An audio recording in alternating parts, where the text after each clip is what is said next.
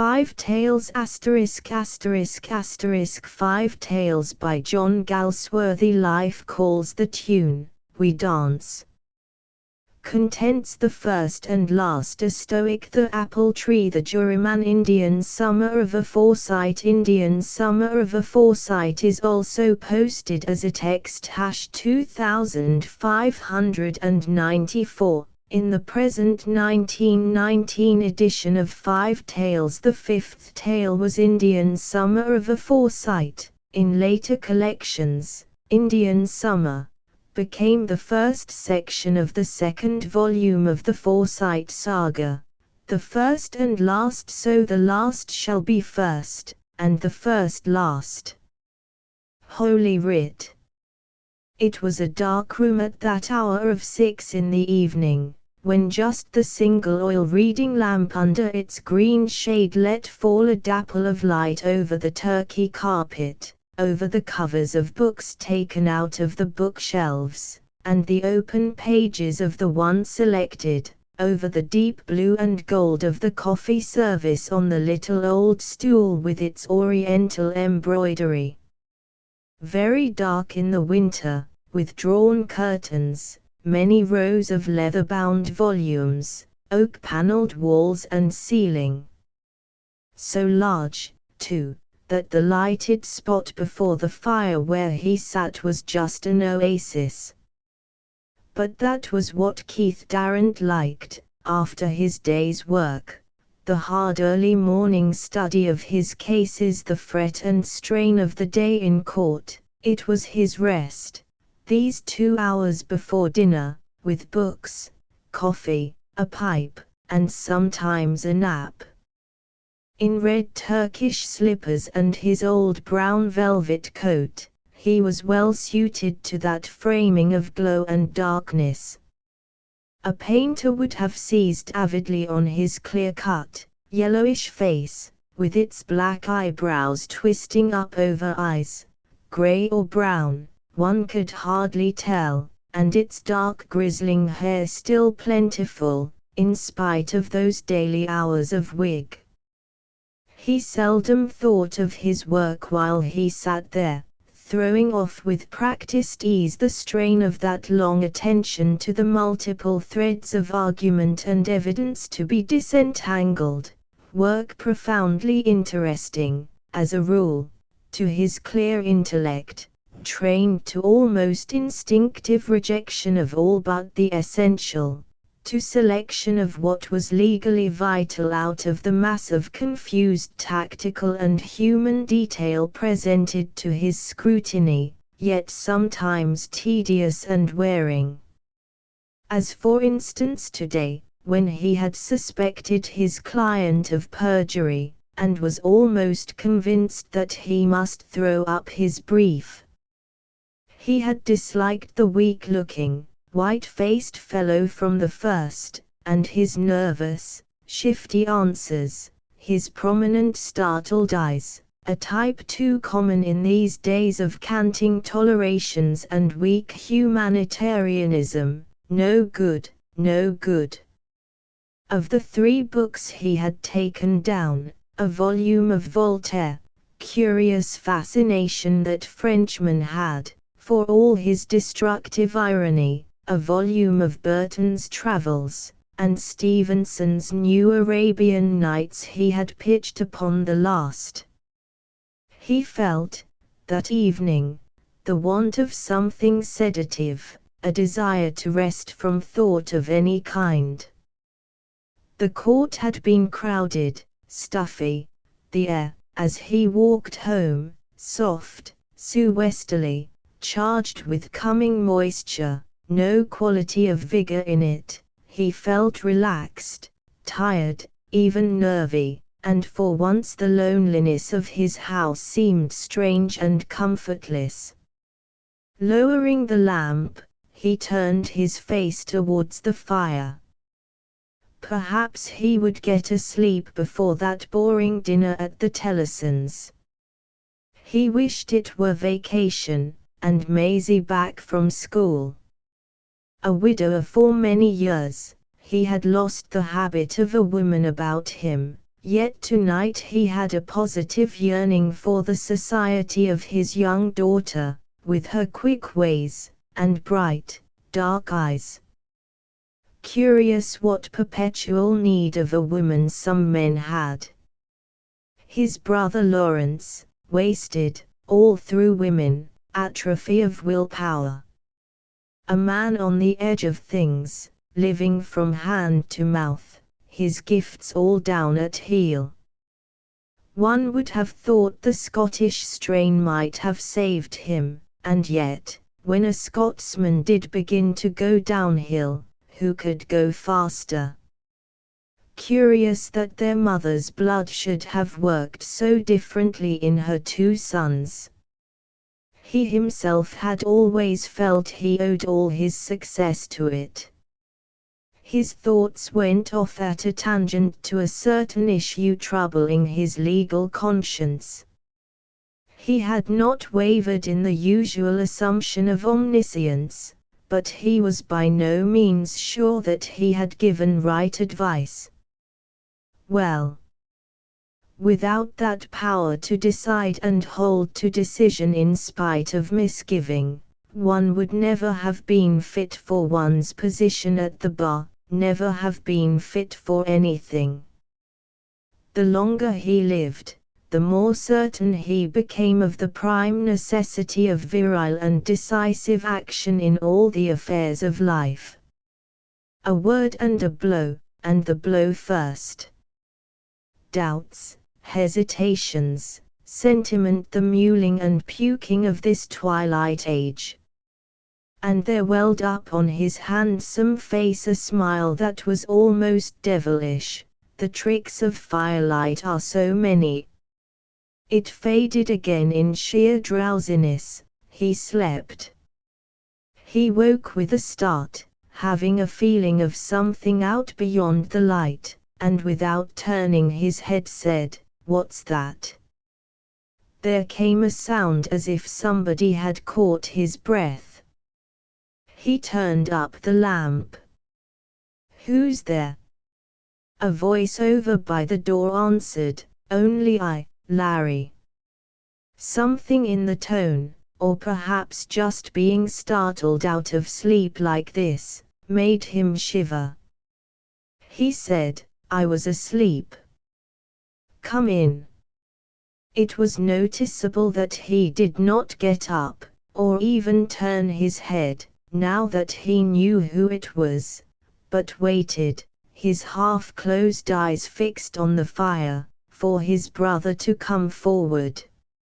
A visit from Lawrence was not an unmixed blessing. He could hear him breathing, and became conscious of a scent of whiskey. Why could not the fellow at least abstain when he was coming here?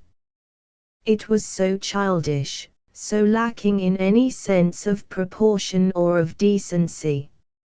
And he said sharply, "Well, Larry, what is it?" It was always something.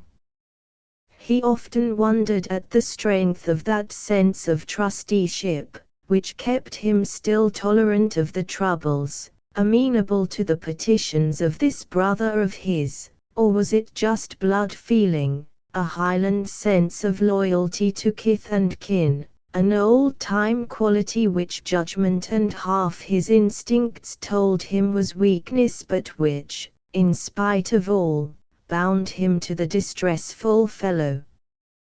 Was he drunk now, that he kept lurking out there by the door? And he said less sharply, "Why don't you come and sit down?" He was coming now, avoiding the light, skirting along the walls just beyond the radiance of the lamp, his feet and legs to the waist brightly lighted, but his face disintegrated in shadow, like the face of a dark ghost. "Are you ill, man?" Still no answer, save a shake of that head, and the passing up of a hand, out of the light, to the ghostly forehead under the dishevelled hair. The scent of whiskey was stronger now, and Keith thought, "He really is drunk." Nice thing for the new butler to see. If he can't behave. The figure against the wall heaved a sigh, so truly from an overburdened heart that Keith was conscious with a certain dismay of not having yet fathomed the cause of this uncanny silence. He got up, and, back to the fire, said with a brutality born of nerves rather than design, "What is it, man? Have you committed a murder, that you stand there dumb as a fish?" For a second no answer at all, not even of breathing, then, just the whisper, "Yes." The sense of unreality which so helps one at moments of disaster enabled Keith to say vigorously, "By Jove! You have been drinking." But it passed at once into deadly apprehension. "What do you mean? Come here, where I can see you." "What's the matter with you, Larry?" With a sudden lurch and dive, his brother left the shelter of the shadow, and sank into a chair in the circle of light. And another long, broken sigh escaped him. "There's nothing the matter with me, Keith. It's true." Keith stepped quickly forward, and stared down into his brother's face, and instantly he saw that it was true. No one could have simulated the look in those eyes, of horrified wonder, as if they would never again get on terms with the face to which they belonged. To see them squeezed the heart, only real misery could look like that. Then that sudden pity became angry bewilderment. "What in God's name is this nonsense?"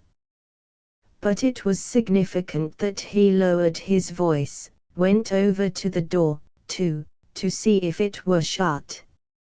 Lawrence had drawn his chair forward, huddling over the fire, a thin figure, a worn, high cheek-boned face with deep-sunk blue eyes, and wavy hair all ruffled, a face that still had a certain beauty.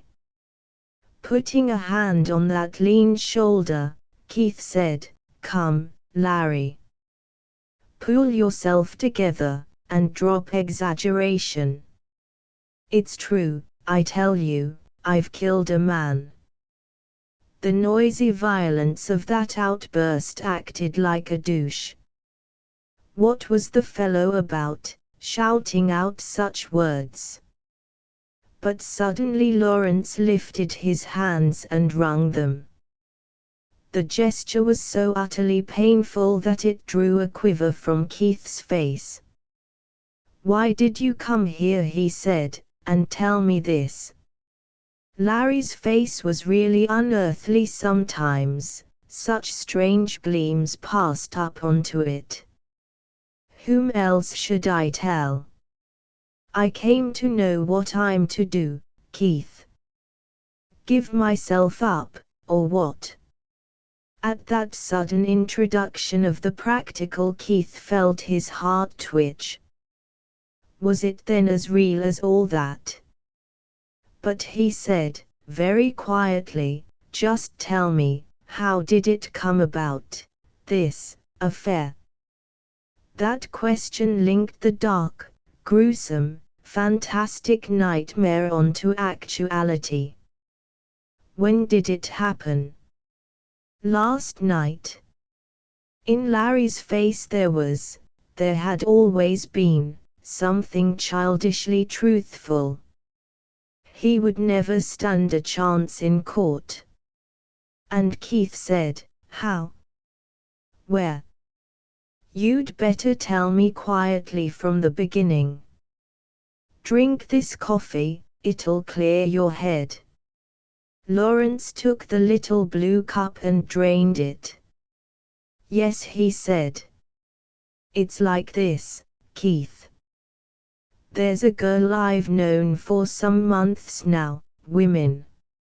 And Keith said between his teeth, "Well, Her father was a Pole who died over here when she was 16, and left her all alone. A man called Whalen, a mongrel American, living in the same house, married her, or pretended to. She's very pretty, Keith. He left her with a baby 6 months old, and another coming.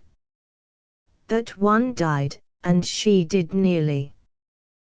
Then she starved till another fellow took her on.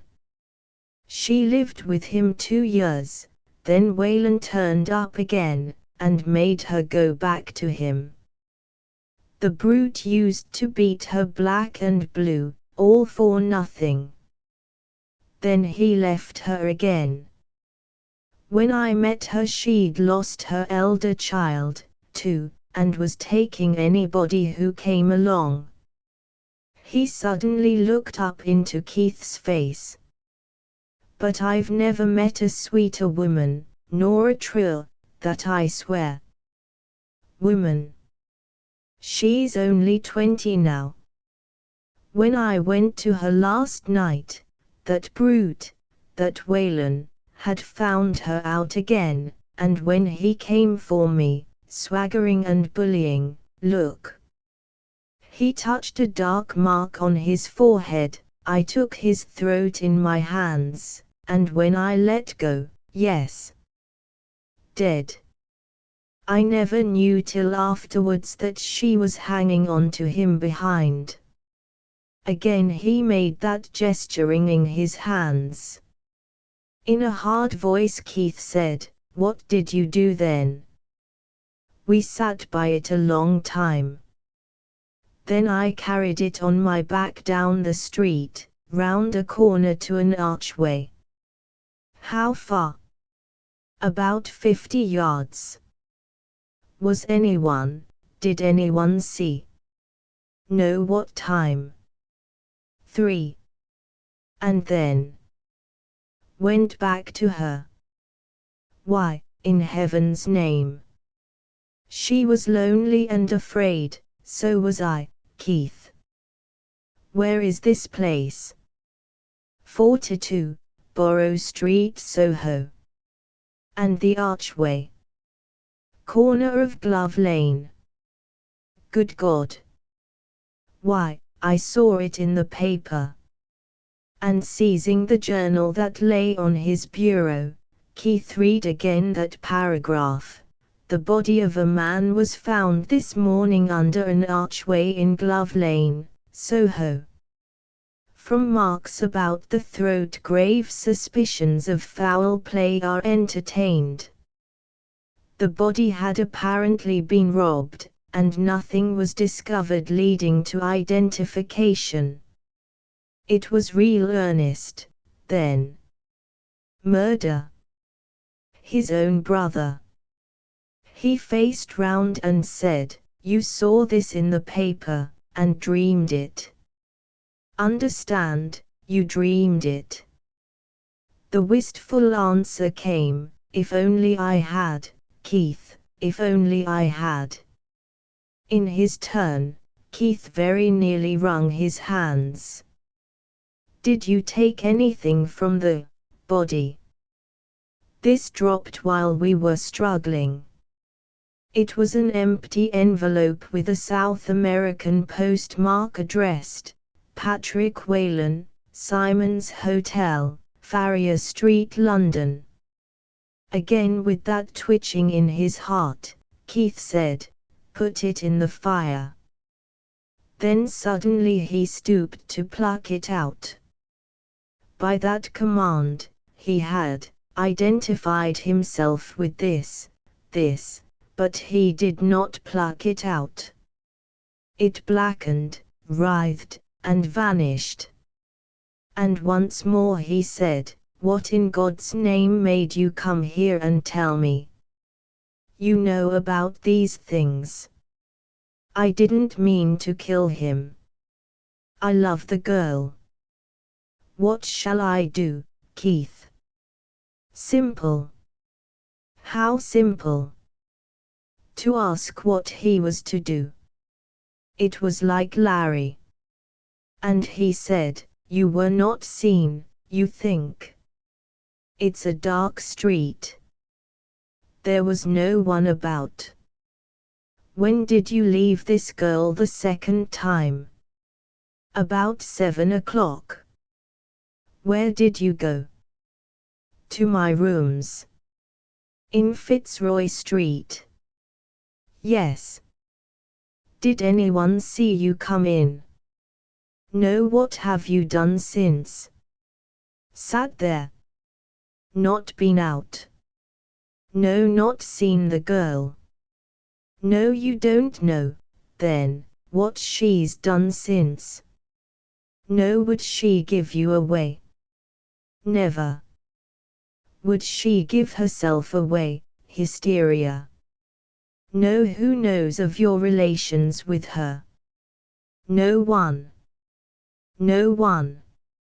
"I don't know who should, Keith." "Did anyone see you going in last night, when you first went to her?" "No." "She lives on the ground floor." "I've got keys." "Give them to me." "What else have you that connects you with her?" "Nothing." "In your rooms?" "No." "No photographs?" "No letters?" "No." "Be careful." "Nothing." "No one saw you going back to her the second time?" "No." "No one saw you leave her in the morning?" "No." "You were fortunate."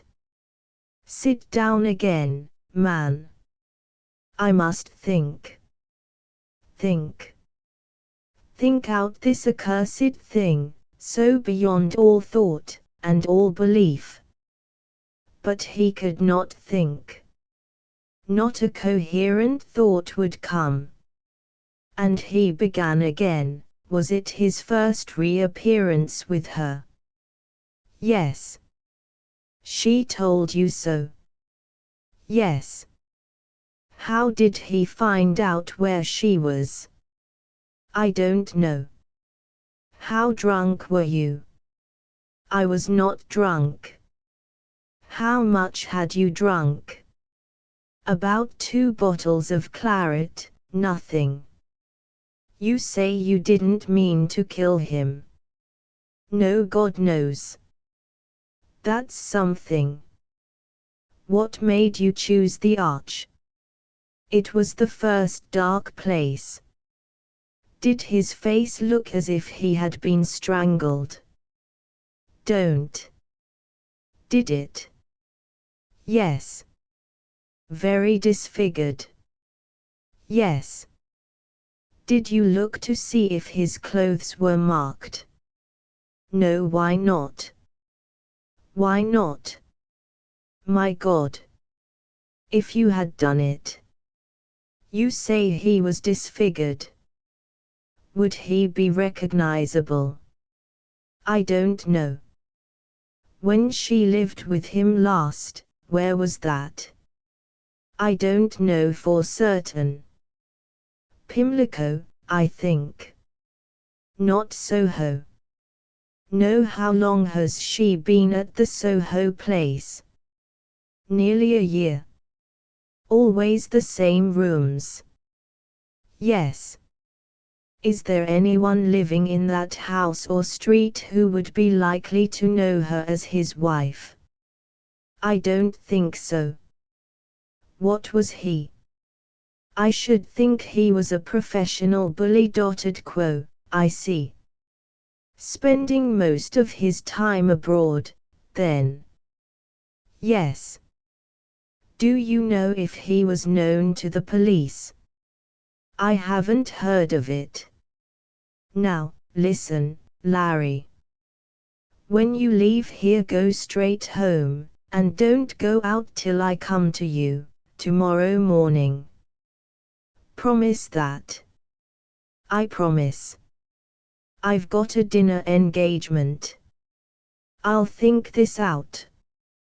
"Don't drink. Don't talk. Pull yourself together. Don't keep me longer than you can help, Keith. That white face, those eyes, that shaking hand. With a twinge of pity in the midst of all the turbulence of his revolt, and fear, and disgust, Keith put his hand on his brother's shoulder, and said, "Courage." And suddenly he thought, "My God! Courage! I shall want it all myself." To Lawrence Darrant, leaving his brother's house in the Adelphi, walked northwards, rapidly, slowly, rapidly again. For, if there are men who by force of will do one thing only at a time, there are men who from lack of will do now one thing, now another, with equal intensity. To such natures, to be gripped by the nemesis which attends the lack of self-control is no reason for being more self-controlled. Rather does it foster their pet feeling, "What matter? Tomorrow we die." The effort of will required to go to Keith had relieved, exhausted and exasperated him. In accordance with those three feelings was the progress of his walk. He started from the door with the fixed resolve to go home and stay there quietly till Keith came.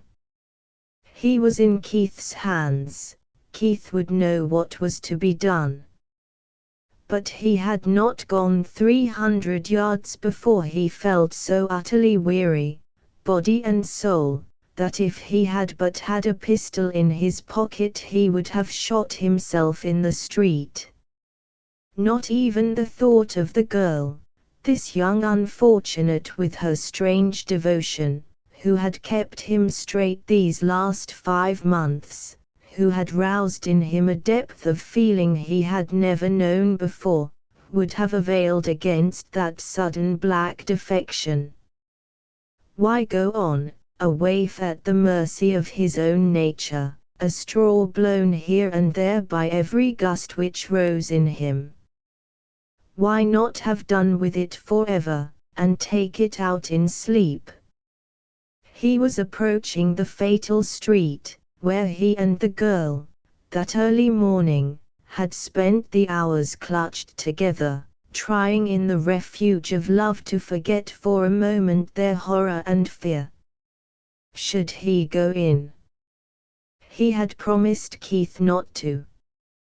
Why had he promised? He caught sight of himself in a chemist's lighted window. Miserable, shadowy brute.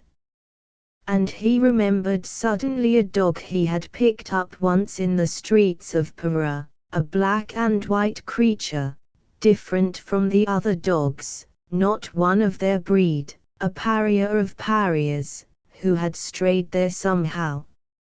He had taken it home to the house where he was staying, contrary to all custom of the country, had got fond of it, had shot it himself, sooner than leave it behind again to the mercies of its own kind in the streets.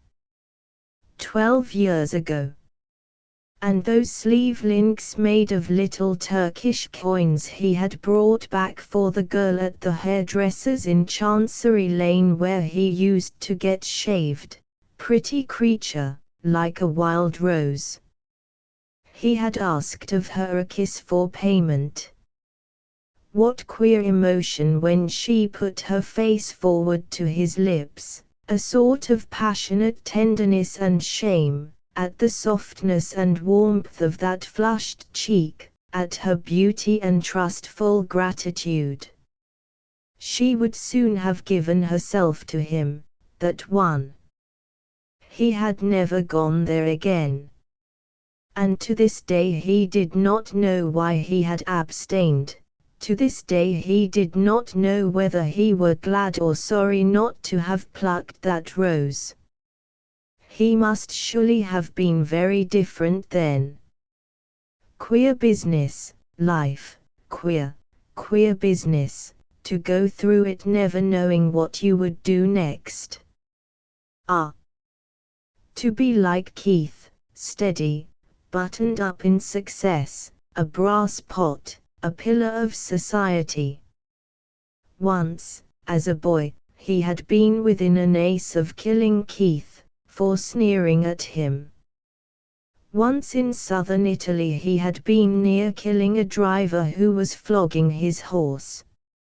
And now, that dark-faced, swinish bully who had ruined the girl he had grown to love, he had done it.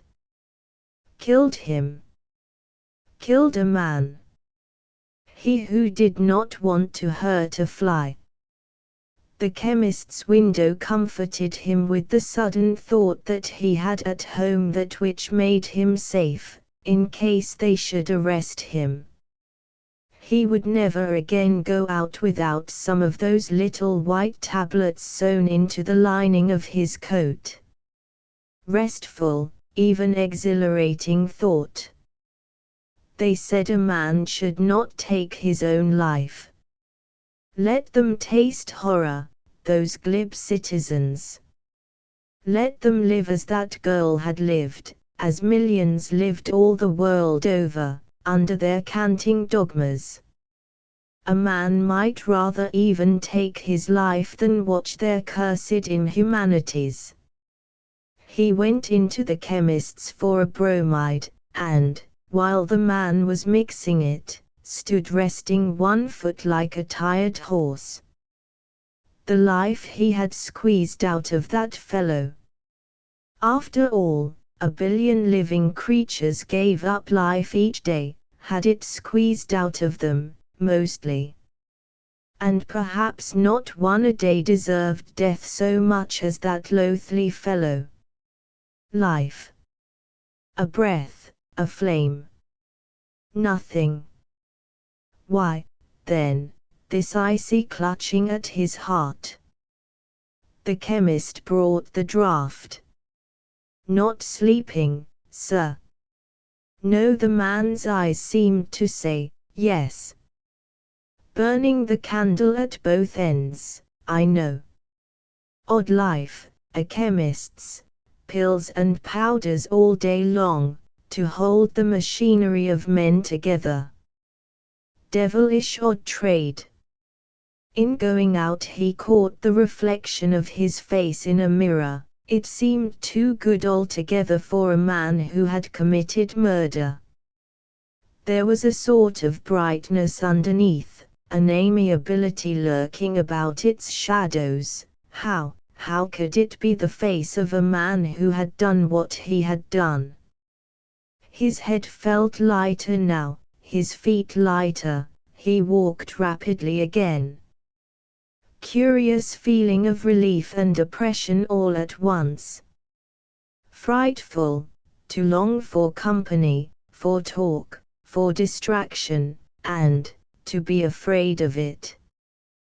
The girl and Keith were now the only persons who would not give him that feeling of dread. And, of those two, Keith was not. Who could consort with one who was never wrong, a successful, righteous fellow, a chap built so that he knew nothing about himself, wanted to know nothing, a chap all solid actions? To be a quicksand swallowing up one's own resolutions was bad enough. But to be like Keith, all willpower, marching along, treading down his own feelings and weaknesses. No. One could not make a comrade of a man like Keith, even if he were one's brother. The only creature in all the world was the girl. She alone knew and felt what he was feeling, would put up with him and love him whatever he did, or was done to him. He stopped and took shelter in a doorway, to light a cigarette. He had suddenly a fearful wish to pass the archway where he had placed the body, a fearful wish that had no sense, no end in view, no anything, just an insensate craving to see the dark place again. He crossed Borough Street to the little lane. There was only one person visible, a man on the far side with his shoulders hunched against the wind, a short, dark figure which crossed and came towards him in the flickering lamplight. What a face! Yellow, ravaged, clothed almost to the eyes in a stubbly greyish growth of beard, with blackish teeth, and haunting bloodshot eyes. And what a figure of rags, one shoulder higher than the other, one leg a little lame, and thin. A surge of feeling came up in Lawrence for this creature, more unfortunate than himself. There were lower depths than his. "Well, brother," he said, "you don't look too prosperous." The smile which gleamed out on the man's face seemed as unlikely as a smile on a scarecrow. "Prosperity doesn't come my way," he said in a rusty voice. "I'm a failure, always been a failure." "And yet you wouldn't think it, would you? I was a minister of religion once." Lawrence held out a shilling. But the man shook his head. "Keep your money," he said. "I've got more than you today, I dare say. But thank you for taking a little interest. That's worth more than money to a man that's down." "You're right." "Yes," the rusty voice went on, "I'd as soon die as go on living as I do. And now I've lost my self-respect. Often wondered how long a starving man could go without losing his self-respect. Not so very long. You take my word for that." And without the slightest change in the monotony of that creaking voice he added, "Did you read of the murder?" "Just here. I've been looking at the place." The words, "So have I," leaped up to Lawrence's lips. He choked them down with a sort of terror. "I wish you better luck," he said. "Good night," and hurried away. A sort of ghastly laughter was forcing its way up in his throat. Was everyone talking of the murder he had committed? Even the very scarecrows? 3. There are some natures so constituted that, due to be hung at 10 o'clock, they will play chess at 8. Such men invariably rise. They make especially good bishops, editors, judges, impresarios, prime ministers, moneylenders, and generals, in fact, fill with exceptional credit any position of power over their fellow men. They have spiritual cold storage, in which are preserved their nervous systems. In such men there is little or none of that fluid sense and continuity of feeling known under those vague terms: speculation, poetry, philosophy. Men of facts and of decision, switching imagination on and off at will, subordinating sentiment to reason. One does not think of them when watching wind ripple over cornfields, or swallows flying. Keith Darrant had need for being of that breed during his dinner at the Tellisons'. It was just 11 when he issued from the big house in Portland Place and refrained from taking a cab. He wanted to walk that he might better think. What crude and wanton irony there was in his situation. To have been made father confessor to a murderer, he, well on towards a judgeship. With his contempt for the kind of weakness which landed men in such abysses, he felt it all so sordid, so impossible that he could hardly bring his mind to bear on it at all. And yet he must, because of two powerful instincts, self-preservation and blood loyalty. The wind had still the sapping softness of the afternoon, but rain had held off so far. It was warm, and he unbuttoned his fur overcoat. The nature of his thoughts deepened the dark austerity of his face, whose thin, well-cut lips were always pressing together, as if, by meeting, to dispose of each thought as it came up. He moved along the crowded pavements glumly. That air of festive conspiracy which drops with the darkness onto lighted streets, galled him. He turned off on a darker route. This ghastly business. Convinced of its reality, he yet could not see it. The thing existed in his mind, not as a picture, but as a piece of irrefutable evidence. Larry had not meant to do it, of course. But it was murder, all the same. Men like Larry, weak, impulsive, sentimental, introspective creatures, did they ever mean what they did? This man, this Whalen, was, by all accounts, better dead than alive, no need to waste a thought on him. But, crime, the ugliness, justice unsatisfied. Crime concealed, and his own share in the concealment. And yet, brother to brother. Surely no one could demand action from him.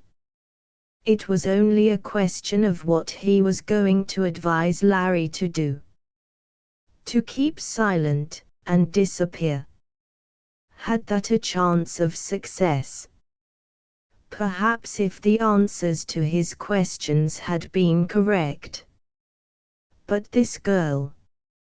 Suppose the dead man's relationship to her were ferreted out, could she be relied on not to endanger Larry?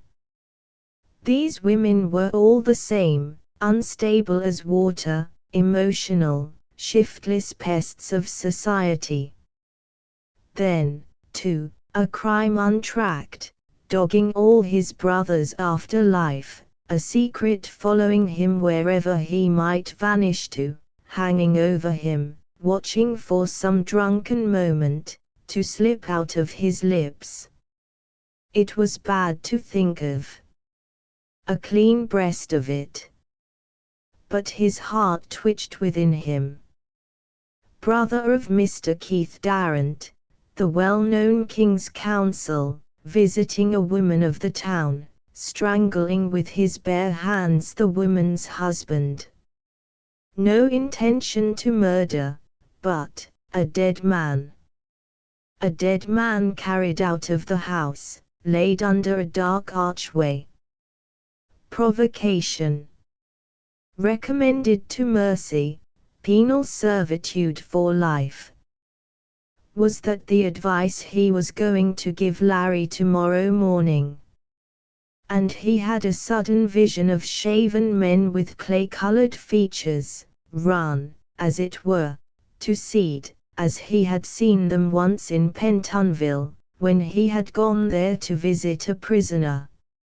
Larry, whom, as a baby creature, he had watched straddling, whom, as a little fellow, he had fagged, whom he had seen through scrapes at college, to whom he had lent money time and again admonished in his courses. Larry, 5 years younger than himself, and committed to his charge by their mother when she died.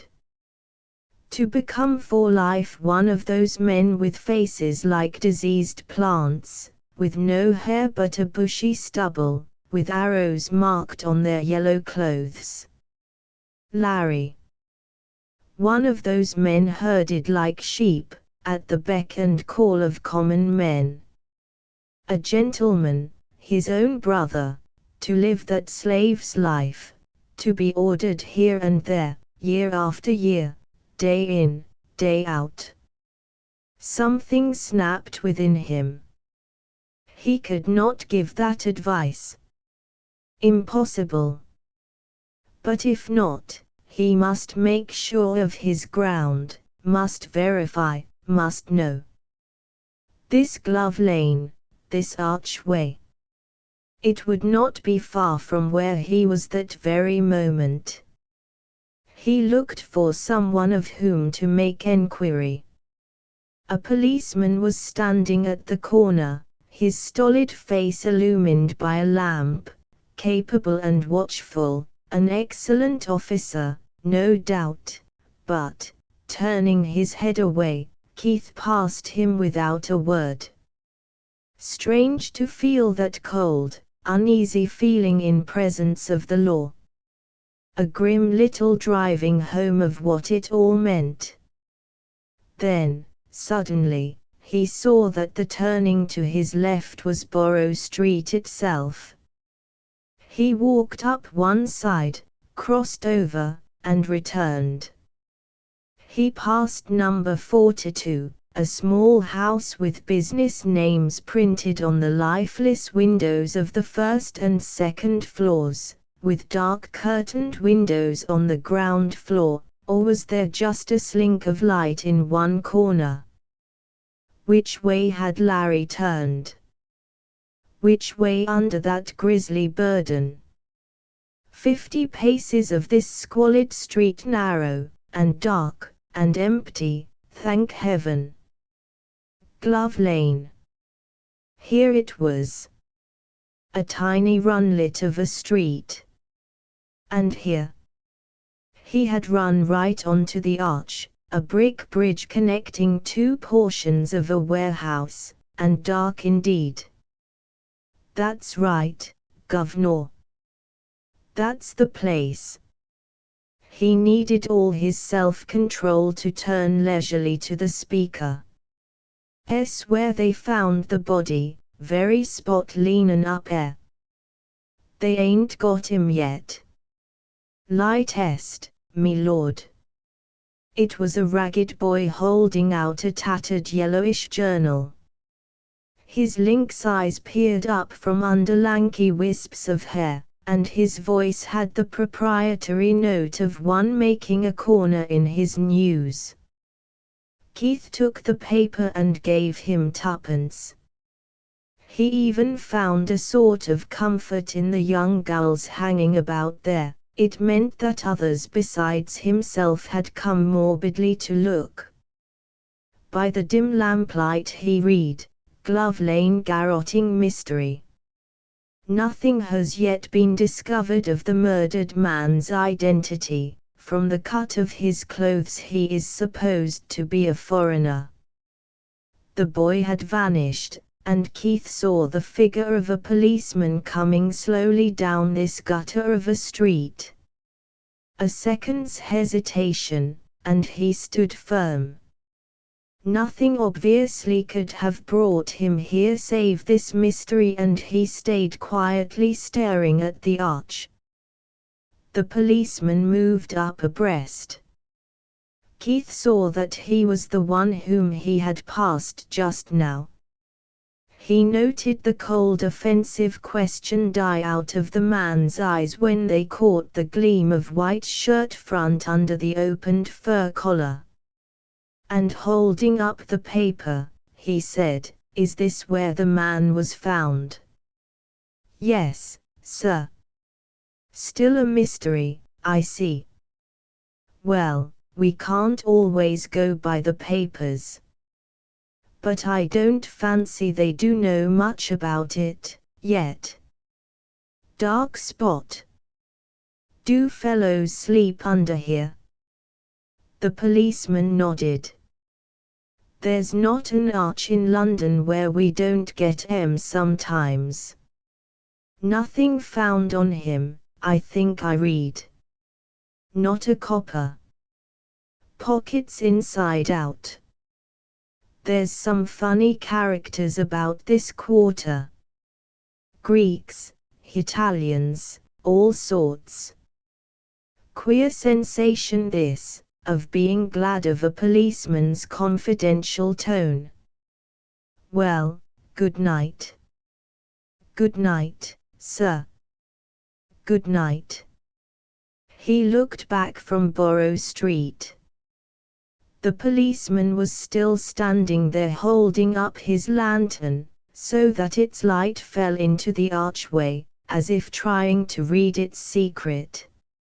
Now that he had seen this dark, deserted spot, the chances seemed to him much better. Pockets inside out. Either Larry had had presence of mind to do a very clever thing, or someone had been at the body before the police found it. That was the more likely. A dead backwater of a place. At 3 o'clock, loneliest of all hours, Larry's 5 minutes' grim excursion to and fro might well have passed unseen. Now, it all depended on the girl, on whether Lawrence had been seen coming to her or going away, on whether, if the man's relationship to her were discovered, she could be relied on to say nothing. There was not a soul in Borough Street now, hardly even a lighted window, and he took one of those rather desperate decisions only possible to men daily accustomed to the instant taking of responsibility. He would go to her, and see for himself. He came to the door of 42, obviously one of those which are only shut at night, and tried the larger key. It fitted, and he was in a gas-lighted passage, with an oil-clothed floor, and a single door to his left. He stood there undecided. She must be made to understand that he knew everything.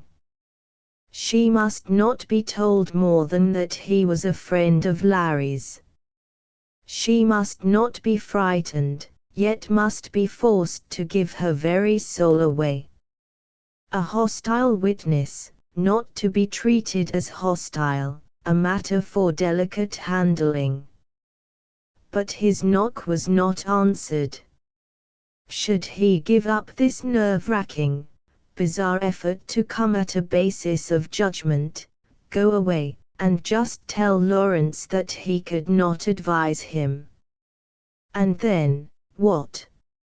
Something must be done. He knocked again. Still no answer. And with that impatience of being thwarted, natural to him, and fostered to the full by the conditions of his life, he tried the other key. It worked, and he opened the door. Inside all was dark, but a voice from some way off, with a sort of breathless relief in its foreign tones, said, "Oh, then it's you, Larry.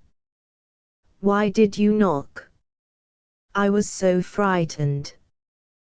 Turn up the light, dear. Come in." Feeling by the door for a switch in the pitch blackness, he was conscious of arms round his neck, a warm thinly clad body pressed to his own, then withdrawn as quickly, with a gasp, and the most awful terror-stricken whisper, "Oh! Who is it?" With a glacial shiver down his own spine, Keith answered, "A friend of Lawrence." "Don't be frightened." There was such silence that he could hear a clock ticking, and the sound of his own hand passing over the surface of the wall, trying to find the switch. He found it, and in the light which leaped up he saw, stiffened against a dark curtain evidently screening off a bedroom, a girl standing, holding a long black coat together at her throat, so that her face with its pale brown hair, short and square-cut and curling up underneath, had an uncanny look of being detached from any body. Her face was so alabaster pale that the staring, startled eyes, dark blue or brown, and the faint rose of the parted lips, were like color stainings on a white mask, and it had a strange delicacy, truth, and pathos, such as only suffering brings. Though not susceptible to aesthetic emotion, Keith was curiously affected. He said gently, "You needn't be afraid. I haven't come to do you harm, quite the contrary. May I sit down and talk?" And, holding up the keys, he added, "Lawrence wouldn't have given me these, would he, if he hadn't trusted me?" Still she did not move, and he had the impression that he was looking at a spirit startled out of its flesh. Nor at the moment did it seem in the least strange that he should conceive such an odd thought. He stared round the room, clean and tawdry, with its tarnished gilt mirror, marble-topped side table, and plush-covered sofa. 20 years and more since he had been in such a place. And he said, "Won't you sit down? I'm sorry to have startled you." But still she did not move, whispering, "Who are you, please?" And, moved suddenly beyond the realm of caution by the terror in that whisper, he answered, "Larry's brother." She uttered a little sigh of relief which went to Keith's heart, and, still holding the dark coat together at her throat, came forward and sat down on the sofa. He could see that her feet, thrust into slippers, were bare. With her short hair, and those candid startled eyes, she looked like a tall child. He drew up a chair and said, "You must forgive me coming at such an hour, he's told me, you see." He expected her to flinch and gasp, but she only clasped her hands together on her knees, and said, "Yes." Then horror and discomfort rose up in him, afresh. "An awful business." Her whisper echoed him, "Yes, oh, yes. Awful, it is awful." And suddenly realizing that the man must have fallen dead just where he was sitting, Keith became stock silent, staring at the floor. "Yes," she whispered, "just there. I see him now, always falling." How she said that! With what a strange gentle despair! In this girl of evil life, who had brought on them this tragedy, what was it which moved him to a sort of unwilling compassion? "You look very young," he said. "I am 20. And you are fond of my brother." "I would die for him." Impossible to mistake the tone of her voice, or the look in her eyes, true deep Slav eyes, dark brown, not blue as he had thought at first. It was a very pretty face, either her life had not eaten into it yet, or the suffering of these last hours had purged away those marks, or perhaps this devotion of hers to Larry. He felt strangely at sea, sitting there with this child of 20, he, over 40, a man of the world, professionally used to every side of human nature. "But," he said, stammering a little, I have come to see how far you can save him. Listen, and just answer the questions I put to you." She raised her hands, squeezed them together, and murmured, "Oh, I will answer anything." "This man, then, your husband, was he a bad man? A dreadful man? Before he came here last night, how long since you saw him?" 18 months. "Where did you live when you saw him last?" "In Pimlico." Does anybody about here know you as Mrs. Whalen? No. When I came here, after my little girl died, I came to live a bad life. Nobody knows me at all. I am quite alone. If they discover who he was, they will look for his wife. I do not know. He did not let people think I was married to him. I was very young. He treated many, I think, like me. Do you think he was known to the police? She shook her head. He was very clever. What is your name now? Wanda Livinska. Were you known by that name before you were married? Wanda is my Christian name. Livinska, I just call myself. I see, since you came here. Yes. Did my brother ever see this man before last night? Never. You had told him about his treatment of you. Yes. And that man first went for him. I saw the mark. Do you think anyone saw my brother come to you? I do not know.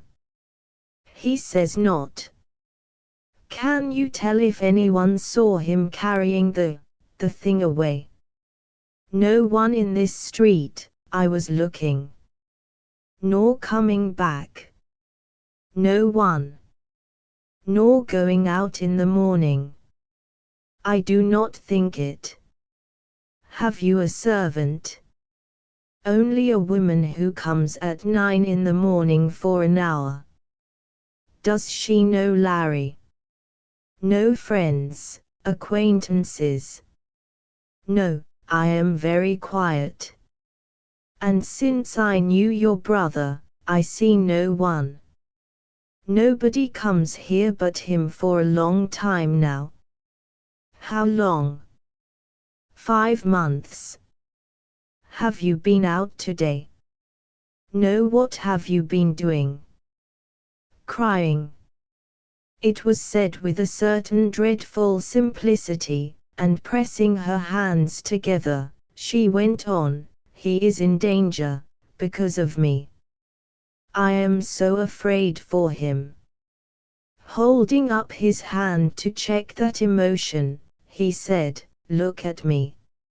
She fixed those dark eyes on him, and in her bare throat, from which the coat had fallen back, he could see her resolutely swallowing down her agitation. If the worst comes to the worst, and this man is traced to you, can you trust yourself not to give my brother away? Her eyes shone. She got up and went to the fireplace. Look. I have burned all the things he has given me, even his picture. Now I have nothing from him. Keith, too, got up. Good. One more question, do the police know you, because of your life? She shook her head, looking at him intently, with those mournfully true eyes. And he felt a sort of shame. I was obliged to ask. Do you know where he lives? Yes. You must not go there. And he must not come to you, here. Her lips quivered, but she bowed her head. Suddenly he found her quite close to him, speaking almost in a whisper. Please do not take him from me altogether. I will be so careful. I will not do anything to hurt him, but if I cannot see him sometimes, I shall die. Please do not take him from me. And catching his hand between her own, she pressed it desperately. It was several seconds before Keith said, leave that to me. I will see him. I shall arrange. You must leave that to me. But you will be kind. He felt her lips kissing his hand. And the soft moist touch sent a queer feeling through him, protective, yet just a little brutal, having in it a shiver of sensuality. He withdrew his hand. And as if warned that she had been too pressing, she recoiled humbly.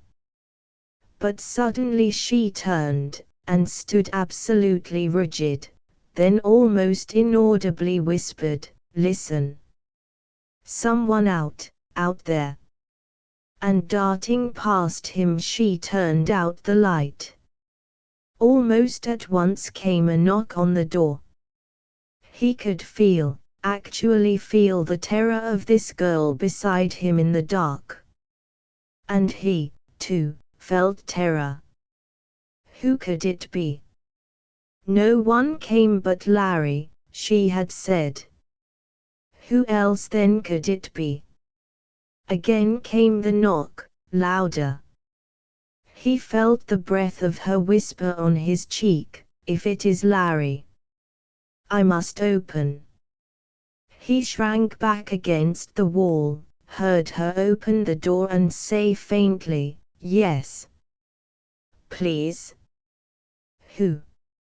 Light painted a thin moving line on the wall opposite, and a voice which Keith recognized answered, "All right, miss. Your outer door's open here. You ought to keep it shut after dark." God! That policeman! And it had been his own doing, not shutting the outer door behind him when he came in. He heard her say timidly in her foreign voice, "Thank you, sir," the policeman's retreating steps, the outer door being shut, and felt her close to him again. That something in her youth and strange prettiness which had touched and kept him gentle, no longer blunted the edge of his exasperation, now that he could not see her. They were all the same, these women, could not speak the truth. And he said brusquely, "You told me they didn't know you." Her voice answered like a sigh, "I did not think they did, sir. It is so long I was not out in the town, not since I had Larry." The repulsion which all the time seethed deep in Keith welled up at those words. His brother, son of his mother, a gentleman, the property of this girl, bound to her, body and soul, by this unspeakable event. But she had turned up the light. Had she some intuition that darkness was against her? Yes, she was pretty with that soft face, colorless save for its lips and dark eyes, with that face somehow so touchingly, so unaccountably good, and like a child's. "I am going now," he said. "Remember. He mustn't come here, you mustn't go to him. I shall see him tomorrow. If you are as fond of him as you say, take care, take care." She sighed out, "Yes, oh, yes," and Keith went to the door. She was standing with her back to the wall, and to follow him she only moved her head, that dove-like face with all its life in eyes which seemed saying, "Look into us, nothing we hide, all is there." And he went out. In the passage he paused before opening the outer door. He did not want to meet that policeman again. The fellows round should have taken him well out of the street by now, and turning the handle cautiously, he looked out. No one in sight. He stood a moment, wondering if he should turn to right or left, then briskly crossed the street. A voice to his right hand said, "Good night, sir." There in the shadow of a doorway the policeman was standing. The fellow must have seen him coming out.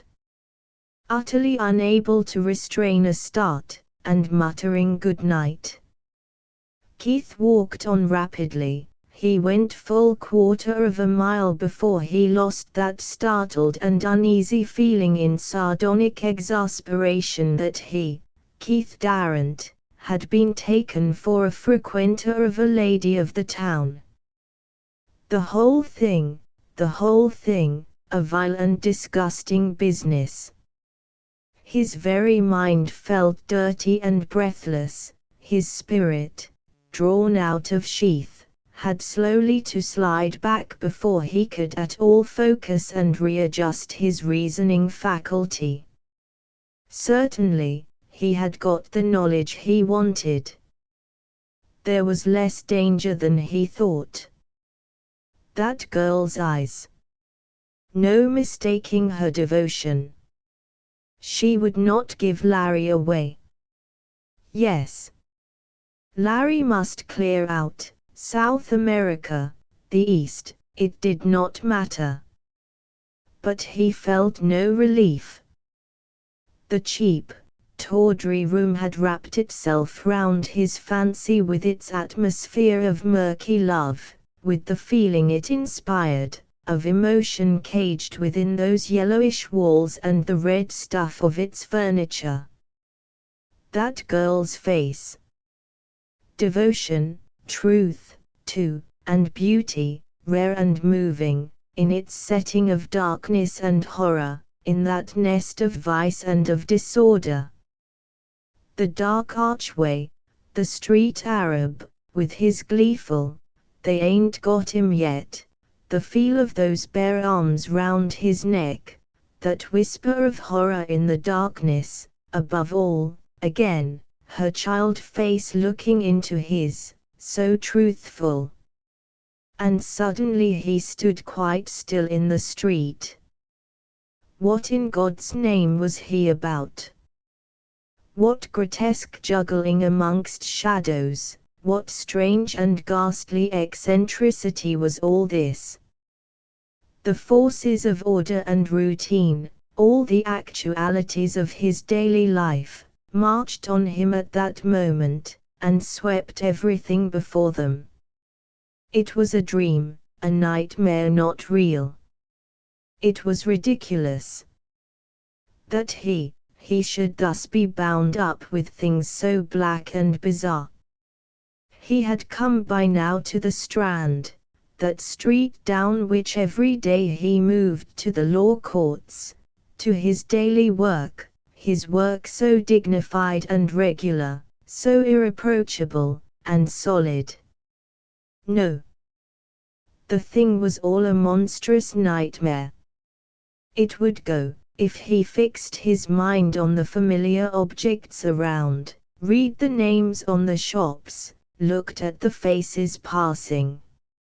Far down the thoroughfare he caught the outline of the old church, and beyond, the loom of the law courts themselves. The bell of a fire engine sounded, and the horses came galloping by, with the shining metal, rattle of hoofs and hoarse shouting. Here was a sensation, real and harmless, dignified and customary. A woman flaunting round the corner looked up at him, and leered out, "Good night." Even that was customary, tolerable. Two policemen passed, supporting between them a man the worse for liquor, full of fight and expletives. The sight was soothing, an ordinary thing which brought passing annoyance, interest, disgust. It had begun to rain, he felt it on his face with pleasure, an actual thing, not eccentric, a thing which happened every day. He began to cross the street. Cabs were going at furious speed now that the last omnibus had ceased to run, It distracted him to take this actual, ordinary risk run so often every day.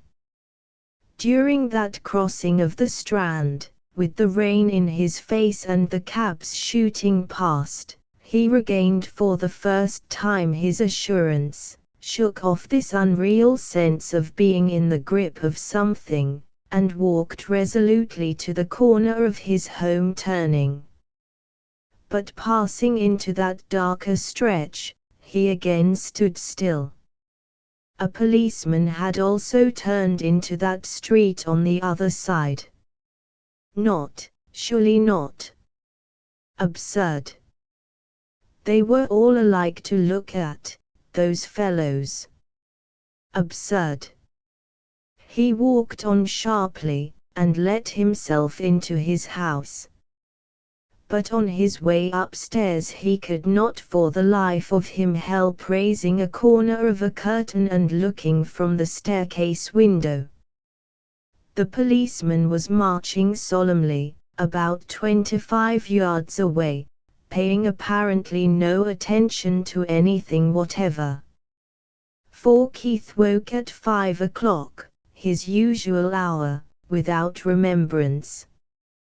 But the grisly shadow started up when he entered his study, where the lamp burned, and the fire shone, and the coffee was set ready, just as when yesterday afternoon Larry had stood out there against the wall.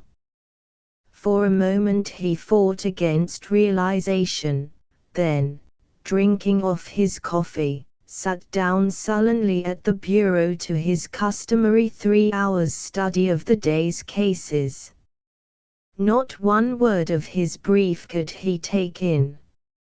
It was all jumbled with murky images and apprehensions, and for full half an hour he suffered mental paralysis. Then the sheer necessity of knowing something of the case which he had to open at 10:30 that morning forced him to a concentration which never quite subdued the malaise at the bottom of his heart. Nevertheless, when he rose at 8:30 and went into the bathroom, he had earned his grim satisfaction in this victory of willpower. By 9:30 he must be at Larry's. A boat left London for the Argentine tomorrow. If Larry was to get away at once, money must be arranged for. And then at breakfast he came on this paragraph in the paper: Soho murder. Enquiry late last night established the fact that the police have discovered the identity of the man found strangled yesterday morning under an archway in Glove Lane. An arrest has been made. By good fortune he had finished eating, for the words made him feel physically sick. At this very minute Larry might be locked up, waiting to be charged, might even have been arrested before his own visit to the girl last night. If Larry were arrested, she must be implicated. What, then, would be his own position? Idiot to go and look at that archway, to go and see the girl. Had that policeman really followed him home? Accessory after the fact. Keith Darrant, King's Counsel, man of mark. He forced himself by an effort, which had something of the heroic, to drop this panicky feeling. Panic never did good. He must face it, and see. He refused even to hurry, calmly collected the papers wanted for the day, and attended to a letter or two, before he set out in a taxicab to Fitzroy Street. Waiting outside there in the grey morning for his ring to be answered, he looked the very picture of a man who knew his mind, a man of resolution. But it needed all his willpower to ask without tremor, "Mr. Darrant in?"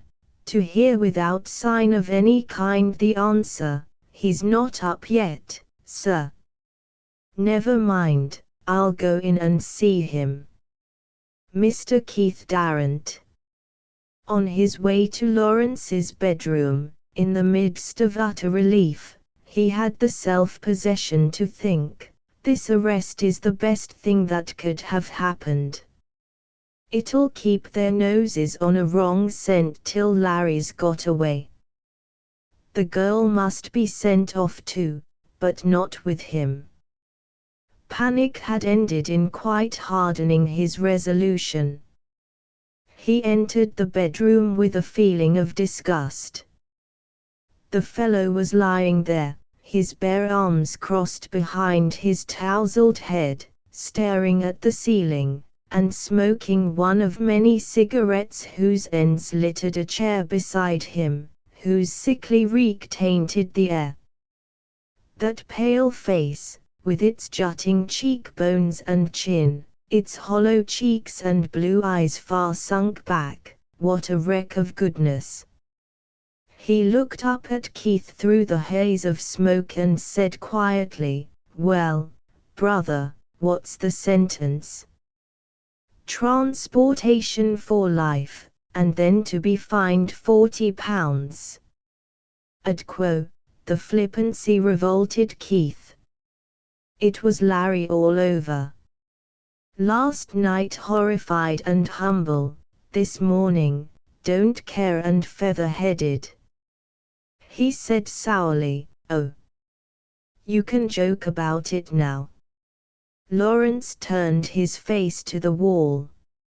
Must. Fatalism. How detestable were natures like that. "I've been to see her," he said. "You? Last night?" "She can be trusted." Lawrence laughed. "That I told you. I had to see for myself. You must clear out at once, Larry. She can come out to you by the next boat, but you can't go together. Have you any money?" "No, I can foot your expenses, and lend you a year's income in advance. But it must be a clean cut. After you get out there your whereabouts must only be known to me." A long sigh answered him. "You're very good to me, Keith, you've always been very good." "I don't know why," Keith answered dryly. "Nor I. There's a boat to the Argentine tomorrow. You're in luck, they've made an arrest. It's in the paper." "What?" The cigarette end dropped, the thin pajama-d figure writhed up and stood clutching at the bed rail. "What?" The disturbing thought flitted through Keith's brain, "I was a fool.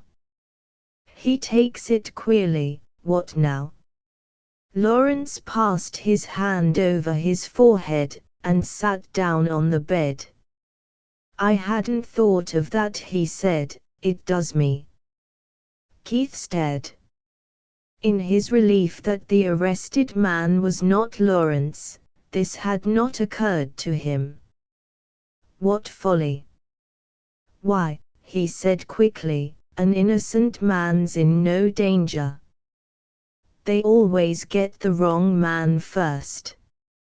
It's a piece of luck, that's all. It gives us time." How often had he not seen that expression on Larry's face, wistful, questioning, as if trying to see the thing with his, Keith's eyes, trying to submit to better judgment. And he said, almost gently, "Now, look here, Larry, this is too serious to trifle with. Don't worry about that. Leave it to me. Just get ready to be off. I'll take your berth and make arrangements.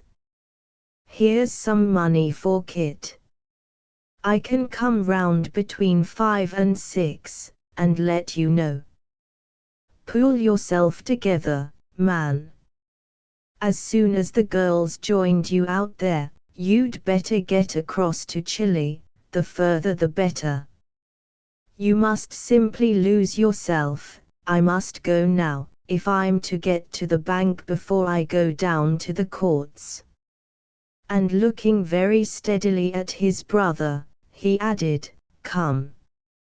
You've got to think of me in this matter as well as of yourself. No playing fast and loose with the arrangements. Understand? But still Larry gazed up at him with that wistful questioning, and not till he had repeated, understand, did he receive yes for answer. Driving away, he thought, queer fellow. I don't know him, shall never know him, and at once began to concentrate on the practical arrangements. At his bank he drew out L400, but waiting for the notes to be counted he suffered qualms. A clumsy way of doing things. If there had been more time. The thought, accessory after the fact, now infected everything. Notes were traceable. No other way of getting him away at once, though. One must take lesser risks to avoid greater. From the bank he drove to the office of the steamship line. He had told Larry he would book his passage. But that would not do. He must only ask anonymously if there were accommodation. Having discovered that there were vacant berths, he drove on to the law courts. If he could have taken a morning off, he would have gone down to the police court and seen them charge this man. But even that was not too safe, with a face so well known as his. What would come of this arrest?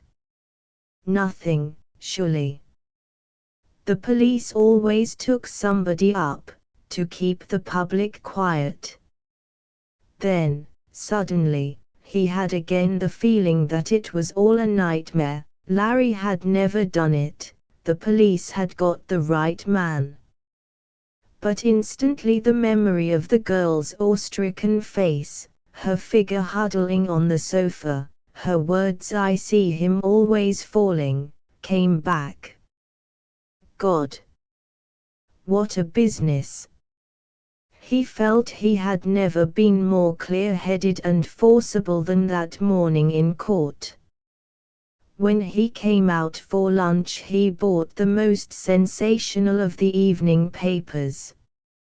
But it was yet too early for news, and he had to go back into court no whit wiser concerning the arrest. When at last he threw off wig and gown, and had got through a conference and other necessary work, he went out to Chancery Lane, buying a paper on the way.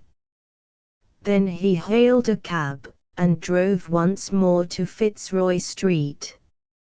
V. Lawrence had remained sitting on his bed for many minutes. An innocent man in no danger. Keith had said it, the celebrated lawyer.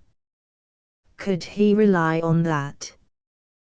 Go out 8,000 miles, he and the girl, and leave a fellow creature perhaps in mortal peril for an act committed by himself.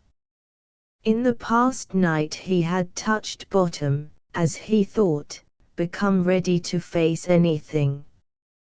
When Keith came in he would without murmur have accepted the advice, give yourself up.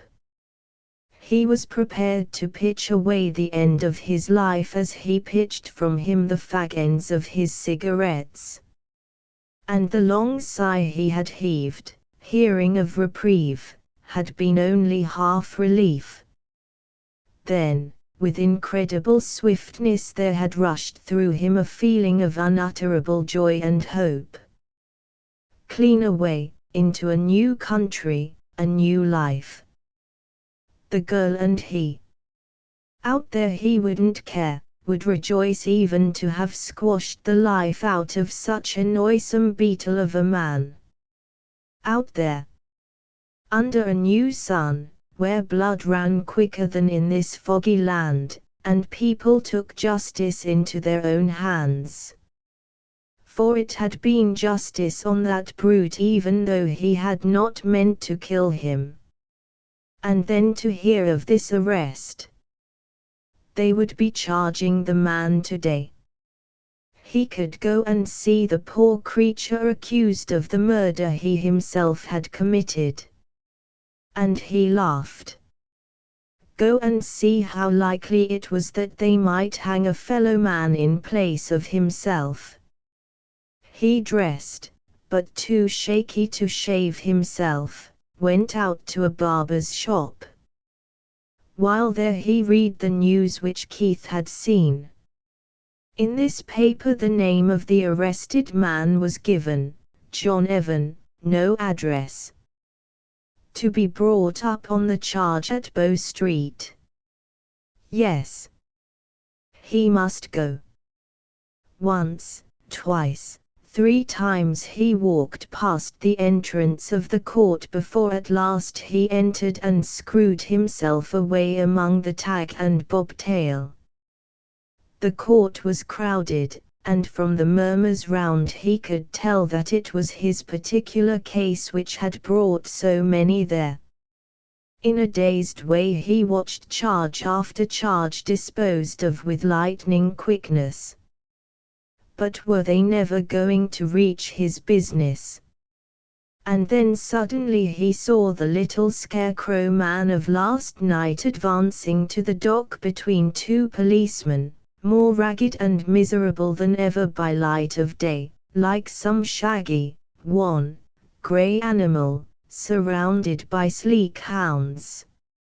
A sort of satisfied purr was rising all round, and with horror Lawrence perceived that this was the man accused of what he himself had done, this queer, battered unfortunate to whom he had shown a passing friendliness. Then all feeling merged in the appalling interest of listening. The evidence was very short. Testimony of the hotel keeper where Whalen had been staying, the identification of his body, and of a snake-shaped ring he had been wearing at dinner that evening. Testimony of a pawnbroker, that this same ring was pawned with him the first thing yesterday morning by the prisoner. Testimony of a policeman that he had noticed the man Evan several times in Glove Lane, and twice moved him on from sleeping under that arch. Testimony of another policeman that, when arrested at midnight, Evan had said, "Yes, I took the ring off his finger. I found him there dead. I know I oughtn't to have done it. I'm an educated man, it was stupid to pawn the ring. I found him with his pockets turned inside out." Fascinating and terrible to sit staring at the man in whose place he should have been, to wonder when those small bright grey bloodshot eyes would spy him out, and how he would meet that glance. Like a baited raccoon the little man stood, screwed back into a corner, mournful, cynical, fierce, with his ridged, obtuse yellow face, and his stubbly grey beard and hair, and his eyes wandering now and again amongst the crowd. But with all his might Lawrence kept his face unmoved. Then came the word remanded, and, more like a baited beast than ever, the man was led away. Lawrence sat on, a cold perspiration thick on his forehead. Someone else, then, had come on the body and turned the pockets inside out before John Evan took the ring. A man such as Whalen would not be out at night without money. Besides, if Evan had found money on the body he would never have run the risk of taking that ring. Yes, someone else had come on the body first. It was for that one to come forward, and prove that the ring was still on the dead man's finger when he left him, and thus clear Evan. He clung to that thought. It seemed to make him less responsible for the little man's position, to remove him and his own deed one step further back. If they found the person who had taken the money, it would prove Evan's innocence. He came out of the court in a sort of trance, and a craving to get drunk attacked him. One could not go on like this without the relief of some oblivion. If he could only get drunk, keep drunk till this business was decided and he knew whether he must give himself up or no. He had now no fear at all of people suspecting him, only fear of himself, fear that he might go and give himself up. Now he could see the girl. The danger from that was as nothing compared with the danger from his own conscience. He had promised Keith not to see her. Keith had been decent and loyal to him, good old Keith. But he would never understand that this girl was now all he cared about in life, that he would rather be cut off from life itself than be cut off from her. Instead of becoming less and less, she was becoming more and more to him, experience strange and thrilling.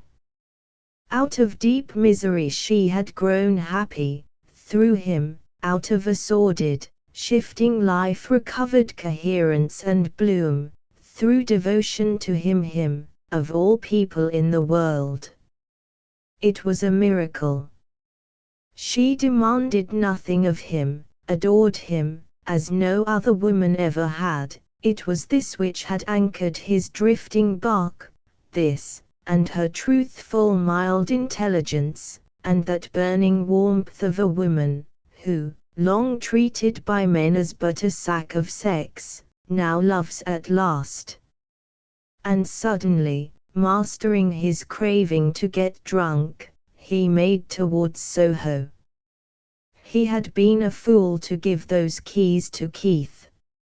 She must have been frightened by his visit, and, perhaps, doubly miserable since, knowing nothing, imagining everything. Keith was sure to have terrified her. Poor little thing. Down the street where he had stolen in the dark with the dead body on his back, he almost ran for the cover of her house. The door was opened to him before he knocked, her arms were round his neck, her lips pressed to his. The fire was out, as if she had been unable to remember to keep warm.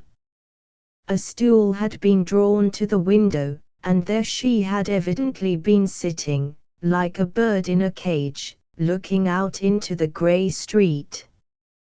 Though she had been told that he was not to come, instinct had kept her there, or the pathetic, aching hope against hope which lovers never part with.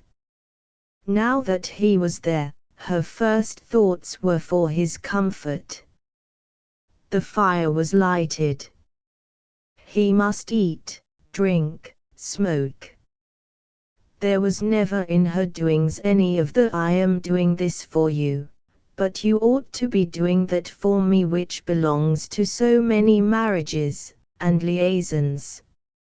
She was like a devoted slave, so in love with the chains that she never knew she wore them. And to Lawrence, who had so little sense of property, this only served to deepen tenderness, and the hold she had on him. He had resolved not to tell her of the new danger he ran from his own conscience. But resolutions with him were but the opposites of what was sure to come, and at last the words, "They've arrested someone," escaped him.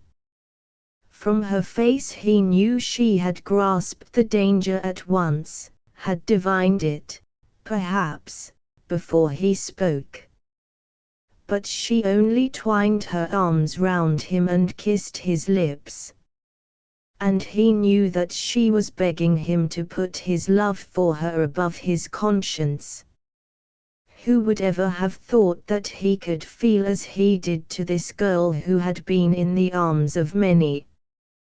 The stained and suffering past of a loved woman awakens in some men only chivalry, in others, more respectable, it rouses a tigerish itch, a rancorous jealousy of what in the past was given to others. Sometimes it will do both. When he had her in his arms he felt no remorse for killing the coarse, handsome brute who had ruined her. He savagely rejoiced in it. But when she laid her head in the hollow of his shoulder, turning to him her white face with the faint color staining on the parted lips, the cheeks, the eyelids, when her dark, wide apart, brown eyes gazed up in the happiness of her abandonment, he felt only tenderness and protection. He left her at 5 o'clock, and had not gone 2 streets' length before the memory of the little grey vagabond, screwed back in the far corner of the dock like a baited raccoon, of his dreary, creaking voice, took possession of him again, and a kind of savagery mounted in his brain against a world where one could be so tortured without having meant harm to anyone. At the door of his lodgings Keith was getting out of a cab. They went in together, but neither of them sat down, Keith standing with his back to the carefully shut door, Lawrence with his back to the table, as if they knew there was a tug coming. And Keith said, "There's room on that boat. Go down and book your berth before they shut. Here's the money. I'm going to stick it, Keith." Keith stepped forward, and put a roll of notes on the table. "Now look here, Larry. I've read the police court proceedings. There's nothing in that. Out of prison, or in prison for a few weeks, it's all the same to a night bird of that sort. Dismiss it from your mind, there's not nearly enough evidence to convict. This gives you your chance. Take it like a man, and make a new life for yourself." Lawrence smiled, but the smile had a touch of madness and a touch of malice. He took up the notes. "Clear out, and save the honor of brother Keith. Put them back in your pocket, Keith, or I'll put them in the fire. Come, take them." And, crossing to the fire, he held them to the bars. "Take them, or in they go." Keith took back the notes. "I've still got some kind of honor, Keith. If I clear out I shall have none, not the rag of any, left. It may be worth more to me than that, I can't tell yet, I can't tell." There was a long silence before Keith answered. "I tell you you're mistaken, no jury will convict. If they did, a judge would never hang on it. A gull who can rob a dead body ought to be in prison.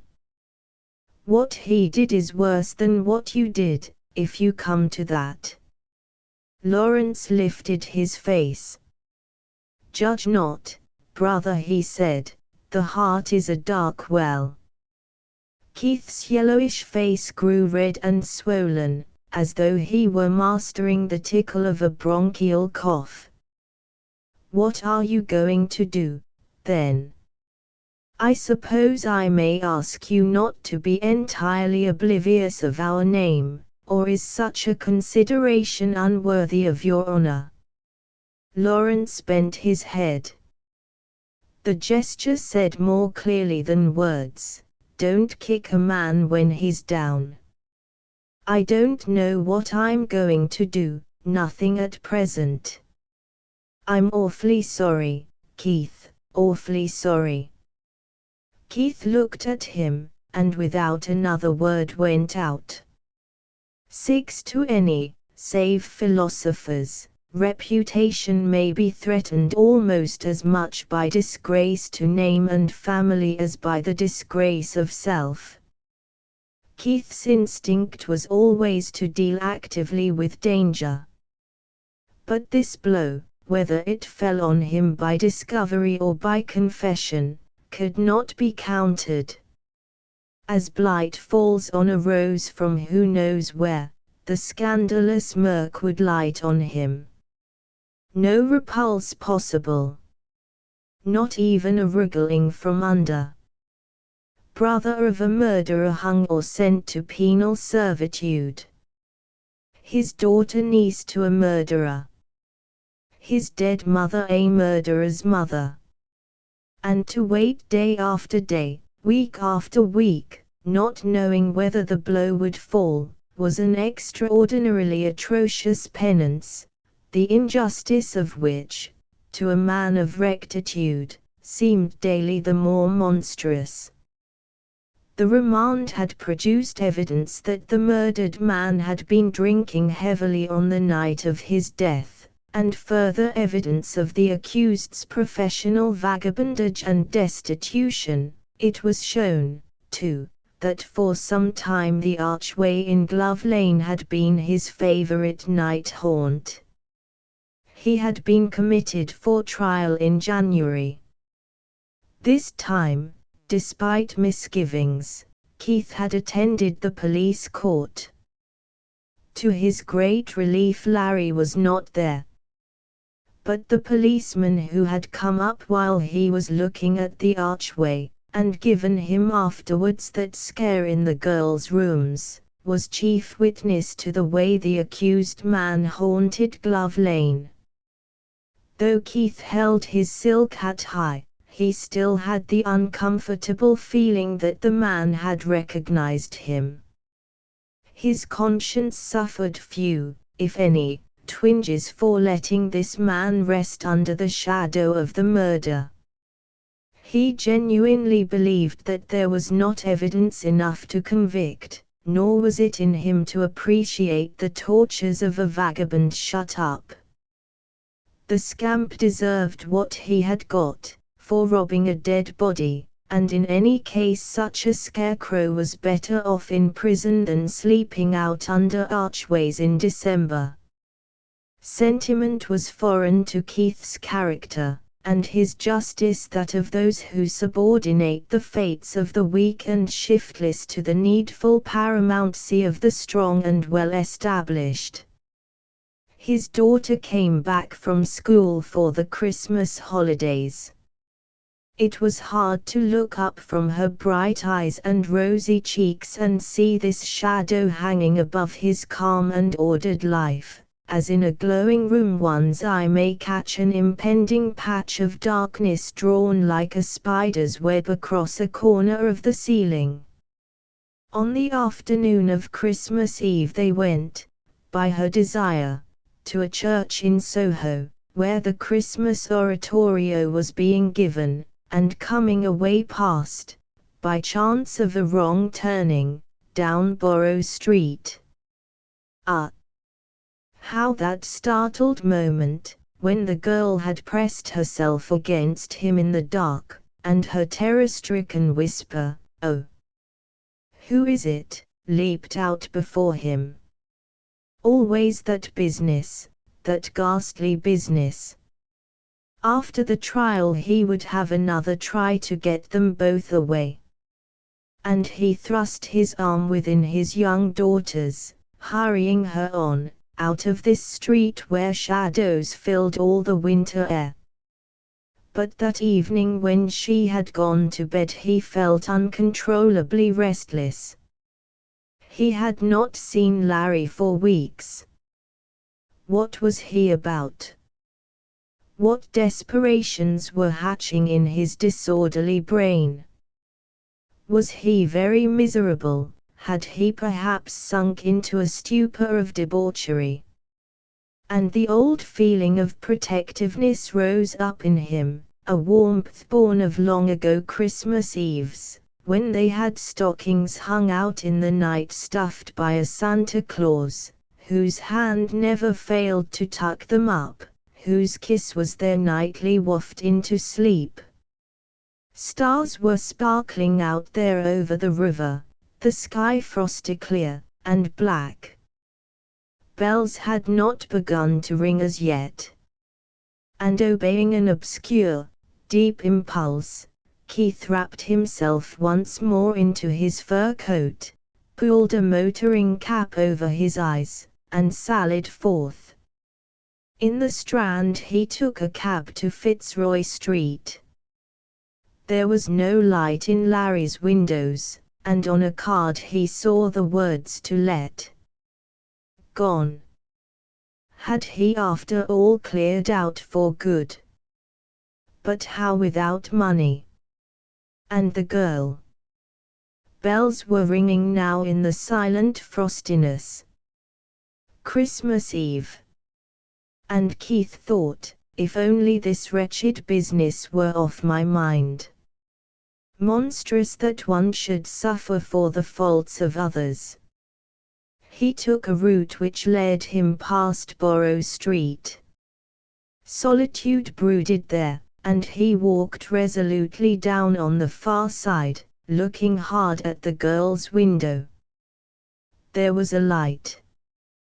The curtains just failed to meet, so that a thin gleam shone through. He crossed, and after glancing swiftly up and down, deliberately peered in. He only stood there perhaps 20 seconds, but visual records gleaned in a moment sometimes outlast the visions of hours and days. The electric light was not burning, but, in the center of the room the girl was kneeling in her nightgown before a little table on which were 4 lighted candles. Her arms were crossed on her breast. The candlelight shone on her fair cropped hair, on the profile of cheek and chin, on her bowed white neck. For a moment he thought her alone, then behind her saw his brother in a sleeping suit, leaning against the wall, with arms crossed, watching. It was the expression on his face which burned the whole thing in, so that always afterwards he was able to see that little scene, such an expression as could never have been on the face of one even faintly conscious that he was watched by any living thing on earth. The whole of Larry's heart and feeling seemed to have come up out of him. Yearning, mockery, love, despair. The depth of his feeling for this girl, his stress of mind, fears, hopes, the flotsam good and evil of his soul, all transfigured there, exposed and unforgettable. The candlelight shone upward onto his face, twisted by the strangest smile, his eyes, darker and more wistful than mortal eyes should be, seemed to beseech and mock the white-clad girl, who, all unconscious, knelt without movement, like a carved figure of devotion.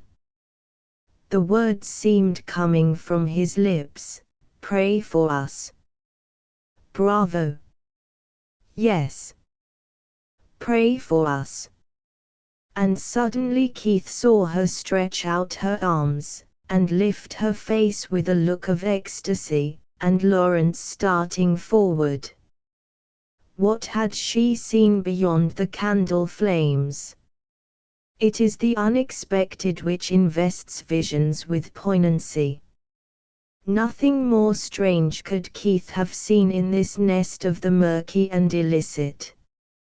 But in sheer panic lest he might be caught thus spying, he drew back and hurried on.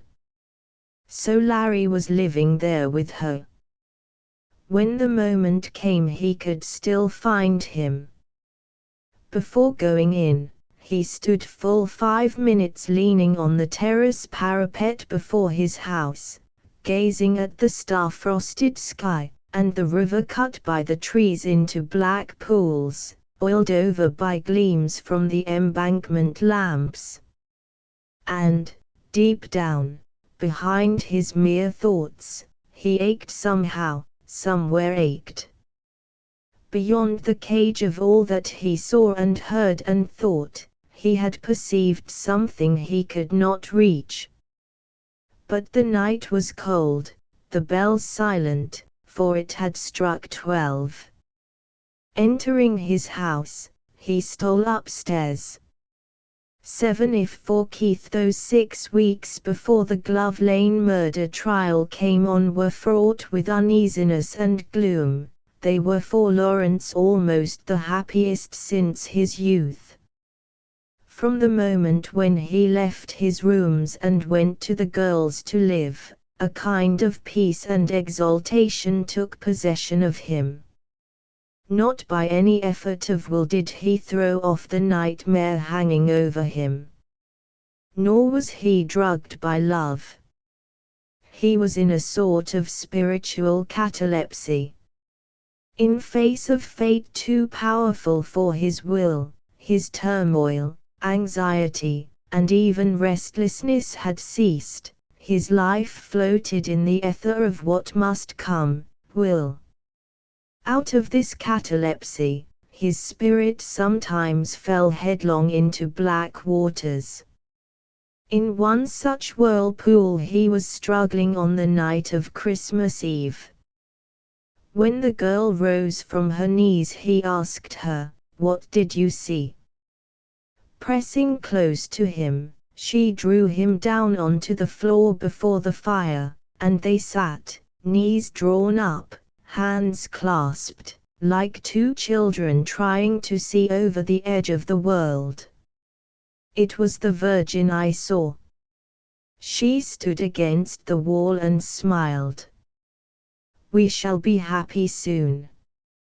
When we die, Wanda," he said, suddenly, "let it be together. We shall keep each other warm, out there." Huddling to him she whispered, "Yes, oh, yes. If you die, I could not go on living." It was this utter dependence on him, the feeling that he had rescued something, which gave him sense of anchorage. That, and his buried life in the retreat of these 2 rooms. Just for an hour in the morning, from 9 to 10, the charwoman would come, but not another soul all day. They never went out together. He would stay in bed late, while Wanda bought what they needed for the day's meals, lying on his back, hands clasped behind his head, recalling her face, the movements of her slim, rounded, supple figure, robing itself before his gaze, feeling again the kiss she had left on his lips, the gleam of her soft eyes, so strangely dark in so fair a face. In a sort of trance he would lie till she came back. Then get up to breakfast about noon off things which she had cooked, drinking coffee. In the afternoon he would go out alone and walk for hours, anywhere, so long as it was east. To the east there was always suffering to be seen, always that which soothed him with the feeling that he and his troubles were only a tiny part of trouble, that while so many other sorrowing and shadowy creatures lived he was not cut off. To go west was to encourage dejection. In the west all was like Keith, successful, immaculate, ordered, resolute. He would come back tired out, and sit watching her cook their little dinner. The evenings were given up to love. Queer trance of an existence, which both were afraid to break. No sign from her of wanting those excitements which girls who have lived her life, even for a few months, are supposed to need. She never asked him to take her anywhere, never, in word, deed, look, seemed anything but almost rapturously content. And yet he knew, and she knew, that they were only waiting to see whether fate would turn her thumb down on them. In these days he did not drink. Out of his quarter's money, when it came in, he had paid his debts, their expenses were very small. He never went to see Keith, never wrote to him, hardly thought of him. And from those dread apparitions, Wayland lying with the breath choked out of him, and the little grey, driven animal in the dock, he hid, as only a man can who must hide or be destroyed. But daily he bought a newspaper, and feverishly, furtively scanned its columns. 8 Coming out of the law courts on the afternoon of the 28th of January, at the triumphant end of a desperately fought will case, Keith saw on a poster the words, "Glove Lane Murder, Trial and Verdict," and with a rush of dismay he thought, "Good God! I never looked at the paper this morning."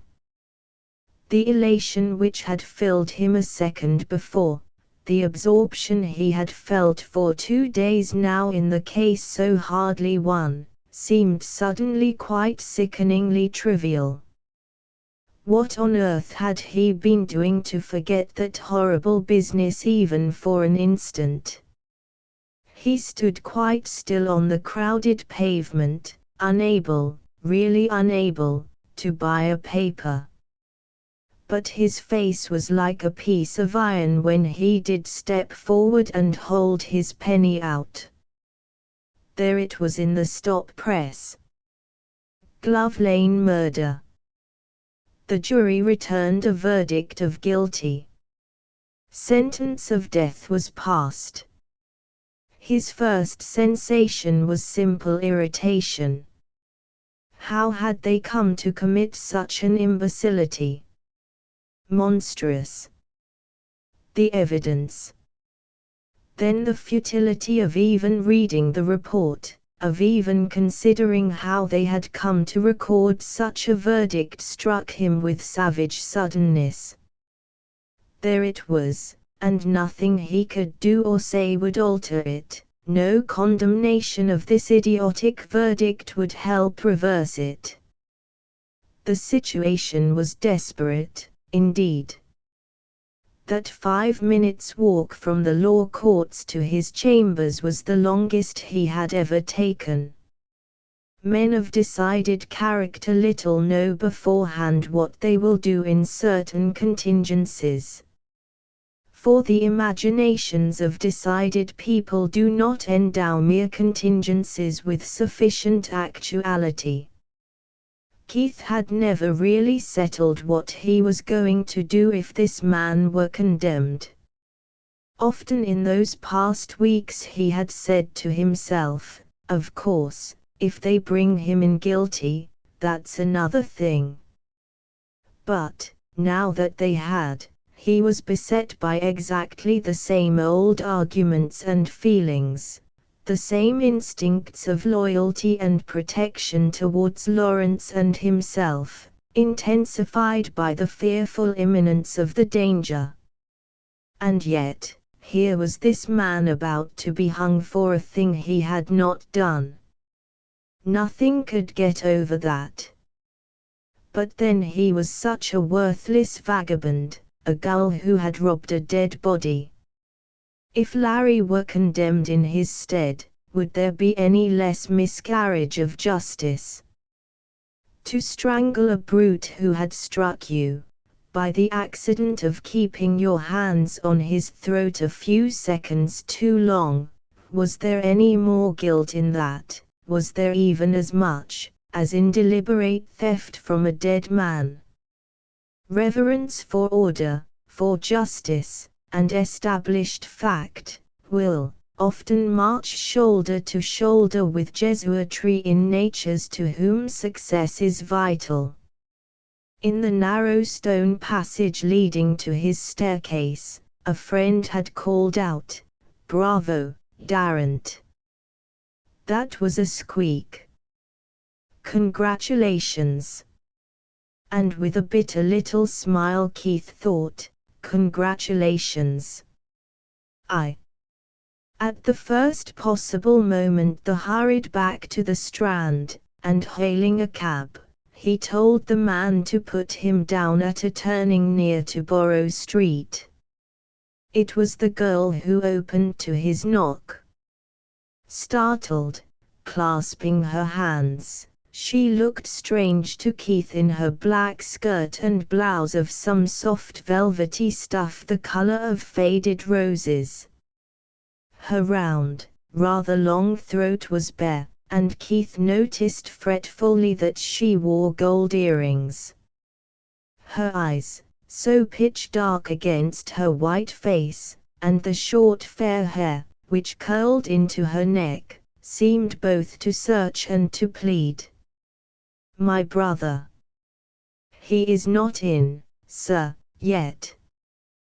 Do you know where he is?" "No, he is living with you here now."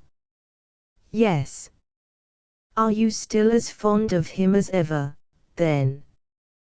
With a movement, as though she despaired of words, she clasped her hands over her heart. And he said, "I see." He had the same strange feeling as on his first visit to her, and when through the chink in the curtains he had watched her kneeling, of pity mingled with some faint sexual emotion. And crossing to the fire he asked, "May I wait for him?" "Oh, please. Will you sit down?" But Keith shook his head. And with a catch in her breath, she said, "You will not take him from me. I should die." He turned round on her sharply. "I don't want him taken from you. I want to help you keep him. Are you ready to go away, at any time?" "Yes." "Oh, yes." "And he?" She answered almost in a whisper, "Yes, but there is that poor man. That poor man is a graveyard thief, a hyena, a ghoul, not worth consideration." And the rasp in his own voice surprised him. "Ah," she sighed. "But I am sorry for him. Perhaps he was hungry." "I have been hungry." "You do things then that you would not. And perhaps he has no one to love. If you have no one to love you can be very bad. I think of him often, in prison." Between his teeth Keith muttered, "And Lawrence?" "We do never speak of it, we are afraid." "He's not told you, then, about the trial?" Her eyes dilated. "The trial? Oh. He was strange last night. This morning, too, he got up early." Is it over?" "Yes." "What has come?" "Guilty." For a moment Keith thought she was going to faint. She had closed her eyes, and swayed so that he took a step, and put his hands on her arms. "Listen," he said. "Help me, don't let Lawrence out of your sight. We must have time. I must see what they intend to do. They can't be going to hang this man. I must have time, I tell you. You must prevent his giving himself up. She stood, staring in his face, while he still held her arms, gripping into her soft flesh through the velvety sleeves. Do you understand? Yes, but if he has already. Keith felt the shiver which ran through her. And the thought rushed into his mind, my God. Suppose the police come round while I'm here. If Larry had indeed gone to them. If that policeman who had seen him here the night after the murder should find him here again just after the verdict. He said almost fiercely, can I trust you not to let Larry out of your sight? Quick. Answer. Clasping her hands to her breast, she answered humbly, I will try. If he hasn't already done this, watch him like a lynx. Don't let him go out without you. I'll come tomorrow morning early.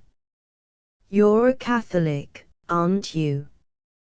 Swear to me that you won't let him do anything till he's seen me again.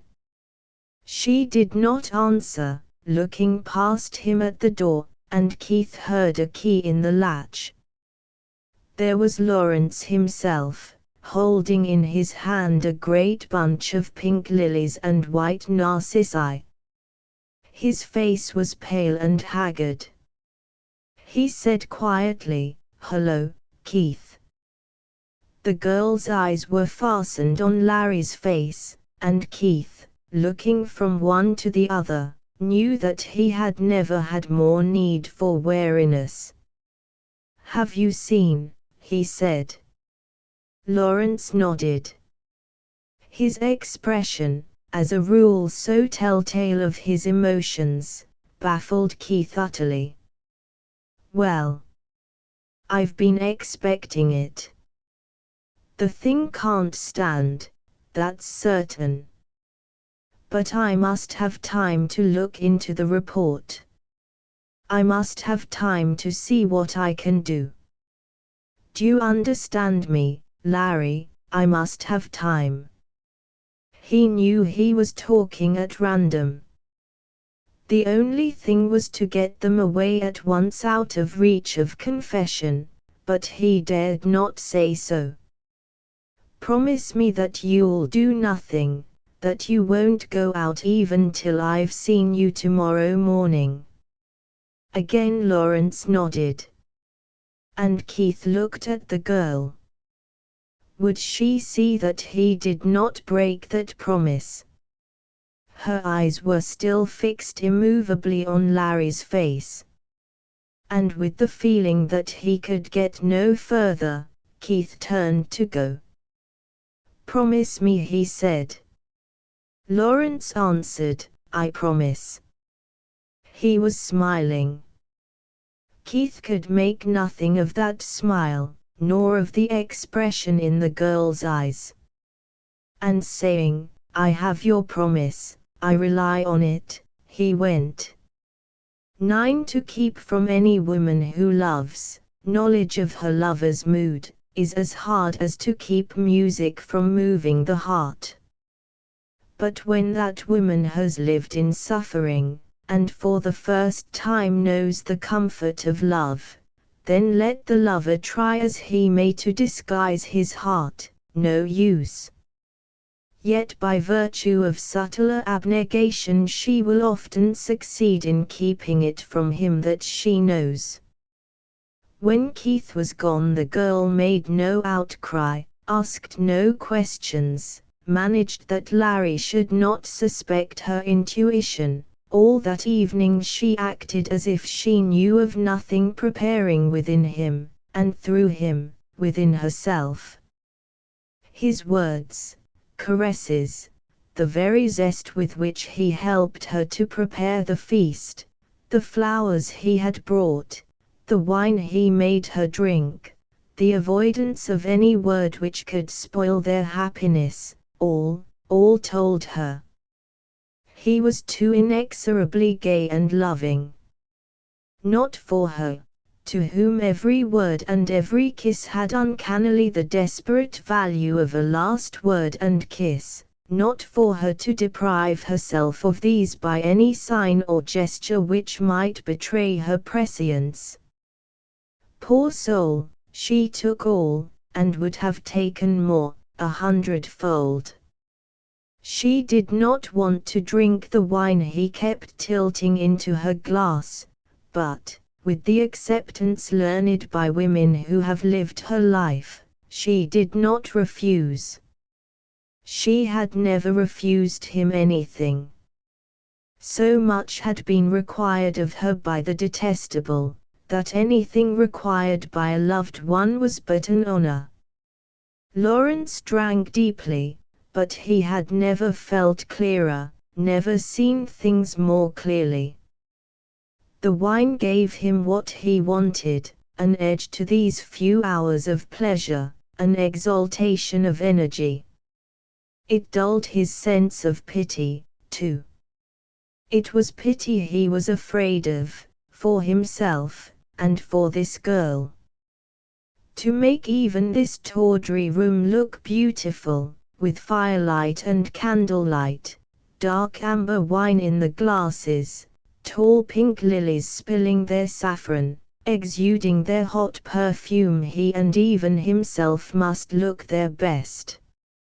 And with a weight as of lead on her heart, she managed that for him, letting him strew her with flowers and crush them together with herself. Not even music was lacking to their feast. Someone was playing a pianola across the street, and the sound, very faint, came stealing when they were silent, swelling, sinking, festive, mournful, having a far-off life of its own, like the flickering fire flames before which they lay embraced, or the lilies delicate between the candles. Listening to that music, tracing with his finger the tiny veins on her breast, he lay like one recovering from a swoon. No parting. None. But sleep, as the firelight sleeps when flames die, as music sleeps on its deserted strings. And the girl watched him. It was nearly 10 when he bade her go to bed. And after she had gone obedient into the bedroom, he brought ink and paper down by the fire. The drifter, the unstable, the good-for-nothing, did not falter. He had thought, when it came to the point, he would fail himself, but a sort of rage bore him forward. If he lived on, and confessed, they would shut him up, take from him the one thing he loved, cut him off from her, send up his only well in the desert. Curse them. And he wrote by firelight which mellowed the white sheets of paper, while, against the dark curtain, the girl, in her nightgown, unconscious of the cold, stood watching. Men, when they drown, remember their pasts. Like the lost poet, he had gone with the wind. Now it was for him to be true in his fashion. A man may falter for weeks and weeks, consciously, subconsciously, even in his dreams, till there comes that moment when the only thing impossible is to go on faltering. The black cap, the little driven grey man looking up at it with a sort of wonder, faltering had ceased. He had finished now, and was but staring into the fire. No more, no more, the moon is dead, and all the people in it, the poppy maidens strew the bed, we'll come in half a minute. Why did doggerel start up in the mind like that? wonder. The weed flower becomes so rare he would not be parted from her. The fire, the candles, and the fire, no more the flame and flicker. And, by the dark curtain, the girl watched. Keith went, not home, but to his club, and in the room devoted to the reception of guests, empty at this hour, he sat down and read the report of the trial. The fools had made out a case that looked black enough. And for a long time, on the thick soft carpet which let out no sound of footfall, he paced up and down, thinking. He might see the defending counsel, might surely do that as an expert who thought there had been miscarriage of justice. They must appeal, a petition too might be started in the last event. The thing must be put right yet, if only Larry and that girl did nothing. He had no appetite, but the custom of dining is too strong. And while he ate, he glanced with irritation at his fellow members. They looked so at their ease. Unjust, that this black cloud should hang over one blameless as any of them. Friends, connoisseurs of such things, a judge among them, came specially to his table to express their admiration of his conduct of that will case. Tonight he had real excuse for pride, but he felt none. Yet, in this well-warmed quietly glowing room, filled with decorously eating, decorously talking men, he gained insensibly some comfort. This surely was reality, that shadowy business out there only the drear sound of a wind one must and did keep out, like the poverty and grime which had no real existence for the secure and prosperous. He drank champagne. It helped to fortify reality, to make shadows seem more shadowy. And down in the smoking room he sat before the fire, in one of those chairs which embalm after dinner dreams. He grew sleepy there, and at 11 o'clock rose to go home. But when he had once passed down the shallow marble steps, out through the revolving door which let in no draughts, he was visited by fear, as if he had drawn it in with the breath of the January wind. Larry's face, and the girl watching it. Why had she watched like that? Larry's smile, and the flowers in his hand. Buying flowers at such a moment. The girl was his slave, whatever he told her, she would do. But she would never be able to stop him. At this very moment he might be rushing to give himself up. His hand, thrust deep into the pocket of his fur coat, came in contact suddenly with something cold. The keys Larry had given him all that time ago. There they had lain forgotten ever since. The chance touch decided him. He turned off towards Borough Street, walking at full speed. He could but go again and see. He would sleep better if he knew that he had left no stone unturned. At the corner of that dismal street he had to wait for solitude before he made for the house which he now loathed with a deadly loathing. He opened the outer door and shut it to behind him. He knocked, but no one came. Perhaps they had gone to bed. Again and again he knocked, then opened the door, stepped in, and closed it carefully. Candles lighted, the fire burning, cushions thrown on the floor in front of it and strewn with flowers. The table, too, covered with flowers and with the remnants of a meal. Through the half-drawn curtain he could see that the inner room was also lighted. Had they gone out, leaving everything like this? Gone out. His heart beat. Bottles. Larry had been drinking. Had it really come? Must he go back home with this murk on him, knowing that his brother was a confessed and branded murderer? He went quickly to the half-drawn curtains and looked in. Against the wall he saw a bed, and those two in it. He recoiled in sheer amazement and relief. Asleep with curtains undrawn, lights left on. Asleep through all his knocking.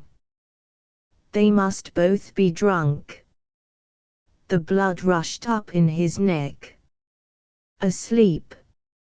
And rushing forward again, he called out, "Larry!" Then, with a gasp he went towards the bed. Larry. No answer. No movement. Seizing his brother's shoulder, he shook it violently. It felt cold.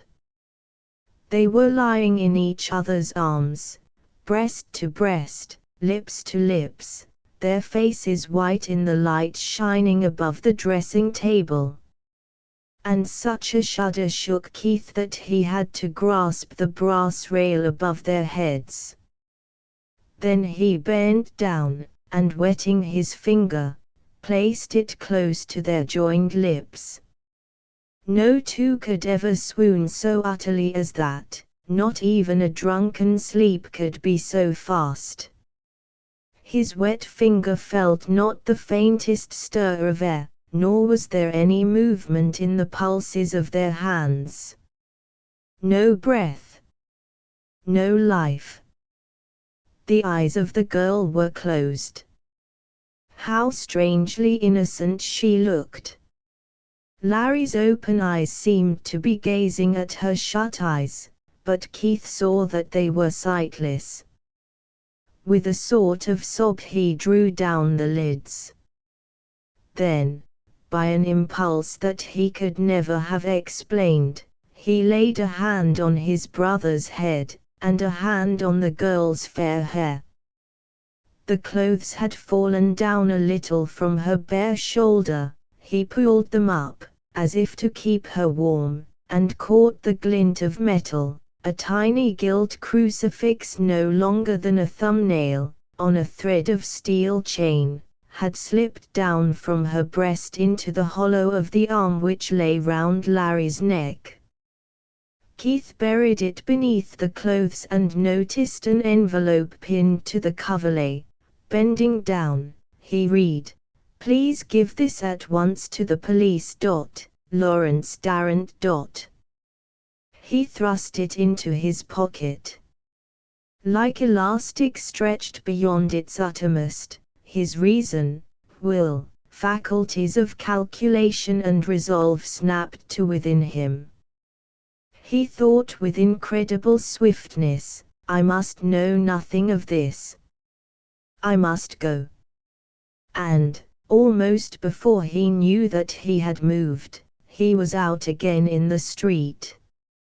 He could never have told of what he thought while he was walking home. He did not really come to himself till he was in his study. There, with a trembling hand, he poured himself out whiskey and drank it off. If he had not chanced to go there, the charwoman would have found them when she came in the morning, and given that envelope to the police. He took it out. He had a right to know what was in it. He broke it open. I, Lawrence Darrant, about to die by my own hand, declare that this is a solemn and true confession.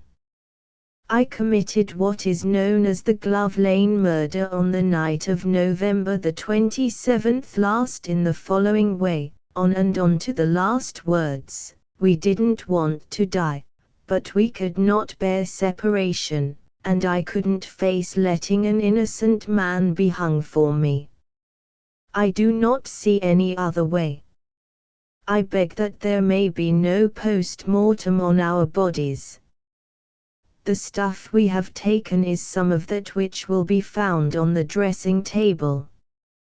Please bury us together. Lawrence Darrant.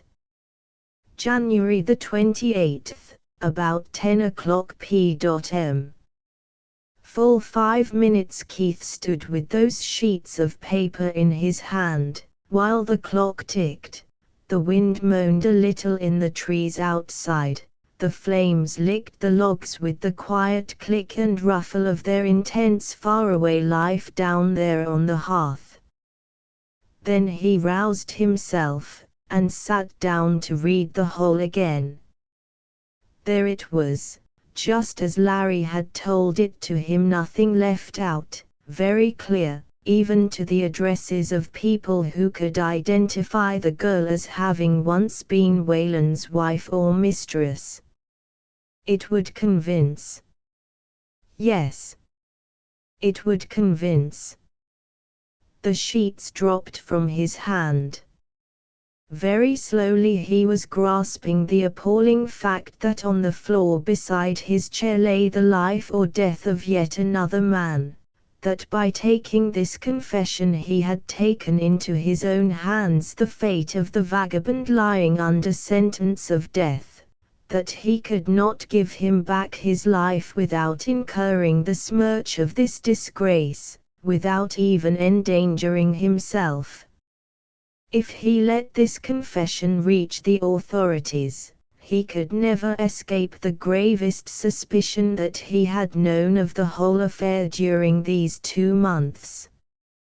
He would have to attend the inquest, be recognized by that policeman as having come to the archway to see where the body had lain, as having visited the girl the very evening after the murder.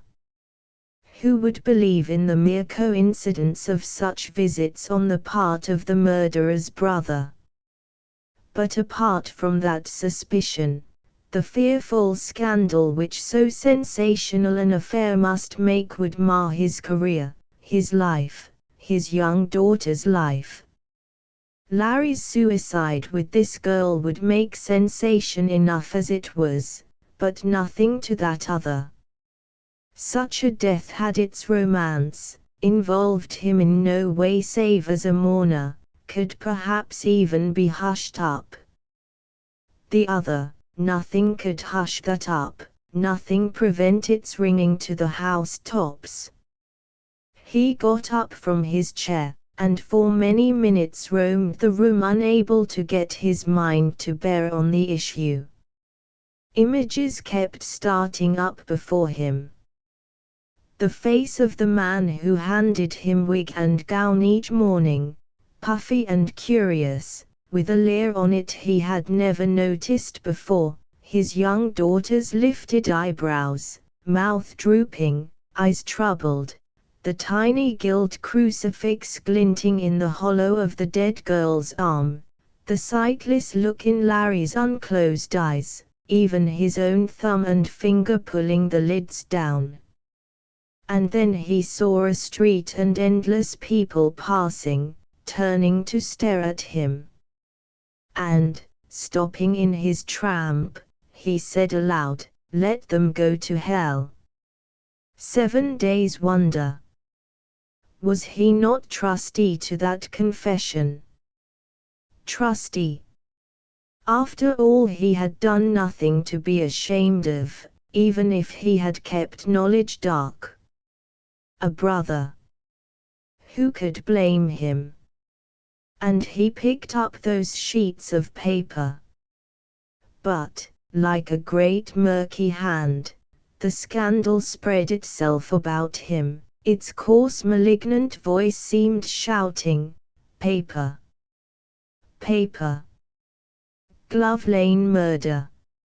Suicide and confession of brother of well-known K.C. Well-known K.C. Brother. Murder and suicide. Paper. Was he to let loose that flood of foulness? Was he, who had done nothing, to smirch his own little daughter's life, to smirch his dead brother, their dead mother, himself, his own valuable, important future? And all for a surat. Let him hang, let the fellow hang if he must. And that was not certain. Appeal. Petition. He should be saved. To have got thus far, and then, by his own action, topple himself down. With a sudden darting movement he thrust the confession in among the burning coals. And a smile licked at the folds in his dark face, like those flames licking the sheets of paper, till they writhed and blackened. With the toe of his boot he dispersed their scorched and crumbling wafer. Stamp them in. Stamp in that man's life. Burnt. No more doubts, no more of this gnawing fear. Burnt. A man, an innocent surat. Recoiling from the fire he grasped his forehead. It was burning hot and seemed to be going round. Well, it was done. Only fools without will or purpose regretted. And suddenly he laughed. So Larry had died for nothing. He had no will, no purpose, and was dead. He and that girl might now have been living, loving each other in the warm night, away at the other end of the world, instead of lying dead in the cold night here. Fools and weaklings regretted, suffered from conscience and remorse. A man trod firmly, held to his purpose, no matter what. He went to the window and drew back the curtain. What was that? A gibbet in the air, a body hanging. Ah! Only the trees, the dark trees, the winter skeleton trees. Recoiling, he returned to his armchair and sat down before the fire. It had been shining like that, the lamp turned low, his chair drawn up, when Larry came in that afternoon 2 months ago. Bah! He had never come at all. It was a nightmare. He had been asleep.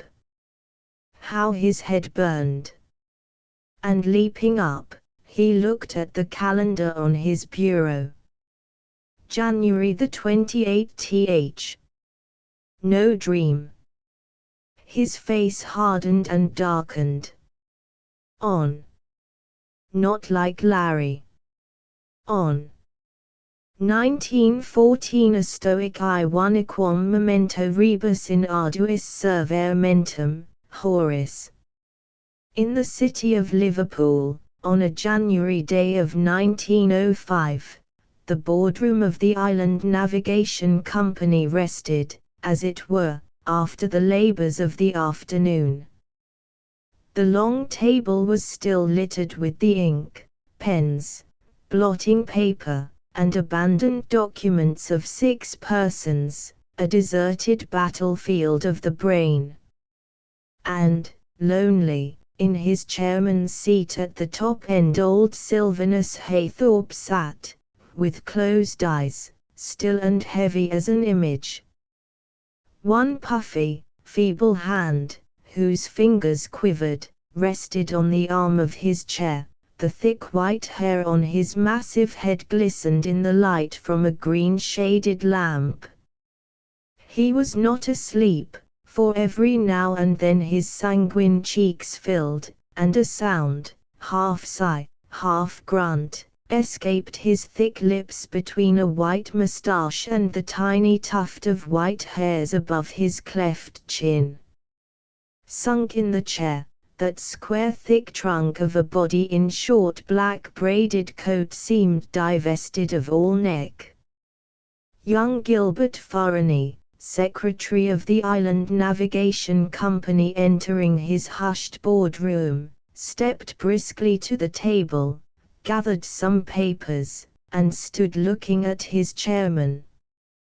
Not more than 35, with the bright hues of the optimist in his hair, beard, cheeks, and eyes, he had a nose and lips which curled ironically. For, in his view, he was the company, and its board did but exist to checker his importance. 5 days in the week for 7 hours a day he wrote, and thought, and wove the threads of its business, and this lot came down once a week for 2 or 3 hours, and taught their grandmother to suck eggs. But watching that red-cheeked, white-haired, somnolent figure, his smile was not so contemptuous as might have been expected. For after all, the chairman was a wonderful old boy. A man of go and insight could not but respect him. 80. Half paralyzed, over head and ears in debt, having gone the pace all his life, or so they said, till at last that mine in Ecuador had done for him, before the secretary's day, of course, but he had heard of it. The old chap had bought it up on spec, de laudas, 2 years de laudas as he was so fond of saying, paid for it half in cash and half in promises, and then, the thing had turned out empty, and left him with L20,000 worth of the old shares unredeemed. The old boy had weathered it out without a bankruptcy so far. Indomitable old buffer, and never fussy like the rest of them. Young Farrany, though a secretary, was capable of attachment, and his eyes expressed a pitying affection. The board meeting had been long and snaggy, a final settling of that pill-in business. Rum go the chairman forcing it on them like this. And with quiet satisfaction the secretary thought, and he never would have got it through if I hadn't made up my mind that it really is good business. For to expand the company was to expand himself. Still, to buy 4 ships with the freight market so depressed was a bit startling, and there would be opposition at the general meeting. Never mind. He and the chairman could put it through. And suddenly he saw the old man looking at him. Only from those eyes could one appreciate the strength of life yet flowing underground in that well-nigh helpless carcass, deep-colored little blue wells, tiny, jovial, round windows. A sigh traveled up through layers of flesh, and he said almost inaudibly, "Have they come, Mr. Farrany?" "Yes, sir. I've put them in the transfer office, said you'd be with them in a minute, but I wasn't going to wake you." "Haven't been asleep." "Help me up." Grasping the edge of the table with his trembling hands, the old man pulled, and, with Farrany heaving him behind, attained his feet. He stood about 5 feet 10, and weighed fully 14 stone, not corpulent, but very thick all through. His round and massive head alone would have outweighed a baby. With eyes shut, he seemed to be trying to get the better of his own weight. Then he moved with the slowness of a barnacle towards the door. The secretary, watching him, thought, marvelous old chap. How he gets about by himself is a miracle. And he can't retire, they say lives on his fees. But the chairman was through the green baize door. At his tortoise gait he traversed the inner office, where the youthful clerks suspended their figuring, to grin behind his back, and entered the transfer office, where 8 gentlemen were sitting. 7 rose, and 1 did not. Old Haythorpe raised a saluting hand to the level of his chest and moving to an armchair, lowered himself into it. Well, gentlemen. One of the 8 gentlemen got up again. Mr. Haythorpe, we've appointed Mr. Brownbee to voice our views. Mr. Brownbee. And down he sat. Mr. Brownbee rose, a stoutish man some 70 years of age, with little grey side whiskers, and one of those utterly steady faces only to be seen in England, faces which convey the sense of business from father to son for generations, faces which make wars, and passion, and free thought seem equally incredible, faces which inspire confidence, and awaken in one a desire to get up and leave the room. Mr. Brownbee rose, and said in a suave voice, Mr. Haythorpe, we here represent about L14,000. When we had the pleasure of meeting you last July, you will recollect that you held out a prospect of some more satisfactory arrangement by Christmas. We are now in January, and I am bound to say we none of us get younger.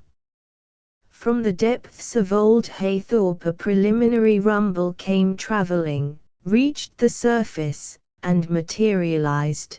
Don't know about you, feel a boy, myself. The 8 gentlemen looked at him. Was he going to try and put them off again?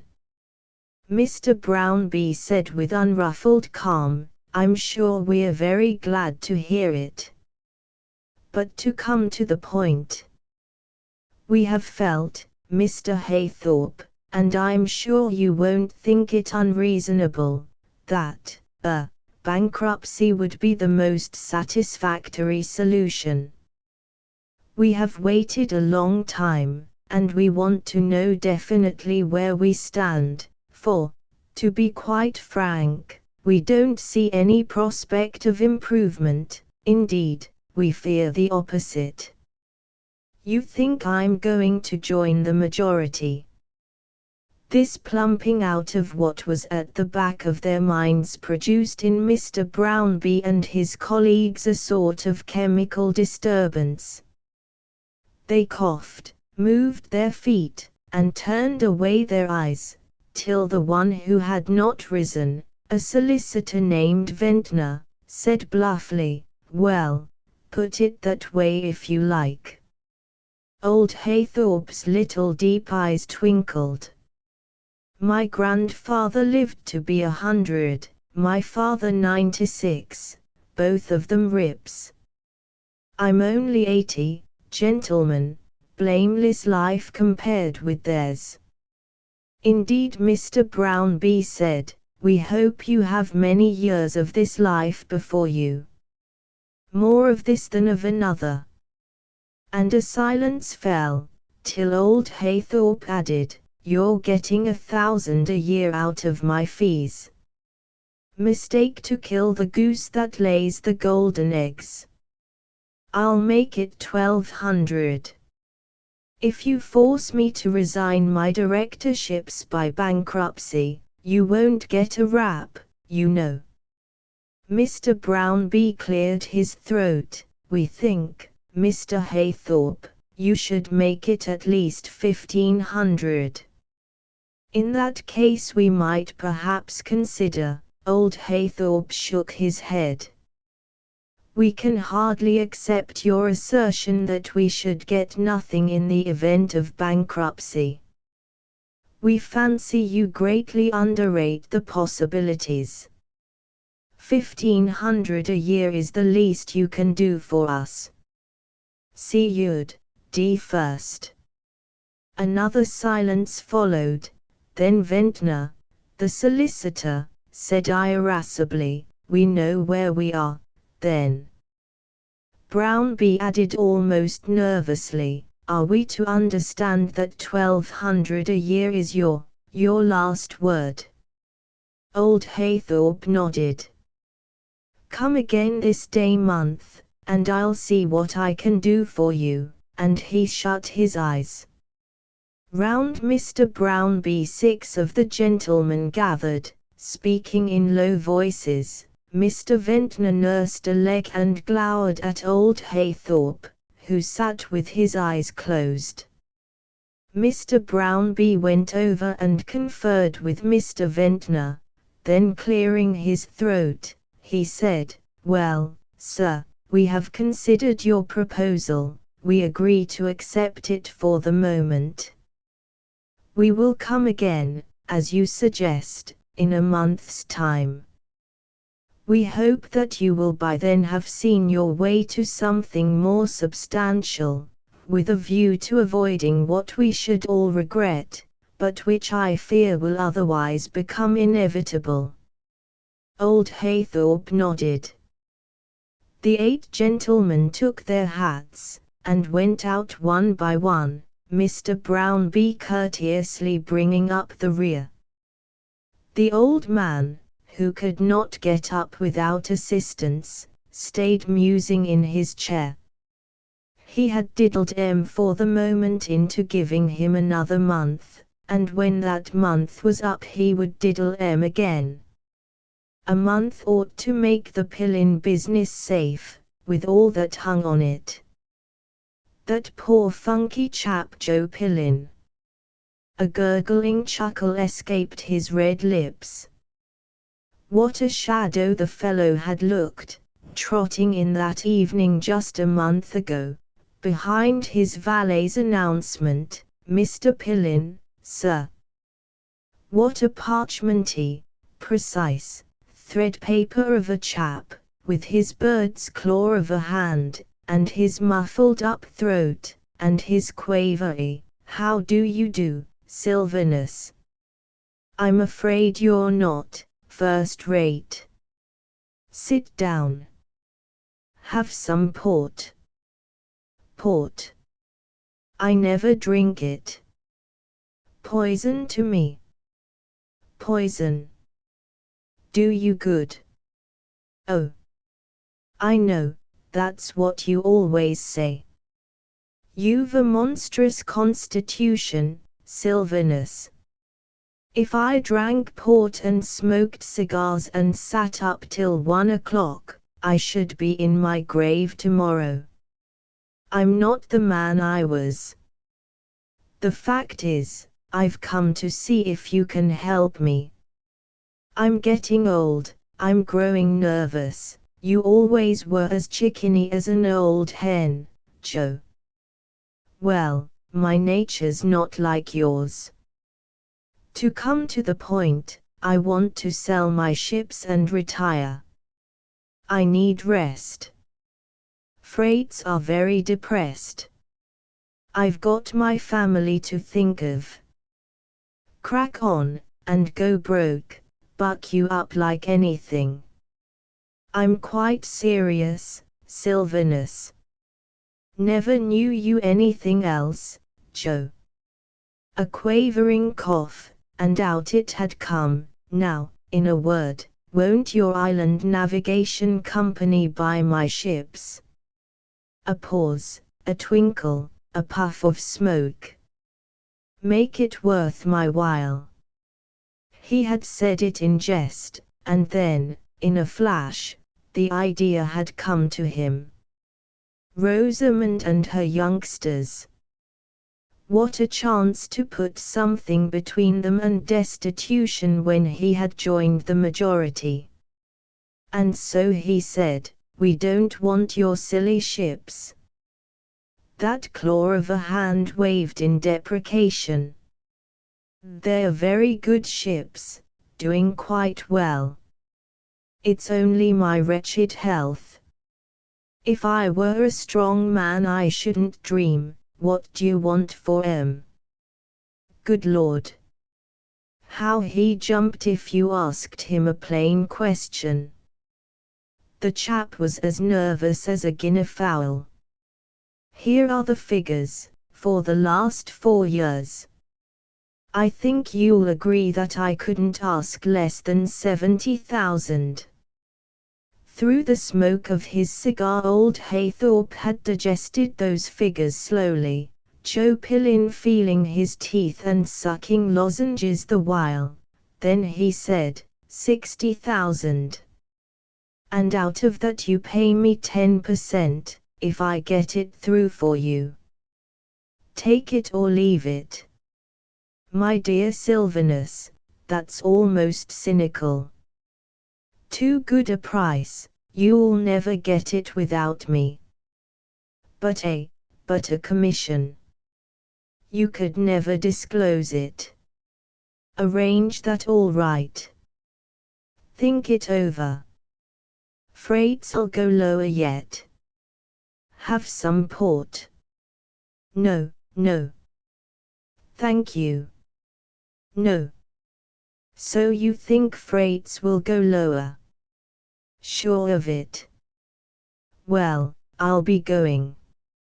I'm sure I don't know. I must think. Think your hardest. Yes, yes. Goodbye. I can't imagine how you still go on smoking those things and drinking port. See you in your grave yet, Joe.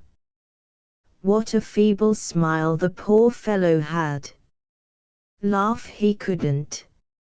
And, alone again, he had browsed, developing the idea which had come to him. Though, to dwell in the heart of shipping, Sylvanus Haythorpe had lived at Liverpool 20 years, he was from the eastern counties, of a family so old that it professed to despise the conquest. Each of its generations occupied nearly twice as long as those of less tenacious men.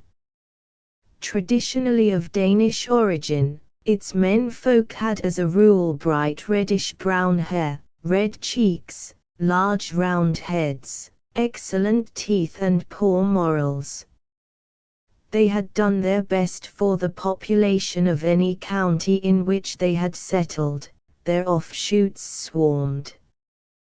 Born in the early 20s of the 19th century, Sylvanus Haythorpe, after an education broken by escapades both at school and college, had fetched up in that simple London of the late 40s, where claret, opera, and 8% for your money ruled a cheery roost.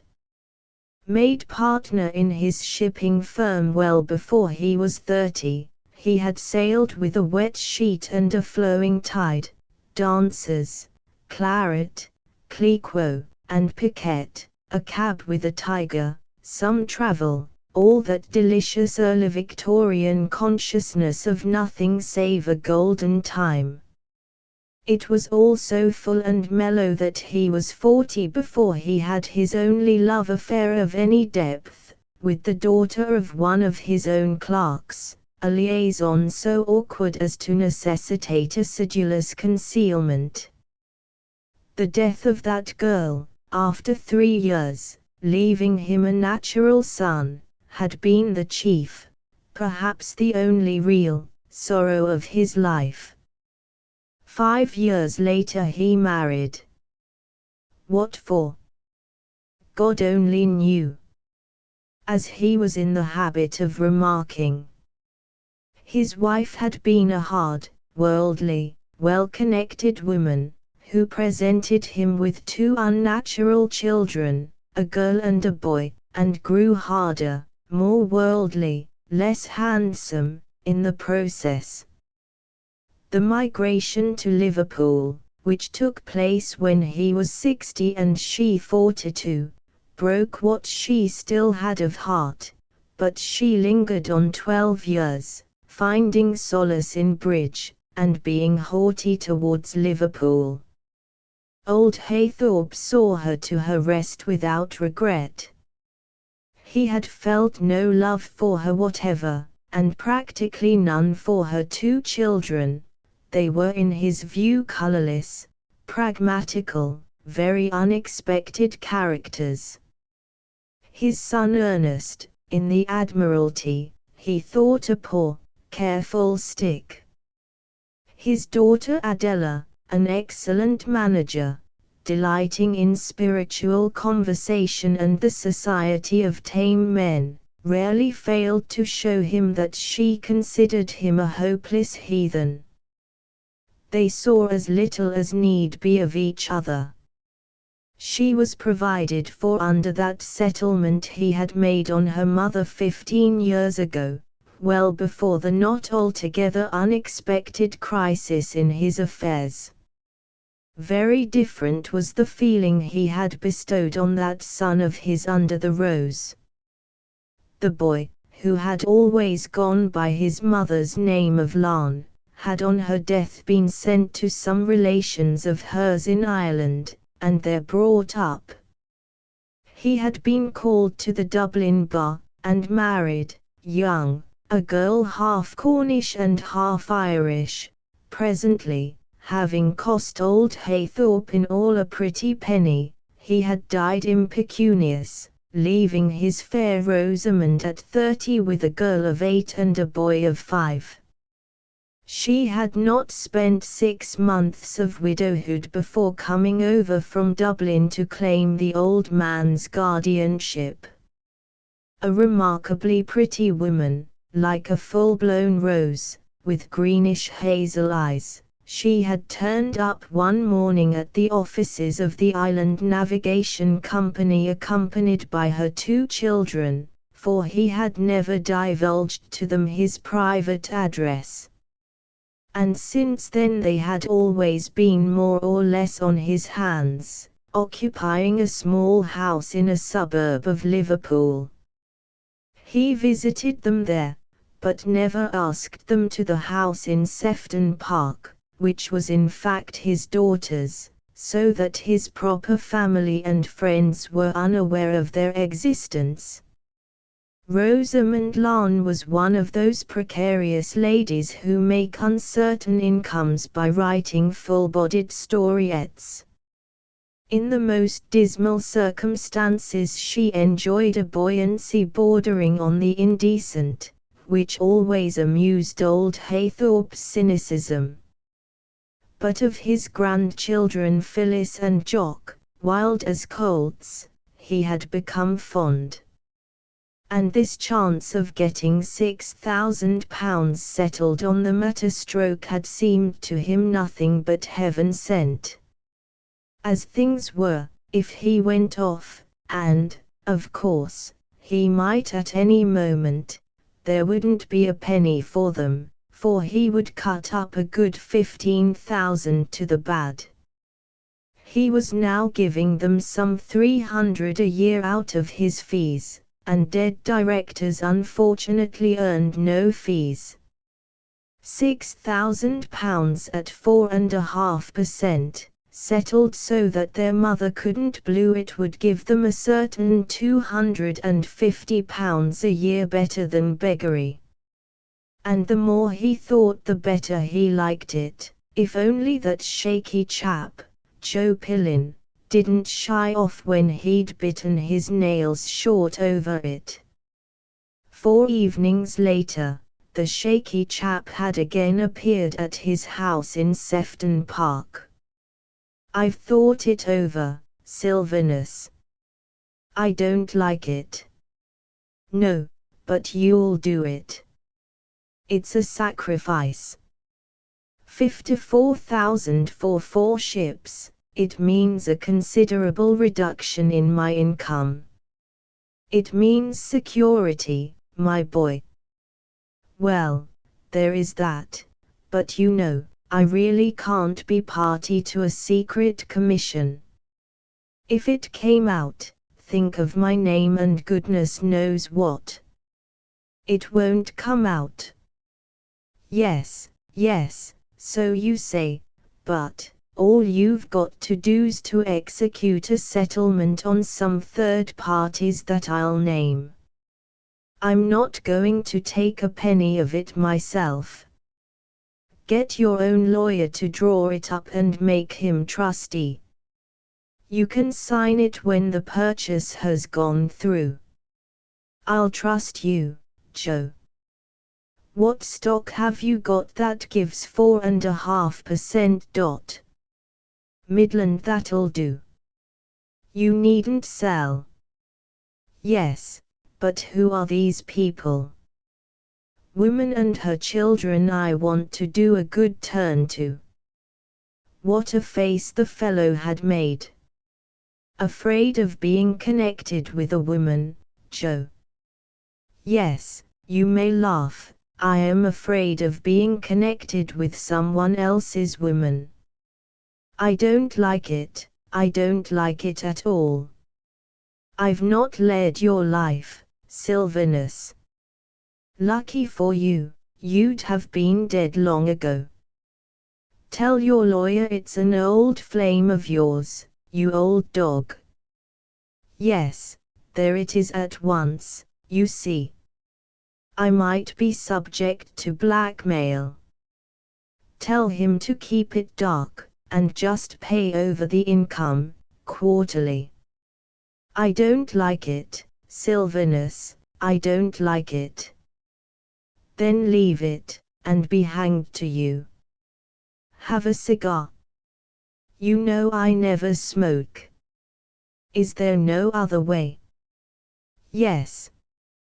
Sell stock in London, bank the proceeds there, and bring me £6,000 in notes. I'll hold M till after the general meeting. If the thing doesn't go through, I'll hand M back to you. No, I like that even less.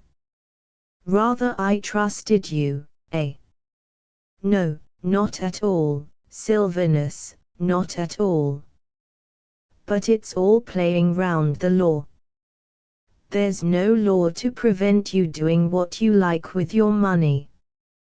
What I do's nothing to you. And mind you, I'm taking nothing from it, not a mag. You assist the widowed and the fatherless, just your line, Joe. What a fellow you are, Sylvanus, you don't seem capable of taking anything seriously. Care killed the cat. Left alone after this second interview he had thought, the beggar'll jump. And the beggar had.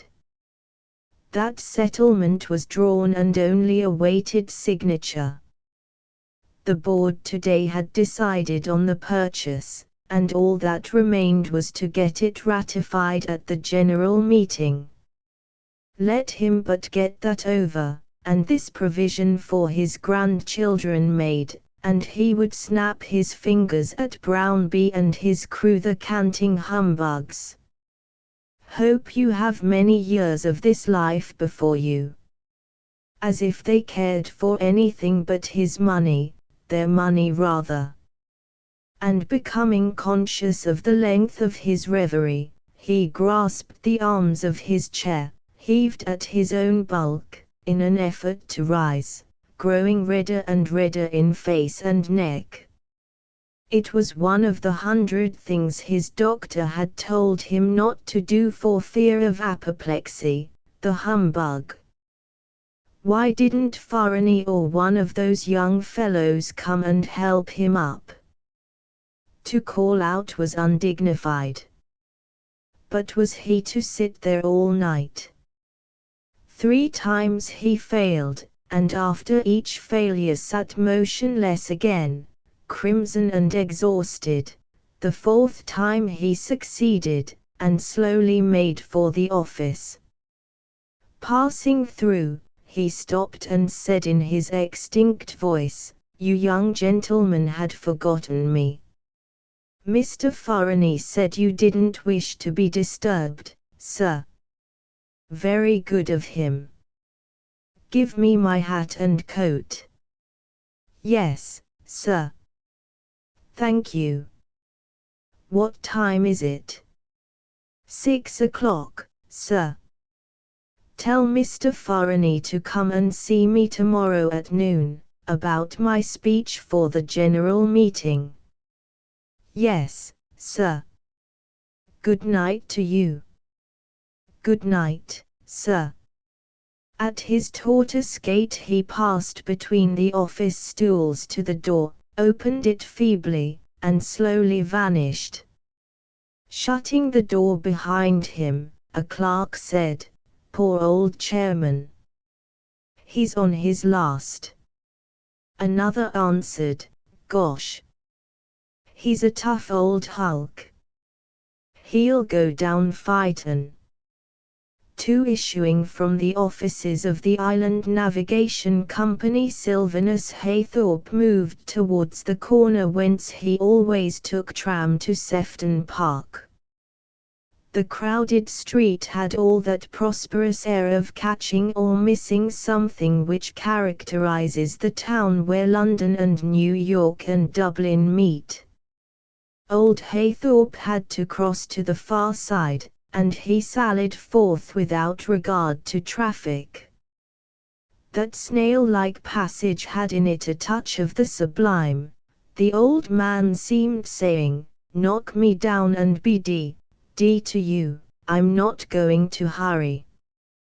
His life was saved perhaps 10 times a day by the British character at large, compounded of phlegm and a liking to take something under its protection. The tram conductors on that line were especially used to him, never failing to catch him under the arms and heave him like a sack of coals, while with trembling hands he pulled hard at the rail and strap. "All right, sir." "Thank you." He moved into the body of the tram, where somebody would always get up from kindness and the fear that he might sit down on them, and there he stayed motionless, his little eyes tight closed. With his red face, tuft of white hairs above his square cleft block of shaven chin, and his big high-crowned bowler hat, which yet seemed too petty for his head with its thick hair, he looked like some kind of an idol dug up and decked out in gear a size too small. One of those voices of young men from public schools and exchanges where things are bought and sold, said, "How-do, Mr. Haythorpe?" Old Haythorpe opened his eyes. "That sleek cub, Joe Pillin's son. What a young pup with his round eyes, and his round cheeks, and his little moustache, his fur coat, his spats, his diamond pin." "How's your father?" he said. "Thanks, rather below par, worrying about his ships." "Suppose you haven't any news for him, sir?" Old Haythorpe nodded. The young man was one of his pet abominations, embodying all the complacent, little-headed mediocrity of this new generation, natty fellows all turned out of the same mold, sippers and tasters, chaps without drive or capacity, without even vices, and he did not intend to gratify the cub's curiosity. "Come to my house," he said. "I'll give you a note for him. Thanks, I'd like to cheer the old man up." The old man. Cheeky brat. And closing his eyes he relapsed into immobility. The tram wound and ground its upward way, and he mused. When he was that cub's age, 28 or whatever it might be, he had done most things. Been up Vesuvius, driven 4 in hand, lost his last penny on the Derby and won it back on the Oaks, known all the dancers and operatic stars of the day, fought a duel with a Yankee at Dieppe and winged him for saying through his confounded nose that Old England was played out, been a controlling voice already in his shipping firm, drunk 5 other of the best men in London under the table, broken his neck steeple-chasing, shot a burglar in the legs, been nearly drowned, for a bet, killed snipe in Chelsea, been to court for his sins, stared a ghost out of countenance, and travelled with a lady of Spain. If this young pup had done the last, it would be all he had, and yet, no doubt, he would call himself a spark. The conductor touched his arm. "There you are, sir." "Thank you." He lowered himself to the ground, and moved in the bluish darkness towards the gate of his daughter's house. Bob Pillin walked beside him, thinking, "Poor old Josser, he is getting a back number." And he said, "I should have thought you ought to drive, sir. My old governor would knock up at once if he went about at night like this." The answer rumbled out into the misty air, "Your father's got no chest, never had." Bob Pillin gave vent to one of those fat cackles which come so readily from a certain type of man, and old Haythorpe thought, laughing at his father. Parrot. They had reached the porch. A woman with dark hair and a thin, straight face and figure was arranging some flowers in the hall. She turned and said, "You really ought not to be so late, father. It's wicked at this time of year." "Who is it?" "Oh, Mr. Pillin, how do you do? Have you had tea? Won't you come to the drawing room, or do you want to see my father?" "Tha Anks. I believe your father," and he thought, "By Jove, the old chap is a caution." For old Haythorpe was crossing the hall without having paid the faintest attention to his daughter. Murmuring again, "Tha Anks awfully, he wants to give me something," he followed. Miss Haythorpe was not his style at all. He had a kind of dread of that thin woman who looked as if she could never be unbuttoned. They said she was a great church-goer and all that sort of thing. In his sanctum old Haythorpe had moved to his writing table, and was evidently anxious to sit down. "Shall I give you a hand, sir?" Receiving a shake of the head, Bob Pillin stood by the fire and watched. The old sport liked to paddle his own canoe. Fancy having to lower yourself into a chair like that. When an old Johnny got to such a state, it was really a mercy when he snuffed out, and made way for younger men. How his companies could go on putting up with such a fossil for chairman was a marvel. The fossil rumbled and said in that almost inaudible voice, "I suppose you're beginning to look forward to your father's shoes." Bob Pillin's mouth opened. The voice went on, "Dibs and no responsibility. Tell him from me to drink port, add 5 years to his life."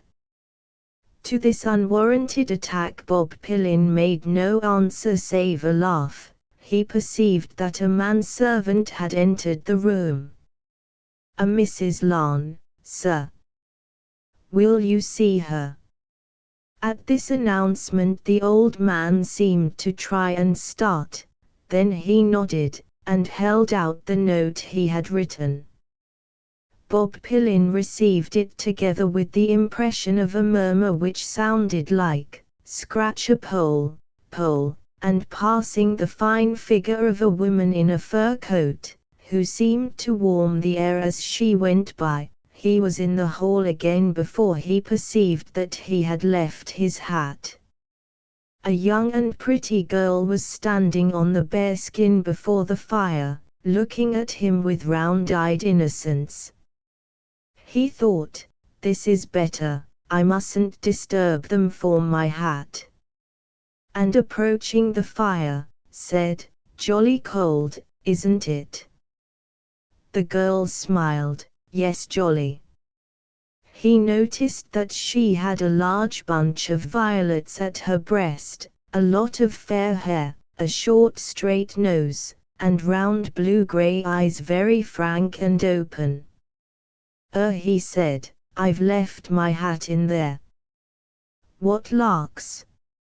And at her little clear laugh something moved within Bob Pillin. "You know this house well." She shook her head. "But it's rather scrummy, isn't it?" Bob Pillin, who had never yet thought so, answered, "Quite o.k." The girl threw up her head to laugh again. "O.k. What's that?" Bob Pillin saw her white round throat, and thought, "She is a ripper." And he said with a certain desperation, "My name's Pillin." "Yours is Lan, isn't it? Are you a relation here?" "He's our guardie." "Isn't he a chook?" That rumbling whisper like "scratch a pole, pole," recurring to Bob Pillin, he said with reservation, "You know him better than I do." "Oh. Aren't you his grandson, or something?" Bob Pillin did not cross himself. "Lord. No. My dad's an old friend of his, that's all." "Is your dad like him?" "Not much." "What a pity. It would have been lovely if they'd been Tweedles." Bob Pillin thought, "This bit is something new. I wonder what her Christian name is." And he said, "What did your godfather and godmothers in your baptism, dash?" The girl laughed. She seemed to laugh at everything. "Phyllis," could he say, "is my only joy. Better keep it." But for what? He wouldn't see her again if he didn't look out. And he said, "I live at the last house in the park, the red one." "Do you know it?" "Where do you?" "Oh, a long way, 23, Millicent Villas. It's a poky little house. I hate it. We have awful larks, though." "Who are we?" "Mother, and myself, and Jock, he's an awful boy."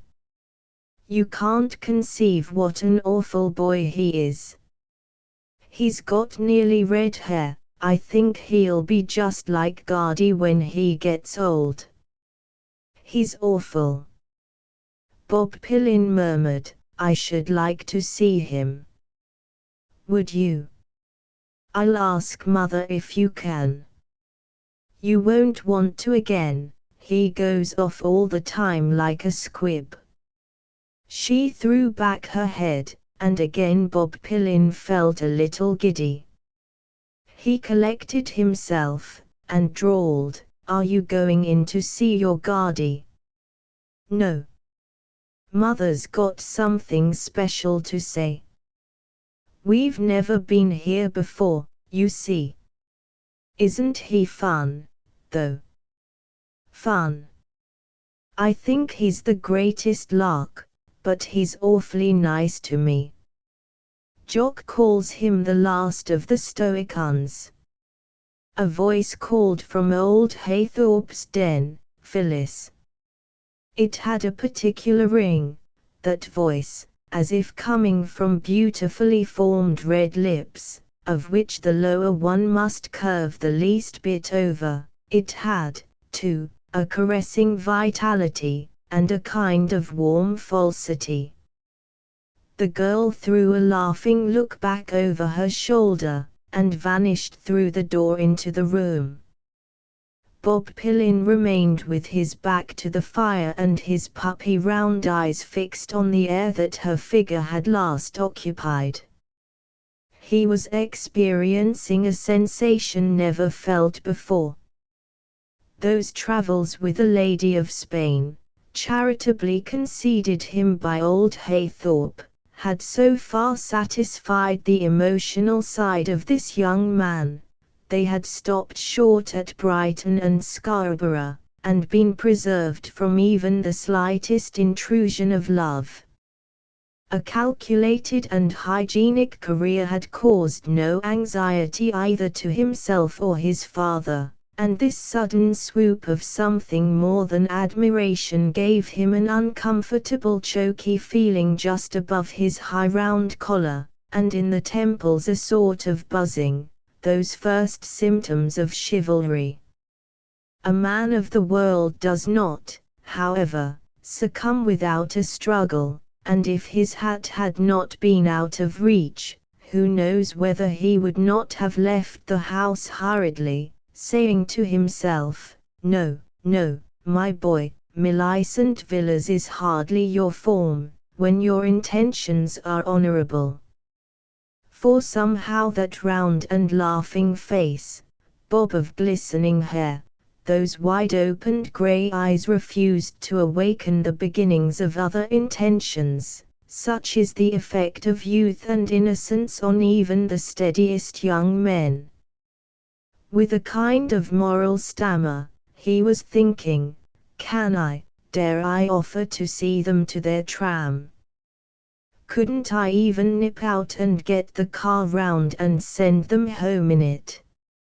No, I might miss them, better stick it out here. What a jolly laugh! What a tipping face, strawberries and cream, hay, and all that. Millicent Villas. And he wrote it on his cuff. The door was opening, he heard that warm vibrating voice, "Come along, Phyllis." The girl's laugh so high and fresh, "Right-o." Coming. And with, perhaps, the first real tremor he had ever known, he crossed to the front door. All the more chivalrous to escort them to the tram without a hat. And suddenly he heard, "I've got your hat, young man." And her mother's voice, warm, and simulating shock, "Phyllis, you awful girl. Did you ever see such an awful girl, Mr. Pillin, mother?"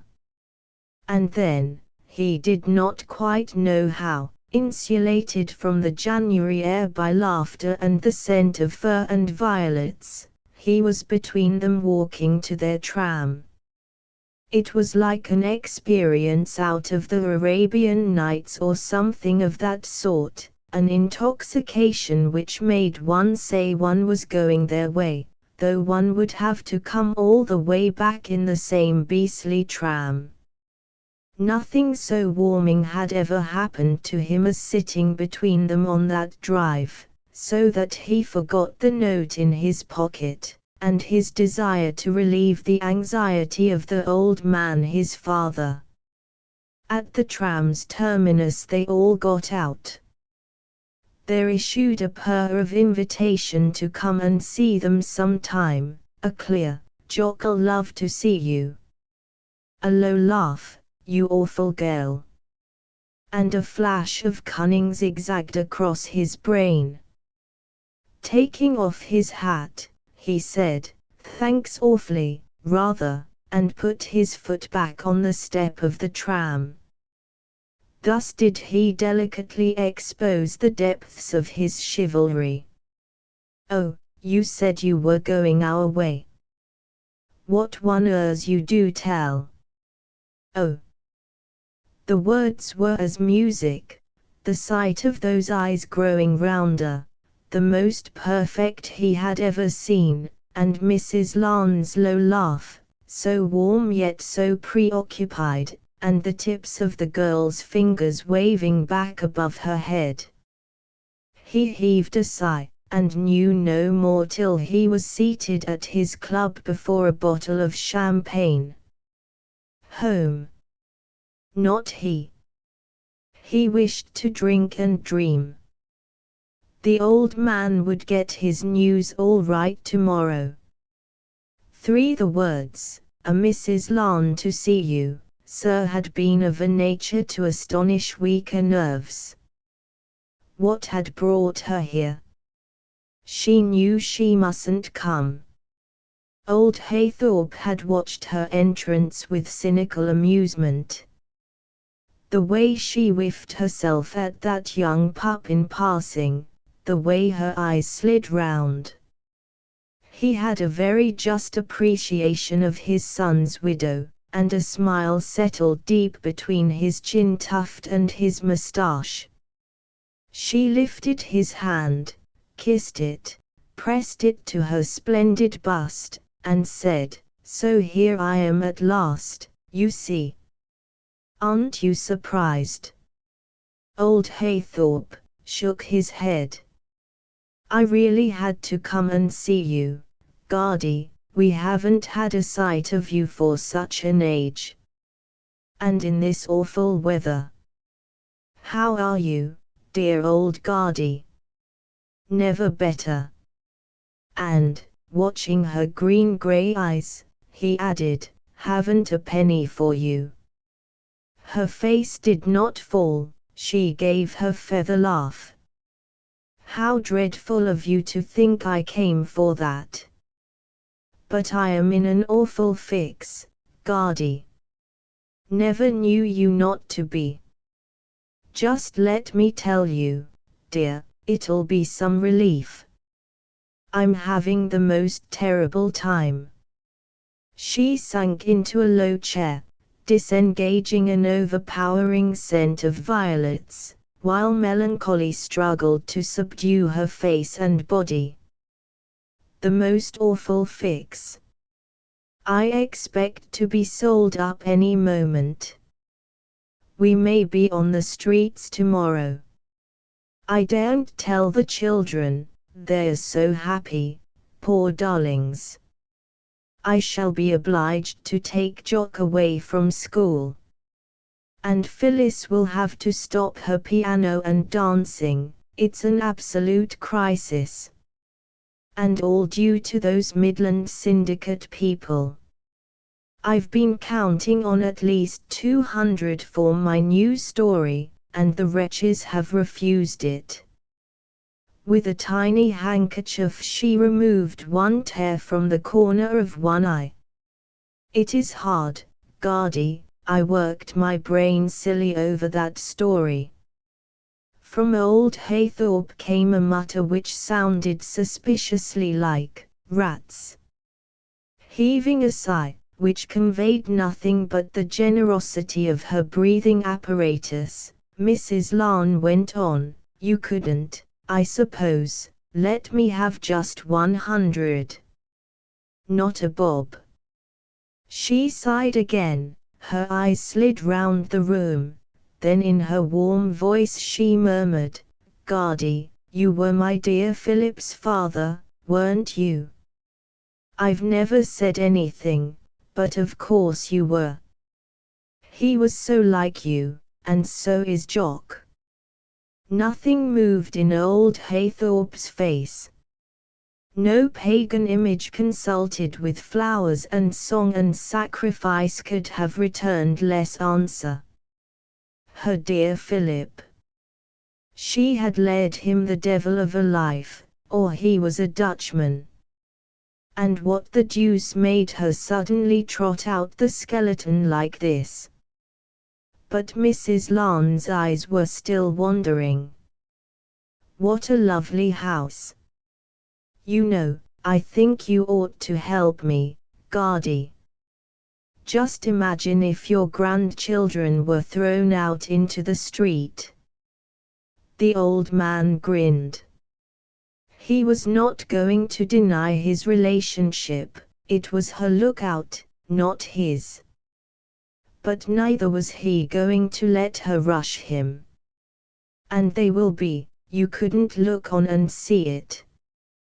Do come to my rescue this once. You really might do something for them." With a rumbling sigh he answered, "Wait. Can't give you a penny now. Poor as a church mouse." "Oh. Gardy fact." Mrs. Lawn heaved one of her most buoyant sighs. She certainly did not believe him. "Well," she said, "you'll be sorry when we come round one night and sing 4 pennies under your window. Wouldn't you like to see Phyllis? I left her in the hall. She's growing such a sweet girl. Gardy just 50. Not a rap." Mrs. Lawn threw up her hands. "Well, you'll repent it. I'm at my last gasp." She sighed profoundly, and the perfume of violets escaped in a cloud. Then, getting up, she went to the door and called, "Phyllis." When the girl entered, old Haythorpe felt the nearest approach to a flutter of the heart for many years. She had put her hair up. She was like a spring day in January, such a relief from that scented humbug, her mother.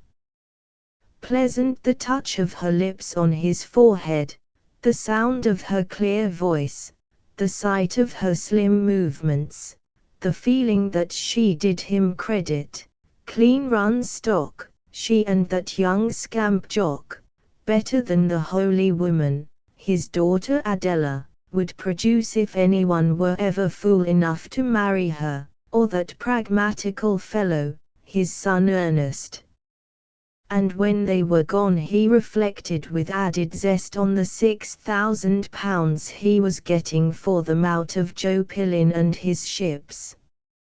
He would have to pitch it strong in his speech at the general meeting. With freights so low, there was bound to be opposition. No dash nowadays, nothing but gabby caution. They were a scrim-shanking lot on the board, he had had to pull them round one by one, the deuce of a tug getting this thing through. And yet, the business was sound enough. Those ships would earn money, properly handled good money. His valet, coming in to prepare him for dinner, found him asleep.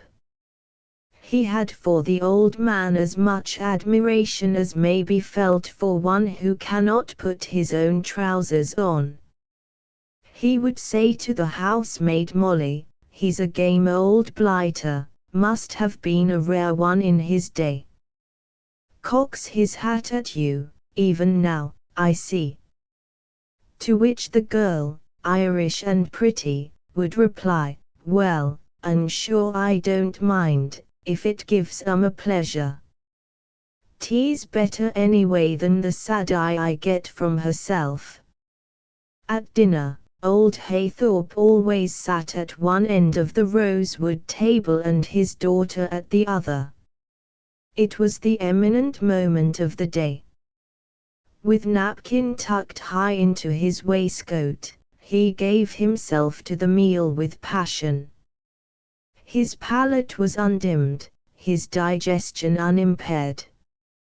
He could still eat as much as 2 men, and drink more than one. And while he savored each mouthful he never spoke if he could help it. The holy woman had nothing to say that he cared to hear, and he nothing to say that she cared to listen to. She had a horror, too, of what she called the pleasures of the table, those lusts of the flesh. She was always longing to dock his grub, he knew. Would see her further first. What other pleasures were there at his age? Let her wait till she was 80. But she never would be, too thin and holy. This evening, however, with the advent of the partridge she did speak. Who were your visitors, father? Trust her for nosing anything out. Fixing his little blue eyes on her, he mumbled with a very full mouth, ladies. So I saw, what ladies? He had a longing to say, part of one of my families under the rose. As a fact it was the best part of the only one, but the temptation to multiply exceedingly was almost overpowering. He checked himself, however, and went on eating partridge, his secret irritation crimsoning his cheeks, and he watched her eyes, those cold, precise and round grey eyes, noting it, and knew she was thinking, he eats too much. She said, sorry I'm not considered fit to be told. You ought not to be drinking hock. Old Haythorpe took up the long green glass, drained it, and repressing fumes and emotion went on with his partridge.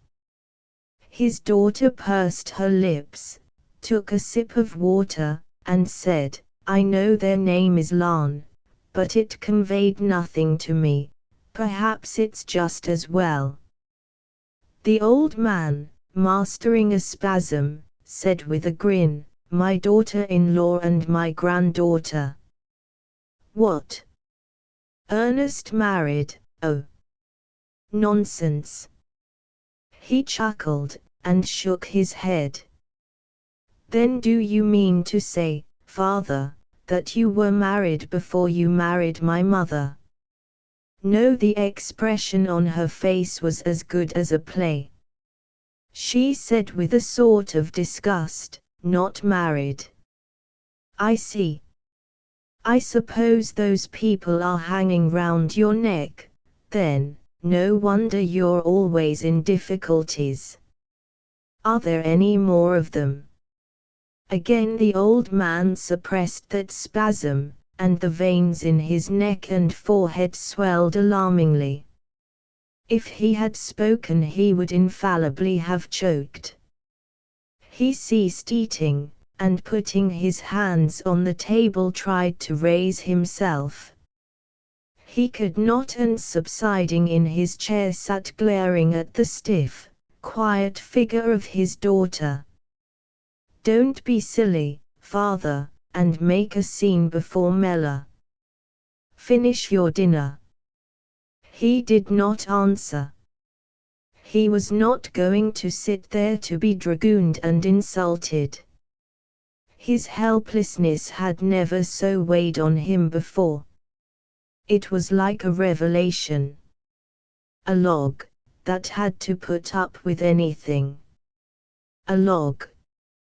And, waiting for his valet to return, he cunningly took up his fork. In that saintly voice of hers she said, I suppose you don't realize that it's a shock to me.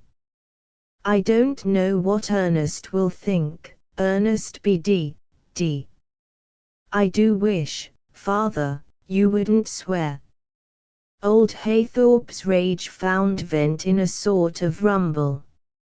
How the devil had he gone on all these years in the same house with that woman, dining with her day after day? But the servant had come back now, and putting down his fork he said, help me up.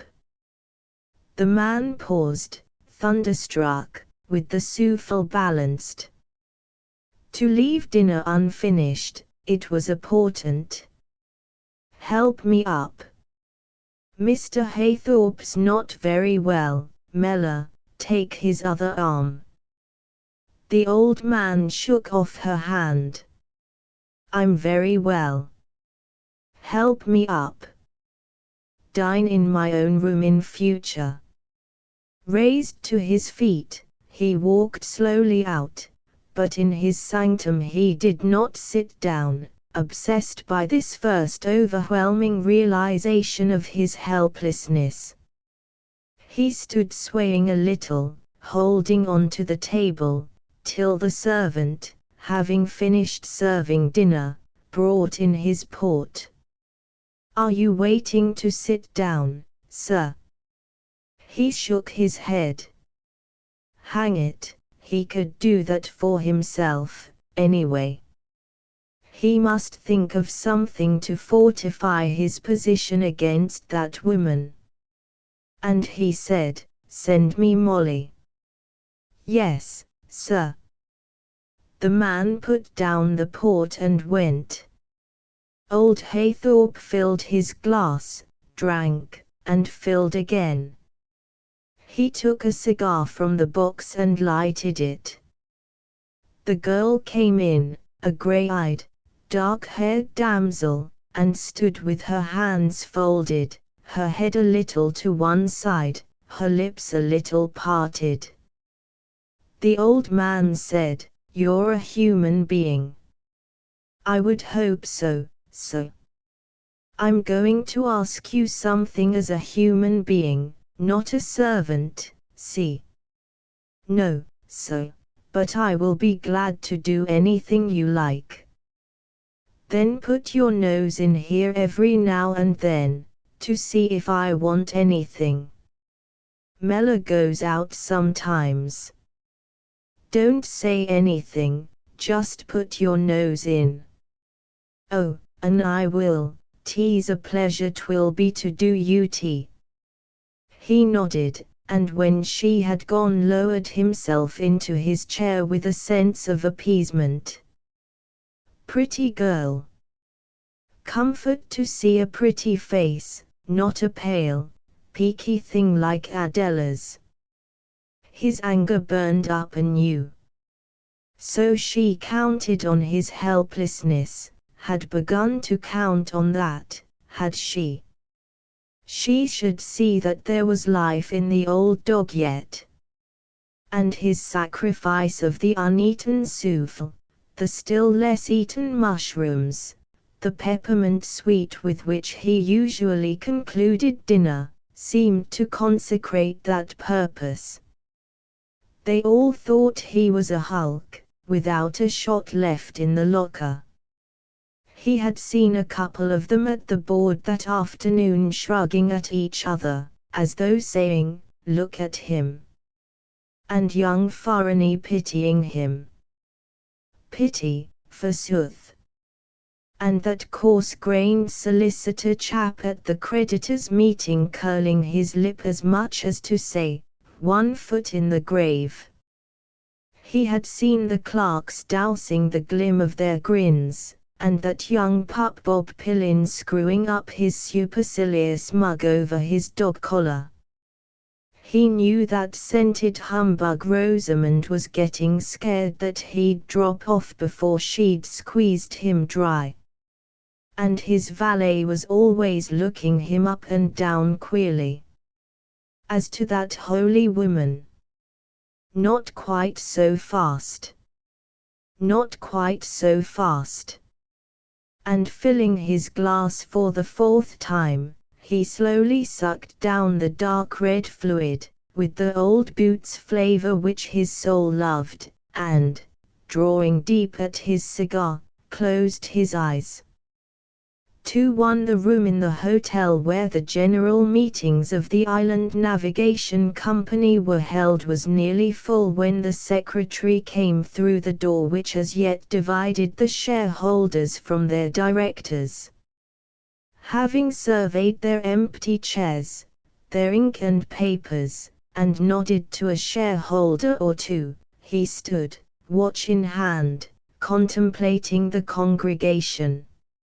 A thicker attendance than he had ever seen. due, no doubt, to the lower dividend, and this Pillin business. And his tongue curled.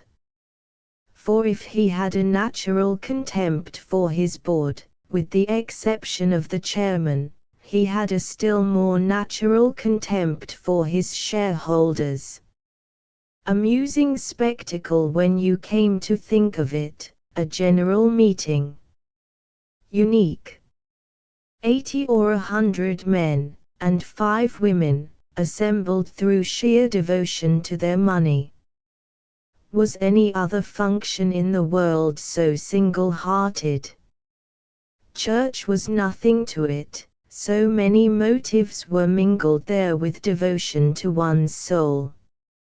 A well-educated young man, reader of Anatole France, and other writers, he enjoyed ironic speculation. What earthly good did they think they got by coming here? 2:30.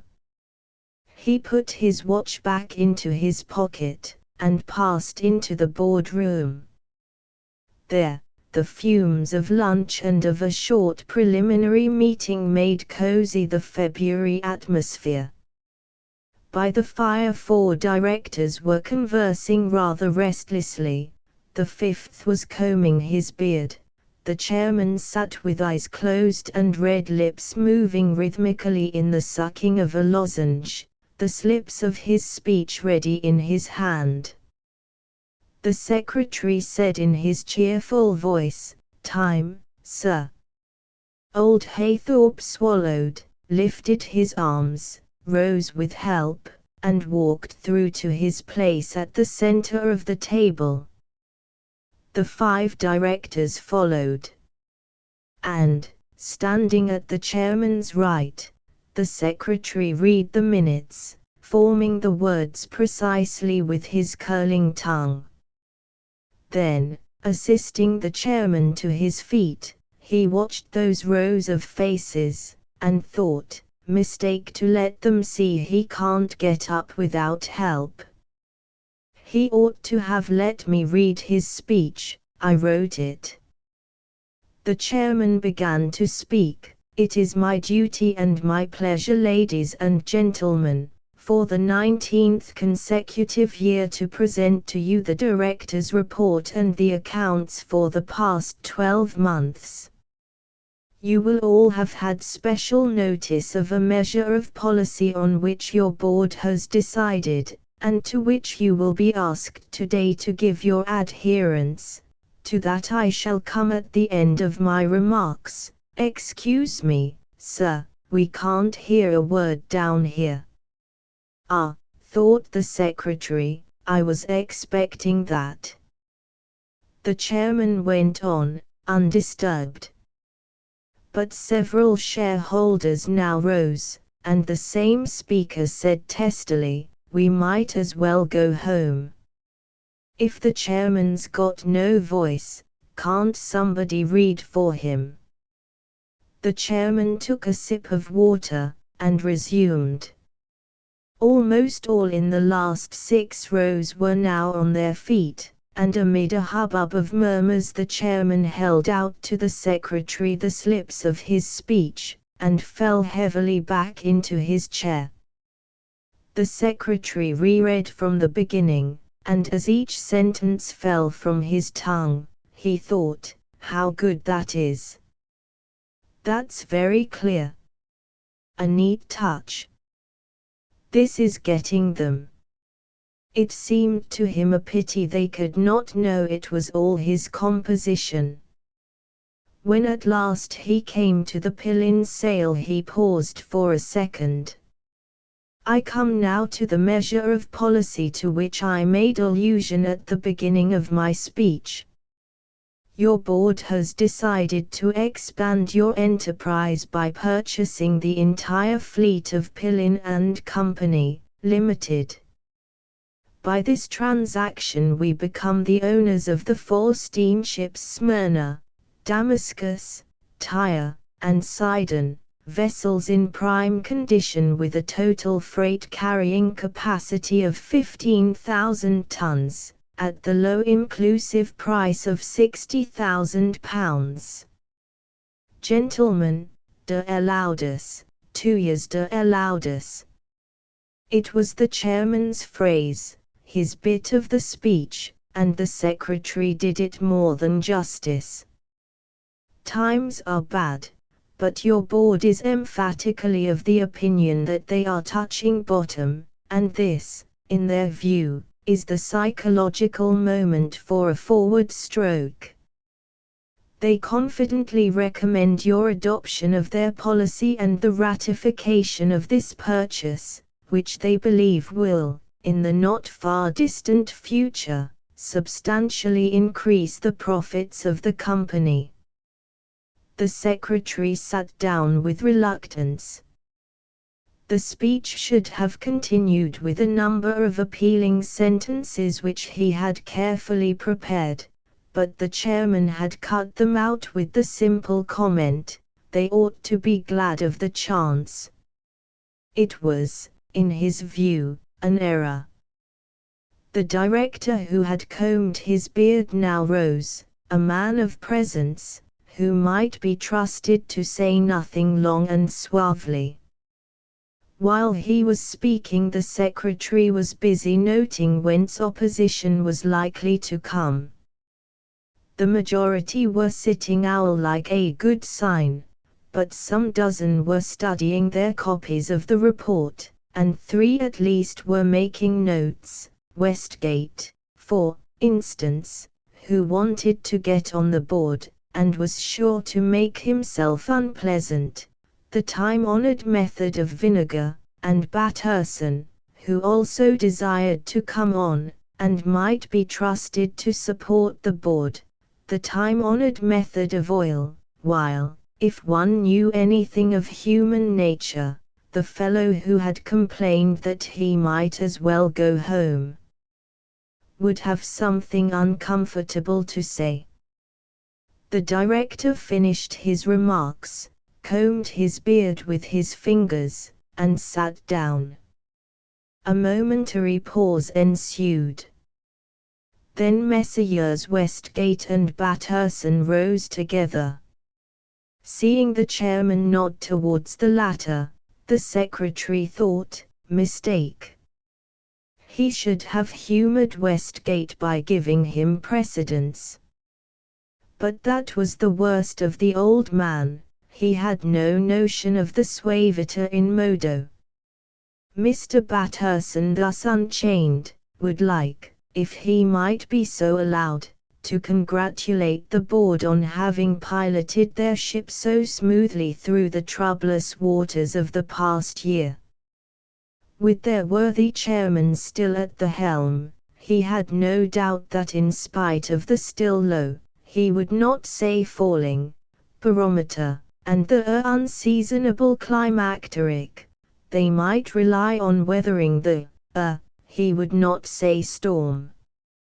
He would confess that the present dividend of 4% was not one which satisfied every aspiration, here, but speaking for himself, and he hoped for others. And here Mr. Batterson looked round, he recognized that in all the circumstances it was as much as they had the right, to expect. But following the bold but to his mind prudent development which the board proposed to make, he thought that they might reasonably, if not sanguinely, anticipate a more golden future. No. A shareholder said, no. That might seem to indicate a certain lack of confidence in the special proposal before the meeting. Yes. From that lack of confidence he would like at once to dissociate himself.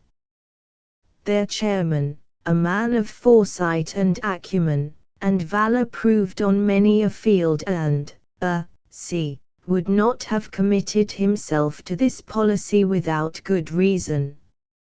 In his opinion they were in safe hands, and he was glad to register his support of the measure proposed. The chairman had well said in his speech, de laudis, 2 years de laudis. Shareholders would agree with him that there could be no better motto for Englishmen. Ahem. Mr. Batterson sat down.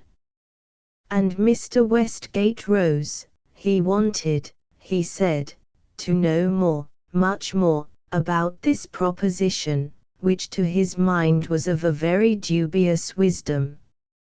Ah, thought the secretary, I told the old boy he must tell them more. To whom, for instance, had the proposal first been made? To him, the chairman said. Good. But why were pillies selling, if freights were to go up, as they were told? Matter of opinion. Quite so, and in my opinion they are going lower, and pillies were right to sell. It follows that we are wrong to buy.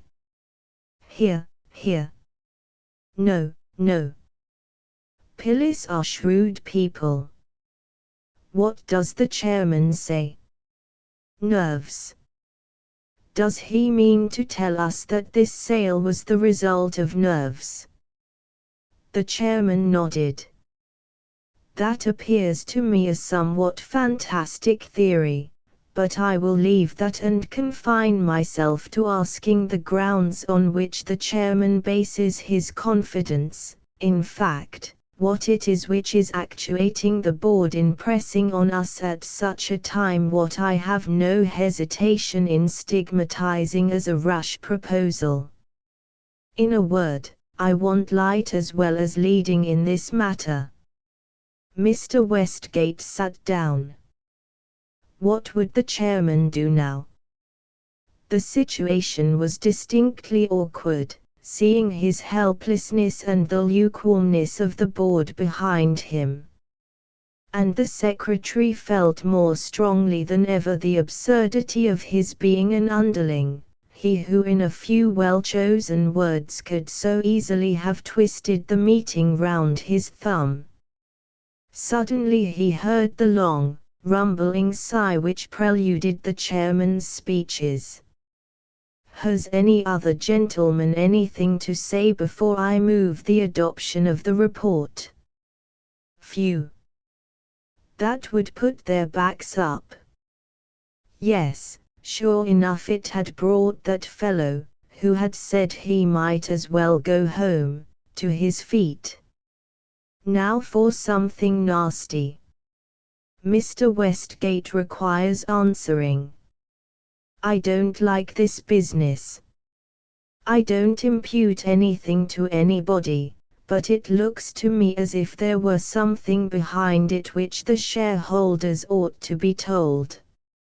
Not only that, but, to speak frankly, I'm not satisfied to be ridden over roughshod in this fashion by one who, whatever he may have been in the past, is obviously not now in the prime of his faculties. With a gasp the secretary thought, I knew that was a plain-spoken man. He heard again the rumbling beside him.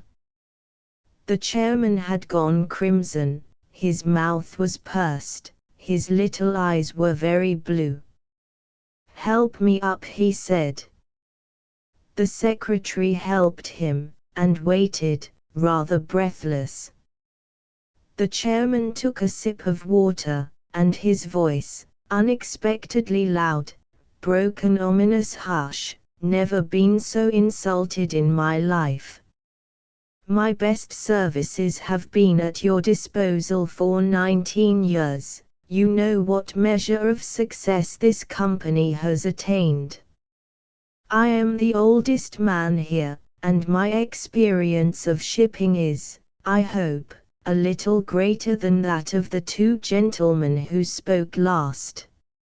I have done my best for you, ladies and gentlemen, and we shall see whether you are going to endorse an indictment of my judgment and of my honor, if I am to take the last speaker seriously. This purchase is for your good. There is a tide in the affairs of men, and I for one am not content, never have been, to stagnate. If that is what you want, however, by all means give your support to these gentlemen and have done with it. I tell you freights will go up before the end of the year. The purchase is a sound one, more than a sound one. I, at any rate, stand or fall by it. Refuse to ratify it, if you like. If you do, I shall resign. He sank back into his seat.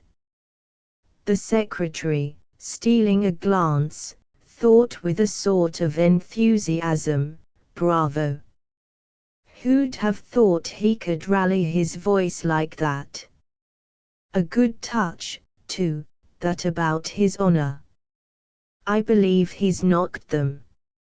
It's still Dicky, though, if that fellow at the back gets up again, the old chap can't work that stop a second time. Ah! Here was old Apple Pie on his hind legs. That was all right. I do not hesitate to say that I am an old friend of the chairman. We are, many of us, old friends of the chairman, and it has been painful to me, and I doubt not to others, to hear an attack made on him. If he is old in body, he is young in mental vigor and courage. I wish we were all as young. We ought to stand by him, I say, we ought to stand by him. Here, here, here, here. And the secretary thought, that's done it. And he felt a sudden odd emotion, watching the chairman bobbing his body, like a wooden toy, at old Appleby, and old Appleby bobbing back. Then, seeing a shareholder close to the door get up, thought, who's that? I know his face. Ah! Yes, Ventnor, the solicitor. He's one of the chairman's creditors that are coming again this afternoon. What now? I can't agree that we ought to let sentiment interfere with our judgment in this matter. The question is simply, how are our pockets going to be affected? I came here with some misgivings, but the attitude of the chairman has been such as to remove them, and I shall support the proposition. The secretary thought, that's all right, only, he said it rather queerly, rather queerly. Then, after a long silence, the chairman, without rising, said, I move the adoption of the report and accounts. I second that. Those in favor signify the same in the usual way. Contrary. Carried. The secretary noted the dissentients, 6 in number, and that Mr. Westgate did not vote.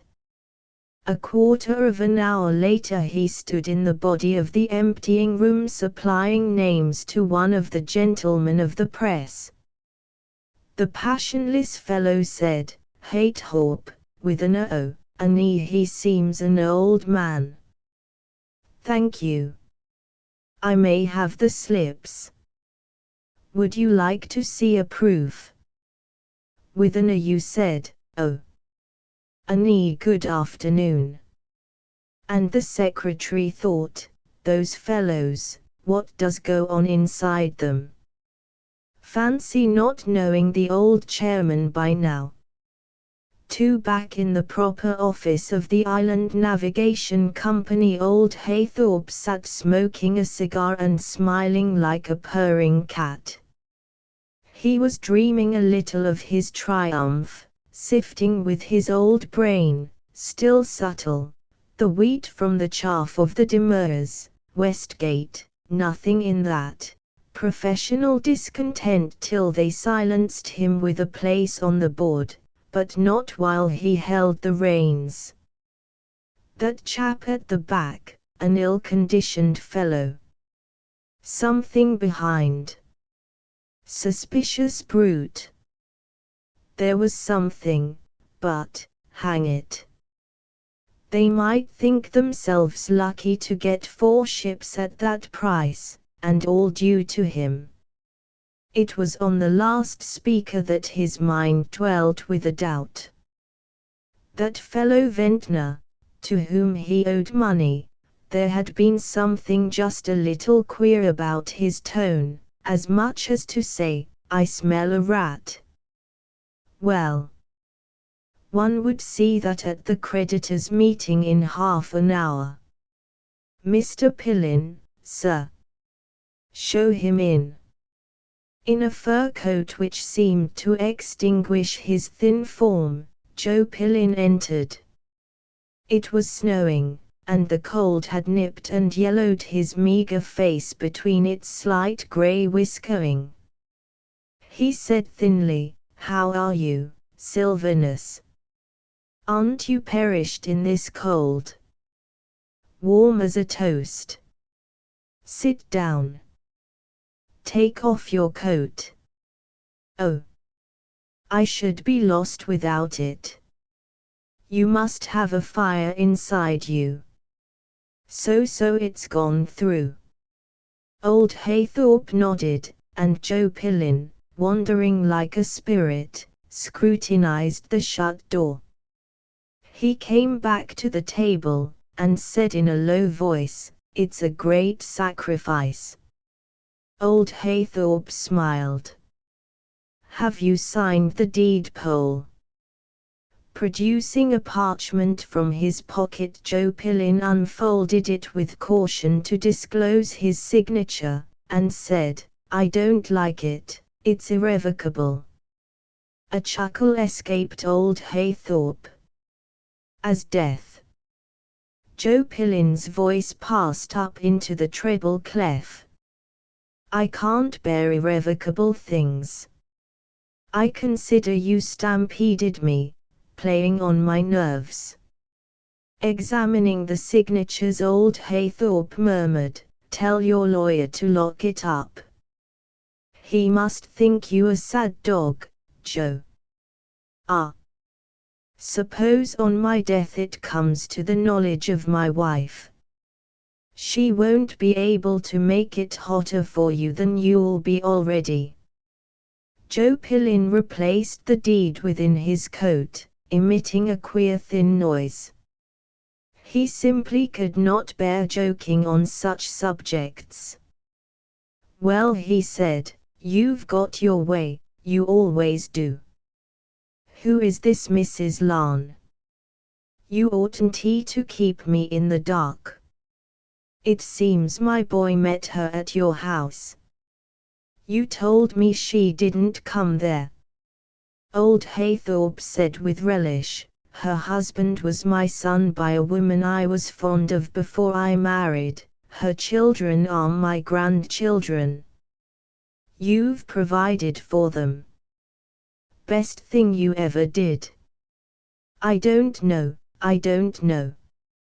I'm sorry you told me. It makes it all the more doubtful. As soon as the transfer's complete, I shall get away abroad. This cold's killing me. I wish you'd give me your recipe for keeping warm. Get a new inside." Joe Pillin regarded his old friend with a sort of yearning. "And yet," he said, "I suppose, with your full-blooded habit, your life hangs by a thread, doesn't it?" "A stout one, my boy. Well, goodbye, Sylvanus. You're a job's comforter, I must be getting home." He put on his hat, and, lost in his fur coat, passed out into the corridor. On the stairs he met a man who said, "How do you do, Mr. Pillin? I know your son. Been seeing the chairman. I see your sale's gone through all right. I hope that'll do us some good, but I suppose you think the other way. Peering at him from under his hat, Joe Pillin said, Mr. Ventnor, I think. Thank you. It's very cold, isn't it? And, with that cautious remark, he passed on down. Alone again, old Haythorpe thought, by George. What a wavering, quavering, thread-paper of a fellow. What misery life must be to a chap like that. He walks in fear, he wallows in it. Poor devil. And a curious feeling swelled his heart, of elation, of lightness such as he had not known for years. Those two young things were safe now from penury, safe. After dealing with those infernal creditors of his, he would go round and have a look at the children. With 120 a year the boy could go into the army, best place for a young scamp like that. The girl would go off like hot cakes, of course, but she needn't take the first calf that came along. As for their mother, she must look after herself. Nothing under 2,000 a year would keep her out of debt. But trust her for wheedling and bluffing her way out of any scrape. Watching his cigar smoke curl and disperse, he was conscious of the strain he had been under these last 6 weeks, aware suddenly of how greatly he had balked at thought of today's general meeting. Yes. It might have turned out nasty. He knew well enough the forces on the board, and off, who would be only too glad to shelve him. If he were shelved here, his other 2 companies would be sure to follow suit, and bang would go every penny of his income. He would be a pauper dependent on that holy woman. Well, safe now for another year if he could stave off these sharks once more. It might be a harder job this time, but he was in luck, and it must hold. And taking a luxurious pull at his cigar, he rang the handbill. Bring 'em in here, Mr. Farrany. And let me have a cup of China tea as strong as you can make it. Yes, sir. Will you see the proof of the press report, or will you leave it to me? To you. Yes, sir. It was a good meeting, wasn't it? Old Haythorpe nodded. Wonderful how your voice came back just at the right moment. I was afraid things were going to be difficult. The insult did it, I think. It was a monstrous thing to say. I could have punched his head. Again old Haythorpe nodded, and, looking into the secretary's fine blue eyes, he repeated, Bring 'em in. The lonely minute before the entrance of his creditors passed in the thought, so that's how it struck him. Short shrift I should get if it came out. The gentlemen, who numbered 10 this time, bowed to their debtor, evidently wondering why the deuce they troubled to be polite to an old man who kept them out of their money. Then, the secretary reappearing with a cup of China tea, they watched while their debtor drank it. The feat was tremulous. Would he get through without spilling it all down his front, or choking? To those unaccustomed to his private life it was slightly miraculous. He put the cup down empty, tremblingly removed some yellow drops from the little white tuft below his lip, refit his cigar, and said, No use beating about the bush, gentlemen, I can offer you 1,400 a year so long as I live and hold my directorships, and not a penny more. If you can't accept that, you must make me bankrupt and get about 6p in the pound. My qualifying shares will fetch a couple of thousand at market price. I own nothing else. The house I live in, and everything in it, barring my clothes, my wine, and my cigars, belong to my daughter under a settlement 15 years old. My solicitors and bankers will give you every information. That's the position in a nutshell. In spite of business habits, the surprise of the 10 gentlemen was only partially concealed. A man who owed them so much would naturally say he owned nothing, but would he refer them to his solicitors and bankers unless he were telling the truth? Then Mr. Ventnor said, "Will you submit your passbooks?" "No, but I'll authorize my bankers to give you a full statement of my receipts for the last 5 years, longer, if you like." The strategic stroke of placing the 10 gentlemen round the board table had made it impossible for them to consult freely without being overheard, but the low-voiced transference of thought travelling round was summed up at last by Mr. Brownbee.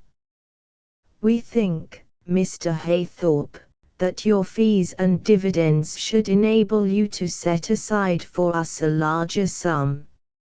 1,600, in fact, is what we think you should give us yearly. Representing, as we do, £16,000, the prospect is not cheering, but we hope you have some good years before you yet. We understand your income to be £2,000. Old Haythorpe shook his head. £1,930 in a good year. Must eat and drink, must have a man to look after me, not as active as I was. Can't do on less than £500. 1,400's all I can give you, gentlemen. It's an advance of £200. That's my last word." The silence was broken by Mr. Ventnor. "And it's my last word that I'm not satisfied. If these other gentlemen accept your proposition, I shall be forced to consider what I can do on my own account." The old man stared at him, and answered, "Oh, you will, sir, we shall see." The others had risen and were gathered in a knot at the end of the table. Old Haythorpe and Mr. Ventnor alone remained seated. The old man's lower lip projected till the white hairs below stood out like bristles. "You ugly dog," he was thinking, "you think you've got something up your sleeve? Well, do your worst." The ugly dog rose abruptly and joined the others. And old Haythorpe closed his eyes, sitting perfectly still, with his cigar, which had gone out, sticking up between his teeth. Mr. Brownbee, turning to voice the decision come to, cleared his throat. "Mr. Haythorpe," he said, "if your bankers and solicitors bear out your statements, we shall accept your offer faute demio, in consideration of your—" But meeting the old man's eyes, which said so very plainly, "Blow your consideration," he ended with a stammer, "perhaps you will kindly furnish us with the authorization you spoke of." Old Haythorpe nodded, and Mr. Brownbee, with a little bow, clasped his hat to his breast and moved towards the door. The 9 gentlemen followed. Mr. Ventnor, bringing up the rear, turned and looked back. but the old man's eyes were already closed again. The moment his creditors were gone, old Haythorpe sounded the handbell. "Help me up, Mr. Farrany. That vintner, what's his holding?" "Quite small. Only 10 shares, I think." "Ah. What time is it?" "4:45, sir." "Get me a taxi." After visiting his bank and his solicitors, he struggled once more into his cab and caused it to be driven towards Millicent Villas. A kind of sleepy triumph permeated his whole being, bumped and shaken by the cab's rapid progress. So he was free of those sharks now, so long as he could hold on to his companies, and he would still have 100 a year or more to spare for Rosamond and her youngsters. He could live on 400, or even 350, without losing his independence, for there would be no standing life in that holy woman's house unless he could pay his own scot. A good day's work. The best for many a long month. The cab stopped before the villa. 3. There are rooms which refuse to give away their owners, and rooms which seem to say, they really are like this. Of such was Rosamond Lance, a sort of permanent confession, seeming to remark to anyone who entered, her taste.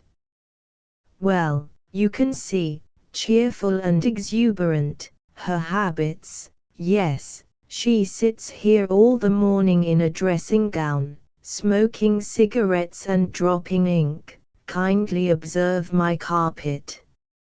Notice the piano, it has a look of coming and going, according to the exchequer. This very deep cushioned sofa is permanent, however. The watercolors on the walls are safe, too, there by herself. Mark the scent of mimosa, she likes flowers, and likes them strong. No clock, of course. Examine the bureau, she is obviously always ringing for the drumstick and saying, 'Where's this, Ellen, and where's that? You naughty girl, you've been tidying. Cast an eye on that pile of manuscript. She has evidently a genius for composition, it flows off her pen, like Shakespeare, she never blots a line. See how she's had the electric light put in, instead of that horrid gas, but try and turn either of them on, you can't. Last quarter isn't paid, of course, and she uses an oil lamp, you can tell that by the ceiling. The dog over there, who will not answer to the name of Carmen, a Pekingese spaniel like a little gin, all prominent eyes rolling their blacks, and no nose between. Yes, Carmen looks as if she didn't know what was coming next. She's right, it's a pet and slap again life. Consider, too, the fittings of the tea tray, rather soiled, though not quite tin, but I say unto you that no millionaires in all its glory ever had a liqueur bottle on it. When old Haythorpe entered this room, which extended from back to front of the little house, preceded by the announcement Mr. Aesop, it was resonant with a very clatter-bodden-diggo of noises, from Phyllis playing the mashich, from the boy Jock on the hearthrug, emitting at short intervals the most piercing notes from an ocarina, from Mrs. Larne on the sofa, talking with her trailing volubility to Bob Pillin, from Bob Pillin muttering, "Yes. Kite. Yes," and gazing at Phyllis over his collar. And, on the window sill, as far as she could get from all this noise, The little dog Carmen was rolling her eyes. At sight of their visitor, Jock blew one rending screech, and bolting behind the sofa, placed his chin on its top, so that nothing but his round pink unmoving face was visible, and the dog Carmen tried to climb the blind cord.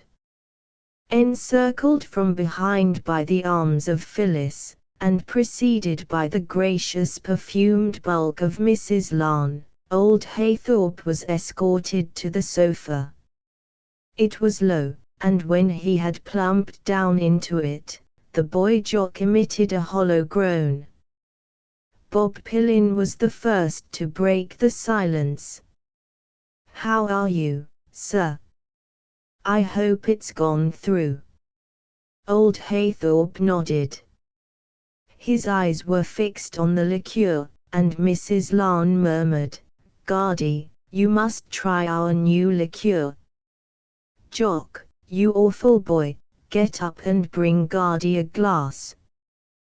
The boy Jock approached the tea table, took up a glass, put it to his eye and filled it rapidly. "You horrible boy, you could see that glass has been used."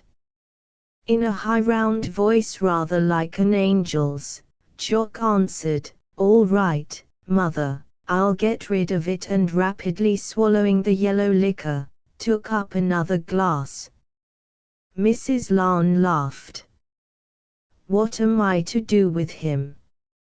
A loud shriek prevented a response. Phyllis, who had taken her brother by the ear to lead him to the door, let him go to clasp her injured self. Bob Pillin went hastening towards her, and following the young man with her chin, Mrs. Larn said, smiling, "Aren't those children awful? He's such a nice fellow. We like him so much, Guardy."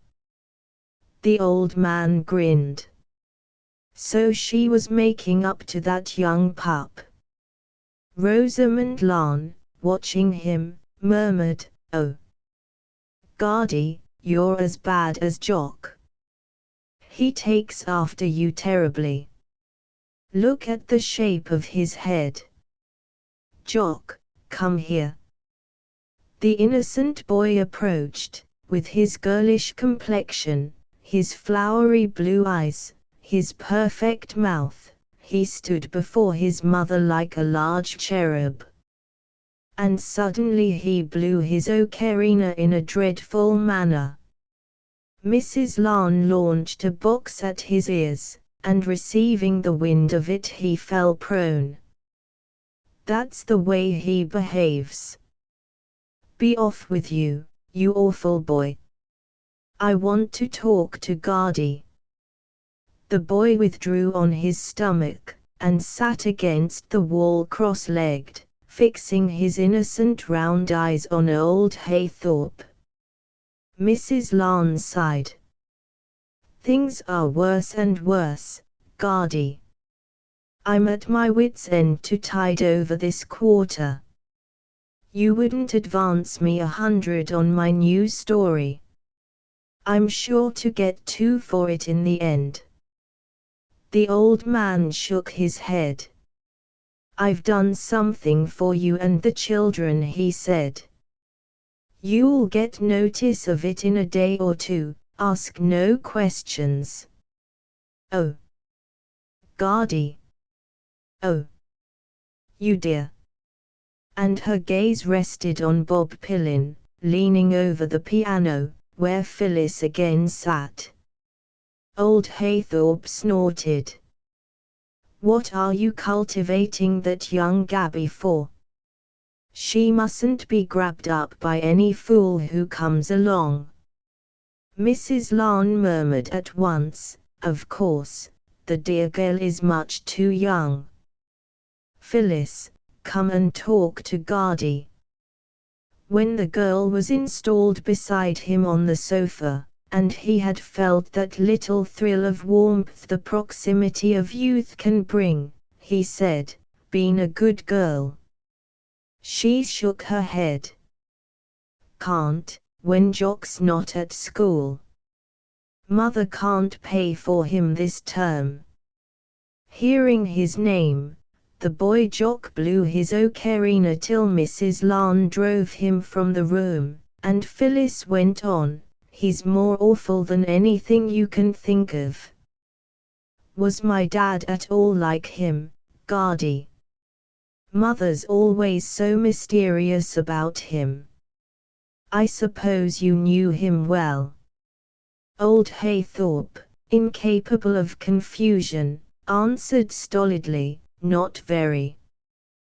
"Who was his father?" "I don't believe even Mother knows. Man about town in my day." "Oh, your day must have been jolly. Did you wear peg-top trousers, and Dundrearies?" Old Haythorpe nodded. "What larks! And I suppose you had lots of adventures with opera dancers and gambling. The young men are all so good now." Her eyes rested on Bob Pillin. "That young man's a perfect stick of goodness." Old Haythorpe grunted. "You wouldn't know how good he was," Phyllis went on musingly, "unless you'd sat next him in a tunnel. The other day he had his waist squeezed and he simply sat still and did nothing. And then when the tunnel ended, it was Jock after all, not me. His face was, oh. Ah. Ha. Ha. Ah. Ha." She threw back her head, displaying all her white, round throat. Then edging near, she whispered, "He likes to pretend, of course, that he's fearfully lively. He's promised to take Mother and me to the theatre and supper afterwards. Won't it be scrummy? Only, I haven't anything to go in." Old Haythorpe said, "What do you want?" "Irish poplin." Her mouth opened wide, "Oh. Guardy.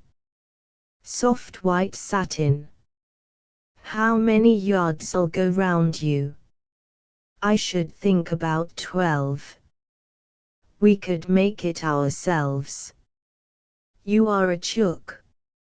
A scent of hair, like hay, enveloped him, her lips bobbed against his nose, and there came a feeling in his heart as when he rolled the first sip of a special wine against his palate. This little house was a rum-to-two affair, her mother was a humbug, the boy a cheeky young rascal, but there was a warmth here he never felt in that big house which had been his wife's and was now his holy daughter's. And once more he rejoiced at his day's work, and the success of his breach of trust, which put some little ground beneath these young feet, in a hard and unscrupulous world. Phyllis whispered in his ear, "Guardy, do look, he will stare at me like that. Isn't it awful, like a boiled rabbit?" Bob Pillin, attentive to Mrs. Larn, was gazing with all his might over her shoulder at the girl. The young man was moonstruck, that was clear. There was something almost touching in the stare of those puppy dog's eyes. And he thought, young beggar, wish I were his age. The utter injustice of having an old and helpless body, when your desire for enjoyment was as great as ever. They said a man was as old as he felt. Fools. A man was as old as his legs and arms, and not a day younger. He heard the girl beside him utter a discomfortable sound, and saw her face cloud as if tears were not far off. She jumped up, and going to the window, lifted the little dog and buried her face in its brown and white fur. Old Haythorpe thought, she sees that her humbugging mother is using her as a decoy. But she had come back, and the little dog, rolling its eyes horribly at the strange figure on the sofa, in a desperate effort to escape succeeded in reaching her shoulder, where it stayed perched like a cat, held by one paw and trying to back away into space. Old Haythorpe said abruptly, "Are you very fond of your mother?" "Of course I am, Guardy. I adore her. Listen to me. When you come of age or marry, you'll have 120 a year of your own that you can't get rid of. Don't ever be persuaded into doing what you don't want. And remember, your mother's a sieve, no good giving her money. Keep what you'll get for yourself, it's only a pittance, and you'll want it all, every penny." Phyllis's eyes had opened very wide, so that he wondered if she had taken in his words. "Oh, isn't money horrible, Guardy? The want of it? No, it's beastly altogether. If only we were like birds. Or if one could put out a plate overnight, and have just enough in the morning to use during the day." Old Haythorpe sighed. "There's only one thing in life that matters, independence. Lose that, and you lose everything. That's the value of money. Help me up." Phyllis stretched out her hands, and the little dog, running down her back, resumed its perch on the window sill, close to the blind cord. Once on his feet, old Haythorpe said, "Give me a kiss. You'll have your satin tomorrow."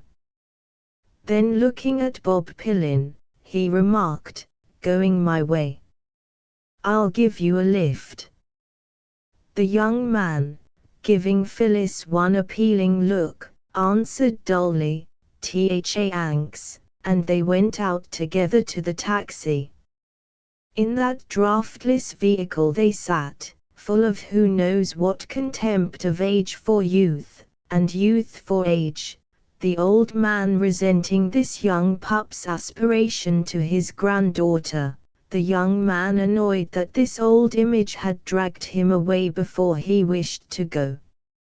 Old Haythorpe said at last, "Well." Thus expected to say something, Bob Pillin muttered, "Glad your meeting went off well, sir. You scored a triumph, I should think." "Why?" "Oh, I don't know. I thought you had a good bit of opposition to contend with." Old Haythorpe looked at him. "Your grandmother," he said, then, with his habitual instinct of attack, added, "You make the most of your opportunities, I see." At this rude assault Bob Pillin's red-cheeked face assumed a certain dignity. "I don't know what you mean, sir. Mrs. Larne is very kind to me. No doubt. But don't try to pick the flowers." Thoroughly upset, Bob Pillin preserved a dogged silence. This fortnight, since he had first met Phyllis in old Haythorpe's hall, had been the most singular of his existence up to now. He would never have believed that a fellow could be so quickly and completely bold, could succumb without a kick, without even wanting to kick. To one with his philosophy of having a good time and never committing himself too far, it was in the nature of a fair knockout and yet so pleasurable, except for the wear and tear about one's chances. If only he knew how far the old boy really counted in the matter.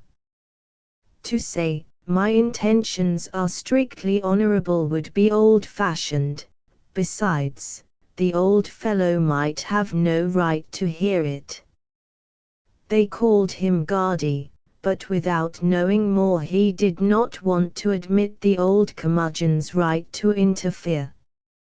Are you a relation of theirs, sir? Old Haythorpe nodded. Bob Pillin went on with desperation, I should like to know what your objection to me is. The old man turned his head so far as he was able, a grim smile bristled the hairs about his lips, and twinkled in his eyes. What did he object to? Why, everything. Object to? That sleek head, those puppy dog eyes, fattish red cheeks, high collars, pearl pin, spats, and drawl pa. The imbecility, the smugness of his mug, no go, no devil in any of his sort, in any of these fish-veined, coddled-up young bloods, nothing but playing for safety. And he wheezed out, milk and water masquerading as port wine. Bob Pillin frowned. It was almost too much for the composure even of a man of the world. That this paralytic old fellow should express contempt for his virility was really the last thing in jests. Luckily he could not take it seriously. But suddenly he thought, what if he really has the power to stop my going there, and means to turn them against me? And his heart quailed. Awfully sorry, sir, he said, if you don't think I'm wild enough. Anything I can do for you in that line? The old man grunted, and realizing that he had been quite witty, Bob Pillin went on, I know I'm not in debt, no entanglements, got a decent income, pretty good expectations and all that, but I can soon put that all right if I'm not fit without. It was perhaps his first attempt at irony, and he could not help thinking how good it was. But old Haythorpe preserved a deadly silence. He looked like a stuffed man, a regular Aunt Sally sitting there, with the fixed red in his cheeks, his stivered hair, square block of a body, and no neck that you could see, only wanting the pipe in his mouth. Could there really be danger from such an old idol? The idol spoke, I'll give you a word of advice. Don't hang round there, or you'll burn your fingers. Remember me to your father. Good night. The taxi had stopped before the house in Sefton Park. An insensate impulse to remain seated and argue the point fought in Bob Pillin with an impulse to leap out, shake his fist in at the window, and walk off. He merely said, however, thanks for the lift.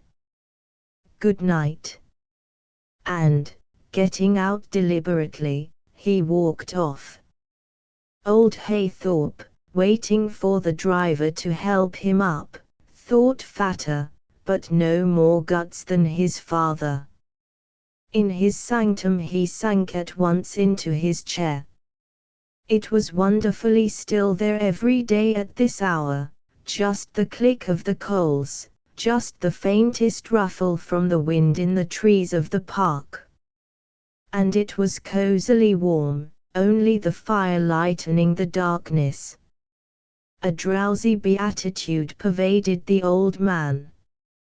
A good day's work. A triumph, that young pup had said.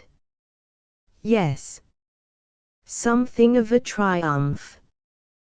He had held on, and won. And dinner to look forward to, yet. A nap, a nap. And soon, rhythmic, soft, sonorous, his breathing rose, with now and then that pathetic twitching of the old who dream. 3-1 When Bob Pillin emerged from the little front garden of 23 Millicent Villas 10 days later, his sentiments were ravelled, and he could not get hold of an end to pull straight the stuff of his mind. He had found Mrs. Larne and Phyllis in the sitting room, and Phyllis had been crying. He was sure she had been crying, and that memory still infected the sentiments evoked by later happenings. Old Haythorpe had said, "You'll burn your fingers."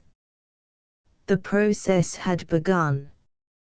Having sent her daughter away on a pretext really a bit too thin, Mrs. Larne had installed him beside her scented bulk on the sofa, and poured into his ear such a tale of monetary woe and entanglement, such a mass of present difficulties and rosy prospects, that his brain still whirled, and only one thing emerged clearly: that she wanted £50, which she would repay him on quarter-day, for their guardian had made a settlement by which, until the dear children came of age, she would have £60 every quarter.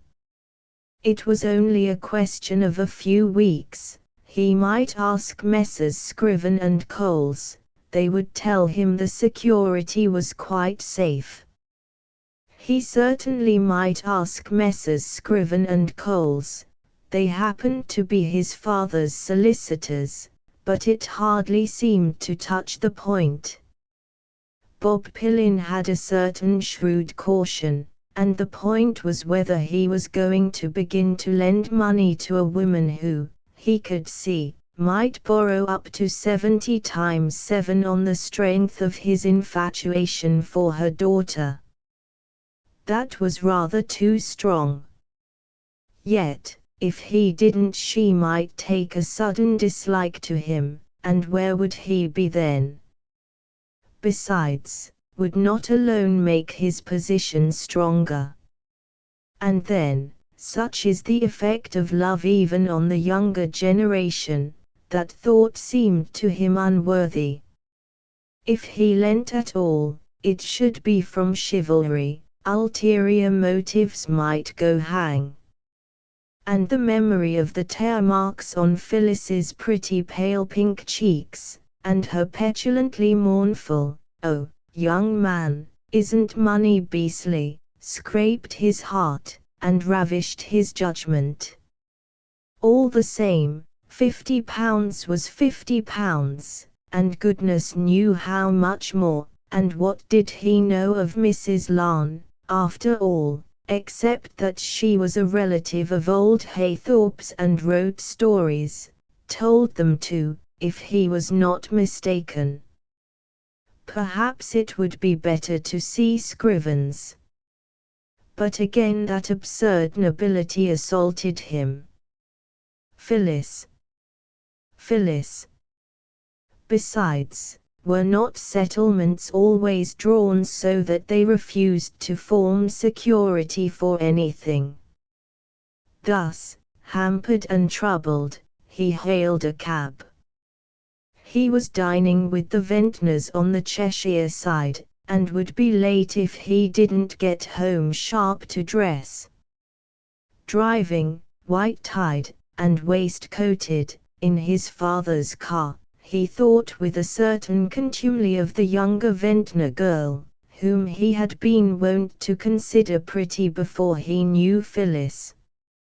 And seated next her at dinner, he quite enjoyed his new sense of superiority to her charms, and the ease with which he could chaff and be agreeable.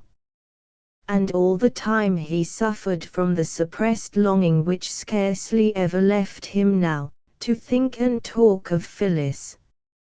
Ventnor's fizz was good and plentiful, his old Madeira absolutely first chop, and the only other man present a teetotal curate, who withdrew with the ladies to talk his parish shop. Favored by these circumstances, and the perception that Ventnor was an agreeable fellow, Bob Pillin yielded to his secret itch to get near the subject of his affections. "Do you happen," he said airily, "to know a Mrs. Larn, relative of old Haythorpe's, rather a handsome woman? She writes stories." Mr. Ventnor shook his head. A closer scrutiny than Bob Pillin's would have seen that he also moved his ears. Of old Haythorpe's. Didn't know he had any, except his daughter, and that son of his in the Admiralty. Bob Pillin felt the glow of his secret hobby spreading within him.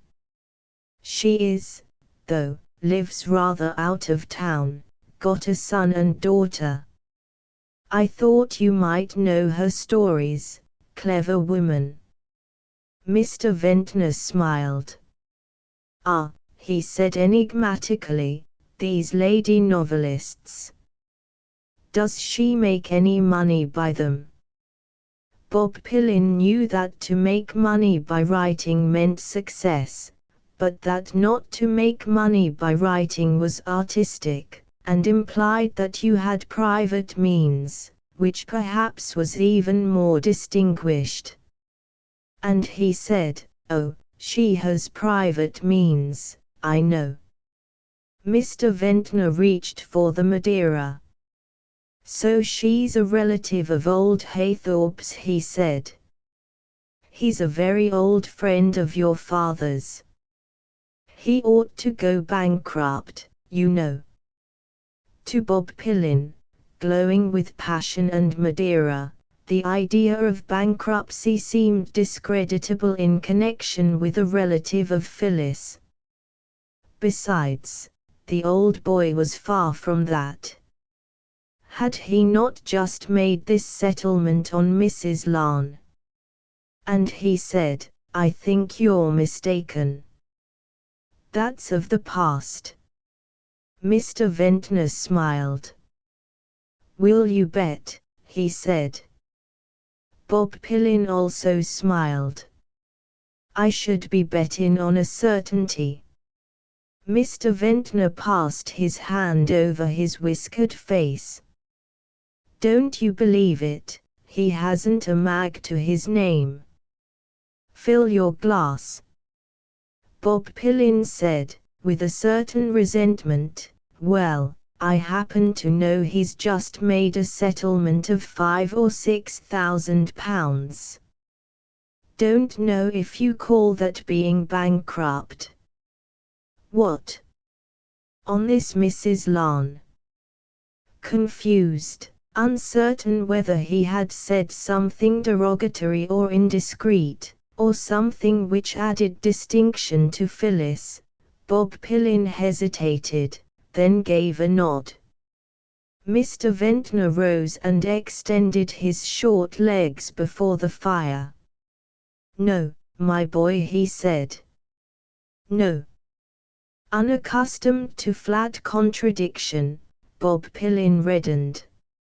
"I'll bet you a tenner." "Ask Scrivens." Mr. Ventnor ejaculated, "Scrivens? But they're not." Then, staring rather hard, he added, "I won't bet." "You may be right. Scrivens are your father's solicitors too, aren't they? Always been sorry he didn't come to me. Shall we join the ladies?" And to the drawing room he preceded a young man more uncertain in his mind than on his feet. Charles Ventnor was not one to let you see that more was going on within than met the eye. But there was a good deal going on that evening, and after his conversation with young Bob he had occasion more than once to turn away and rub his hands together. When, after that second creditors' meeting, he had walked down the stairway which led to the offices of the Island Navigation Company, he had been deep in thought. Short, squarely built, rather stout, with moustache and large mutton chop whiskers of a red-brown, and a faint floridity in face and dress. He impressed at first sight only by a certain truly British vulgarity. One felt that here was a hail fellow, well-met man who liked lunch and dinner, went to Scarborough for his summer holidays, sat on his wife, took his daughters out in a boat and was never sick. One felt that he went to church every Sunday morning, looked upwards as he moved through life, disliked the unsuccessful, and expanded with his second glass of wine. But then a clear look into his well-clothed face and red-brown eyes would give the feeling, there's something full views here, he might be a bit too foxy. A third look brought the thought, he's certainly a bully. He was not a large creditor of old Haythorpe. With interest on the original, he calculated his claim at £300, unredeemed shares in that old Ecuador mine. But he had waited for his money 8 years, and could never imagine how it came about that he had been induced to wait so long. There had been, of course, for one who liked big pots, a certain glamour about the personality of old Haythorpe, still a bit of a swell in shipping circles, and a bit of an aristocrat in Liverpool. But during the last year Charles Ventnor had realized that the old chap's star had definitely set. When that happens, of course, there is no more glamour, and the time has come to get your money. Weakness in oneself and others is despicable. Besides, he had food for thought, and descending the stairs he chewed it. He smelled a rat, creatures for which both by nature and profession he had a nose. Through Bob Pillin, on whom he sometimes dwelt in connection with his younger daughter, he knew that old Pillin and old Haythorpe had been friends for 30 years and more. That, to an astute mind, suggested something behind this sale. The thought had already occurred to him when he read his copy of the report. A commission would be a breach of trust, of course, but there were ways of doing things. The old chap was devilish hard-pressed, and human nature was human nature. His lawyerish mind habitually put 2 and 2 together. The old fellow had deliberately appointed to meet his creditors again just after the general meeting which would decide the purchase, had said he might do something for them then. Had that no significance? In these circumstances Charles Ventnor had come to the meeting with eyes wide open and mouth tight closed. And he had watched. It was certainly remarkable that such an old and feeble man, with no neck at all, who looked indeed as if he might go off with apoplexy any moment, should actually say that he stood or fell by this purchase, knowing that if he fell he would be a beggar. Why should the old chap be so keen on getting it through? It would do him personally no good, unless, exactly. He had left the meeting, therefore, secretly confident that old Haythorpe had got something out of this transaction which would enable him to make a substantial proposal to his creditors. So that when the old man had declared that he was going to make none, something had turned sour in his heart, and he had said to himself, "All right, you old rascal. You don't know CV." The cavalier manner of that beggarly old rip, the defiant look of his deep little eyes, had put a polish on the rancor of one who prided himself on letting no man get the better of him. All that evening, seated on one side of the fire, while Mrs. Ventnor sat on the other, and the younger daughter played Gounod's serenade on the violin, he cogitated. And now and again he smiled, but not too much. He did not see his way as yet, but had little doubt that before long he would. It would not be hard to knock that chipped old idol off his perch. There was already a healthy feeling among the shareholders that he was past work and should be scrapped. The old chap should find that Charles V was not to be defied, that when he got his teeth into a thing, he did not let it go. By hook or crook he would have the old man off his boards, or his debt out of him as the price of leaving him alone. His life or his money, and the old fellow should determine which. With the memory of that defiance fresh within him, he almost hoped it might come to be the first, and turning to Mrs. Ventnor, he said abruptly, "Have a little dinner Friday week, and ask young Pillin and the curate." He specified the curate, a teetotaler, because he had 2 daughters, and males and females must be paired, but he intended to pack him off after dinner to the drawing-room to discuss parish matters while he and Bob Pillin sat over their wine. What he expected to get out of the young man he did not as yet know. On the day of the dinner, before departing for the office, he had gone to his cellar. Would 3 bottles of Perrier Jouet do the trick, or must he add one of the old Madeira? He decided to be on the safe side. A bottle or so of champagne went very little way with him personally, and young Pillin might be another. The Madeira having done its work by turning the conversation into such an admirable channel, he had cut it short for fear young Pillin might drink the lot or get wind of the rat. And when his guests were gone, and his family had retired, he stood staring into the fire, putting together the pieces of the puzzle. 5 or 6,000 pounds, 6 would be 10%. On 60. Exactly. Scrivens, young Pillin had said. But Crow and Donkin, not Scriven and Coles, were old Haythorpe's solicitors. What could that mean, save that the old man wanted to cover the tracks of a secret commission, and had handled the matter through solicitors who did not know the state of his affairs? But why Pillin's solicitors? With this sale just going through, it must look deuced fishy to them too.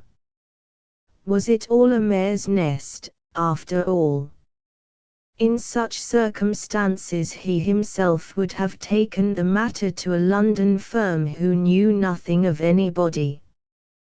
Puzzled, therefore, and rather disheartened, feeling too that touch of liver which was wont to follow his old Madeira, he went up to bed and woke his wife to ask her why the dickens they couldn't always have soup like that. Next day he continued to brood over his puzzle, and no fresh light came, but having a matter on which his firm and Scrivens were in touch, he decided to go over in person, and see if he could surprise something out of them. Feeling, from experience, that any really delicate matter would only be entrusted to the most responsible member of the firm, he had asked to see Scriven himself, and just as he had taken his hat to go, he said casually, "By the way, you do some business for old Mr. Haythorpe, don't you?" Scriven, raising his eyebrows a little, murmured, no, in exactly the tone Mr. Ventnor himself used when he wished to imply that though he didn't as a fact do business, he probably soon would. He knew therefore that the answer was a true one. And nonplussed, he hazarded, "Oh, I thought you did, in regard to a Mrs. Larne." This time he had certainly drawn blood of sorts, for down came Scriven's eyebrows, and he said, "Mrs. Larne, we know a Mrs. Larne, but not in that connection." "Why?" "Oh, young Pillin told me, young Pillin." "Why, it's his, dash." A little pause, and then, "Old Mr. Haythorpe's solicitors are Crow and Donkin, I believe." Mr. Ventnor held out his hand. "Yes, yes," he said, "goodbye. Glad to have got that matter settled." Up and out he went, and down the street, important, smiling. By George! He had got it. "It's his father," Scriven had been going to say. "What a plant!" "Exactly." "Oh, neat." Old Pillin had made the settlement direct, and the solicitors were in the dark. That disposed of his difficulty about them. No money had passed between old Pillin and old Haythorpe, not a penny. Oh, neat. But not neat enough for Charles Ventnor, who had that nose for rats. Then his smile died, and with a little chill he perceived that it was all based on supposition, not quite good enough to go on. What then? Somehow he must see this Mrs. Larne, or better, old Pillin himself. The point to ascertain was whether she had any connection of her own with Pillin. Clearly young Pillin didn't know of it, for, according to him, old Haythorpe had made the settlement. By Jove! That old rascal was deep. All the more satisfaction in proving that he was not as deep as CV. To unmask the old cheat was already beginning to seem in the nature of a public service. But on what pretext could he visit Pillin? A subscription to the Windet almshouses. That would make him talk in self-defense, and he would take care not to press the request to the actual point of getting a subscription. He caused himself to be driven to the Pillin residence in Sefton Park. Ushered into a room on the ground floor, heated in American fashion, Mr. Ventnor unbuttoned his coat. A man of sanguine constitution, he found this hothouse atmosphere a little trying. And having sympathetically obtained Joe Pillin's reluctant refusal, quite so. One could not indefinitely extend one's subscriptions even for the best of causes, he said gently. By the way, you know Mrs. Larne, don't you? The effect of that simple shot surpassed his highest hopes. Joe Pillin's face, never highly colored, turned a sort of gray. He opened his thin lips, shut them quickly, as birds do, and something seemed to pass with difficulty down his scraggy throat. The hollows, which nerve exhaustion delves in the cheeks of men whose cheekbones are not high, increased alarmingly. For a moment he looked deathly, then, moistening his lips, he said, "Larne, Larne." "No, I don't seem." Mr. Ventnor, who had taken care to be drawing on his gloves, murmured, "Oh, I thought, Your son knows her, a relation of old Haythorpe's, and he looked up. Joe Pillin had his handkerchief to his mouth. He coughed feebly, then with more and more vigor. I'm in very poor health, he said, at last. I'm getting abroad at once. This cold's killing me. What name did you say? And he remained with his handkerchief against his teeth. Mr. Ventnor repeated, Lon. Writes stories. Joe Pillin muttered into his handkerchief, Ali. H.M. No, no. My son knows all sorts of people. I shall have to try Mentone. Are you going? Goodbye. Goodbye. I'm sorry, Ha. My cough, Dot. Very distressing. Yeehees. My cough, Dot. Most distressing. Yeehees. Out in the drive, Mr. Ventnor took a deep breath of the frosty air. Not much doubt now. The two names had worked like charms. This weakly old fellow would make a pretty witness, would simply crumple under cross-examination. What a contrast to that hoary old sinner Haythorpe, whose brazenness nothing could affect. The rat was as large as life. And the only point was how to make the best use of it.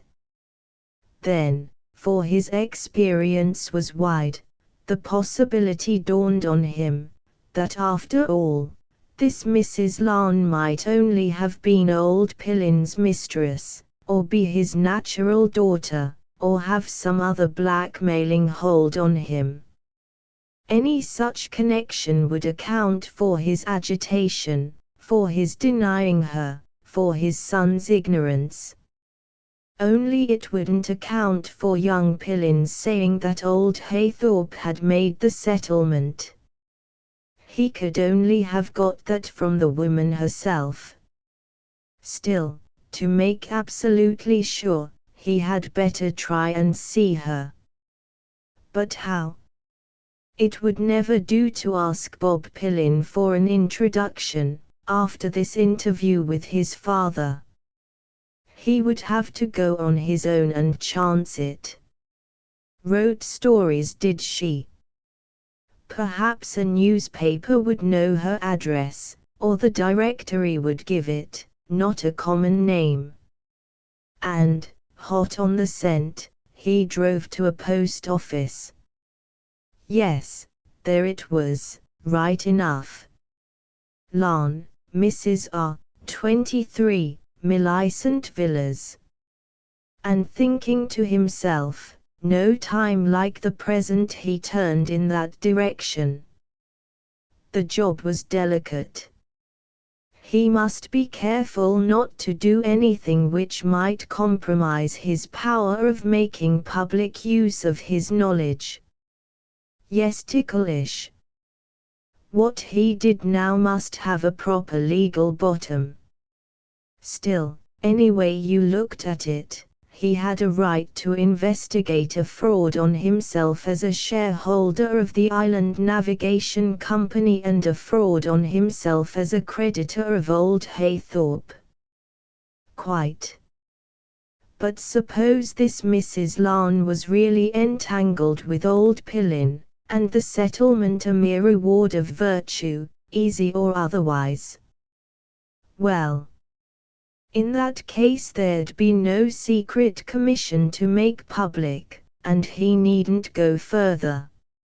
So that, in either event, he would be all right. Only, how to introduce himself? He might pretend he was a newspaper man wanting a story. No, that wouldn't do. He must not represent that he was what he was not, in case he had afterwards to justify his actions publicly, always a difficult thing, if you were not careful. At that moment there came into his mind a question Bob Pillin had asked the other night. By the way, you can't borrow on a settlement, can you? Isn't there generally some clause against it? Had this woman been trying to borrow from him on that settlement? But at this moment he reached the house, and got out of his cab still undecided as to how he was going to work the oracle. Impudence, constitutional and professional, sustained him in saying to the little maid, Mrs. Larn at home. Say Mr. Charles Ventnor, will you? His quick brown eyes took in the apparel of the passage which served for hall, the deep blue paper on the walls, lilac-patterned curtains over the doors, the well-known print of a nude young woman looking over her shoulder, and he thought, H.M. distinctly tasty. They noted, too, a small brown and white dog cowering in terror at the very end of the passage, and he murmured affably, Fluffy. Come here, Fluffy, till Carmen's teeth chattered in her head. Will you come in, sir? Mr. Ventnor ran his hand over his whiskers, and, entering a room, was impressed at once by its air of domesticity. On a sofa a handsome woman and a pretty young girl were surrounded by sewing apparatus and some white material. The girl looked up, but the elder lady rose. Mr. Ventnor said easily, you know my young friend, Mr. Robert Pillin, I think. The lady, whose bulk and bloom struck him to the point of admiration, murmured in a full, sweet drawl, oh. Yes. Are you from Messrs. Scrivens? With the swift reflection, as I thought. Mr. Ventnor answered, not exactly. I am a solicitor though, came just to ask about a certain settlement that Mr. Pillin tells me you're entitled under. Phyllis dear. Seeing the girl about to rise from underneath the white stuff, Mr. Ventnor said quickly, pray don't disturb yourself, just a formality. It had struck him at once that the lady would have to speak the truth in the presence of this third party, and he went on, quite recent, I think. This'll be your first interest on £6,000. Is that right? And at the limpid accent of that rich, sweet voice, he thought, fine woman, what eyes. Thank you, that's quite enough. I can go to Scrivens for any detail. Nice young fellow, Bob Pillin, isn't he? He saw the girl's chin tilt, and Mrs. Larn's full mouth curling in a smile. Delightful young man, we're very fond of him. And he proceeded, I'm quite an old friend of his, have you known him long? Oh, no. How long, Phyllis, since we met him at Gardis? About a month. But he's so unaffected, quite at home with us. A nice fellow. Mr. Ventnor murmured, very different from his father, isn't he? Is he? We don't know his father, he's a shipowner, I think. Mr. Ventnor rubbed his hands. Yes, he said, just giving up, a warm man. Young Pillin's a lucky fellow, only son. So you met him at old Mr. Haythorpe's. I know him too, relation of yours, I believe. Our dear Guardy, such a wonderful man. Mr. Ventnor echoed, wonderful, regular old Roman. Oh, but he's so kind. Mrs. Larne lifted the white stuff. Look what he's given this naughty girl. Mr. Ventnor murmured, charming. Charming. Bob Pillin said, I think that Mr. Haythorpe was your settler. One of those little clouds which visit the brows of women who have owed money in their time passed swiftly athwart Mrs. Larne's eyes. For a moment they seemed saying, don't you want to know too much? Then they slid from under it. Won't you sit down, she said. You must forgive our being at work. Mr. Ventnor, who had need of sorting his impressions, shook his head. Thank you, I must be getting on. Then Messrs. Scriven can, a mere formality. Goodbye. Goodbye, Miss Larne. I'm sure the dress will be most becoming.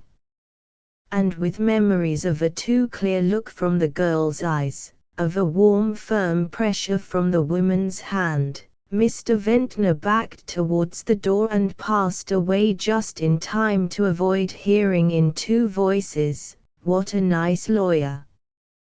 What a horrid man.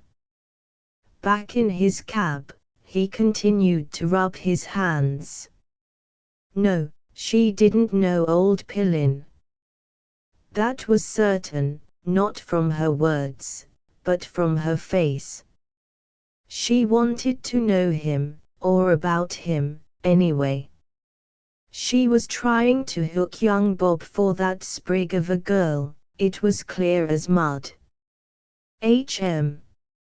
It would astonish his young friend to hear that he had called.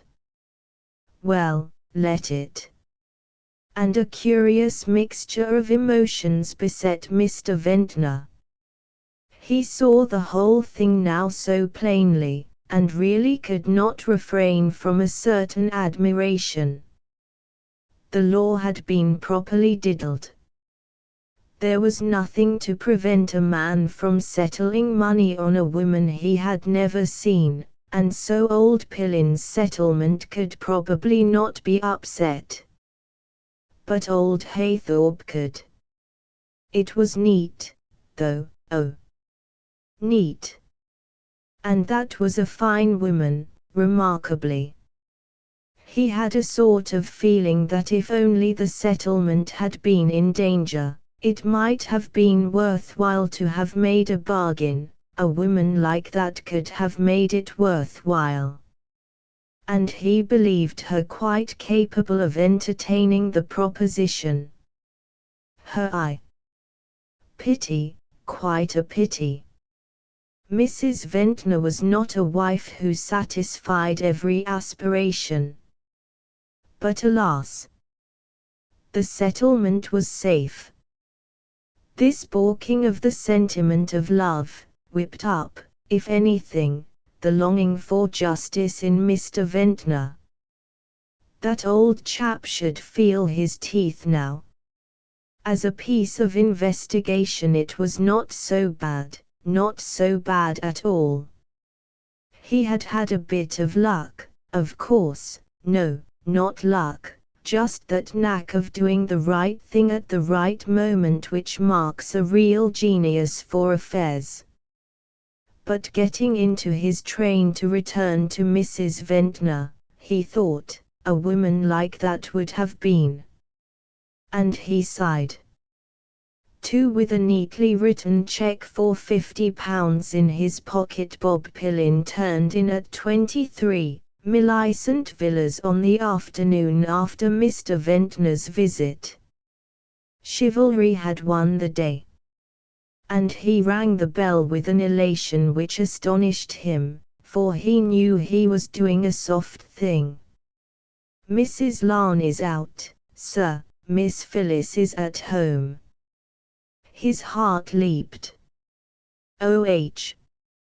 I'm sorry. I wonder if she'd see me. The little maid answered, I think she's been washing her hair, sir, but it may be dry by now. I'll see. Bob Pillin stood stock still beneath the young woman on the wall. He could scarcely breathe. If her hair were not dry, how awful! Suddenly he heard floating down a clear but smothered "Oh, Gefuselm," and other words which he could not catch. The little maid came running down. Miss Phyllis says, sir, she'll be with you in a jiffy. And I was to tell you that Master Jock is loose, sir. Bob Pillin answered thanks and passed into the drawing room. He went to the bureau, took an envelope, enclosed the check, and addressing it, Mrs. Larn, replaced it in his pocket. Then he crossed over to the mirror. Never till this last month had he really doubted his own face, but now he wanted for it things he had never wanted. It had too much flesh and color. It did not reflect his passion. This was a handicap. With a narrow white piping round his waistcoat opening, and a buttonhole of tuberoses, he had tried to repair its deficiencies. But do what he would, he was never easy about himself nowadays, never up to that pitch which could make him confident in her presence. And until this month to lack confidence had never been his wont. A clear, high, mocking voice said, "Oh, conceited young man." And spinning round he saw Phyllis in the doorway. Her light brown hair was fluffed out on her shoulders, so that he felt a kind of fainting sweet sensation, and murmured inarticulately, "Oh, I say, how jolly. Lawks. It's awful.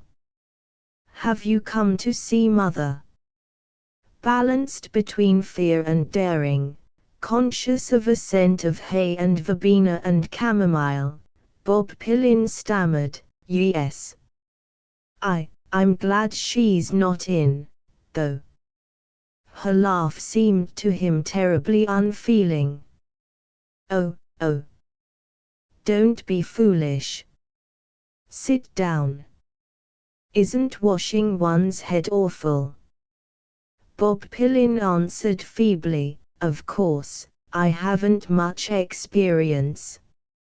Her mouth opened. "Oh, you aren't you?" And he thought desperately, dare I, oughtn't I, couldn't I somehow take her hand or put my arm round her, or something? Instead, he sat very rigid at his end of the sofa, while she sat lax and lissom at the other, and one of those crises of paralysis which beset would-be lovers fixed him to the soul.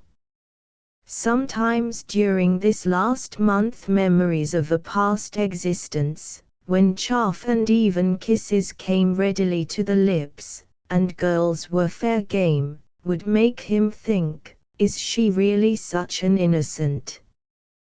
Doesn't she really want me to kiss her? Alas! Such intrusions lasted but a moment before a blast of awe and chivalry withered them, and a strange and tragic delicacy, like nothing he had ever known, resumed its sway. And suddenly he heard her say, "Why do you know such awful men?" "What? I don't know any awful men." "Oh yes, you do. One came here yesterday, he had whiskers, and he was awful." "Whiskers?" His soul revolted in disclaimer. "I believe I only know one man with whiskers, a lawyer." Yes, that was him, a perfectly horrid man. Mother didn't mind him, but I thought he was a beast. Ventnor came here. How do you mean? He did, about some business of yours, too. Her face had clouded over. Bob Pillin had of late been harassed by the stillborn beginning of a poem I wrote upon my way and saw a maid who watched me from the door. It never grew longer, and was prompted by the feeling that her face was like an April day. The cloud which came on it now was like an April cloud, as if a bright shower of rain must follow. Brushing aside the two distressful lines, he said, "Look here, Miss Larne, Phyllis, look here." "All right, I'm looking." "What does it mean? How did he come? What did he say?" She shook her head, and her hair quivered. The scent of chamomile, verbena, hay was wafted. Then looking at her lap, she muttered, "I wish you wouldn't, I wish Mother wouldn't, I hate it." "Oh. Money. Beastly, beastly," and a tearful sigh shivered itself into Bob Pillin's reddening ears. "I say, don't. And do tell me, because, oh, you know." I don't know anything at all." "I never." Phyllis looked up at him. "Don't tell fibs, you know Mother's borrowing money from you, and it's hateful." A desire to lie roundly, a sense of the cheque in his pocket, a feeling of injustice, the emotion of pity, and a confused and black astonishment about Ventnor, caused Bob Pillin to stammer, "Well, I'm D, and to miss the look which Phyllis gave him through her lashes, a look saying, "Ah, that's better. I am D. Look here. Do you mean to say that Ventnor came here about my lending money?" "I never said a word to him. There you see, you are lending." He clutched his hair. "We've got to have this out," he added. "Not by the roots." "Oh. You do look funny. I've never seen you with your hair untidy." "Oh. Oh."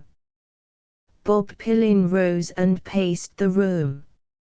In the midst of his emotion he could not help seeing himself sidelong in the mirror, and on pretext of holding his head in both his hands, tried earnestly to restore his hair. Then coming to a halt he said, "Suppose I am lending money to your mother, what does it matter? It's only till quarter-day. Anybody might want money." Phyllis did not raise her face. "Why are you lending it?" Because, why shouldn't I?" And diving suddenly, he seized her hands. She wrenched them free, and with the emotion of despair, Bob Pillin took out the envelope. "If you like," he said, "I'll tear this up. I don't want to lend it, if you don't want me to, but I thought, it was for her alone he had been going to lend this money." Phyllis murmured through her hair, "Yes. You thought that that's what's so hateful." Apprehension pierced his mind. "Oh. I swear I never." "Yes, you did. You thought I wanted you to lend it." She jumped up, and brushed past him into the window. So she thought she was being used as a decoy. That was awful, especially since it was true. He knew well enough that Mrs. Larne was working his admiration for her daughter for all that it was worth. And he said with simple fervor, "What rot!" It produced no effect, and at his wit's end, he almost shouted, "Look, Phyllis. If you don't want me to, here goes." Phyllis turned. Tearing the envelope across, he threw the bits into the fire. "There it is," he said. Her eyes grew round. She said in an awed voice, "Oh." In a sort of agony of honesty he said, "It was only a check. Now you've got your way." Staring at the fire, she answered slowly, "I expect you'd better go before Mother comes." Bob Pillin's mouth fell afar. He secretly agreed, but the idea of sacrificing a moment alone with her was intolerable, and he said hardily, "No, I shall stick it." Phyllis sneezed. "My hair isn't a bit dry," and she sat down on the fender with her back to the fire. A certain spirituality had come into Bob Pillin's face. If only he could get that wheeze off, "Phyllis is my only joy," or even, "Phyllis, do you, won't you, mayn't I?" But nothing came, nothing. And suddenly she said, "Oh, don't breathe so loud, it's awful." "Breathe." "I wasn't." "You were, just like Carmen when she's dreaming." He had walked 3 steps towards the door, before he thought, "What does it matter? I can stand anything from her," and walked the 3 steps back again. She said softly, "Poor young man." He answered gloomily, "I suppose you realize that this may be the last time you'll see me." "Why?" "I thought you were going to take us to the theater." "I don't know whether your mother will, after." Phyllis gave a little clear laugh. "You don't know Mother. Nothing makes any difference to her." And Bob Pillin muttered, "I see." He did not, but it was of no consequence. Then the thought of Ventnor again ousted all others. What on earth, how on earth? He searched his mind for what he could possibly have said the other night. Surely he had not asked him to do anything, certainly not given him their address. There was something very odd about it that had jolly well got to be cleared up. And he said, "Are you sure the name of that Johnny who came here yesterday was Ventnor?" Phyllis nodded. "And he was short, and had whiskers?" "Yes, red, and red eyes." He murmured reluctantly, "It must be him. Jolly good cheek, I simply can't understand. I shall go and see him." "How on earth did he know your address?" "I expect you gave it him." "I did not." "I won't have you thinking me a squirt." Phyllis jumped up. "Oh, lawks. Here's Mother." Mrs. Larne was coming up the garden. Bob Pillin made for the door. "Goodbye," he said, "I'm going." But Mrs. Larne was already in the hall. Enveloping him in fur and her rich personality, she drew him with her into the drawing room, where the back window was open and Phyllis gone. "I hope," she said, "those naughty children have been making you comfortable. That nice lawyer of yours came yesterday." He seemed quite satisfied. Very red above his collar, Bob Pillin stammered, "I never told him to, he isn't my lawyer. I don't know what it means." Mrs. Larne smiled. My dear boy, it's all right. You needn't be so squeamish. I want it to be quite on a business footing. Restraining a fearful inclination to blurt out, it's not going to be on any footing. Bob Pillin mumbled, I must go, I'm late. And when will you be able, dash? Oh. I'll send, I'll write. Goodbye. And suddenly he found that Mrs. Larne had him by the lapel of his coat. The scent of violets and fir was overpowering, and the thought flashed through him, I believe she only wanted to take money off old Joseph in the Bible. I can't leave my coat in her hands. What shall I do? Mrs. Larne was murmuring, it would be so sweet of you if you could manage it today, and her hand slid over his chest. Oh. You have brought your checkbook, what a nice boy. Bob Pillin took it out in desperation, and, sitting down at the bureau, wrote a check similar to that which he had torn and burned.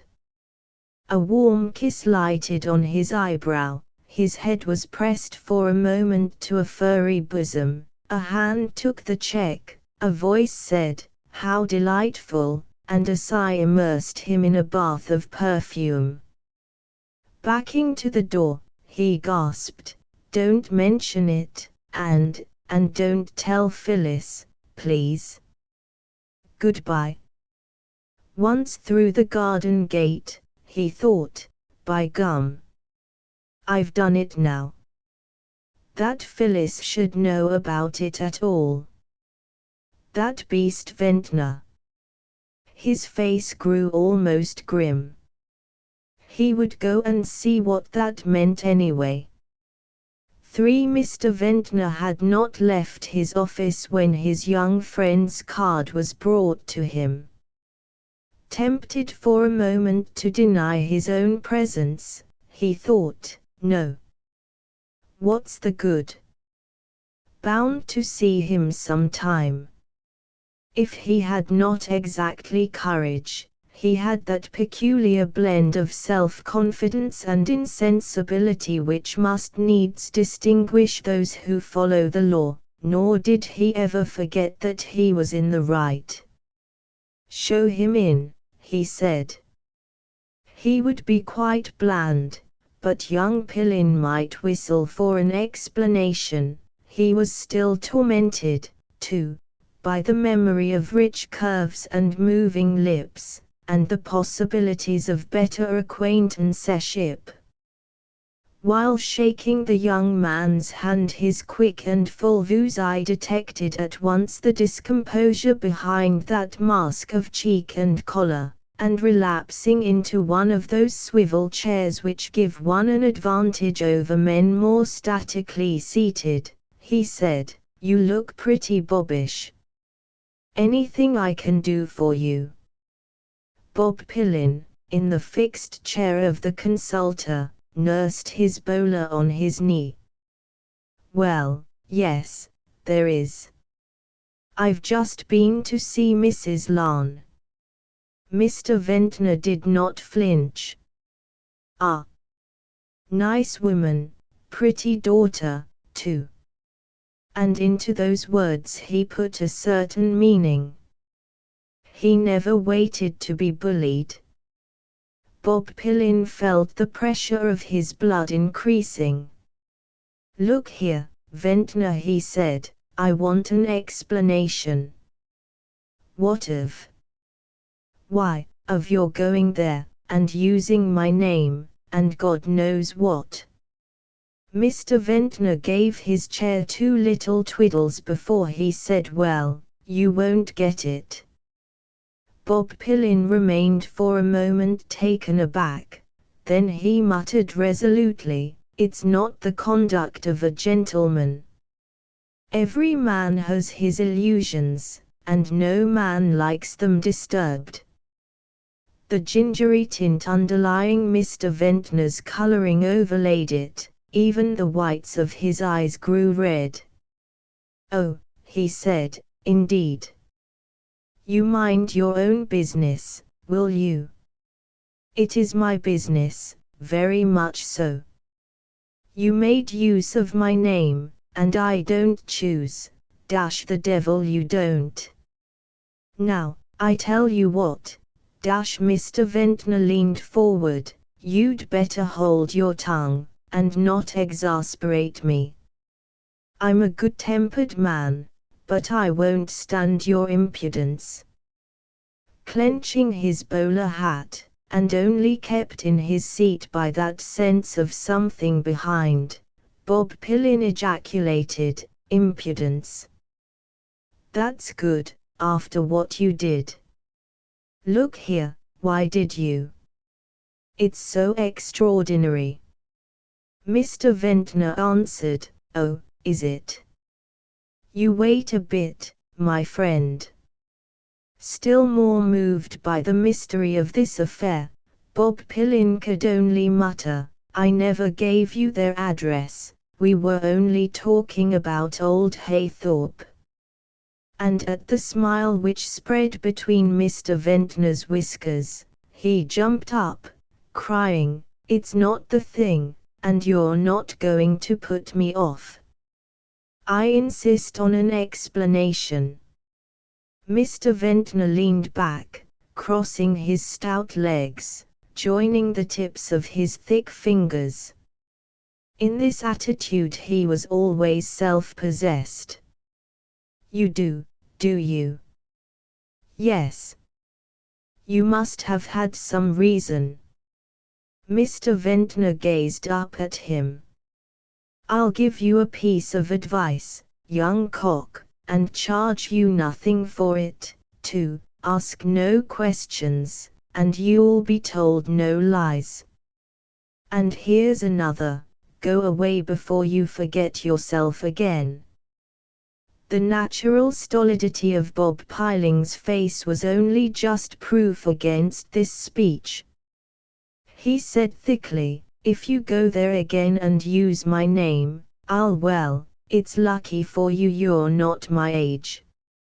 Anyway, I'll relieve you of my acquaintanceship in future.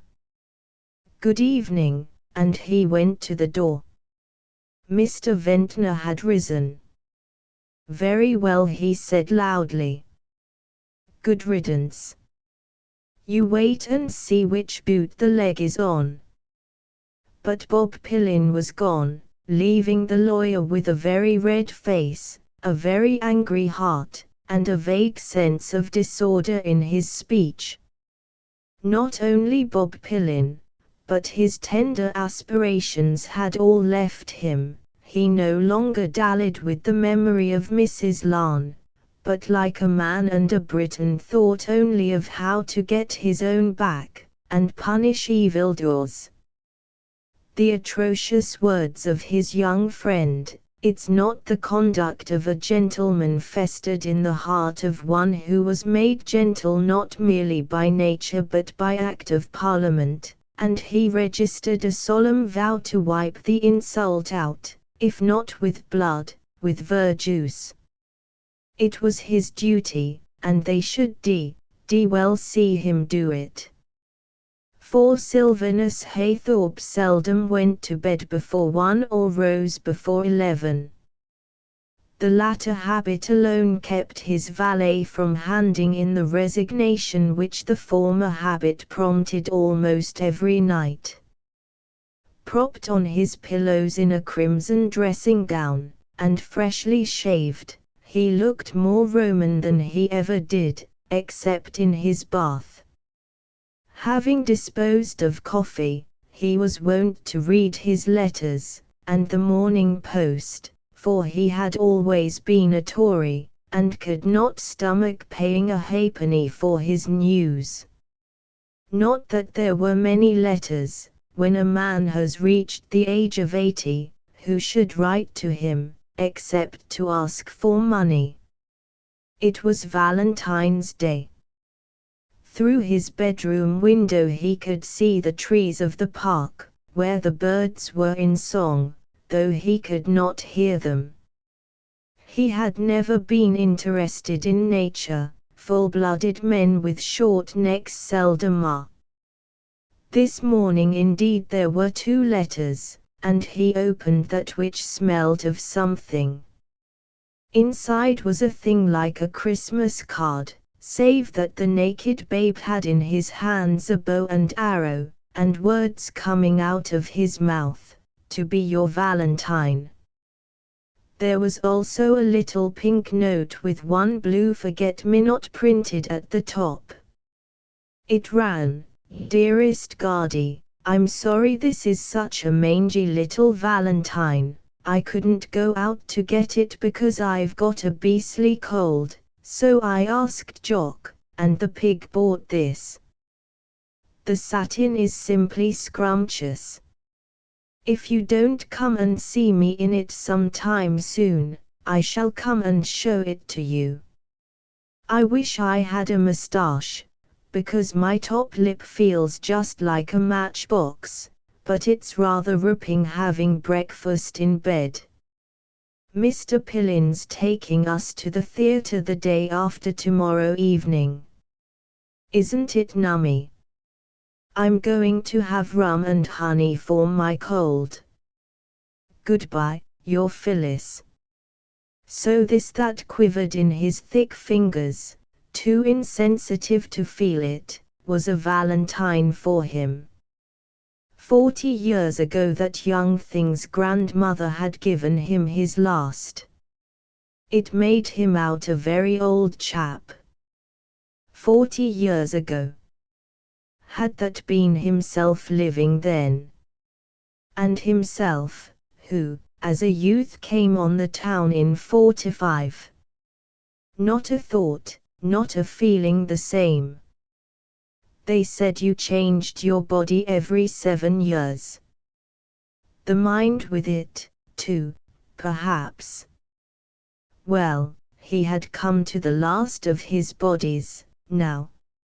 And that holy woman had been urging him to take it to Bath, with her face as long as a tea tray, and some gammon from that doctor of his. Too full a habit, dock his port, no alcohol, might go off in a coma any night. Knock off not he. Rather die any day than turn teetotaler. When a man had nothing left in life except his dinner, his bottle, his cigar, and the dreams they gave him, these doctors forsooth must want to cut them off. No, no. Carpe diem. While you lived, get something out of it. And now that he had made all the provision he could for those youngsters, his life was no good to anyone but himself, and the sooner he went off the better, if he ceased to enjoy what there was left, or lost the power to say, "I'll do this and that," and you be jiggered. Keep a stiff lip until you crashed, and then go clean. He sounded the bell beside him twice for Molly, not his man. And when the girl came in, and stood, pretty in her print frock, her fluffy over-fine dark hair escaping from under her cap, he gazed at her in silence. "Yes, sir. Want to look at you, that's all. Oh, I'm not tidy, sir." "Never mind. Had your Valentine?" "No, sir. Who would send me one, then?" "Haven't you a young man?" "Well, I might. But he's over in my country. What do you think of this?" He held out the little boy. The girl took the card and scrutinized it reverently. She said in a detached voice, "Indeed, and you tease pretty, too. Would you like it?" "Oh, if tea's not taking tea from you." Old Haythorpe shook his head, and pointed to the dressing table. Over there, you'll find a sovereign. Little present for a good girl. She uttered a deep sigh. Oh, so, 'tis too much, 'tis kingly. Take it. She took it, and came back, her hands clasping the sovereign and the valentine, in an attitude as of prayer. The old man's gaze rested on her with satisfaction. I like pretty faces, can't bear sour ones. Tell Mella to get my bath ready. When she had gone, he took up the other letter, some lawyer's writing, and opening it with the usual difficulty, read, February 13, 1905. Sir, certain facts having come to my knowledge, I deem it my duty to call a special meeting of the shareholders of the Island Navigation Co. to consider circumstances in connection with the purchase of Mr. Joseph Pillin's fleet. And I give you notice that at this meeting your conduct will be called in question. I am, sir, yours faithfully, Charles Ventnor. Sylvanus Haythorpe Esquires. Having read this missive, old Haythorpe remained some minutes without stirring. Ventnor. That solicitor chap who had made himself unpleasant at the creditors' meetings. There are men whom a really bad bit of news at once stampedes out of all power of coherent thought and action, and men who at first simply do not take it in. Old Haythorpe took it in fast enough. Coming from a lawyer, it was about as nasty as it could be. But, at once, with stoic wariness his old brain began casting round. What did this fellow really know? And what exactly could he do? One thing was certain, even if he knew everything, he couldn't upset that settlement. The youngsters were all right. The old man grasped the fact that only his own position was at stake. But this was enough in all conscience, a name which had been before the public 50-odd years, income, independence, more perhaps.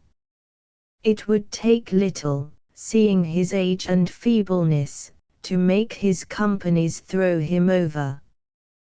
But what had the fellow got hold of? How decide whether or no to take notice, to let him do his worst, or try and get into touch with him? And what was the fellow's motive? He held 10 shares. That would never make a man take all this trouble, and over a purchase which was really first-rate business for the company. Yes. His conscience was quite clean. He had not betrayed his company, on the contrary, had done it a good turn, got them 4 sound ships at a low price, against much opposition. That he might have done the company a better turn, and got the ships at 54,000, did not trouble him. The 6,000 was a deuced sight better employed, and he had not pocketed a penny piece himself. But the fellow's motive? Spite. Looked like it. Spite, because he had been disappointed of his money, and defied into the bargain. If that were so, he might still be got to blow cold again. His eyes lighted on the pink note with the blue forget-me-not. It marked as it were the high-water mark of what was left to him of life, and this other letter in his hand, by Jove. Low-water mark. And with a deep and rumbling sigh he thought, no, I'm not going to be beaten by this fellow. Your bath is ready, sir. Crumpling the 2 letters into the pocket of his dressing gown, he said, help me up, and telephone to Mr. Farney to be good enough to come round. An hour later, when the secretary entered, his chairman was sitting by the fire perusing the Articles of Association. And, waiting for him to look up, watching the articles shaking in that thick, feeble hand, the secretary had one of those moments of philosophy not too frequent with his kind. Some said the only happy time of life was when you had no passions, nothing to hope and live for. But did you really ever reach such a stage? The old chairman, for instance, still had his passion for getting his own way, still had his prestige, and set a lot of store by it. And he said, "Good morning, sir, I hope you're all right in this east wind. The purchase is completed. Best thing the company ever did. Have you heard from a shareholder called Ventnor? You know the man I mean." "No, sir. I haven't." "Well, you may get a letter that'll make you open your eyes. An impudent scoundrel. Just write at my dictation. February 14th, 1905. Charles Ventnor, Esquire. Sir, I have your letter of yesterday's date, the contents of which I am at a loss to understand. My solicitors will be instructed to take the necessary measures. Phew, what's all this about? The secretary thought. Yours truly. I'll sign. And the shaky letters closed the page. Sylvanus Haythorpe. Post that as you go. Anything else I can do for you, sir? Nothing, except to let me know if you hear from this fellow. When the secretary had gone, the old man thought, so the ruffian hasn't called the meeting yet. That'll bring him round here fast enough if it's his money he wants. Blackmailing scoundrel. Mr. Pillin, sir, and will you wait lunch, or will you have it in the dining room? In the dining room. At sight of that death's head of a fellow, old Haythorpe felt a sort of pity. He looked bad enough already, and this news would make him look worse. Joe Pillin glanced round at the 2 closed doors. "How are you, Sylvanus?" "I'm very poorly." He came closer, and lowered his voice. "Why did you get me to make that settlement?" "I must have been mad. I've had a man called Ventnor, I didn't like his manner. He asked me if I knew a Mrs. Larn." "Ha! What did you say?" "What could I say? I don't know her." "But why did he ask?" "Smells a rat." Joe Pillin grasped the edge of the table with both hands. "Oh," he murmured. "Oh, don't say that." Old Haythorpe held out to him the crumpled letter. When he had read it, Joe Pillin sat down abruptly before the fire. "Pull yourself together, Joe. They can't touch you, and they can't upset either the purchase or the settlement." "They can upset me, that's all."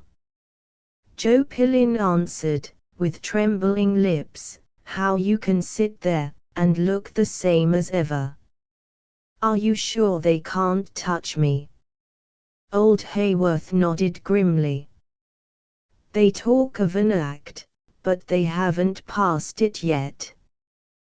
They might prove a breach of trust against me. But I'll diddle them. Keep your pecker up, and get off abroad. Yes, yes. I must. I'm very bad. I was going tomorrow. But I don't know, I'm sure, with this hanging over me. My son knowing her makes it worse. He picks up with everybody. He knows this man Ventnor too. And I daren't say anything to Bob. What are you thinking of, Sylvanus? You look very funny. Old Haythorpe seemed to rouse himself from a sort of coma. I want my lunch, he said. Will you stop and have some? Joe Pillin stammered out, lunch. I don't know when I shall eat again.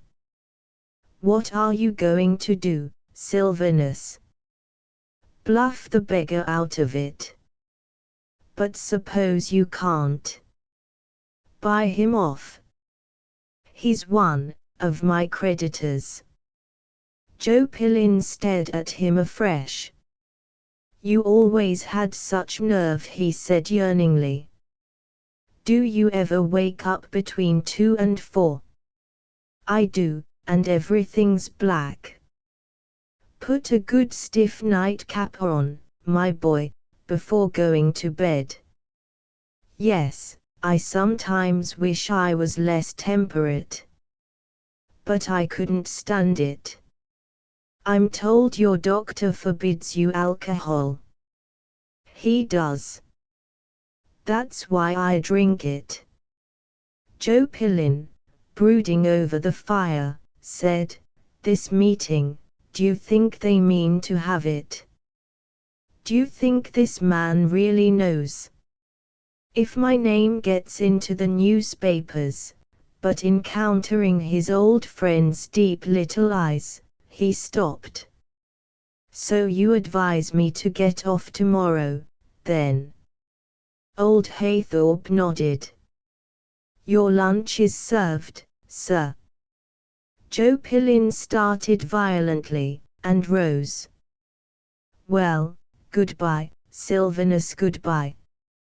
I don't suppose I shall be back till the summer, if I ever come back. He sank his voice, I shall rely on you. You won't let them, will you? Old Haythorpe lifted his hand, and Joe Pillin put into that swollen shaking paw his pale and spindly fingers. I wish I had your pluck, he said sadly. Goodbye, Sylvanus, and turning, he passed out. Old Haythorpe thought, poor shaky chap. All to pieces at the first shot. And, going to his lunch, ate more heavily than usual.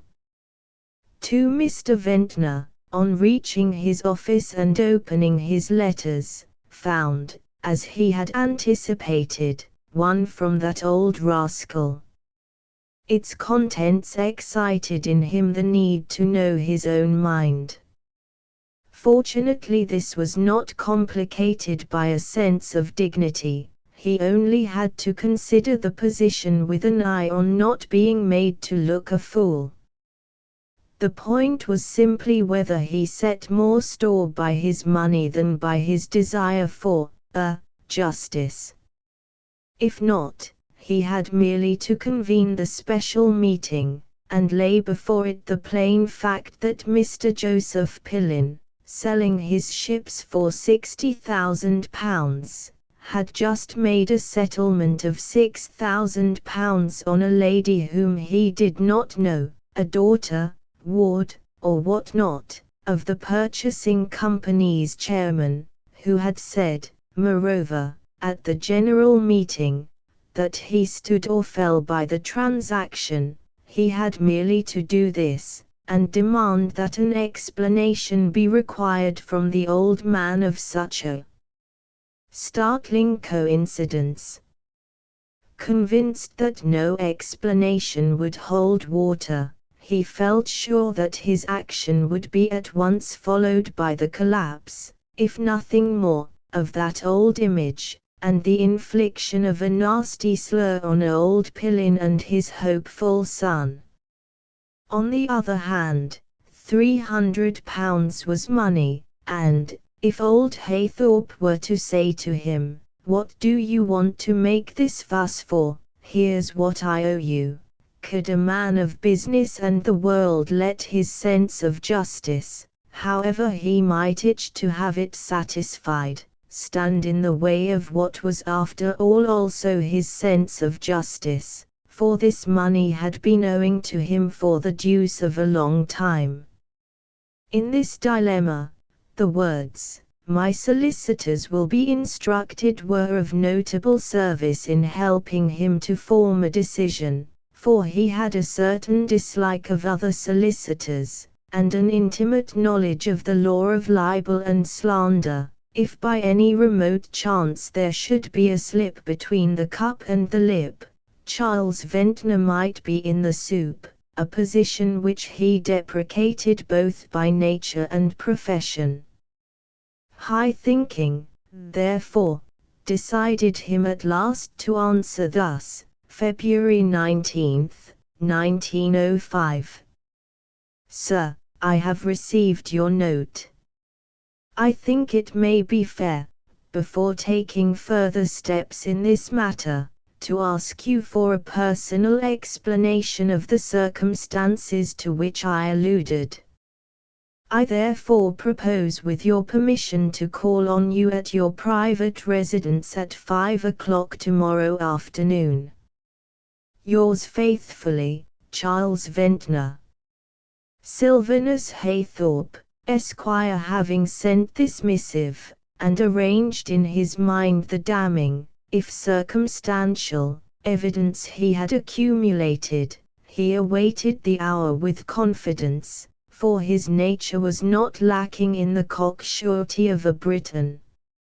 All the same, he dressed himself particularly well that morning, putting on a blue and white striped waistcoat which, with a cream-coloured tie, set off his full vuse whiskers and full blue eyes, and he lunched, if anything, more fully than his wont, eating a stronger cheese and taking a glass of special club ale. He took care to be late, too, to show the old fellow that his coming at all was in the nature of an act of grace.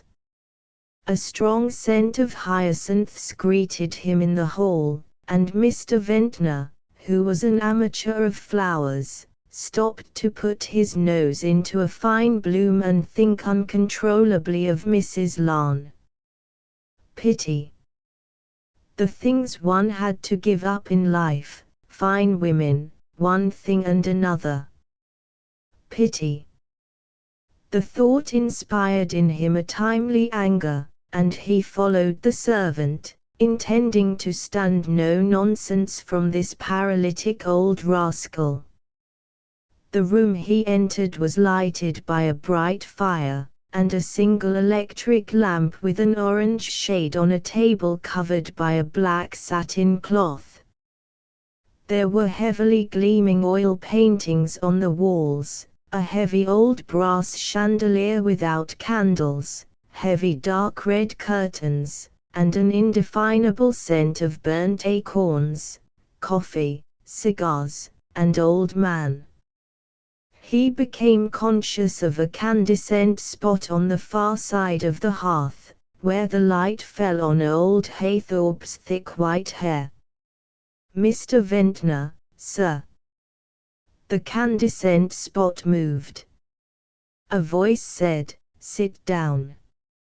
Mr. Ventnor sat in an armchair on the opposite side of the fire, and, finding a kind of somnolence creeping over him, pinched himself. He wanted all his wits about him. The old man was speaking in that extinct voice of his, and Mr. Ventnor said rather pettishly, Beg pardon, I don't get you.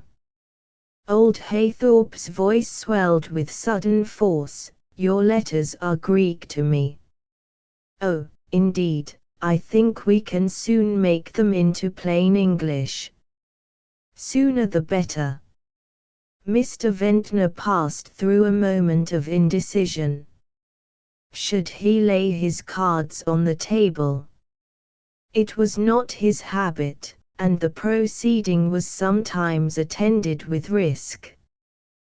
The knowledge, however, that he could always take them up again, seeing there was no third person here to testify that he had laid them down, decided him, and he said, "Well, Mr. Haythorpe, the long and short of the matter is this. Our friend Mr. Pillin paid you a commission of 10% on the sale of his ships." "Oh, yes. He settled the money, not on you, but on your relative Mrs. Larne and her children. This, as you know, is a breach of trust on your part." The old man's voice, "Where did you get hold of that cock and bull story?" brought him to his feet before the fire. "It won't do, Mr. Haythorpe. My witnesses are Mr. Pillin, Mrs. Larne, and Mr. Scriven." "What have you come here for, then? Blackmail?" Mr. Ventnor straightened his waistcoat. A rush of conscious virtue had dyed his face. "Oh, you take that tone," he said, "do you? You think you can ride roughshod over everything? Well, you're very much mistaken. I advise you to keep a civil tongue and consider your position, or I'll make a beggar of you. I'm not sure this isn't a case for a prosecution." Gammon. The collier in Charles Ventnor kept him silent for a moment, then he burst out, "Neither gammon nor spinach. You owe me £300, you've owed it me for years, and you have the impudence to take this attitude with me, have you? Now, I never bluster, I say what I mean. You just listen to me. Either you pay me what you owe me at once, or I call this meeting and make what I know public. You'll very soon find out where you are. And a good thing, too, for a more unscrupulous, he paused for breath. Occupied with his own emotion, he had not observed the change in old Haythorpe's face. The imperial on that lower lip was bristling, the crimson of those cheeks had spread to the roots of his white hair. He grasped the arms of his chair, trying to rise, his swollen hands trembled, a little saliva escaped one corner of his lips. And the words came out as if shaken by his teeth, so you bully me."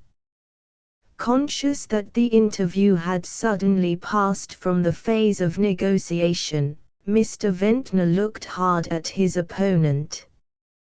He saw nothing but a decrepit, passionate, crimson-faced old man at bay, and all the instincts of one with everything on his side boiled up in him. The miserable old turkey cock, the apoplectic image. And he said, "And you'll do no good for yourself by getting into a passion. At your age, and in your condition, I recommend a little prudence.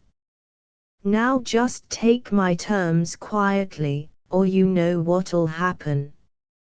I'm not to be intimidated by any of your airs." And seeing that the old man's rage was such that he simply could not speak, he took the opportunity of going on, "I don't care two straws which you do, I'm out to show you who's master. If you think in your dotage you can domineer any longer, Well, you'll find two can play at that game. Come, now, which are you going to do? The old man had sunk back in his chair, and only his little deep blue eyes seemed living. Then he moved one hand, and Mr. Ventnor saw that he was fumbling to reach the button of an electric bell at the end of a cord. I'll show him, he thought, and stepping forward, he put it out of reach. Thus frustrated, the old man remained motionless, staring up.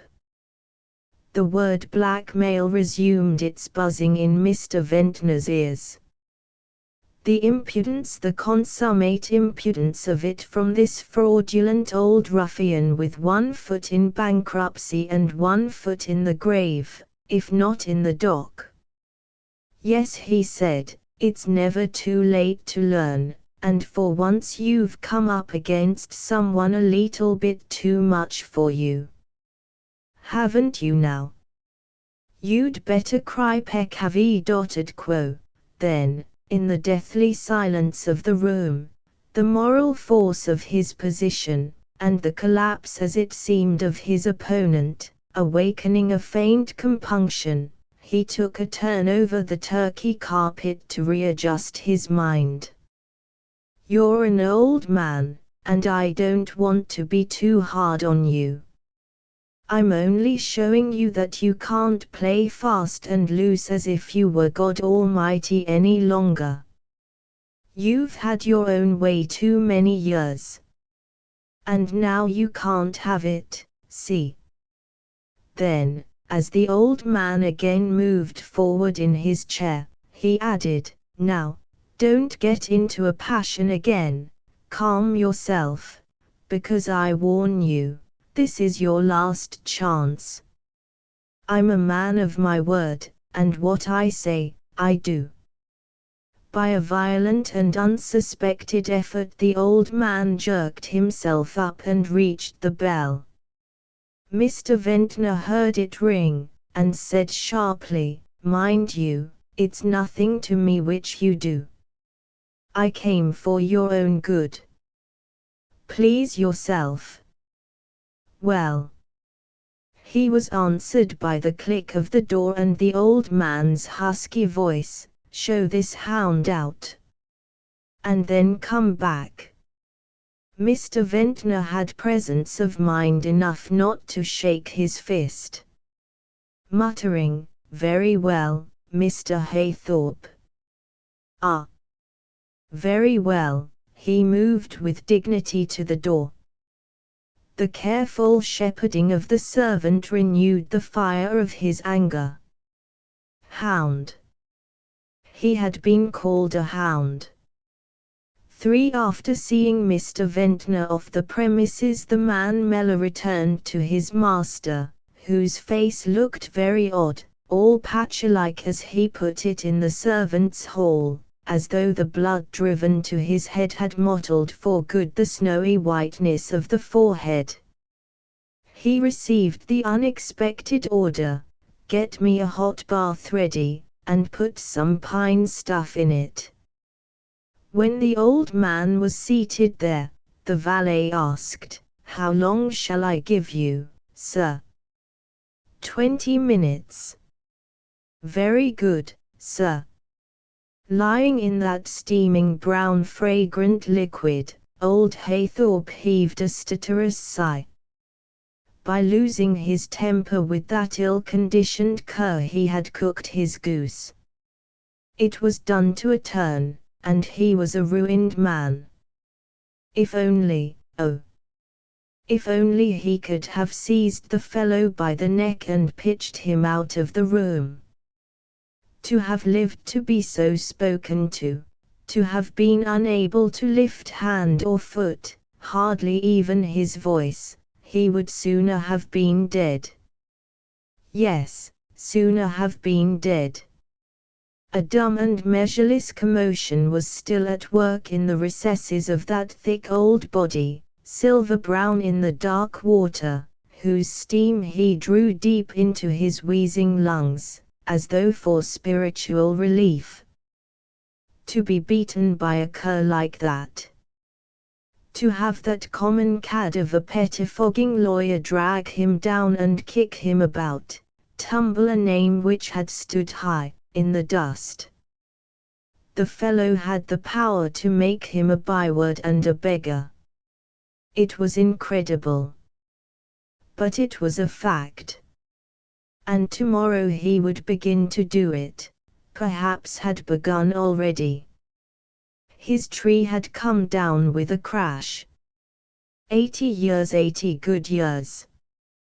He regretted none of them, regretted nothing, least of all this breach of trust which had provided for his grandchildren, one of the best things he had ever done. The fellow was a cowardly hound, too. The way he had snatched the bell-pull out of his reach, despicable cur. And a chap like that was to put paid to the account of Sylvanus Haythorpe, to scratch him out of life, so near the end of everything, the very end. His hand raised above the surface fell back on his stomach through the dark water, and a bubble or two rose. Not so fast, not so fast. He had but to slip down a foot, let the water close over his head, and goodbye to Master Ventnor's triumph. Dead men could not be kicked off the boards of companies. Dead men could not be beggared, deprived of their independence. He smiled and stirred a little in the bath till the water reached the white hairs on his lower lip. It smelled nice. And he took a long sniff. He had had a good life, a good life. And with the thought that he had it in his power at any moment to put Master Ventnor's nose out of joint, to beat the beggar after all, a sense of assuagement and well-being crept over him. His blood ran more evenly again. He closed his eyes. They talked about an afterlife, people like that holy woman. Gammon. You went to sleep, a long sleep, no dreams. A nap after dinner. Dinner. His tongue sought his palate. Yes. He could eat a good dinner. That dog hadn't put him off his stroke. The best dinner he had ever eaten was the one he gave to Jack Herring, Chichester, Thornworthy, Nick Treffry and Jolyon Forsyte at Poles. Good Lord. In 60, yes, 65. Just before he fell in love with Alice Larne, 10 years before he came to Liverpool. That was a dinner.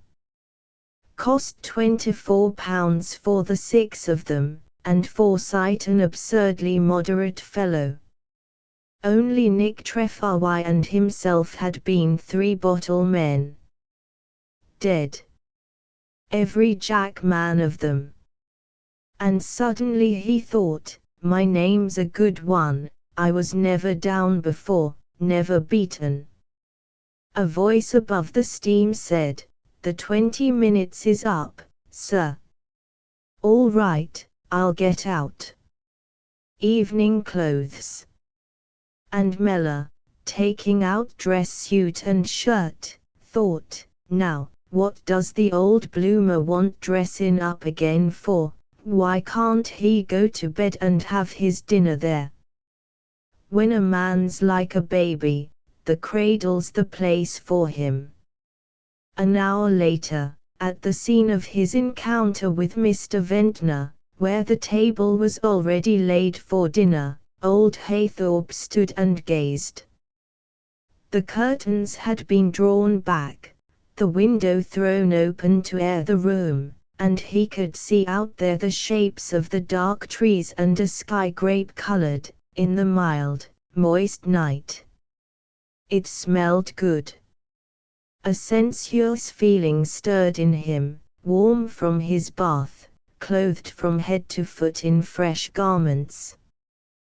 Deuce of a time since he had dined in full fig. He would have liked a woman dining opposite, but not the holy woman. No, by George, would have liked to see light falling on a woman's shoulders once again, and a pair of bright eyes. He crossed, snail-like, towards the fire.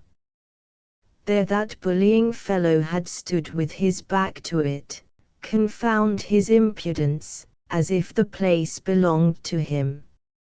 And suddenly he had a vision of his 3 secretaries' faces, especially young foreigners as they would look, when the pack got him by the throat and pulled him down.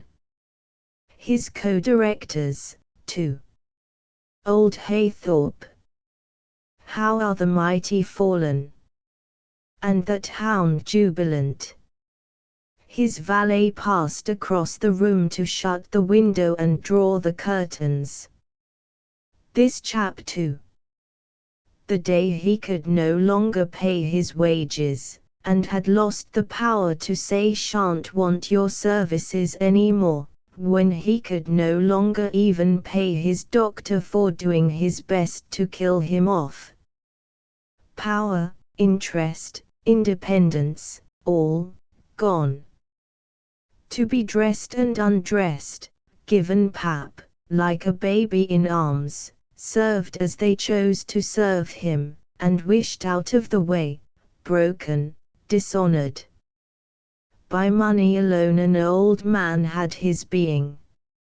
Meat, drink, movement, breath. When all his money was gone, the holy women would let him know it fast enough.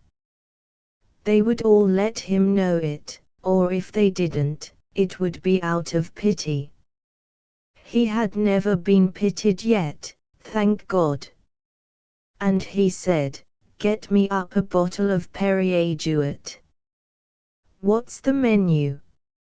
"Germain soup, sir, filet de sole, sweetbread, cutlet soubise, rum soufflé." "Tell her to give me a hors d'oeuvre, and put on a savory." "Yes, sir." When the man had gone, he thought, "I should have liked an oyster." Too late now, and going over to his bureau, he fumblingly pulled out the top drawer. There was little in it, just a few papers, business papers on his companies, and a schedule of his debts, not even a copy of his will. He had not made one, nothing to leave. Letters he had never kept. Half a dozen bills, a few receipts, and the little pink note with the blue forget-me-not. That was the lot. An old tree gives up bearing leaves, and its roots dry up, before it comes down in a wind. An old man's world slowly falls away from him till he stands alone in the night. Looking at the pink note, he thought, suppose I'd married Alice, a man never had a better mistress. He fumbled the drawer too, but still he strayed feebly about the room, with a curious shrinking from sitting down, legacy from the quarter of an hour he had been compelled to sit while that hound worried at his throat. He was opposite one of the pictures now. It gleamed, dark and oily, limning a Scots grey who had mounted a wounded Russian on his horse, and was bringing him back prisoner from the Balaclava charge. A very old friend, bought in '59. It had hung in his chambers in the Albany, hung with him ever since. With whom would it hang when he was gone? For that holy woman would scrap it, to a certainty, and stick up some crucifixion or other, some new-fangled high-art thing. She could even do that now if she liked, for she owned it, owned every mortal stick in the room, to the very glass he would drink his champagne from, all made over under the settlement 15 years ago, before his last big gamble went wrong. De Laudes, 2 years de Laudes. The gamble which had brought him down till his throat at last was at the mercy of a bullying hound. The pitcher and the well. At the mercy, dash. The sound of a popping cork dragged him from reverie. He moved to his seat, back to the window, and sat down to his dinner. By George! They had got him an oyster. And he said, "I've forgotten my teeth." While the man was gone for them, he swallowed the oysters, methodically touching them one by one with cayenne, chili vinegar, and lemon. Not quite what they used to be at Pim's in the best days, but not bad, not bad. Then seeing the little blue bowl lying before him, he looked up and said, "My compliments to cook on the oysters. Give me the champagne." And he lifted his trembling teeth. Thank God, he could still put M in for himself. The creaming goldenish fluid from the nap-kind bottle slowly reached the brim of his glass, which had a hollow stem, raising it to his lips. Very red between the white hairs above and below, he drank with a gurgling noise, and put the glass down empty. Nectar! And just cold enough. I frappéd it the least bit, sir. Quite right. What's that smell of flowers? It's from those hyacinths on the sideboard, sir. They come from Mrs. Larn, this afternoon. Put M on the table. Where's my daughter? She's had dinner, sir, going to a ball, I think. A ball. Charity ball, I fancy, sir. Give me a touch of the old sherry with the soup. Yes, sir. I shall have to open a bottle very well, then, do. On his way to the cellar the man confided to Molly, who was carrying the soup, "The guv'nor's going it tonight. What he'll be like tomorrow I dunno." The girl answered softly, "Poor old man, let have his pleasure." And, in the hall, with the soup tureen against her bosom, she hummed above the steam, and thought of the ribbons on her new chemises, bought out of the sovereign he had given her. And old Haythorpe, digesting his ossiters, snuffed the scent of the hyacinths, and thought of the Saint Germain, his favourite soup. It would be first-rate, at this time of year, should be made with little young home-grown peas. Paris was the place for it. The French were the fellows for eating, and, looking things in the face. Not hypocrites, not ashamed of their reason or their senses. The soup came in. He sipped it, bending forward as far as he could, his napkin tucked in over his shirt front like a bib.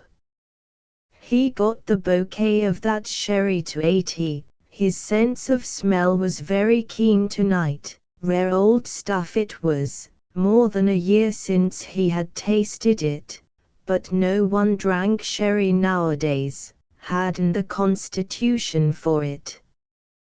The fish came up, and went down, and with the sweetbread he took his second glass of champagne. Always the best, that second glass, the stomach well warmed, and the palate not yet dulled. So that fellow thought he had him beaten, did he? And he said suddenly, the fur coat in the wardrobe, I've no use for it. You can take it away tonight. With tempered gratitude the valet answered, Thank you, sir, much obliged, I'm sure. So the old buffer had found out there was moth in it. Have I worried you much? No, sir, not at all, sir, that is, no more than reason. Afraid I have. Very sorry, can't help it. You'll find that, when you get like me. Yes, sir, I've always admired your pluck, sir. Very good of you to say so. Always think of you keeping the flag flying, sir. Old Haythorpe bent his body from the waist. Much obliged to you. Not at all, sir. Cook's done a little spinach in cream with the Subies. Ah! Tell her from me it's a capital dinner, so far. Thank you, sir. Alone again, old Haythorpe sat unmoving, his brain just narcotically touched. The flag flying, the flag flying. He raised his glass and sucked. He had an appetite now, and finished the 3 cutlets, and all the sauce and spinach. Pity. He could have managed a snipe fresh shot. A desire to delay, to lengthen dinner, was strong upon him. There were but the souffle and the savoury to come. He would have enjoyed, too, someone to talk to. He had always been fond of good company, been good company himself, or so they said, not that he had had a chance of late. Even at the boards they avoided talking to him, he had noticed for a long time. Well, that wouldn't trouble him again. He had sat through his last board, no doubt. They shouldn't kick him off, though, he wouldn't give them that pleasure, had seen the beggars hankering after his chairman's shoes too long. The souffle was before him now, and lifting his glass, he said, Fill up. These are the special glasses, sir, only 4 to the bottle. Fill up. The servant filled, screwing up his mouth. Old Haythorpe drank, and put the glass down empty with a sigh. He had been faithful to his principles, finished the bottle before touching the sweet, a good bottle, of a good brand. And now for the souffle. Delicious, flipped down with the old sherry. So that holy woman was going to a ball, was she? How deuced funny. Who would dance with a dry stick like that, all eaten up with a piety which was just sexual disappointment? Ah! Yes, lots of women like that, had often noticed pitied too, until you had to do with them and they made you as unhappy as themselves, and were tyrants into the bargain. And he asked, What's the savoury? Cheese remikin, sir. His favourite. I'll have my port with it, the 68. The man stood gazing with evident stupefaction. He had not expected this. The old man's face was very flushed, but that might be the bath. He said feebly, Are you sure you ought, sir? No, but I'm going to. Would you mind if I spoke to Miss Haythorpe, sir? If you do, you can leave my service. Well, sir, I don't accept the responsibility. Who asked you to? No, sir. Well, get it, then, and don't be an ass. Yes, sir. If the old man were not humoured he would have a fit, perhaps. And the old man sat quietly staring at the hyacinths. He felt happy, his whole being lined and warmed and drowsed, and there was more to come. What had the holy folk to give you compared with the comfort of a good dinner? Could they make you dream, and see life rosy for a little? No, they could only give you promissory notes which never would be cashed. A man had nothing but his pluck, they only tried to undermine it, and make him squeal for help. He could see his precious doctor throwing up his hands. Port after a bottle of champagne, you'll die of it. And a very good death too, none better. A sound broke the silence of the closed-up room. Music. His daughter playing the piano overhead. Singing too. What a trickle of a voice. Jenny Lind. The Swedish nightingale, he had never missed the nights when she was singing, Jenny Lind. It's very hot, sir. Shall I take it out of the case? Ah. The ramequin. Touch of butter, and the cayenne. Yes, sir. He ate it slowly, savoring each mouthful, had never tasted a better. With cheese, port. He drank one glass, and said, "Help me to my chair." And settled there before the fire with decanter and glass and handbell on the little low table by his side, he murmured, "Bring coffee, and my cigar, in 20 minutes." Tonight he would do justice to his wine, not smoking till he had finished. As old Horace said, equam memento rebus in arduis servare mentem. And, raising his glass, he sipped slowly, spilling a drop or two, shutting his eyes. The faint silvery squealing of the holy woman in the room above, the scent of hyacinths, the drowse of the fire, on which a cedar log had just been laid, the feeling of the port soaking down into the crannies of his being, made up a momentary paradise. Then the music stopped, and no sound rose but the tiny groans of the log trying to resist the fire. Dreamily he thought, life wears you out, wears you out. Logs on a fire. And he filled his glass again. That fellow had been careless, there were dregs at the bottom of the decanter and he had got down to them. Then, as the last drop from his tilted glass trickled into the white hairs on his chin, he heard the coffee tray put down, and taking his cigar he put it to his ear, rolling it in his thick fingers. In prime condition.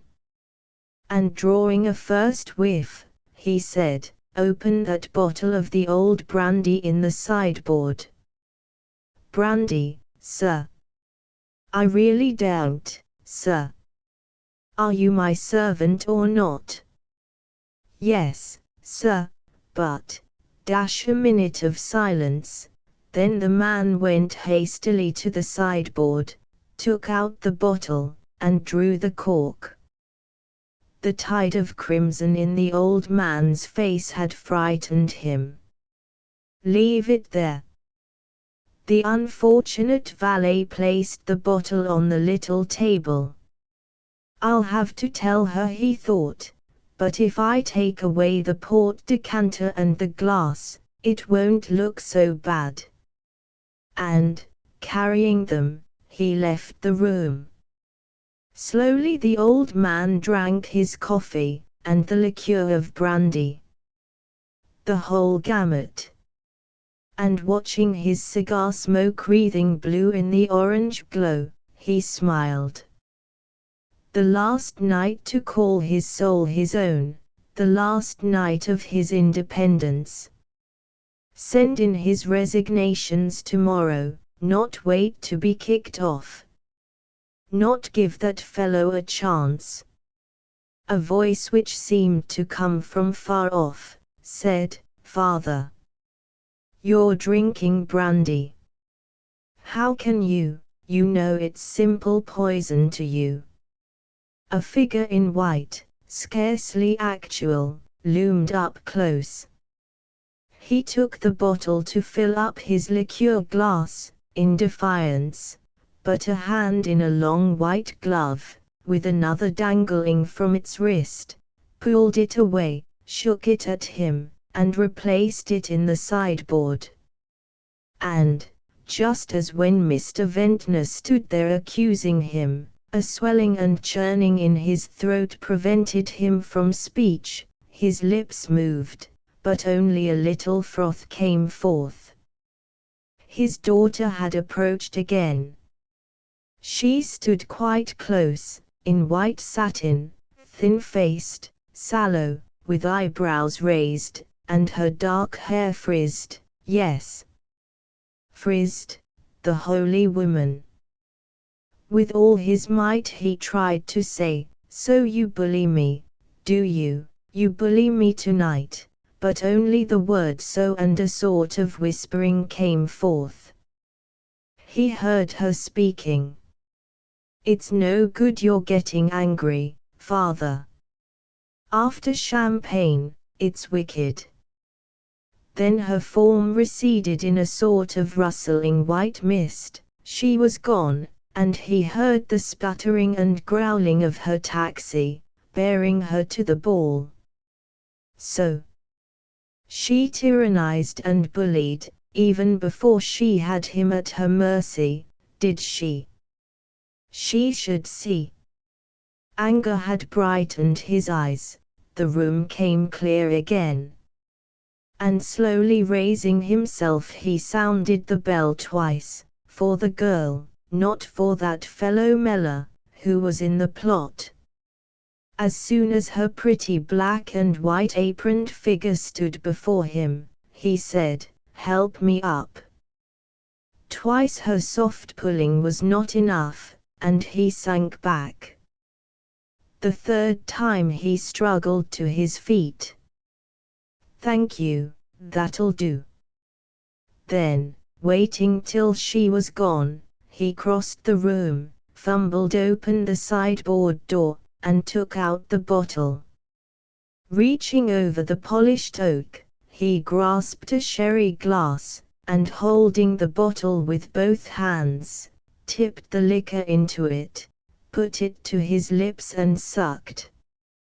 Drop by drop it passed over his palate, mild, very old as himself, colored like sunlight, fragrant. To the last drop he drank it, then hugging the bottle to his shirt front, he moved snail-like to his chair, and fell back into its depths. For some minutes he remained there motionless, the bottle clasped to his chest, thinking, "This is not the attitude of a gentleman. I must put it down on the table," but a thick cloud was between him and everything. It was with his hands he would have to put the bottle on the table. But he could not find his hands, could not feel them. His mind seesawed in strophe and antistrophe. "You can't move. I will move. You're beaten, I'm not beat. Give up, I won't." That struggle to find his hands seemed to last forever. He must find them. After that, go down, all standing, after that. Everything round him was red.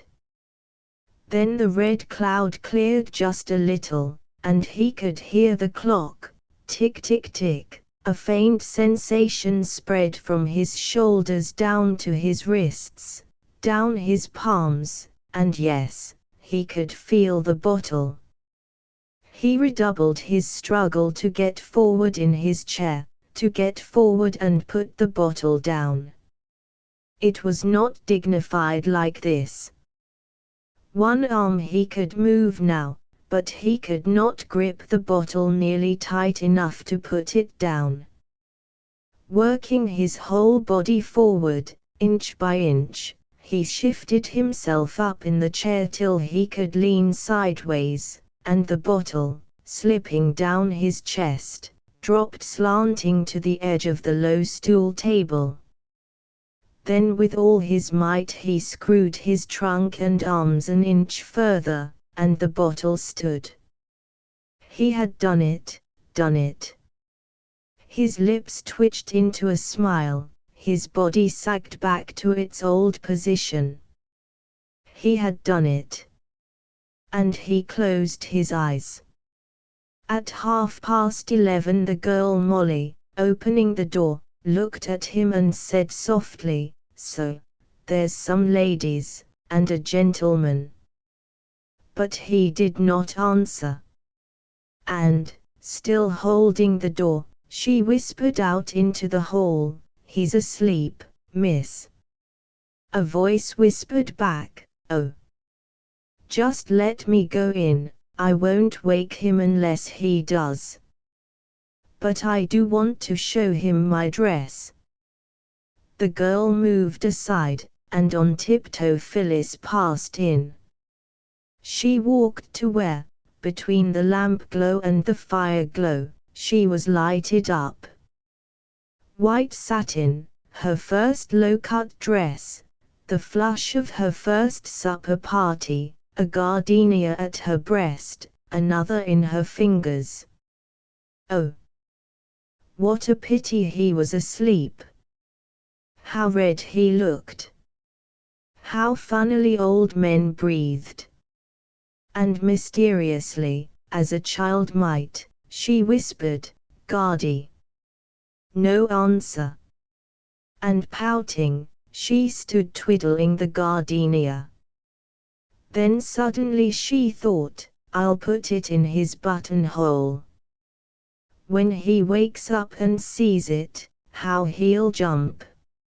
And stealing close, she bent and slipped it in.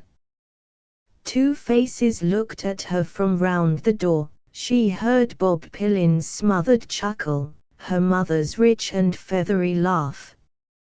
Oh! How red his forehead was! She touched it with her lips, skipped back, twirled round, danced silently a second, blew a kiss, and like quicksilver was gone. And the whispering, the chuckling, and one little out-pealing laugh rose in the hall. But the old man slept. Nor until Mella came at his usual hour of 12:30, was it known that he would never wake. The apple tree, the singing and the gold. Murray's Hippolytus of Euripides. In their silver wedding day Ashurst and his wife were motoring along the outskirts of the moor, intending to crown the festival by stopping the night at Torquay, where they had first met. This was the idea of Stella Ashurst, whose character contained a streak of sentiment. If she had long lost the blue-eyed, flower-like charm, the cool slim purity of face and form, the apple blossom coloring, which had so swiftly and so oddly affected Ashurst 26 years ago, she was still at 43 a comely and faithful companion, whose cheeks were faintly mottled, and whose grey-blue eyes had acquired a certain fullness. It was she who had stopped the car where the common rose steeply to the left, and a narrow strip of larch and beech, with here and there a pine, stretched out towards the valley between the road and the first long high hill of the full moor.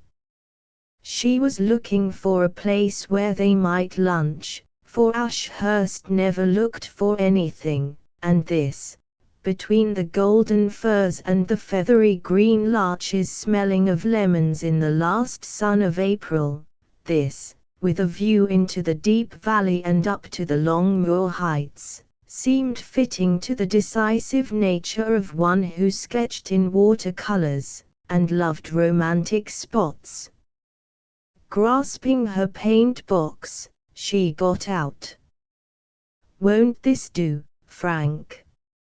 Ashurst, rather like a bearded Schiller, grey in the wings, tall, long-legged, with large remote grey eyes which sometimes filled with meaning and became almost beautiful, with nose a little to one side, and bearded lips just open, Ashurst, 48, and silent, grasped the luncheon basket, and got out too.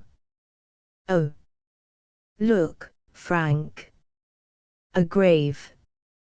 By the side of the road, where the track from the top of the common crossed it at right angles and ran through a gate past the narrow wood, was a thin mound of turf, 6 feet by 1, with a moorstone to the west, and on it someone had thrown a blackthorn spray and a handful of bluebells. Ashurst looked, and the poet in him moved. At crossroads, a suicide's grave. Poor mortals with their superstitions. Whoever lay there, though, had the best of it, no clammy sepulchre among other hideous graves carved with futilities, just a rough stone, the wide sky, and wayside blessings. And, without comment, for he had learned not to be a philosopher in the bosom of his family, he strode away up onto the common, dropped the luncheon basket under a wall, spread a rug for his wife to sit on. She would turn up from her sketching when she was hungry, and took from his pocket Murray's translation of the Hippolytus. He had soon finished reading of the Cyprian and her revenge, and looked at the sky instead. And watching the white clouds so bright against the intense blue, Ashurst, on his silver wedding day, longed for, he knew not what. Maladjusted to life, man's organism. One's mode of life might be high and scrupulous, but there was always an undercurrent of greediness, a hankering, and sense of waste. Did women have it too? Who could tell? And yet, men who gave vent to their appetites for novelty, their riotous longings for new adventures, new risks, new pleasures, these suffered, no doubt, from the reverse side of starvation, from surfeit. No getting out of it, a maladjusted animal, civilized man. There could be no garden of his choosing, of the apple tree, the singing, and the gold in the words of that lovely Greek chorus, no achievable Elysium in life, or lasting haven of happiness for any man with a sense of beauty, nothing which could compare with the captured loveliness in a work of art, set down forever, so that to look on it or read was always to have the same precious sense of exaltation and restful inebriety. Life no doubt had moments with that quality of beauty, of unbidden flying rapture, but the trouble was, they lasted no longer than the span of a cloud's flight over the sun, impossible to keep them with you, as art caught beauty and held it fast. They were fleeting as one of the glimmering or golden visions one had of the soul in nature, glimpses of its remote and brooding spirit. Here, with the sun hot on his face, a cuckoo calling from a thorn tree, and in the air the honey savor of gorse, here among the little fronds of the young fern, the starry blackthorn, while the bright clouds drifted by high above the hills and dreamy valleys here and now was such a glimpse. But in a moment it would pass, as the face of Pan, which looks round the corner of a rock, vanishes at your stare. And suddenly he sat up.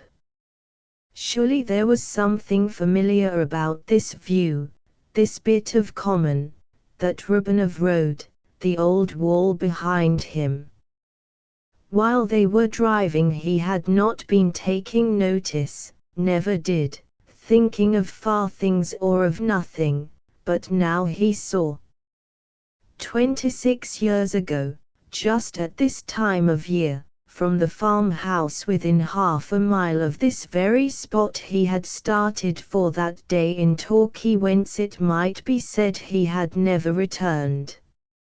And a sudden ache beset his heart. He had stumbled on just one of those past moments in his life, whose beauty and rapture he had failed to arrest, whose wings had fluttered away into the unknown. He had stumbled on a buried memory, a wild sweet time, swiftly choked and ended. And, turning on his face, he rested his chin on his hands, and stared at the short grass where the little blue milkwort was growing. And this is what he remembered. On the 1st of May, after their last year together at college, Frank Ashurst and his friend Robert Garton were on a tramp. They had walked that day from Brent, intending to make Shagford, but Ashurst's football knee had given out, and according to their map they had still some 7 miles to go. They were sitting on a bank beside the road, where a track crossed alongside a wood, resting the knee and talking of the universe, as young men will. Both were over 6 feet, and thin as rails, Ashurst pale, idealistic, full of absence, Garton queer, round the corner, knotted, curly, like some primeval beast. Both had a literary bent, neither wore a hat. Ashurst's hair was smooth, pale, wavy, and had a way of rising on either side of his brow, as if always being flung back. Garton's was a kind of dark unfathomed mop. They had not met a soul for miles. My dear fellow, Garton was saying, pity's only an effect of self-consciousness, it's a disease of the last 5,000 years. The world was happier without.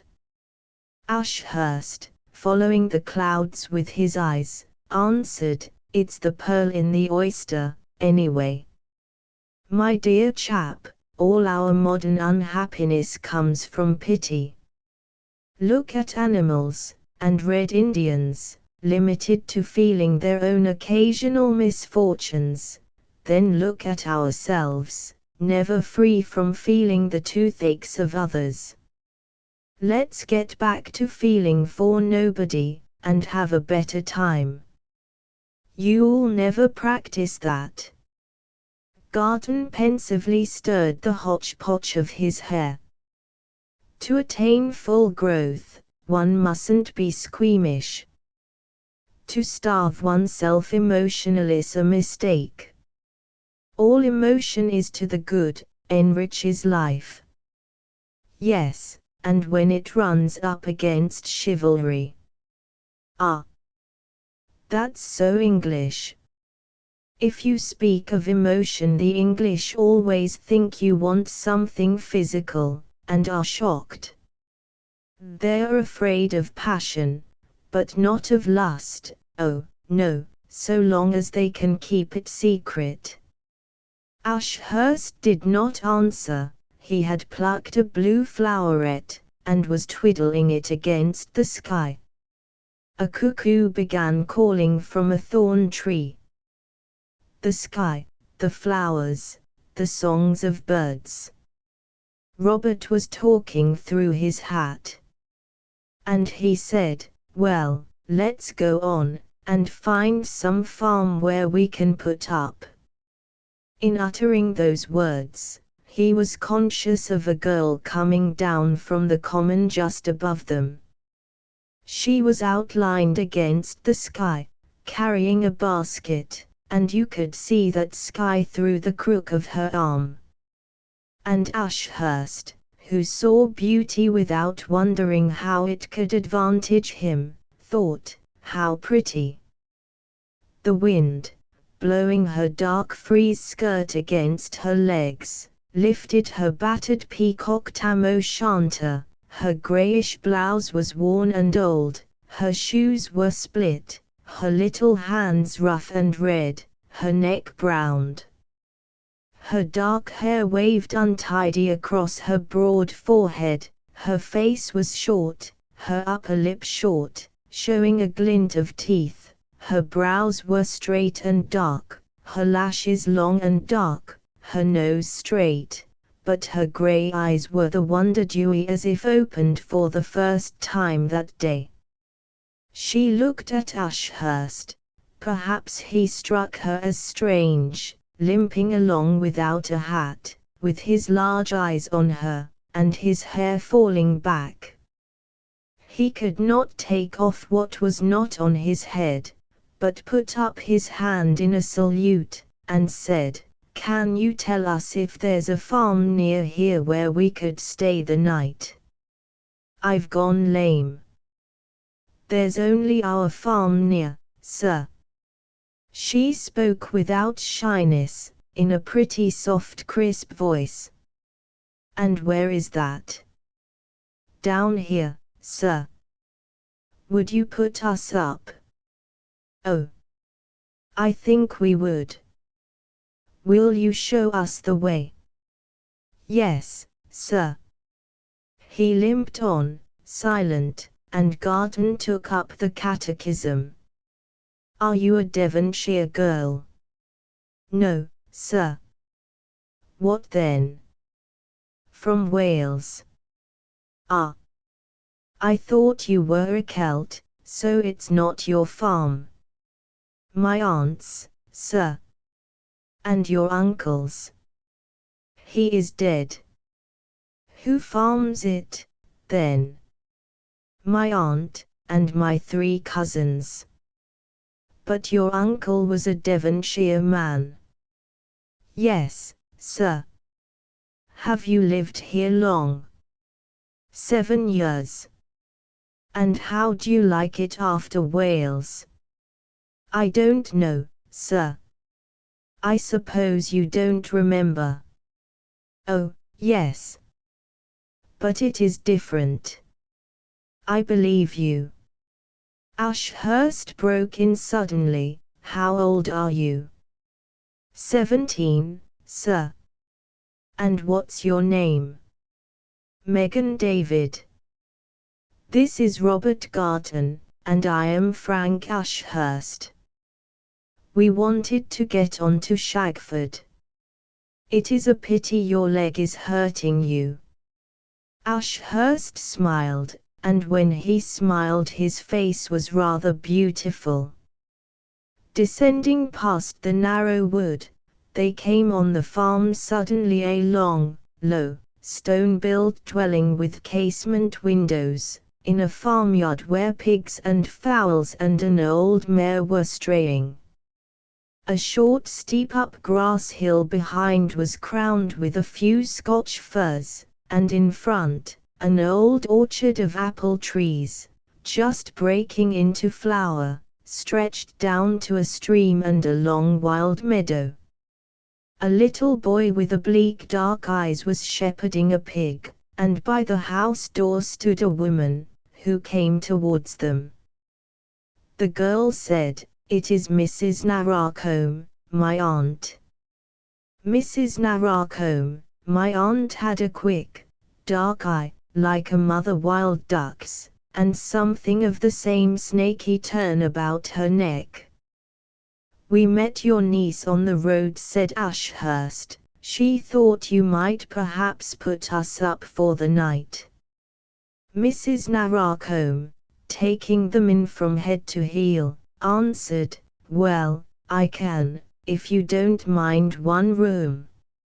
Megan, get the spare room ready, and a bowl of cream. You'll be wanting tea, I suppose." Passing through a sort of porch made by 2 yew trees and some flowering currant bushes, the girl disappeared into the house, her peacock tam o' shanter bright athwart that rosy pink and the dark green of the yews. "Will you come into the parlour and rest your leg?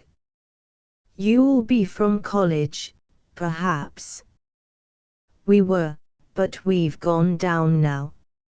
Mrs. Narracombe nodded sagely. The parlour, brick-floored, with bare table and shiny chairs and sofa stuffed with horsehair, seemed never to have been used, it was so terribly clean.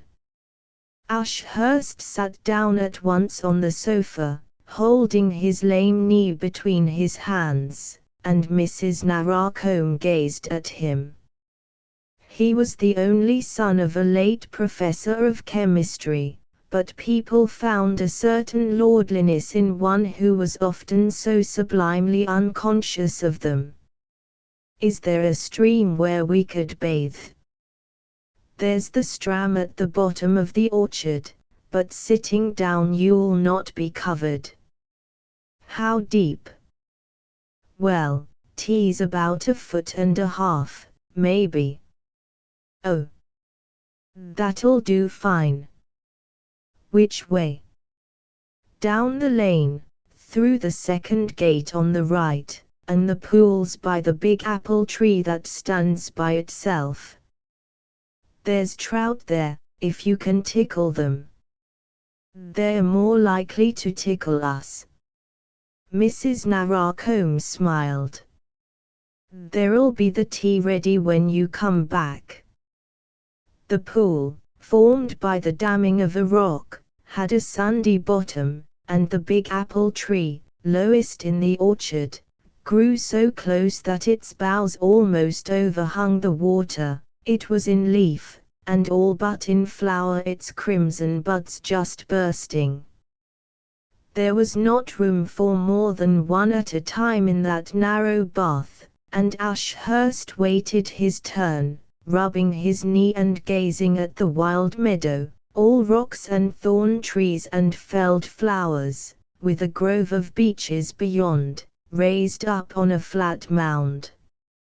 Every bough was swinging in the wind, every spring bird calling, and a slanting sunlight dappled the grass.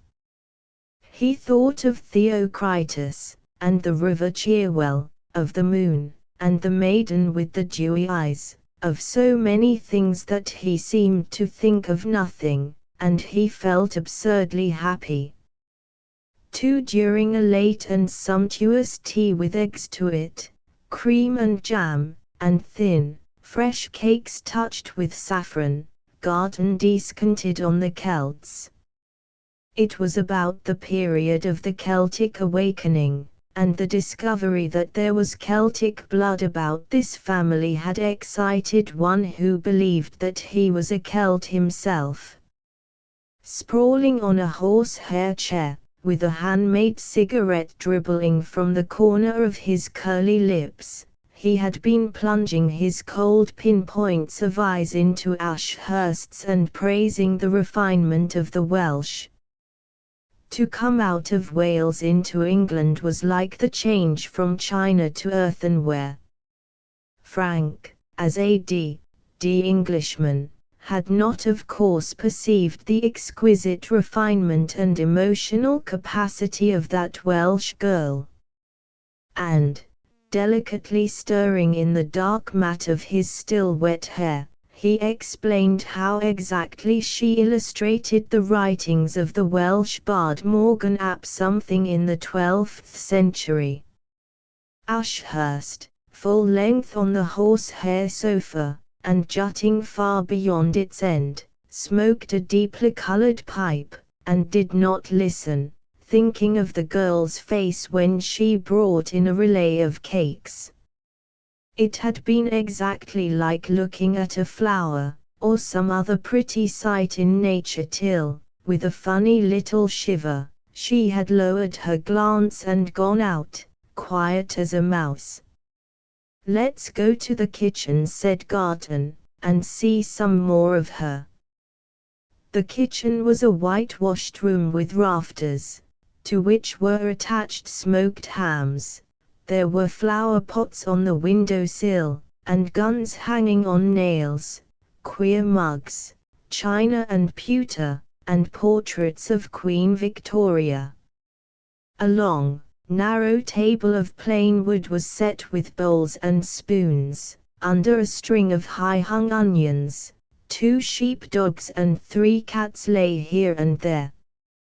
On one side of the recessed fireplace sat 2 small boys, idle, and good as gold. On the other sat a stout, light-eyed, red-faced youth with hair and lashes the color of the tow he was running through the barrel of a gun. Between them Mrs. Narracombe dreamily stirred some savory-scented stew in a large pot.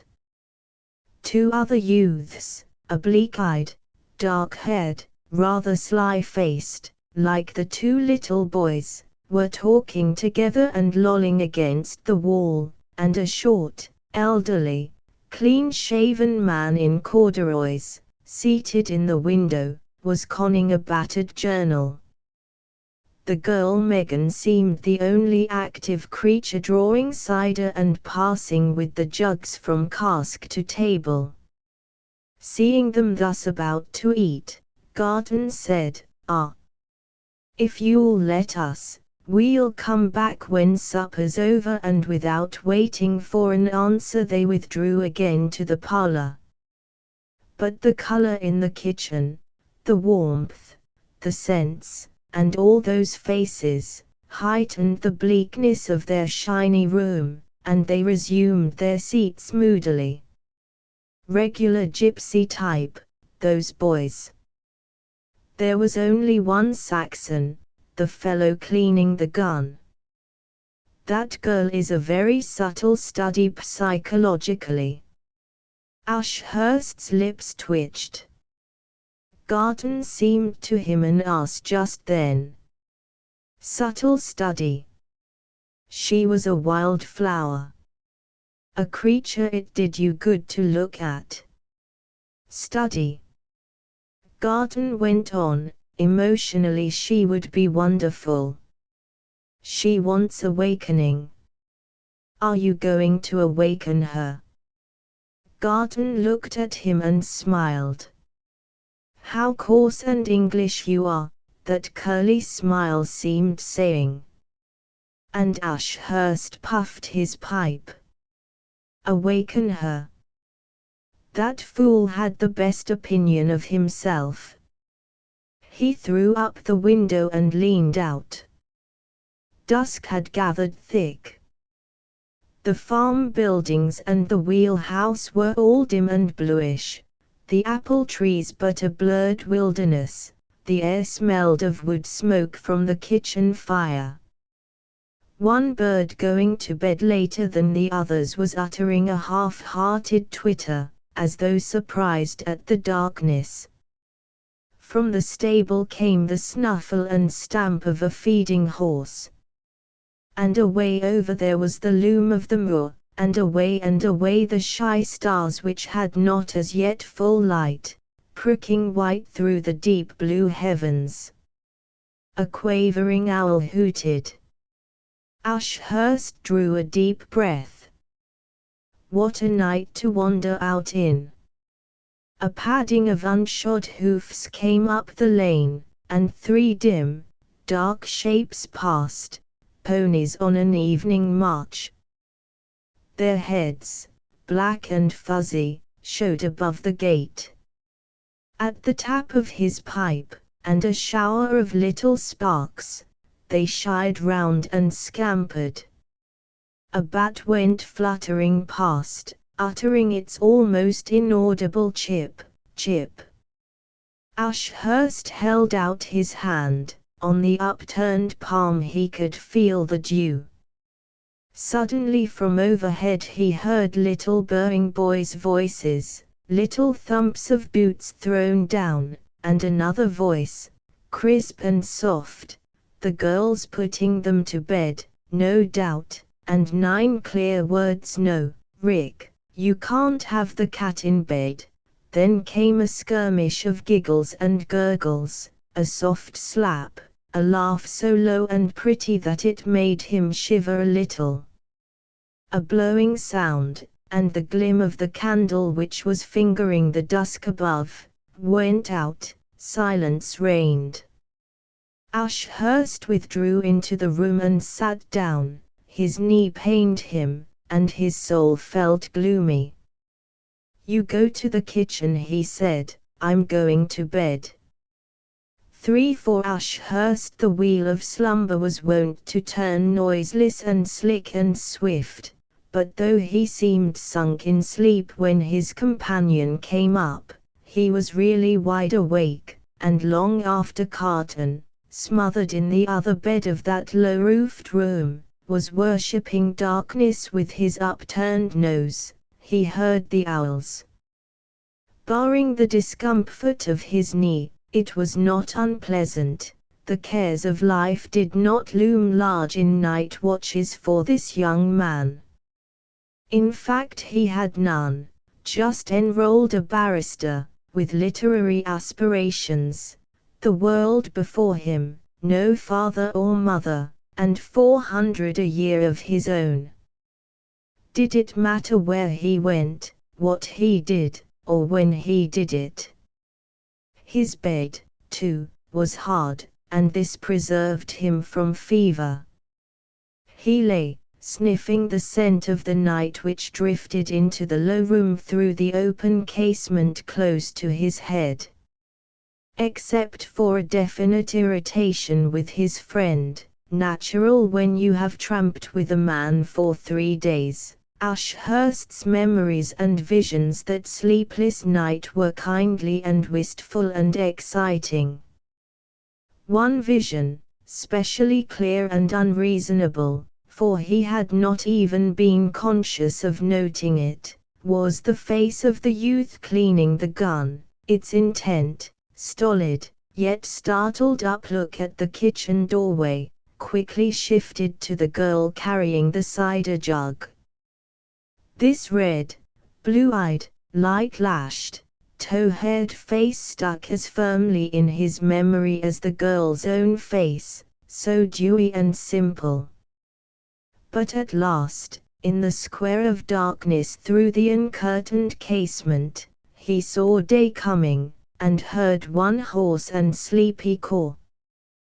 Then followed silence, dead as ever, till the song of a blackbird, not properly awake, adventured into the hush. And, from staring at the framed brightening light, Ashurst fell asleep. Next day his knee was badly swollen, the walking tour was obviously over. Garton, due back in London on the morrow, departed at midday with an ironical smile which left a scar of irritation, healed the moment his loping figure vanished round the corner of the steep lane. All day Ashurst rested his knee, in a green-painted wooden chair on the patch of grass by the yew tree porch, where the sunlight distilled the scent of stocks and gilliflowers, and a ghost of scent from the flowering currant bushes. Beatifically he smoked, dreamed, watched. A farm in spring is all birth, young things coming out of bud and shell, and human beings watching over the process with faint excitement, feeding and tending what has been born. So still the young man sat, that a mother goose, with stately cross-footed waddle, brought her 6 yellow-necked grey-backed goslings to strop their little beaks against the grass blades at his feet. Now and again Mrs. Naracombe or the girl Megan would come and ask if he wanted anything, and he would smile and say, "Nothing, thanks. It's splendid here." Towards tea time they came out together, bearing a long poultice of some dark stuff in a bowl, and after a long and solemn scrutiny of his swollen knee, bound it on. When they were gone, he thought of the girl's soft of her pitying eyes, and the little wrinkle in her brow. And again he felt that unreasoning irritation against his departed friend, who had talked such rot about her. When she brought out his tea, he said, "How did you like my friend, Megan?"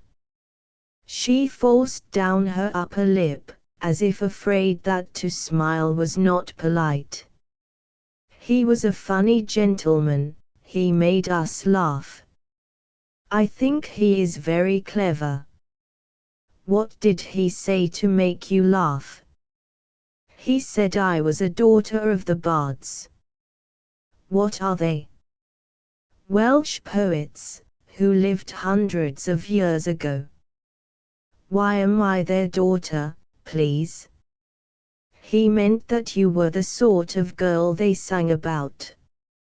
She wrinkled her brows. "I think he likes to joke." "Am I? Would you believe me, if I told you?" "Oh, yes." "Well, I think he was right." She smiled. And Ashurst thought, "You are a pretty thing." He said, too, that Joe was a Saxon type. "What would that be?" "Which is Joe?" "With the blue eyes and red face." "Yes. My uncle's nephew." "Not your cousin, then?" "No, well, he meant that Joe was like the men who came over to England about 1400 years ago, and conquered it." "Oh. I know about them, but is he?" "Garton's crazy about that sort of thing, but I must say Joe does look a bit early Saxon." "Yes." That yes tickled Ashurst. It was so crisp and graceful, so conclusive, and politely acquiescent in what was evidently Greek to her. He said that all the other boys were regular gypsies. He should not have said that. My aunt laughed, but she didn't like it, of course, and my cousins were angry. Uncle was a farmer. Farmers are not gypsies. It is wrong to hurt people. Ashurst wanted to take her hand and give it a squeeze, but he only answered, "Quite right, Megan. By the way, I heard you putting the little ones to bed last night." She flushed a little. "Please to drink your tea, it is getting cold. Shall I get you some fresh? Do you ever have time to do anything for yourself?" "Oh. Yes. I've been watching, but I haven't seen it yet." She wrinkled her brows in a puzzled frown, and her color deepened. When she was gone, Ashurst thought, did she think I was chaffing her? I wouldn't for the world. He was at that age when to some men beauty's a flower, as the poet says, and inspires in them the thoughts of chivalry. Never very conscious of his surroundings, it was some time before he was aware that the youth whom Garton had called a Saxon type was standing outside the stable door, and a fine bit of color he made in his soiled brown velvet cords, muddy gaiters, and blue shirt, red-armed, red-faced, the sun turning his hair from tow to flax, immovably stolid, Persistent, unsmiling he stood. Then, seeing Ashurst looking at him, he crossed the yard at that gait of the young countryman always ashamed not to be slow and heavy dwelling on each leg, and disappeared round the end of the house towards the kitchen entrance. A chill came over Ashurst's mood. Clods. With all the goodwill in the world, how impossible to get on terms with them. And yet, see that girl. Her shoes were split, her hands rough, but, what was it? Was it really her Celtic blood? As Garton had said, she was a lady born, a jewel, though probably she could do no more than just read and write. The elderly, clean-shaven man he had seen last night in the kitchen had come into the yard with a dog, driving the cows to their milking. Ashurst saw that he was lame. "You've got some good ones there." The lame man's face brightened. He had the upward look in his eyes which prolonged suffering often brings. "Yes, they am proper beauties, good milkers too. I bet they are. 'Opes your legs better, Z." "Thank you, it's getting on." The lame man touched his own. "I know what 'tes, meself, 'tes a main worritin' thing, the knee. I've a.d mine bad this 10 year." Ashurst made the sound of sympathy which comes so readily from those who have an independent income, and the lame man smiled again. "Mustn't complain, though, they mighty near 'ad it off." "Ho! Yes, and compared with what 'twas, 'tes almost so good as new. They've put a bandage of splendid stuff on mine. The maid she picks it. She am a good maid with the flowers. There's folks seem to know the healing in things. My mother was a rare one for that. 'Opes you'll soon be better, Z. Go on, there." Ashurst smiled. "With the flowers. A flower herself." That evening, after his supper of cold duck, junket, and cider, the girl came in. "Please, Auntie says, will you try a piece of our May-Day cake? If I may come to the kitchen for it." "Oh, yes. You'll be missing your friend." "Not I. But are you sure no one minds?" "Who would mind?" "We shall be very pleased." Ashurst rose too suddenly for his stiff knee, staggered, and subsided.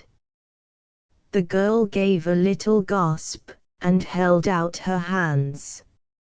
Ashurst took them, small, rough, brown, checked his impulse to put them to his lips, and let her pull him up. She came close beside him, offering her shoulder. And leaning on her he walked across the room. That shoulder seemed quite the pleasantest thing he had ever touched. But, he had presence of mind enough to catch his stick out of the rack, and withdraw his hand before arriving at the kitchen. That night he slept like a top, and woke with his knee of almost normal size. He again spent the morning in his chair on the grass patch, scribbling down verses, but in the afternoon he wandered about with the two little boys Nick and Rick. It was Saturday, so they were early home from school, quick, shy, dark little rascals of 7 and 6, soon talkative, for Ashurst had a way with children. By 4 o'clock they had shown him all their methods of destroying life, except the tickling of trout, and with breeches tucked up, lay on their stomachs over the trout stream, pretending they had this accomplishment also. They tickled nothing, of course, for their giggling and shouting scared every spotted thing away. Ashurst, on a rock at the edge of the beach clump, watched them, and listened to the cuckoos, till Nick, the elder and less persevering, came up and stood beside him. "The gypsy boggles ets on that stone," he said. "What gypsy bogey?" "Dunno, never seen Megan's is ets there, an old Jim's ed once. He was zet in there nit afore our pony kicked, in father's eed. He plays the fiddle." "What tune does he play?" "Dunno." "What's he like?" "He's black. Old Jim's is all over air. He's a prapper boggle. He don't come only at nit." The little boy's oblique dark eyes slid round. "Do you think he might want to take me away? Megan's feared of he." "Has she seen him?" "No. She's not afeard o' you." "I should think not." "Why should she be?" "She's is a prayer for you." "How do you know that, you little rascal?" "When I was asleep, she said, 'God bless us all, and Mr. Ashes.' I heard her whisperin'." "You're a little ruffian to tell what you hear when you're not meant to hear it." The little boy was silent. Then he said aggressively, "I can skin rabbits. Megan, she can't bear skinning 'em. I like blood." "Oh, you do, you little monster." "What's that?" "A creature that likes hurting others." The little boy scowled. "They am only dead rabbits, what us eats." "Quite right, Nick. I beg your pardon. I can skin frogs, too." But Ashurst had become absent. "God bless us all, and Mr. Ashes." And puzzled by that sudden inaccessibility, Nick ran back to the stream where the giggling and shouts again uprose at once. When Megan brought his tea, he said, "What's the gypsy boggle, Megan?" She looked up, startled. "He brings bad things." "Surely you don't believe in ghosts?" "I hope I will never see him." "Of course you won't. There aren't such things. What old Jim saw was a pony." "No. There are bogies in the rocks, they are the men who lived long ago. They aren't gypsies, anyway, those old men were dead long before gypsies came." She said simply, "They are all bad." "Why?" "If there are any, they are only wild, like the rabbits. The flowers aren't bad for being wild, the thorn trees were never planted, and you don't mind them. I shall go down at night and look for your bogey, and have a talk with him." "Oh, no. Oh, no. Oh, yes. I shall go and sit on his rock." She clasped her hands together. "Oh, please." "Why? What does it matter if anything happens to me?" She did not answer, and in a sort of pet he added, "Well, I dare say I shan't see him, because I suppose I must be off soon." "Soon? Your aunt won't want to keep me here." Oh, yes. We always let lodgings in summer. Fixing his eyes on her face, he asked, would you like me to stay? Yes. I'm going to say a prayer for you tonight. She flushed crimson, frowned, and went out of the room. He sat, cursing himself, till his tea was stewed. It was as if he had hacked with his thick boots at a clump of bluebells. Why had he said such a silly thing? Was he just a towny college ass like Robert Garton, as far from understanding this girl? Ashurst spent the next week confirming the restoration of his leg, by exploration of the country within easy reach. Spring was a revelation to him this year. In a kind of intoxication he would watch the pink-white buds of some backward beech tree sprayed up in the sunlight against the deep blue sky, or the trunks and limbs of the few Scotch firs, tawny in violent light, or again, on the moor, the gale-bent larches which had such a look of life when the wind streamed in their young green, above the rusty black underboughs. Or he would lie on the banks, gazing at the clusters of dog violets, or up in the dead bracken, fingering the pink, transparent buds of the dewberry, while the cuckoos called and yaffs laughed, or a lark, from very high, dripped its beads of song. It was certainly different from any spring he had ever known, for spring was within him, not without. In the daytime he hardly saw the family, and when Megan brought in his meals she always seemed too busy in the house or among the young things in the yard to stay talking long. But in the evenings he installed himself in the window seat in the kitchen, smoking and chatting with the lame man Jim, or Mrs. Narracombe, while the girl sewed, or moved about, clearing the supper things away.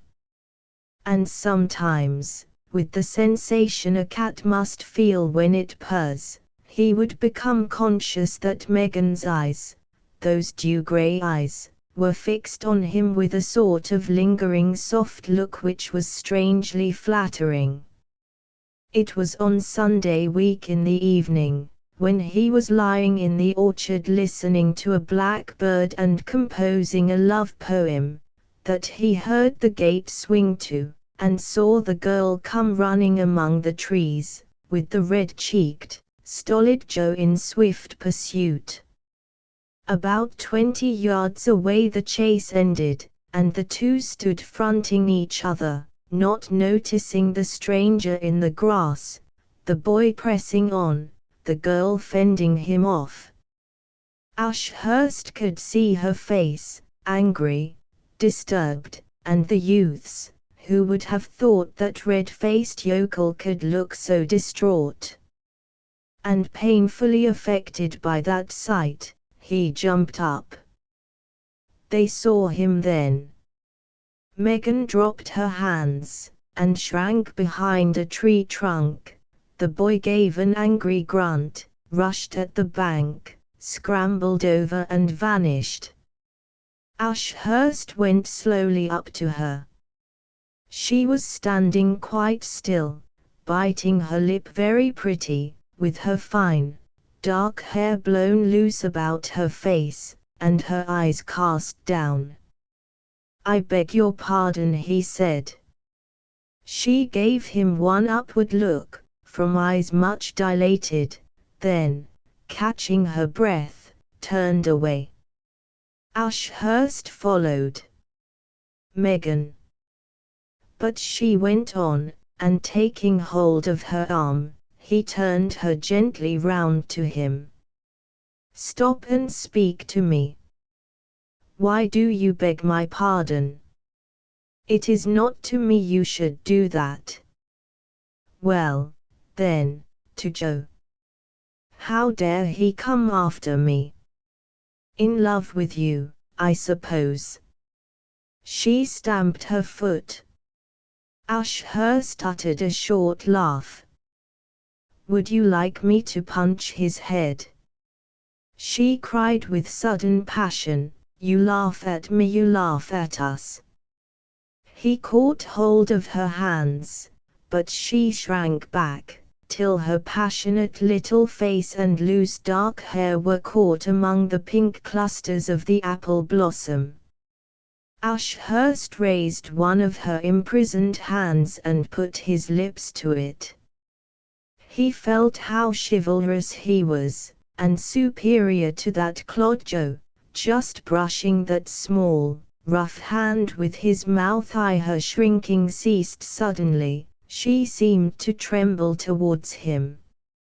A sweet warmth overtook Ashurst from top to toe. This slim maiden, so simple and fine and pretty, was pleased, then, at the touch of his lips. And, yielding to a swift impulse, he put his arms round her, pressed her to him, and kissed her forehead. Then he was frightened. She went so pale, closing her eyes, so that the long, dark lashes lay on her pale cheeks. Her hands, too, lay inert at her sides. The touch of her breast sent a shiver through him. Megan, he sighed out, and let her go. In the utter silence a blackbird shouted. Then the girl seized his hand, put it to her cheek, her heart, her lips, kissed it passionately, and fled away among the mossy trunks of the apple trees, till they hid her from him. Ashurst sat down on a twisted old tree growing almost along the ground, and, all throbbing and bewildered, gazed vacantly at the blossom which had crowned her hair, those pink buds with one white open apple star. What had he done? How had he let himself be thus stampeded by beauty, pity, or just the spring? He felt curiously happy, all the same, happy and triumphant, with shivers running through his limbs, and a vague alarm. This was the beginning of what? The midges bit him, the dancing gnats tried to fly into his mouth, and all the spring around him seemed to grow more lovely and alive. The songs of the cuckoos and the blackbirds, the laughter of the yarflies, the level slanting sunlight, the apple blossom which had crowned her head. He got up from the old trunk and strode out of the orchard, wanting space, an open sky, to get on terms with these new sensations. He made for the moor, and from an ash tree in the hedge a magpie flew out to herald him. Of man, at any age from 5 years on, who can say he has never been in love?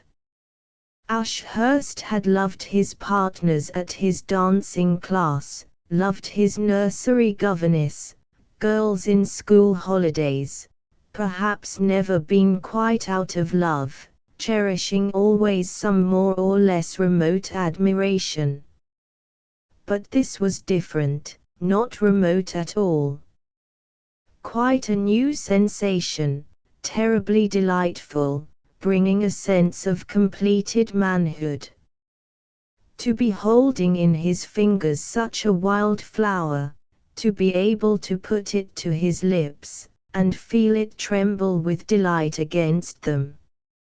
What intoxication, and embarrassment!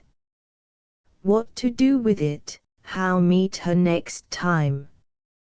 His first caress had been cool, pitiful, but the next could not be, now that, by her burning little kiss on his hand, by her pressure of it to her heart, he knew that she loved him. Some natures are coarsened by love bestowed on them, others, like Ashurst's, are swayed and drawn, warmed and softened, almost exalted, by what they feel to be a sort of miracle. And up there among the tors he was racked between the passionate desire to revel in this new sensation of spring fulfilled within him, and a vague but very real uneasiness. At one moment he gave himself up completely to his pride at having captured this pretty, trustful, dewy-eyed thing. At the next he thought with factitious solemnity, "Yes, my boy. But look out what you're doing. You know what comes of it." Dusk dropped down without his noticing, dusk on the carved, Assyrian-looking masses of the rocks. And the voice of nature said, "This is a new world for you." As when a man gets up at 4 o'clock and goes out into a summer morning, and beasts, birds, trees stare at him and he feels as if all had been made new. He stayed up there for hours, till it grew cold, then groped his way down the stones and heather roots to the road, back into the lane, and came again past the wild meadow to the orchard. There he struck a match and looked at his watch. Nearly 12. It was black and unstirring in there now, very different from the lingering, bird-befriended brightness of 6 hours ago. And suddenly he saw this idol of his with the eyes of the outer world, had mental vision of Mrs. Narracome's snake-like neck turned, her quick dark glance taking it all in, her shrewd face hardening, saw the gypsy-like cousins coarsely mocking and distrustful, Joe stolid and furious, only the lame man, Jim, with the suffering eyes, seemed tolerable to his mind. And the village pub, the gossiping matrons he passed on his walks, and then, his own friends, Robert Carton's smile when he went off that morning 10 days ago, so ironical and knowing. Disgusting. For a minute he literally hated this earthy, cynical world to which one belonged, willy-nilly. The gate where he was leaning grew grey, a sort of shimmer passed before him and spread into the bluish darkness. The moon. He could just see it over the bank behind, red, nearly round, a strange moon. And turning away, he went up the lane which smelled of the night and cow dung and young leaves. In the straw yard he could see the dark shapes of cattle, broken by the pale sickles of their horns, like so many thin moons, fallen ends up. He unlatched the farm gate stealthily. All was dark in the house. Muffling his footsteps, he gained the porch, and, blotted against one of the yew trees, looked up at Megan's window. It was open. Was she sleeping, or lying awake perhaps, disturbed, unhappy at his absence? An owl hooted while he stood there peering up, and the sound seemed to fill the whole night, so quiet was all else, save for the never-ending murmur of the stream running below the orchard. The cuckoos by day, and now the owls, how wonderfully they voiced this troubled ecstasy within him. And suddenly he saw her at her window, looking out. He moved a little from the yew tree, and whispered, "Megan." She drew back, vanished, reappeared, leaning far down. He stole forward on the grass patch, hit his shin against the green-painted chair, and held his breath at the sound. The pale blur of her stretched down arm and face did not stir. He moved the chair, and noiselessly mounted it. By stretching up his arm he could just reach, Her hand held the huge key of the front door, and he clasped that burning hand with the cold key in it. He could just see her face, the glint of teeth between her lips, her tumbled hair. She was still dressed, poor child, sitting up for him, no doubt. Pretty Megan. Her hot, roughened fingers clung to his, her face had a strange, lost look. To have been able to reach it, even with his hand. The owl hooted, a scent of sweetbriar crept into his nostrils. Then one of the farm dogs barked, her grasp relaxed, she shrank back. "Good night, Megan." "Good night, sir." She was gone. With a sigh he dropped back to earth, and sitting on that chair, took off his boots. Nothing for it but to creep in and go to bed, yet for a long while he sat unmoving, his feet chilly in the dew, drunk on the memory of her lost, half-smiling face, and the clinging grip of her burning fingers, pressing the cold key into his hand. 5. He awoke feeling as if he had eaten heavily overnight, instead of having eaten nothing. And far off, unreal, seemed yesterday's romance. Yet it was a golden morning. Full spring had burst at last. In one night the Goldicups, as the little boys called them, seemed to have made the field their own, and from his window he could see apple blossoms covering the orchard as with a rose and white quilt.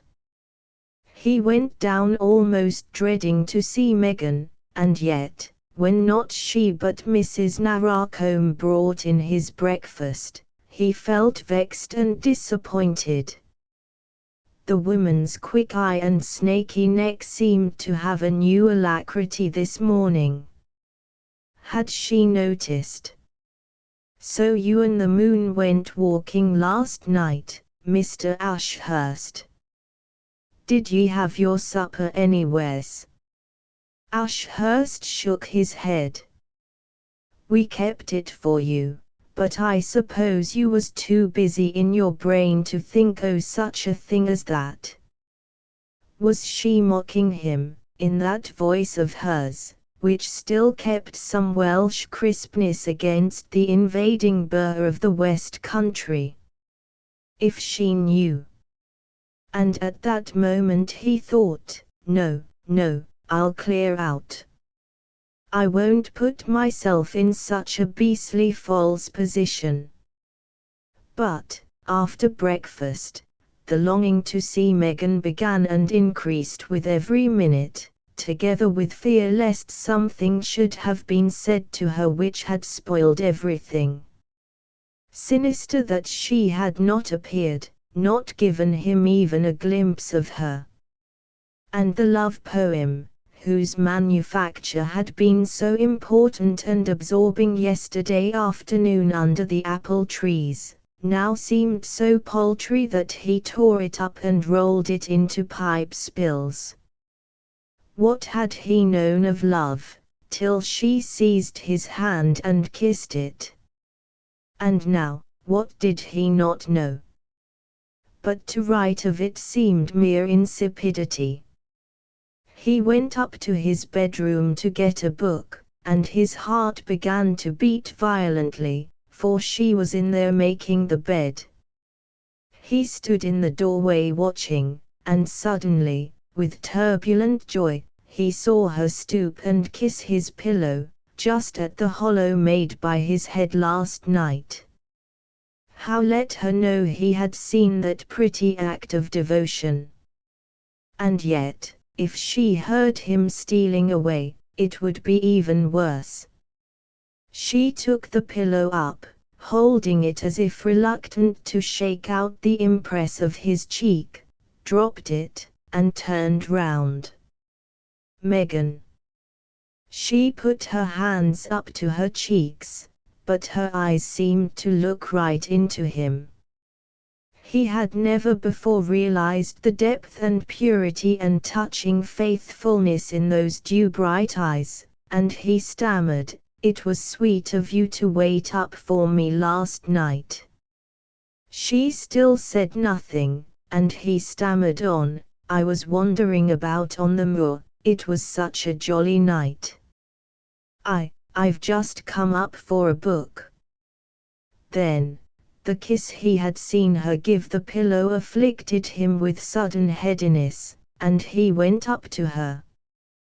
Touching her eyes with his lips, he thought with queer excitement, "I've done it.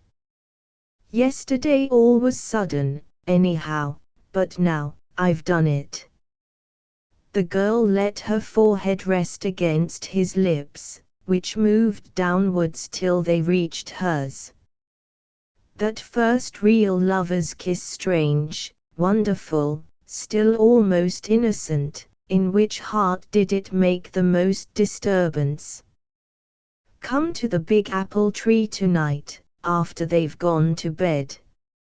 Megan, promise." She whispered back, "I promise."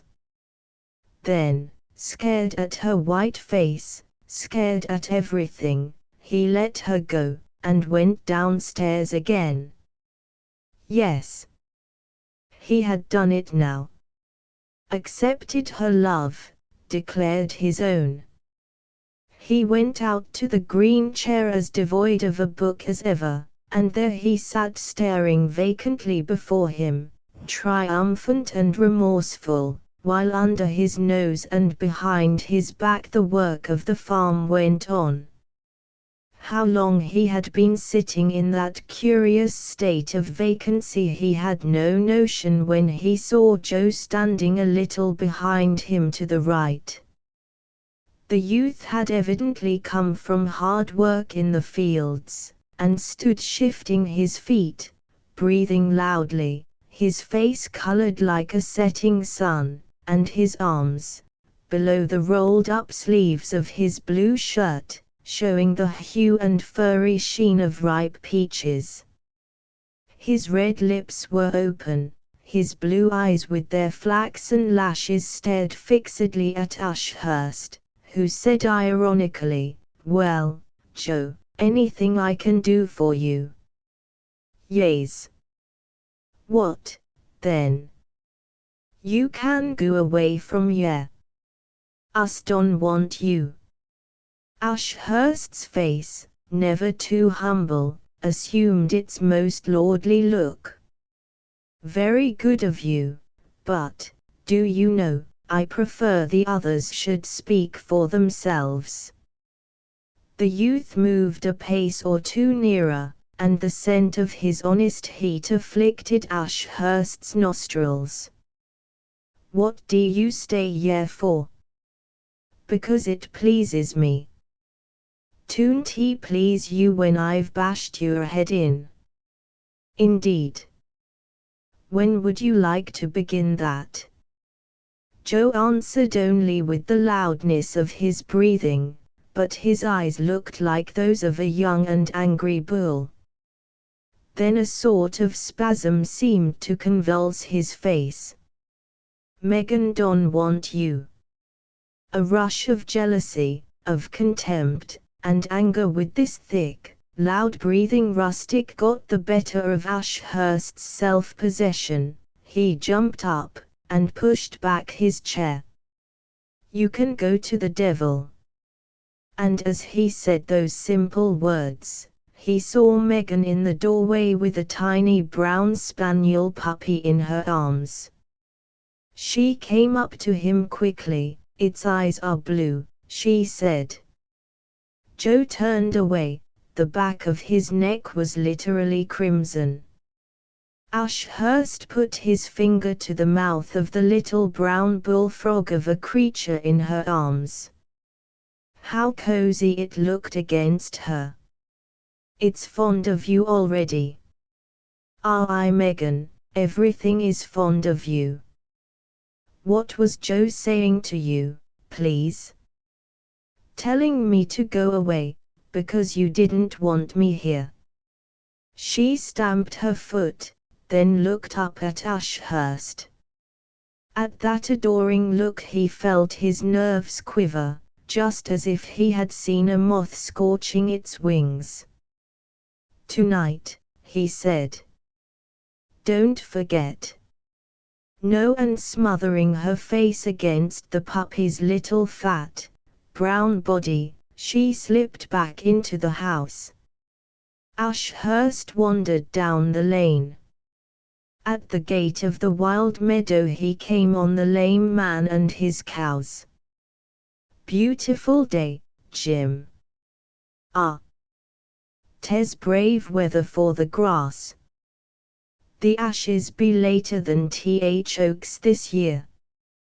"When oak before ash, dotted quo," Ashurst said idly. "Where were you standing when you saw the gypsy bogey, Jim?" "It might be under that big apple tree, as you might say." "And you really do think it was there?" The lame man answered cautiously, "I shouldn't like to say rightly that he was there. 'Twas in my mind as 'twas there." "What do you make of it?" The lame man lowered his voice. "They do the old master, Mist Naracombe come o' gypsy stock. But that's telling. They am a wonderful people, you know, for claimin' their own. Maybe they knew he was going, and sent this fella along for company. That's what I've thought about it." "What was he like?" "He had hair all over his face, and going like this, he was, same as if he had a viddle.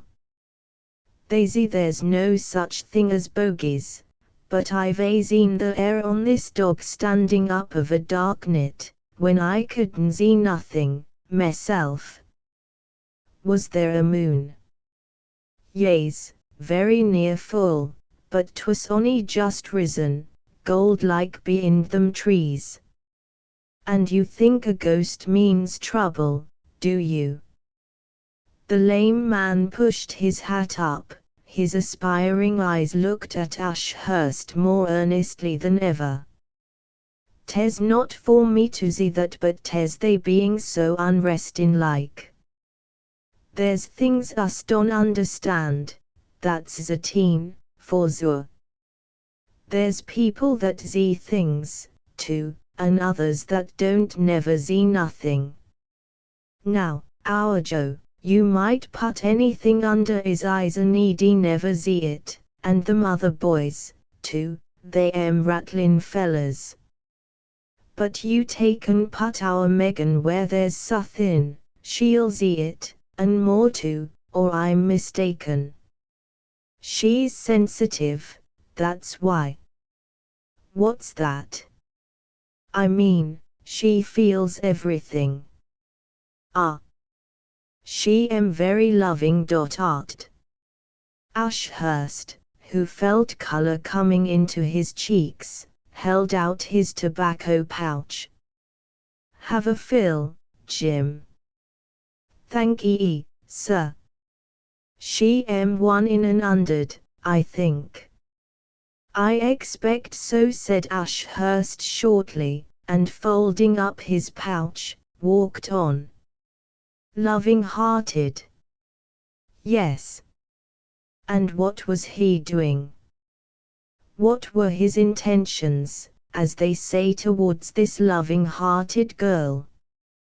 The thought dogged him, wandering through fields bright with buttercups, where the little red calves were feeding, and the swallows flying high.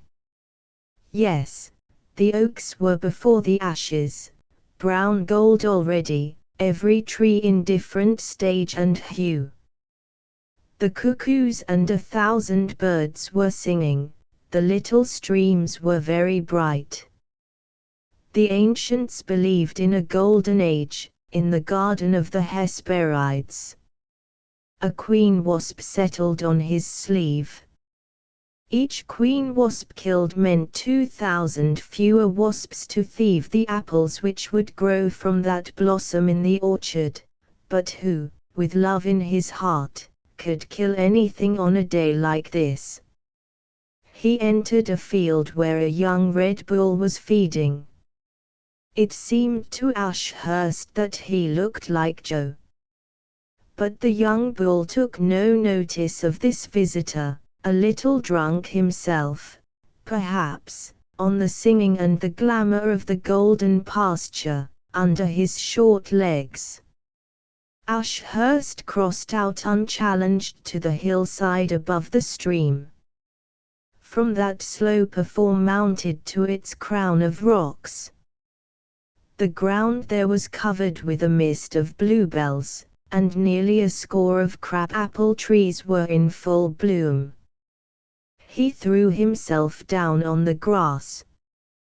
The change from the buttercup glory and oak golden glamour of the fields to this ethereal beauty under the grey fore filled him with a sort of wonder, nothing the same, save the sound of running water and the songs of the cuckoos.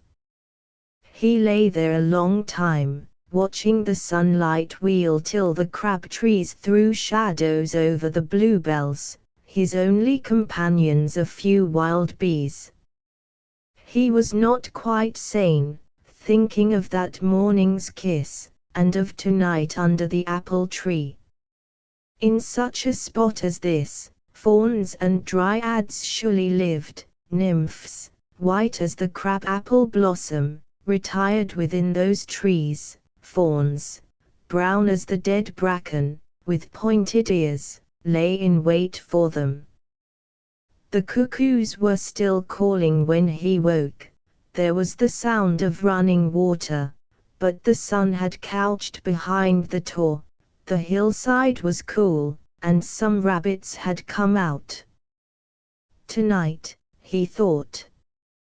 Just as from the earth everything was pushing up, unfolding under the soft insistent fingers of an unseen hand, so were his heart and senses being pushed, unfolded. He got up and broke off a spray from a crab-apple tree. The buds were like Megan, shell-like, rose-pink, wild, and fresh, and so, too, the opening flowers, white, and wild, and touching. He put the spray into his coat. And all the rush of the spring within him escaped in a triumphant sigh. But the rabbits scurried away. 6 It was nearly 11 that night when Ashurst put down the pocket Odyssey which for half an hour he had held in his hands without reading, and slipped through the yard down to the orchard. The moon had just risen, very golden, over the hill, and like a bright, powerful, watching spirit peered through the bars of an ash tree's half-naked boughs. In among the apple trees it was still dark, and he stood making sure of his direction, feeling the rough grass with his feet. A black mass close behind him stirred with a heavy grunting sound, and 3 large pigs settled down again close to each other, under the wall. He listened. There was no wind, but the stream's burbling whispering chuckle had gained twice its daytime strength. One bird, he could not tell what, cried pip-pip-pip-pip with perfect monotony. He could hear a nightjar spinning very far off, an owl hooting. Ashurst moved a step or two, and again halted, aware of a dim living whiteness all round his head. On the dark unstirring trees innumerable flowers and buds all soft and blurred were being bewitched to life by the creeping moonlight. He had the oddest feeling of actual companionship, as if a million white moths or spirits had floated in and settled between dark sky and darker ground, and were opening and shutting their wings on a level with his eyes. In the bewildering, still, scentless beauty of that moment he almost lost memory of why he had come to the orchard. The flying glamour which had clothed the earth all day had not gone now that night had fallen, but only changed into this new form. He moved on through the thicket of stems and boughs covered with that live powdering whiteness, till he reached the big apple tree. No mistaking that, even in the dark, nearly twice the height and size of any other, and leaning out towards the open meadows and the stream. Under the thick branches he stood still again, to listen. The same sounds exactly, and a faint grunting from the sleepy pigs. He put his hands on the dry, almost warm tree trunk, whose rough mossy surface gave forth a peaty scent at his touch. Would she come, would she? And among these quivering, haunted, moon-witched trees he was seized with doubts of everything.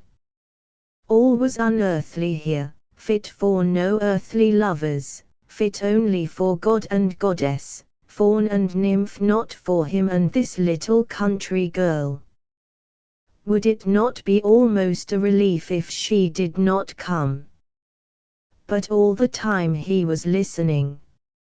And still that unknown bird went pip pip pip pip, and there rose the busy chatter of the little trout stream, whereon the moon was flinging glances through the bars of her tree prison. The blossom on a level with his eyes seemed to grow more living every moment, seemed with its mysterious white beauty more and more a part of his suspense. He plucked a fragment and held it close. 3 blossoms. Sacrilege to pluck fruit tree blossom, soft, sacred, young blossom, and throw it away. Then suddenly he heard the gate close, the pigs stirring again and grunting, and leaning against the trunk, he pressed his hands to its mossy sides behind him, and held his breath. She might have been a spirit threading the trees, for all the noise she made. Then he saw her quite close, her dark form part of a little tree, her white face part of its blossom, so still, and peering towards him. He whispered, "Megan," and held out his hands. She ran forward, straight to his breast. When he felt her heart beating against him, Ashurst knew to the full the sensations of chivalry and passion. Because she was not of his world, because she was so simple and young and headlong, adoring and defenseless, how could he be other than her protector, in the dark? Because she was all simple nature and beauty, as much a part of this spring night as was the living blossom, how should he not take all that she would give him, how not fulfill the spring in her heart and his? And torn between these two emotions he clasped her close, and kissed her hair. How long they stood there without speaking he knew not. The stream went on chattering, the owls hooting, the moon kept stealing up and growing whiter, the blossom all round them and above brightened in suspense of living beauty. Their lips had sought each other's, and they did not speak. The moment speech began all would be unreal. Spring has no speech, nothing but rustling and whispering. Spring has so much more than speech in its unfolding flowers and leaves, and the coursing of its streams, and in its sweet restless seeking. And sometimes spring will come alive, and, like a mysterious presence stand, encircling lovers with its arms, laying on them the fingers of enchantment, so that, standing lips to lips, they forget everything but just a kiss. While her heart beat against him, and her lips quivered on his, Ashurst felt nothing but simple rapture. Destiny meant her for his arms, love could not be flouted. But when their lips parted for breath, division began again at once. Only, passion now was so much the stronger, and he sighed, "Oh, Megan, why did you come?" She looked up, hurt, amazed.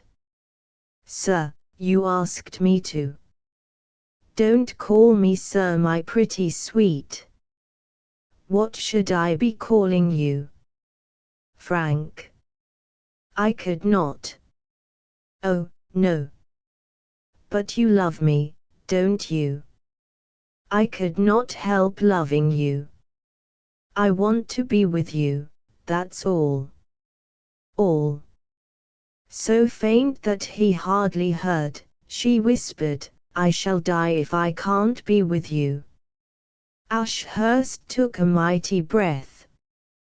"Come and be with me, then." "Oh." Intoxicated by the awe and rapture in that "oh," he went on, whispering, "We'll go to London. I'll show you the world. And I will take care of you, I promise, Megan.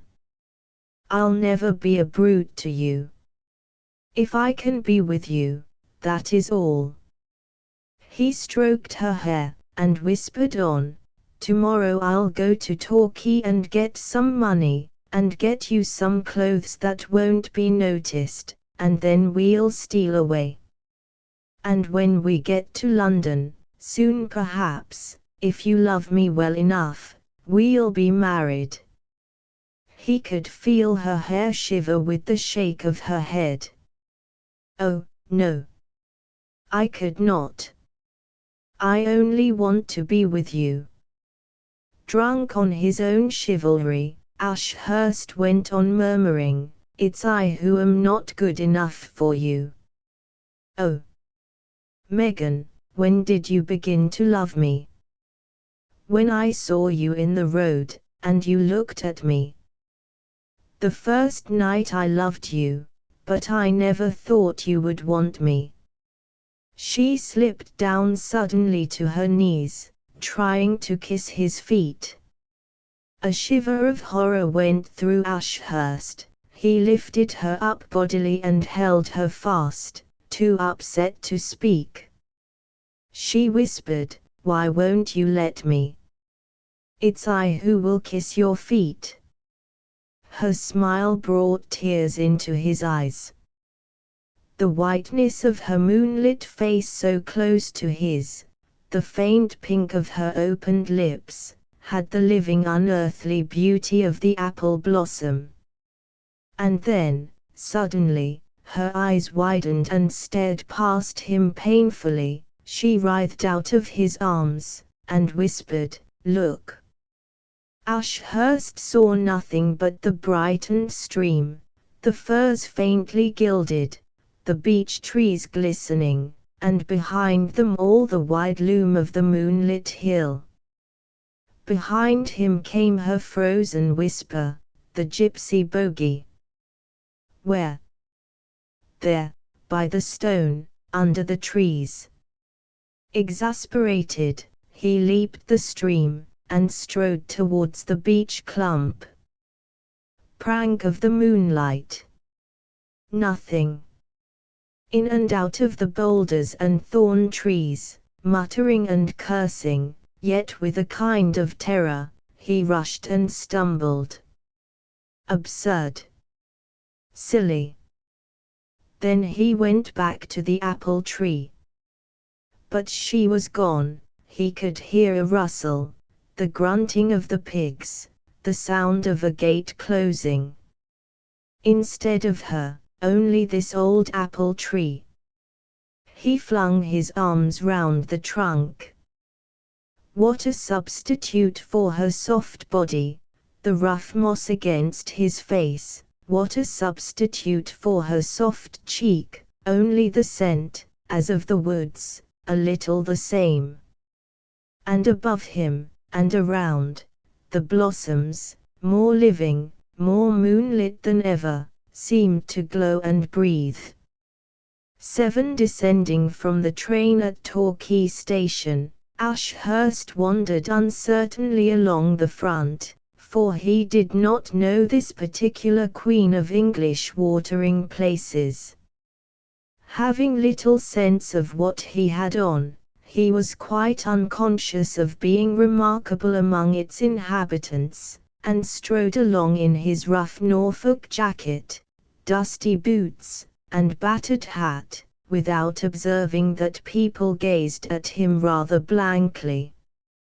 He was seeking a branch of his London bank, and having found one, found also the first obstacle to his mood. Did he know anyone in Torquay? No.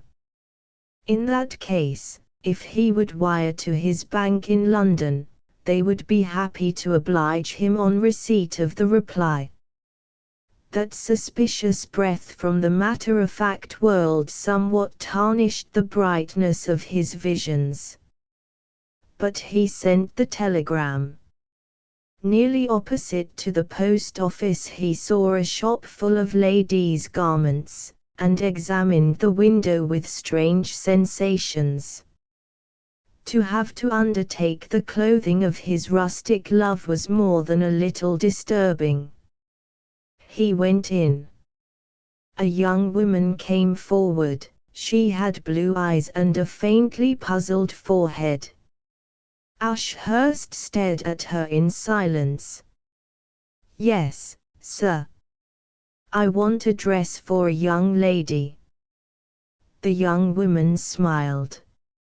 Ashurst frowned. The peculiarity of his request struck him with sudden force. The young woman added hastily, "What style would you like? Something modish?" "No. Simple." "What figure would the young lady be?"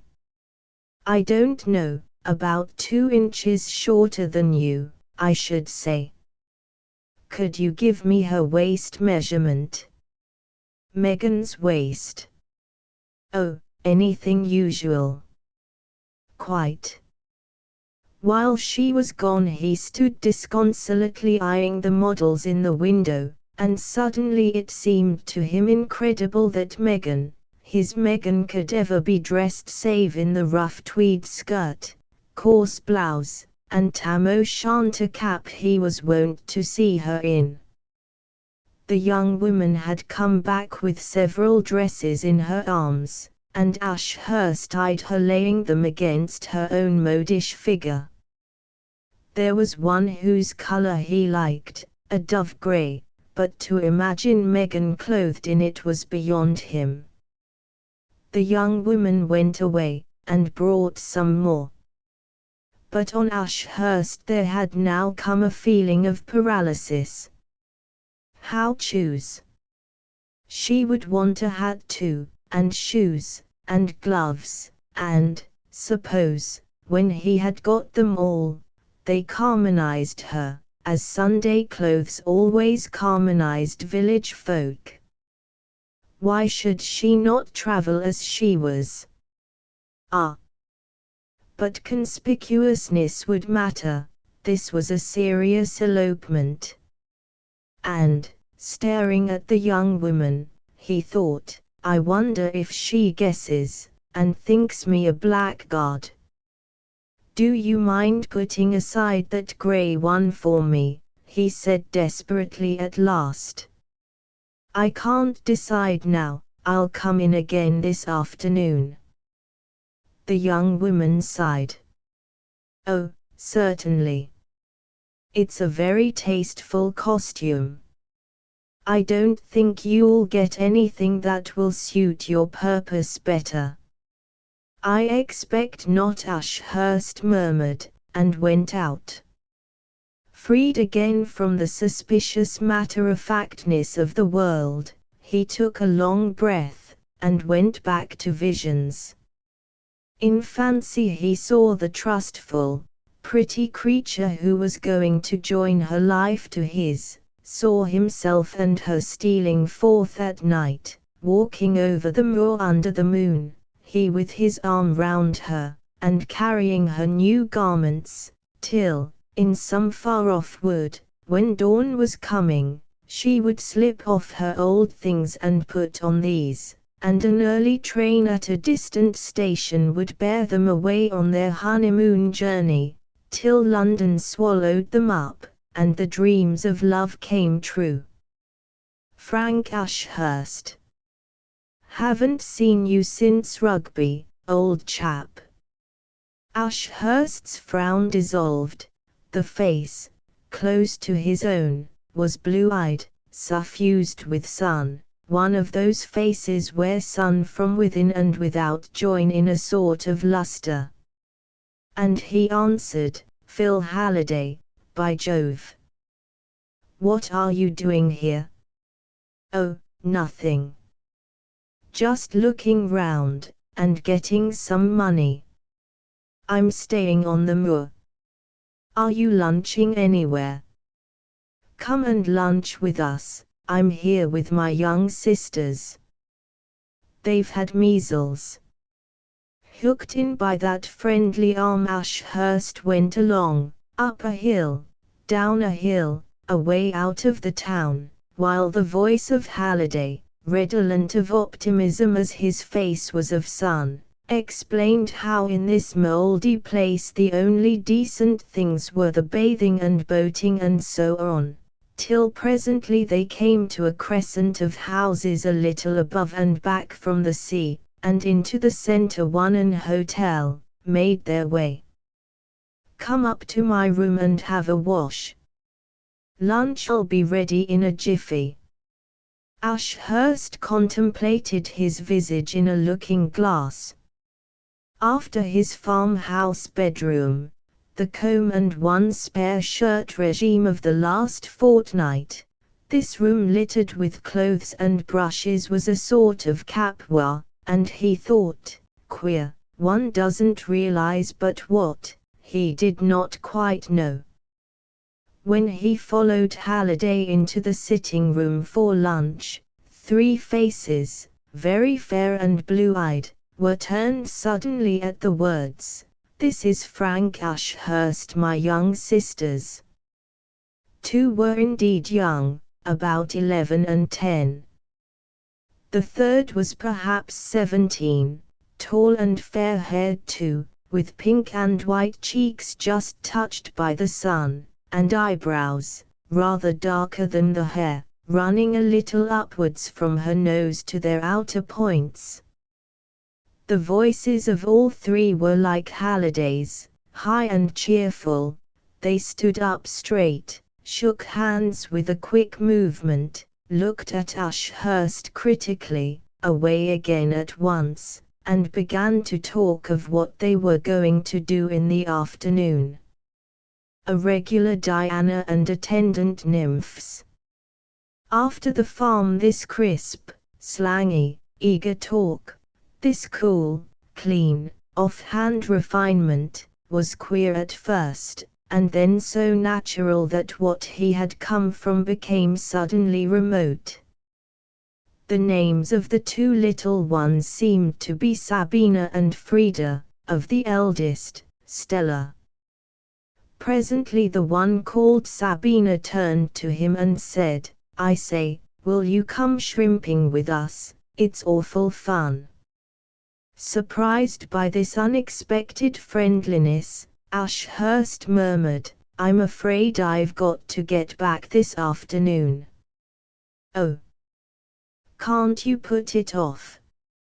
Ashurst turned to the new speaker, Stella, shook his head, and smiled. She was very pretty.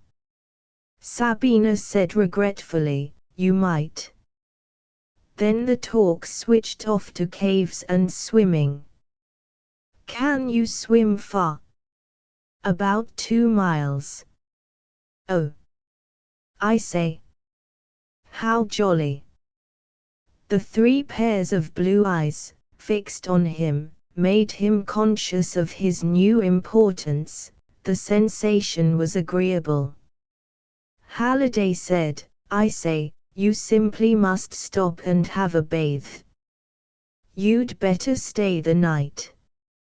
"Yes, do." But again Ashurst smiled and shook his head. Then suddenly he found himself being catechized about his physical achievements. He had rowed, it seemed, in his college boat, played in his college football team, won his college mile, and he rose from table a sort of hero.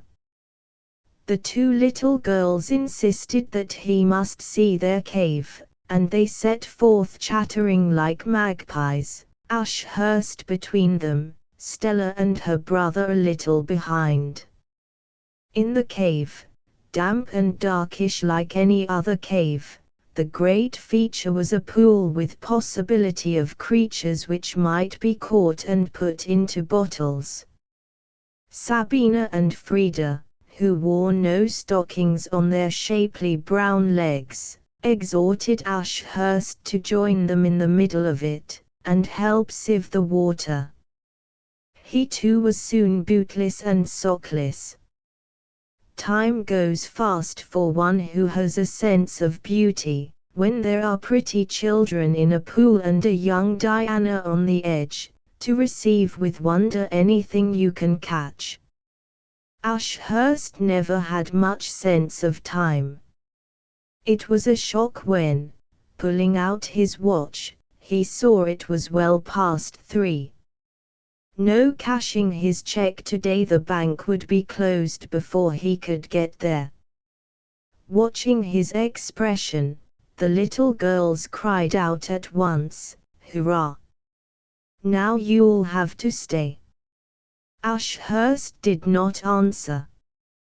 He was seeing again Megan's face, when at breakfast time he had whispered, "I'm going to Torquay, darling, to get everything. I shall be back this evening. If it's fine we can go tonight. Be ready." He was seeing again how she quivered and hung on his words. What would she think?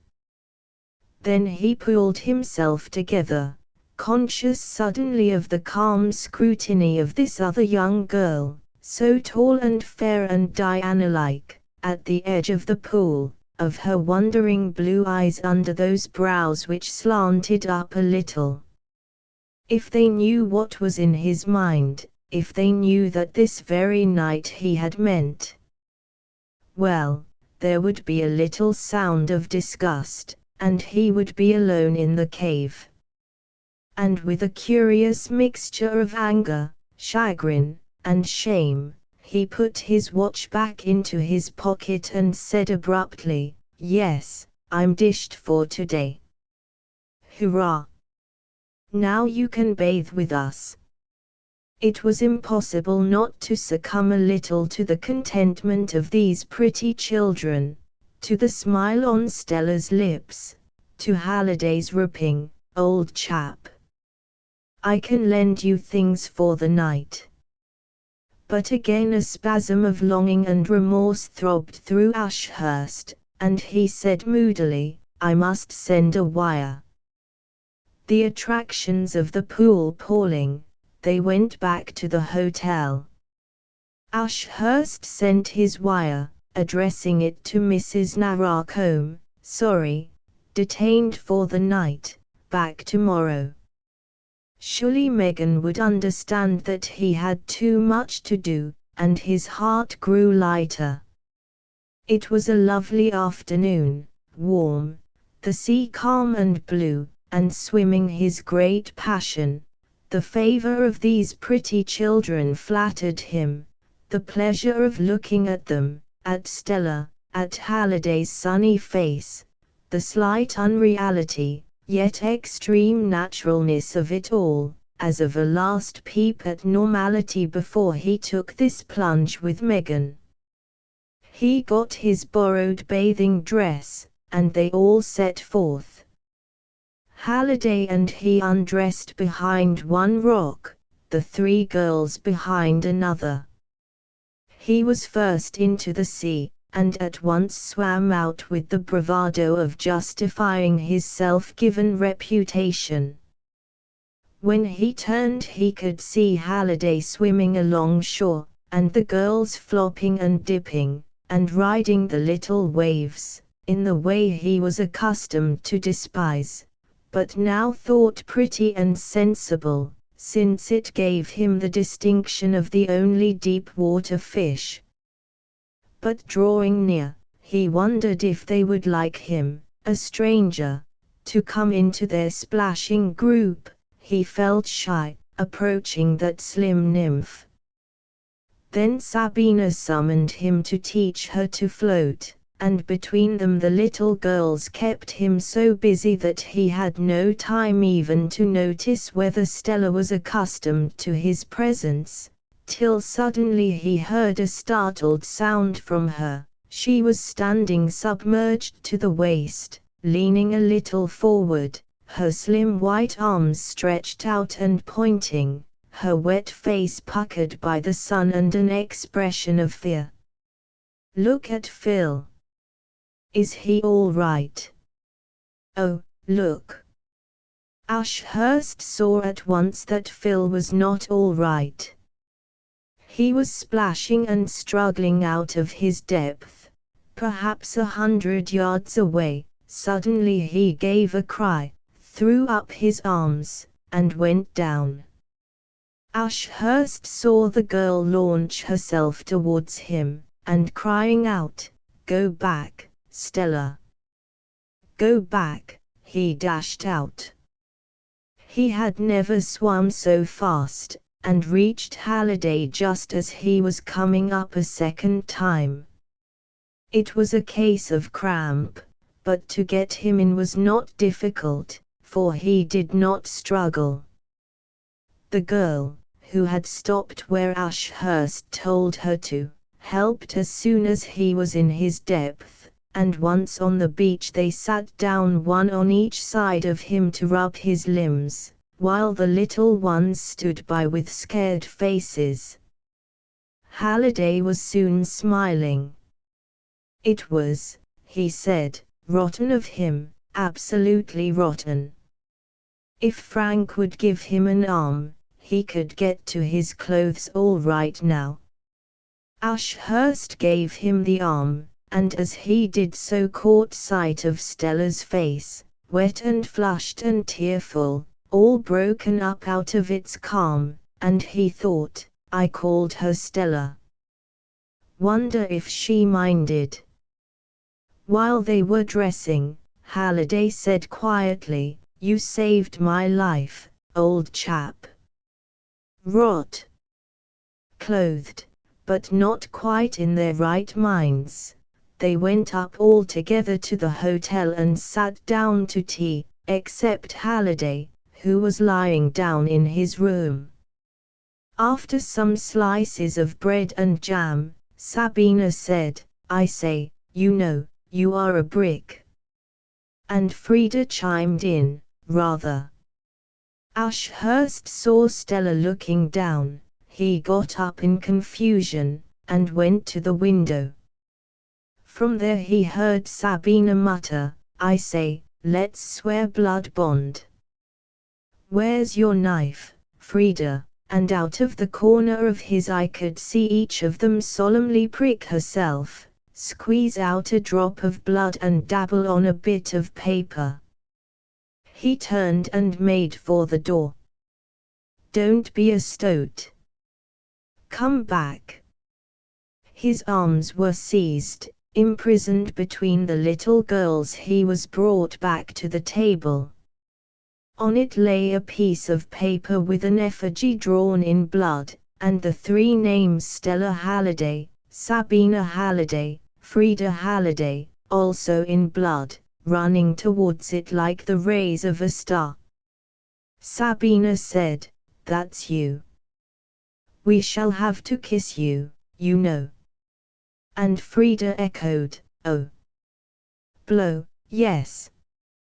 Before Ashurst could escape, some wettish hair dangled against his face, something like a bite descended on his nose, he felt his left arm pinched, and other teeth softly searching his cheek. Then he was released, and Frida said, "Now, Stella." Ashurst, red and rigid, looked across the table at a red and rigid Stella. Sabina giggled, Frida cried, "Buck up, it spoils everything." A queer, ashamed eagerness shot through Ashurst, then he said quietly, "Shut up, you little demons." Again Sabina giggled. "Well, then, she can kiss her hand, and you can put it against your nose. It is on one side." To his amazement the girl did kiss her hand and stretch it out. Solemnly he took that cool, slim hand and laid it to his cheek. The two little girls broke into clapping, and Frida said, "Now, then, we shall have to save your life at any time, that's settled." "Can I have another cup, Stella, not so beastly weak?" Tea was resumed, and Ashurst, folding up the paper, put it in his pocket. The talk turned on the advantages of measles, tangerine oranges, honey in a spoon, no lessons, and so forth. Ashurst listened, silent, exchanging friendly looks with Stella, whose face was again of its normal sun-touched pink and white. It was soothing to be so taken to the heart of this jolly family, fascinating to watch their faces. And after tea, while the two little girls pressed seaweed, he talked to Stella in the window seat and looked at her watercolor sketches. The whole thing was like a pleasurable dream, time and incident hung up, importance and reality suspended. Tomorrow he would go back to Megan, with nothing of all this left save the paper with the blood of these children, in his pocket. Children. Stella was not quite that, as old as Megan. Her talk, quick, rather hard and shy, yet friendly, seemed to flourish on his silences, and about her there was something cool and virginal, a maiden in a bower. At dinner, to which Halliday, who had swallowed too much sea water, did not come, Sabina said, "I'm going to call you Frank." Frida echoed, "Frank, Frank, Frankie." Ashurst grinned and bowed. "Every time Stella calls you Mr. Ashurst, she's got to pay a forfeit. It's ridiculous." Ashurst looked at Stella, who grew slowly red. Sabina giggled, Frida cried, "She's smoking, smoking." "Yeah." Ashurst reached out to right and left, and grasped some fair hair in each hand. "Look here," he said, "you two. Leave Stella alone, or I'll tie you together." Frida gurgled, "Ouch. You are a beast." Sabina murmured cautiously, "You call her Stella, you see." "Why shouldn't I? It's a jolly name." "All right, we give you leave to." Ashurst released the hair. Stella. What would she call him, after this? But she called him nothing, till at bedtime he said, deliberately, "Good night, Stella." "Good night, Mr. Good night, Frank.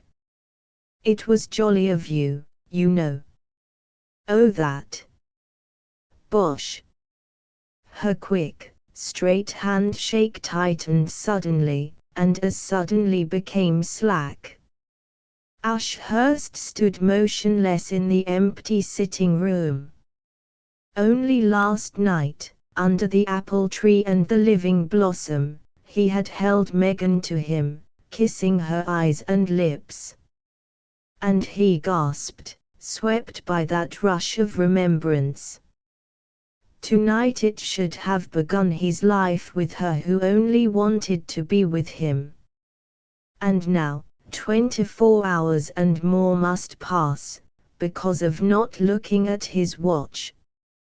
Why had he made friends with this family of innocents just when he was saying goodbye to innocence, and all the rest of it? But I mean to marry her, he thought. I told her so. He took a candle, lighted it, and went to his bedroom, which was next to Halliday's.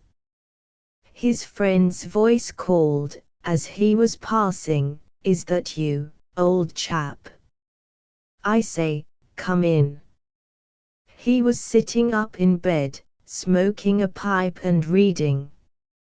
"Sit down a bit." Ashurst sat down by the open window. "I've been thinking about this afternoon, you know," said Halliday rather suddenly. "They say you go through all your past. I didn't.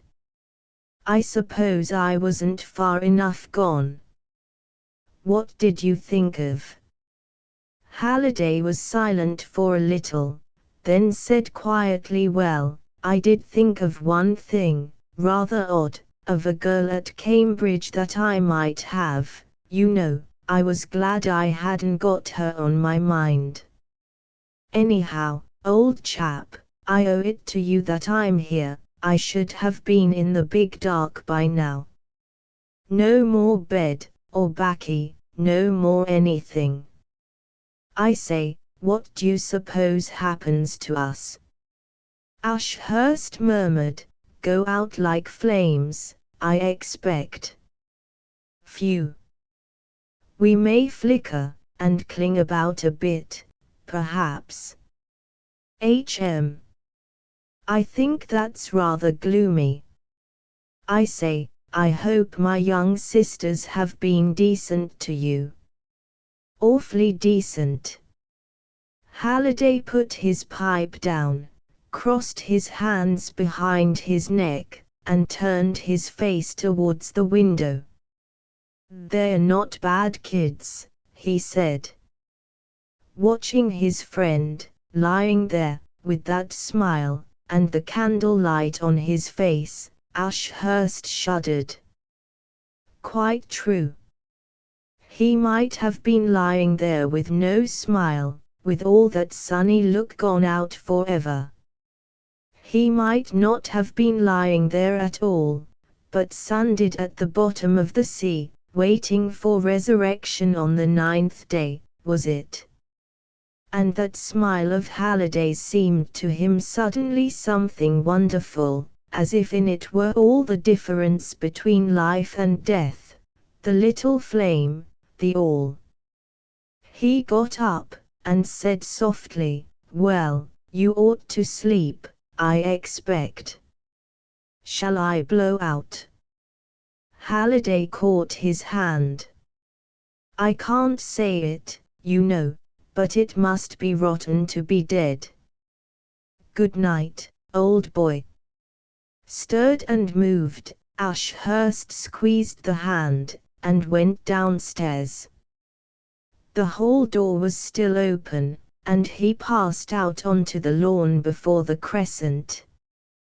The stars were bright in a very dark blue sky, and by their light some lilacs had that mysterious color of flowers by night which no one can describe.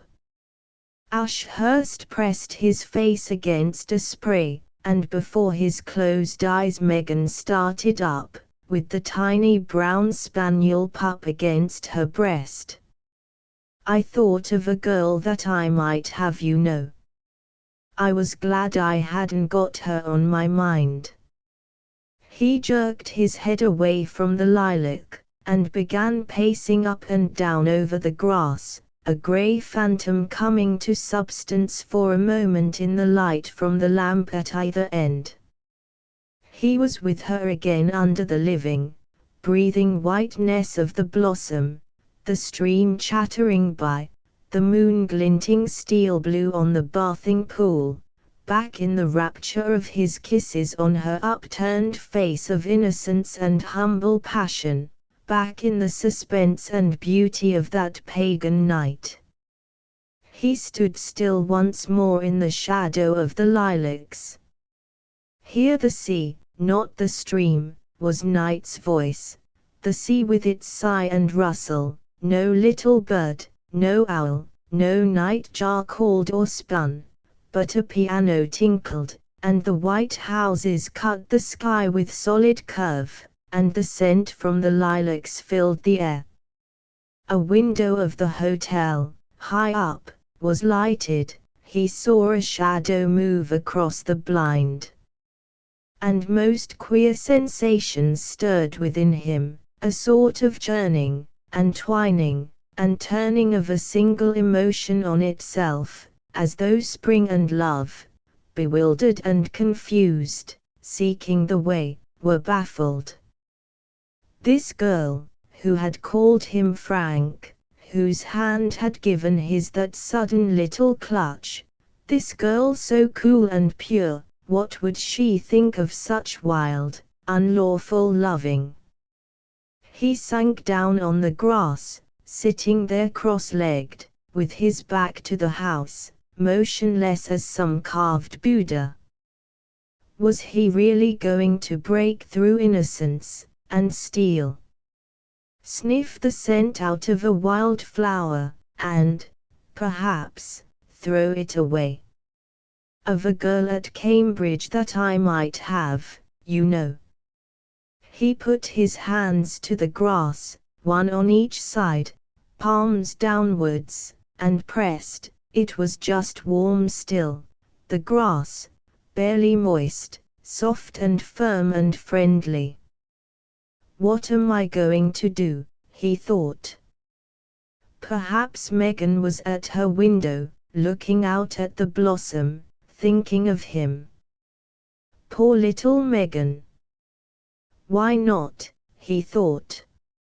I love her. But do I really love her? Or do I only want her because she is so pretty, and loves me? What am I going to do? The piano tinkled on, the stars winked, and Ashurst gazed out before him at the dark sea, as if spellbound. He got up at last, cramped and rather chilly. There was no longer light in any window. And he went into bed. Out of a deep and dreamless sleep he was awakened by the sound of thumping on the door. A shrill voice called, "Hi! Breakfast's ready." He jumped up. Where was he? Ah! He found them already eating marmalade, and sat down in the empty place between Stella and Sabina, who, after watching him a little, said, "I say, do buck up, we're going to start at 9:30. We're going to Berry Head, old chap, you must come." Ashurst thought, come. Impossible. I shall be getting things and going back. He looked at Stella. She said quickly, do come. Sabina chimed in, it'll be no fun without you. Frida got up and stood behind his chair. You've got to come, or else I'll pull your hair. Ashurst thought, well, one day more, to think it over. One day more. And he said, all right. You needn't tweak my mane. Hurrah! At the station he wrote a second telegram to the farm, and then tore it up. He could not have explained why. From Brixham they drove in a very little wagonette. There, squeezed between Sabina and Frida, with his knees touching Stella's, they played up, Jenkins, and the gloom he was feeling gave way to frolic. In this one day more to think it over, he did not want to think. They ran races, wrestled, paddled, for today nobody wanted to bathe, they sang catches, played games, and ate all they had brought. The little girls fell asleep against him on the way back, and his knees still touched Stella's in the narrow wagonette. It seemed incredible that 30 hours ago he had never set eyes on any of those three flaxen heads. In the train he talked to Stella of poetry, discovering her favorites, and telling her his own with a pleasing sense of superiority, till suddenly she said, rather low, "Phil says you don't believe in a future life, Frank. I think that's dreadful." Disconcerted, Ashurst muttered, "I don't either believe or not believe, I simply don't know." She said quickly, "I couldn't bear that. What would be the use of living?" Watching the frown of those pretty oblique brows, Ashurst answered, "I don't believe in believing things because one wants to. But why should one wish to live again, if one isn't going to?" And she looked full at him. He did not want to hurt her, but an itch to dominate pushed him on to say, "While one's alive one naturally wants to go on living forever, that's part of being alive. But it probably isn't anything more." "Don't you believe in the Bible at all, then?" Ashurst thought, now I shall really hurt her.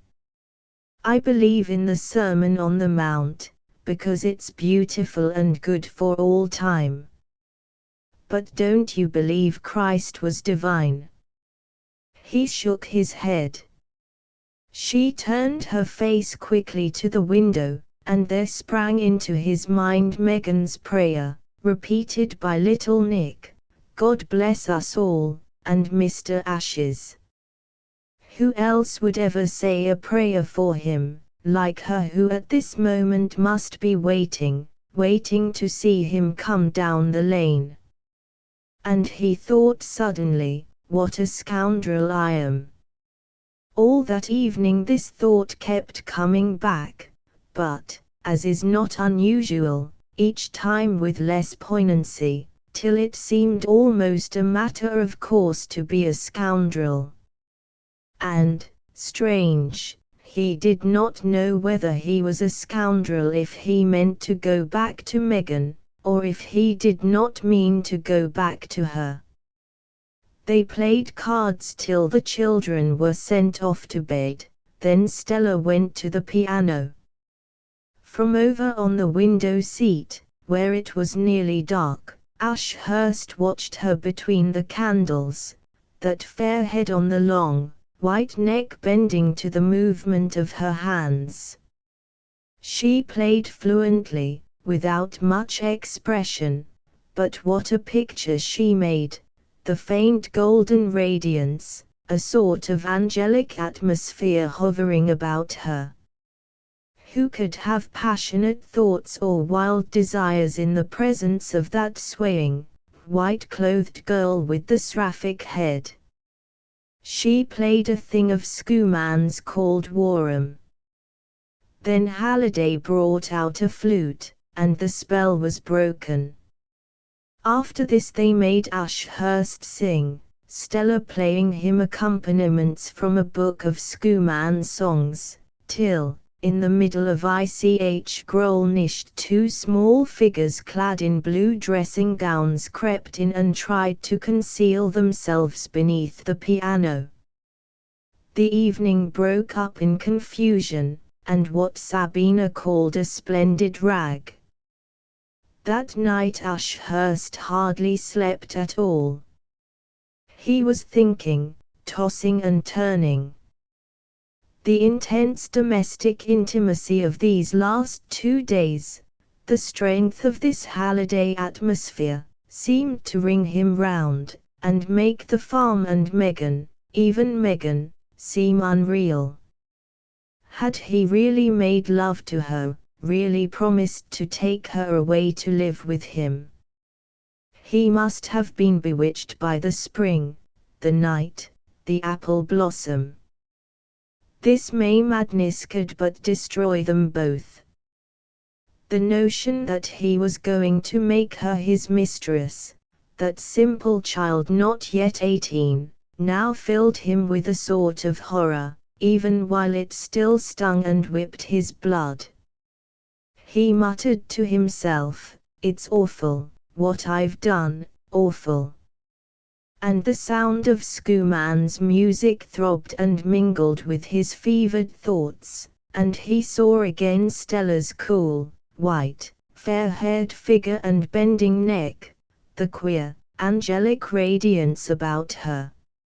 I must be mad, he thought. What came into me? Poor little Megan. God bless us all, and Mr. Ashes. I want to be with you, only to be with you. And burying his face in his pillow, he smothered down a fit of sobbing. Not to go back was awful. To go back, more awful still. Emotion, when you are young, and give real vent to it, loses its power of torture.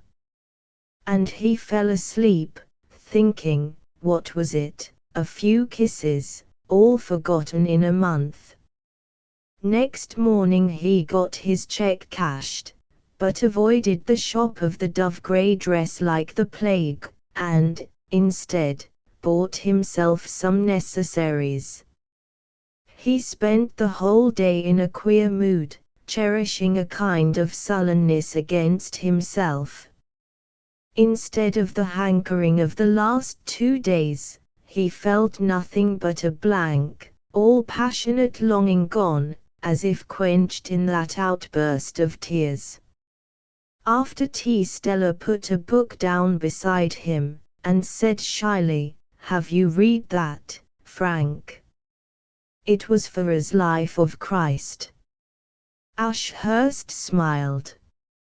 Her anxiety about his beliefs seemed to him comic, but touching. Infectious too, perhaps, for he began to have an itch to justify himself, if not to convert her. And in the evening, when the children and Halliday were mending their shrimping nets, he said, "At the back of orthodox religion, so far as I can see, there's always the idea of reward, what you can get for being good, a kind of begging for favors. I think it all starts in fear." She was sitting on the sofa making reefer knots with a bit of string. She looked up quickly. "I think it's much deeper than that."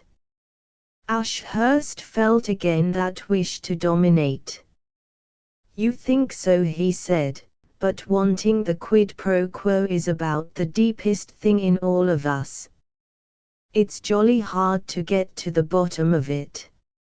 She wrinkled her brows in a puzzled frown. "I don't think I understand." He went on obstinately, "Well, think, and see if the most religious people aren't those who feel that this life doesn't give them all they want. I believe in being good because to be good is good in itself." "Then you do believe in being good?" How pretty she looked now, it was easy to be good with her. And he nodded and said, "I say, show me how to make that knot." With her fingers touching his, in maneuvering the bit of string, he felt soothed and happy. and when he went to bed he willfully kept his thoughts on her, wrapping himself in her fair, cool sisterly radiance, as in some garment of protection. Next day he found they had arranged to go by train to Totnes, and picnic at Berry Pomeroy Castle. Still in that resolute oblivion of the past, he took his place with them in the landau beside Halliday, back to the horses. And, then, along the sea-front, nearly at the turning to the railway station, his heart almost leaped into his mouth. Megan herself, was walking on the far pathway, in her old skirt and jacket and her tam o' shanter, looking up into the faces of the passers-by. Instinctively he threw his hand up for cover, then made a feint of clearing dust out of his eyes, but between his fingers he could see her still, moving, not with her free country step, but wavering, lost-looking, pitiful like some little dog which has missed its master and does not know whether to run on, to run back, where to run. How had she come like this? What excuse had she found to get away? What did she hope for? But with every turn of the wheels bearing him away from her, his heart revolted and cried to him to stop them, to get out, and go to her. When the landau turned the corner to the station he could stand it no more, and opening the carriage door, muttered, "I've forgotten something. Go on, don't wait for me. I'll join you at the castle by the next train." He jumped, stumbled, spun round, recovered his balance, and walked forward, while the carriage with the astonished Hallidays rolled on. From the corner he could only just see Megan, a long way ahead now. He ran a few steps, checked himself, and dropped into a walk. With each step nearer to her, further from the Hallidays, he walked more and more slowly. How did it alter anything, this sight of her? How make the going to her, and that which must come of it, less ugly? For there was no hiding it, since he had met the Hallidays he had become gradually sure that he would not marry Megan. It would only be a wild love time, a troubled, remorseful, difficult time, and then, well, then he would get tired, just because she gave him everything, was so simple, and so trustful, so dewy. And dew wears off. The little spot of faded color, her tam o' shanter cap, wavered on far in front of him. She was looking up into every face, and at the house windows. Had any man ever such a cruel moment to go through? Whatever he did, he felt he would be a beast. And he uttered a groan which made a nursemaid turn and stare. He saw Megan stop and lean against the sea wall, looking at the sea, and he too stopped. Quite likely she had never seen the sea before, and even in her distress could not resist that sight. Yes, she's seen nothing, he thought, everything's before her. And just for a few weeks' passion, I shall be cutting her life to ribbons. I'd better go and hang myself rather than do it. And suddenly he seemed to see Stella's calm eyes looking into his, the wave of fluffy hair on her forehead stirred by the wind. Ah!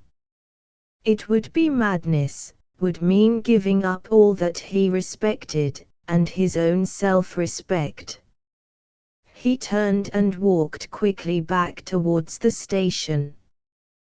But memory of that poor, bewildered little figure, those anxious eyes searching the passers-by, smote him too hard again, and once more he turned towards the sea.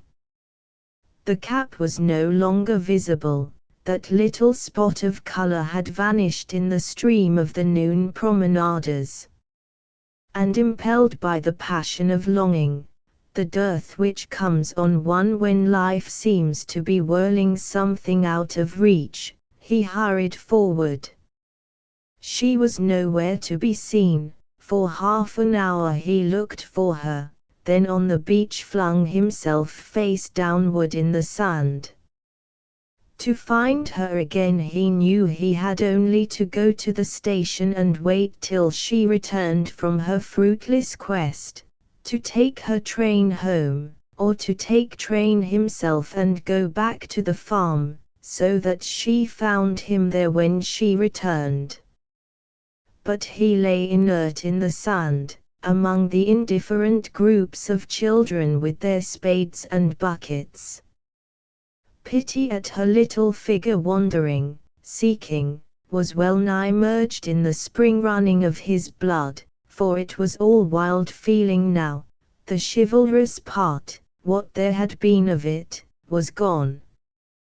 He wanted her again, wanted her kisses, her soft, little body, her abandonment, all her quick, warm, pagan emotion, wanted the wonderful feeling of that night under the moonlit apple boughs, wanted it all with a horrible intensity, as the fawn wants the nymph.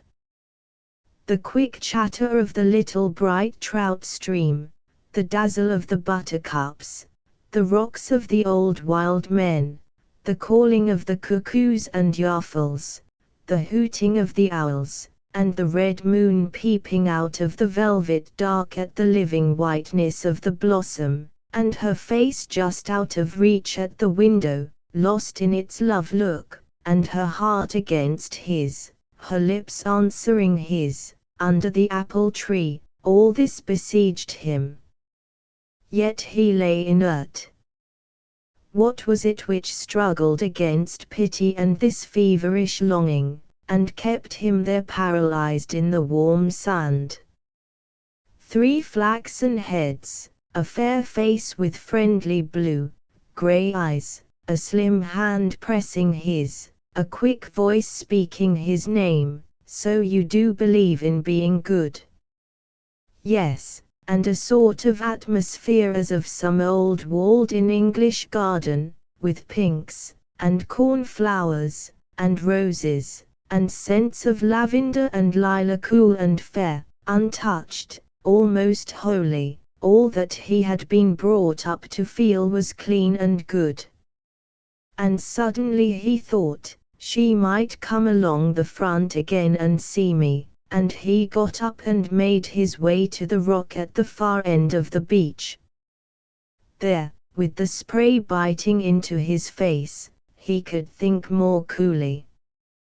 To go back to the farm and love Megan out in the woods, among the rocks, with everything around wild and fitting, that, he knew, was impossible, utterly.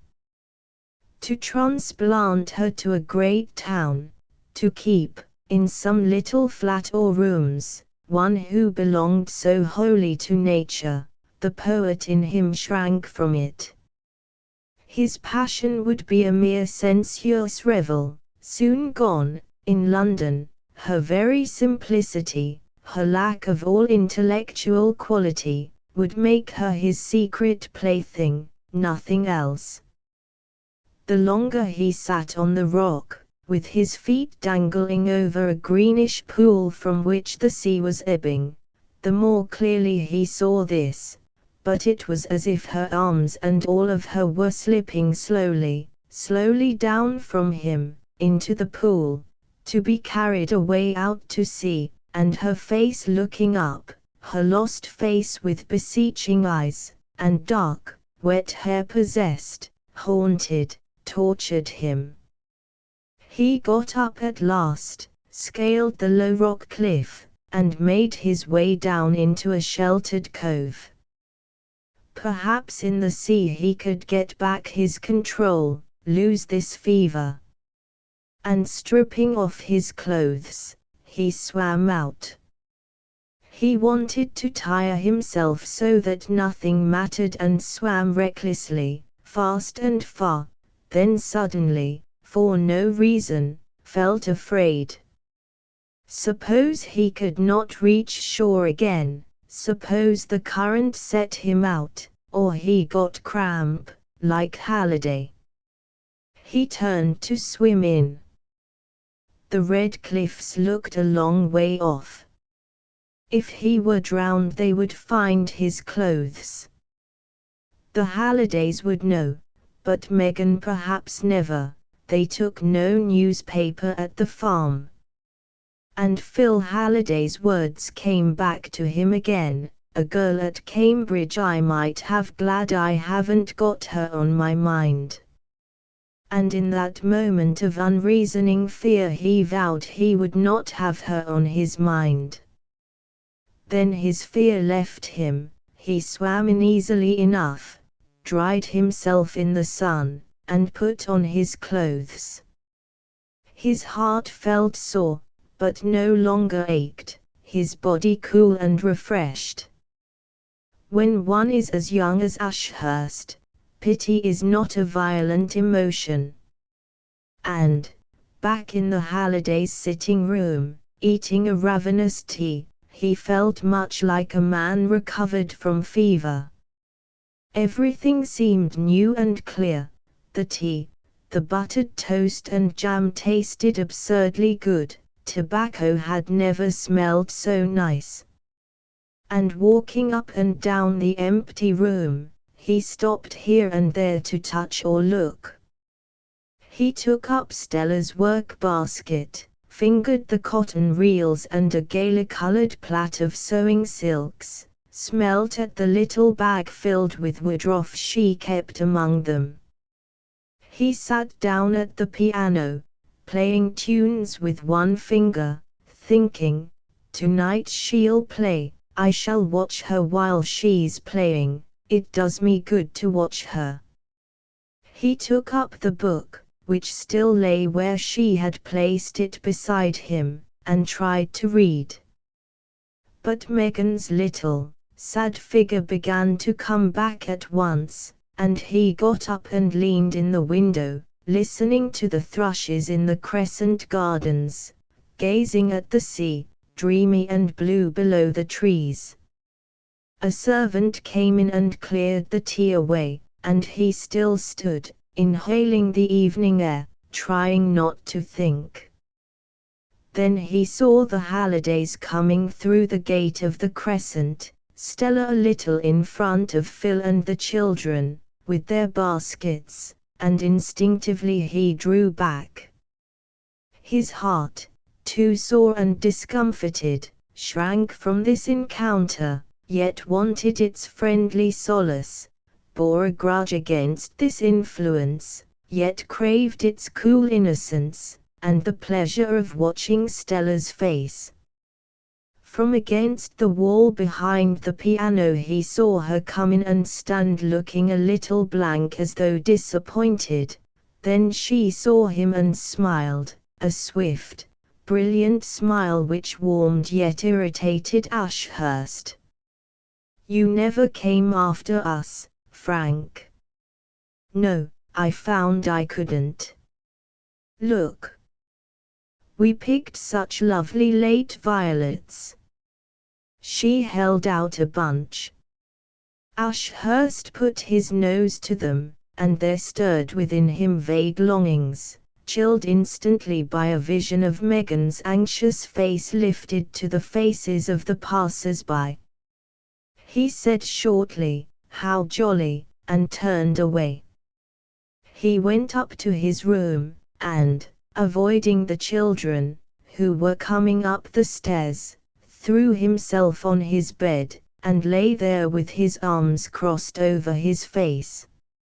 Now that he felt the die really cast, and Megan given up, he hated himself, and almost hated the Hallidays and their atmosphere of healthy, happy English homes. Why should they have chanced here, to drive away first love, to show him that he was going to be no better than a common seducer? What right had Stella, with her fair, shy beauty, to make him know for certain that he would never marry Megan, and, tarnishing it all, bring him such bitterness of regretful longing and such pity? Megan would be back by now, worn out by her miserable seeking, poor little thing, expecting, perhaps, to find him there when she reached home.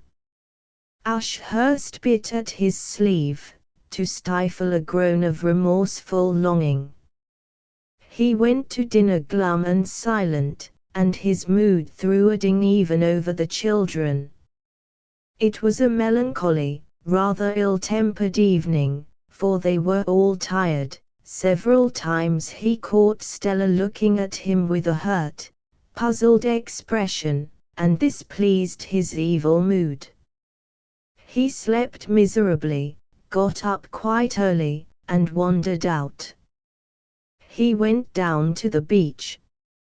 Alone there with the serene, the blue, the sunlit sea, his heart relaxed a little. Conceited fool, to think that Megan would take it so hard. In a week or two she would almost have forgotten. And he would have the reward of virtue. A good young man. If Stella knew, she would give him her blessing for resisting that devil she believed in, and he uttered a hard laugh. But slowly the peace and beauty of sea and sky, the flight of the lonely seagulls, made him feel ashamed. He bathed, and turned homewards.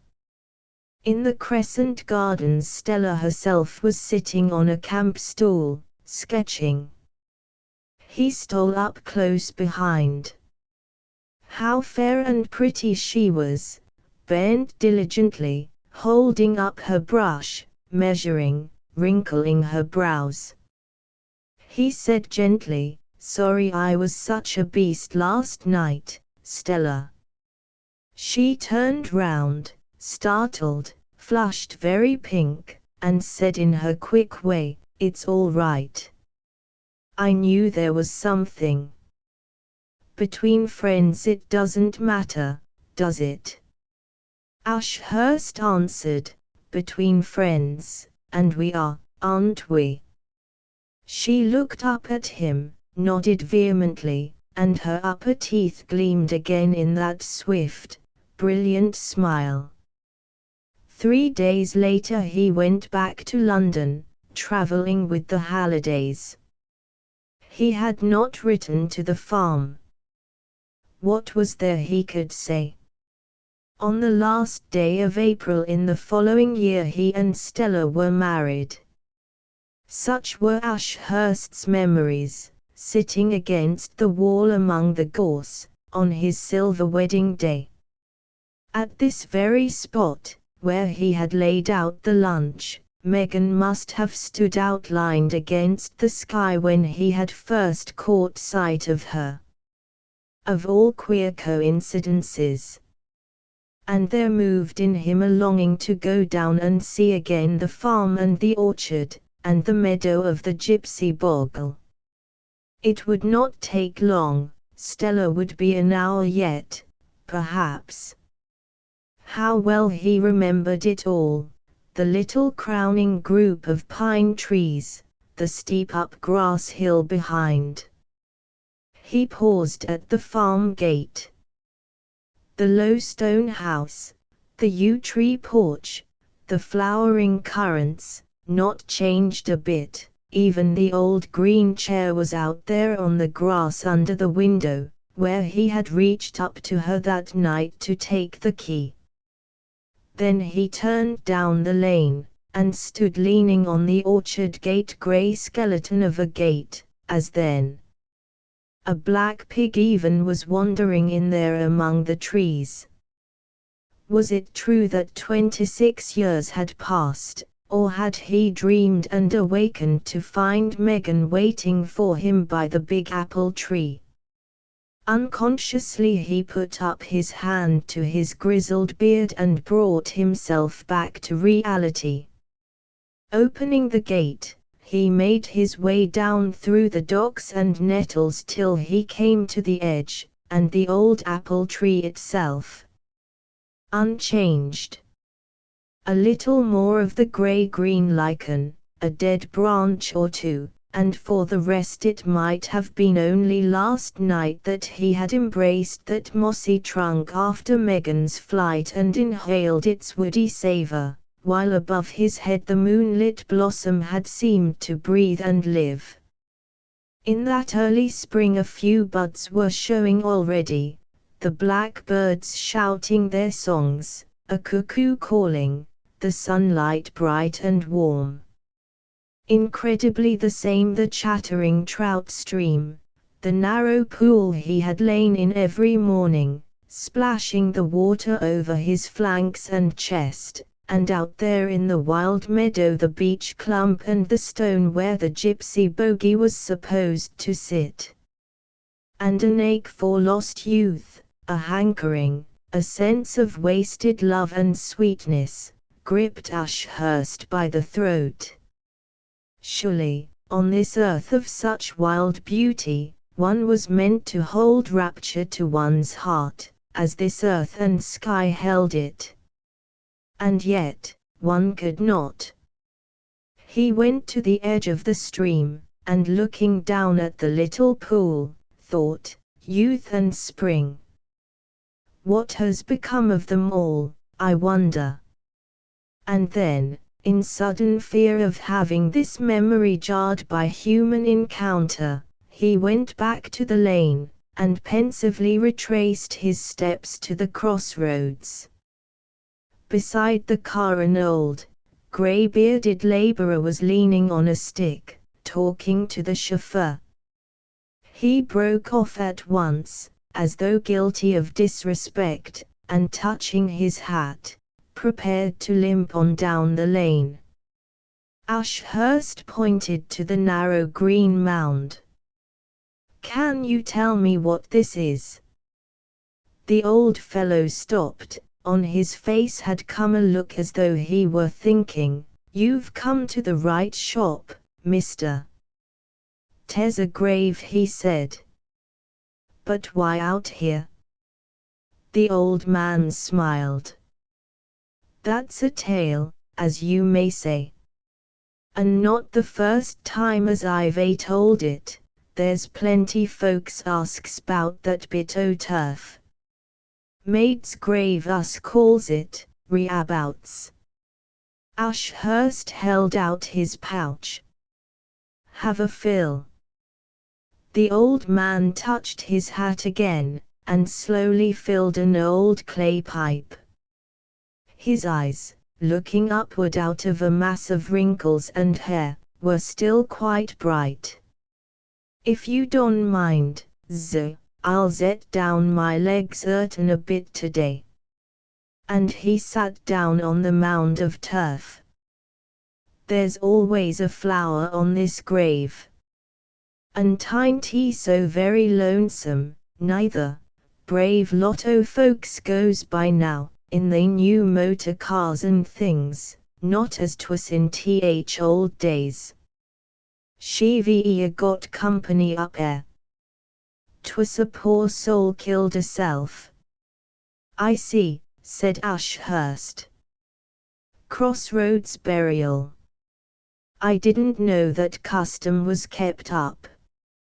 "Ah, but 'twas a main long time ago. Us 'ad a parson as was very God-fearin' then. Let me see, I've 'ad my pension 6 year come Michaelmas, and I were just on 50 when 't happened. There's none living knows more about it than what I do. She belonged close same farm as where I used to work along o' Mrs. Narracombe. 'Tes Nick Narracombe's now. I do's a bit for 'im still, odd times." Ashurst, who was leaning against the gate, lighting his pipe, left his curved hands before his face for long after the flame of the match had gone out.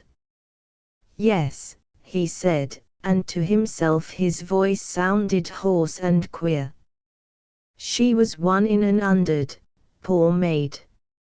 I puts a flower every time I passes. Pretty maiden, good maid she was, though they wouldn't bury her up to th church, nor where she wanted to be buried neither." The old labourer paused, and put his hairy, twisted hand flat down on the turf beside the bluebells. "Yes," said Ashurst. In a manner of speaking the old man went on, "I think as 'twas a love story, though there's no one never knew for certain. You can't tell what's in a maid's head, but that's what I think about it." He drew his hand along the turf.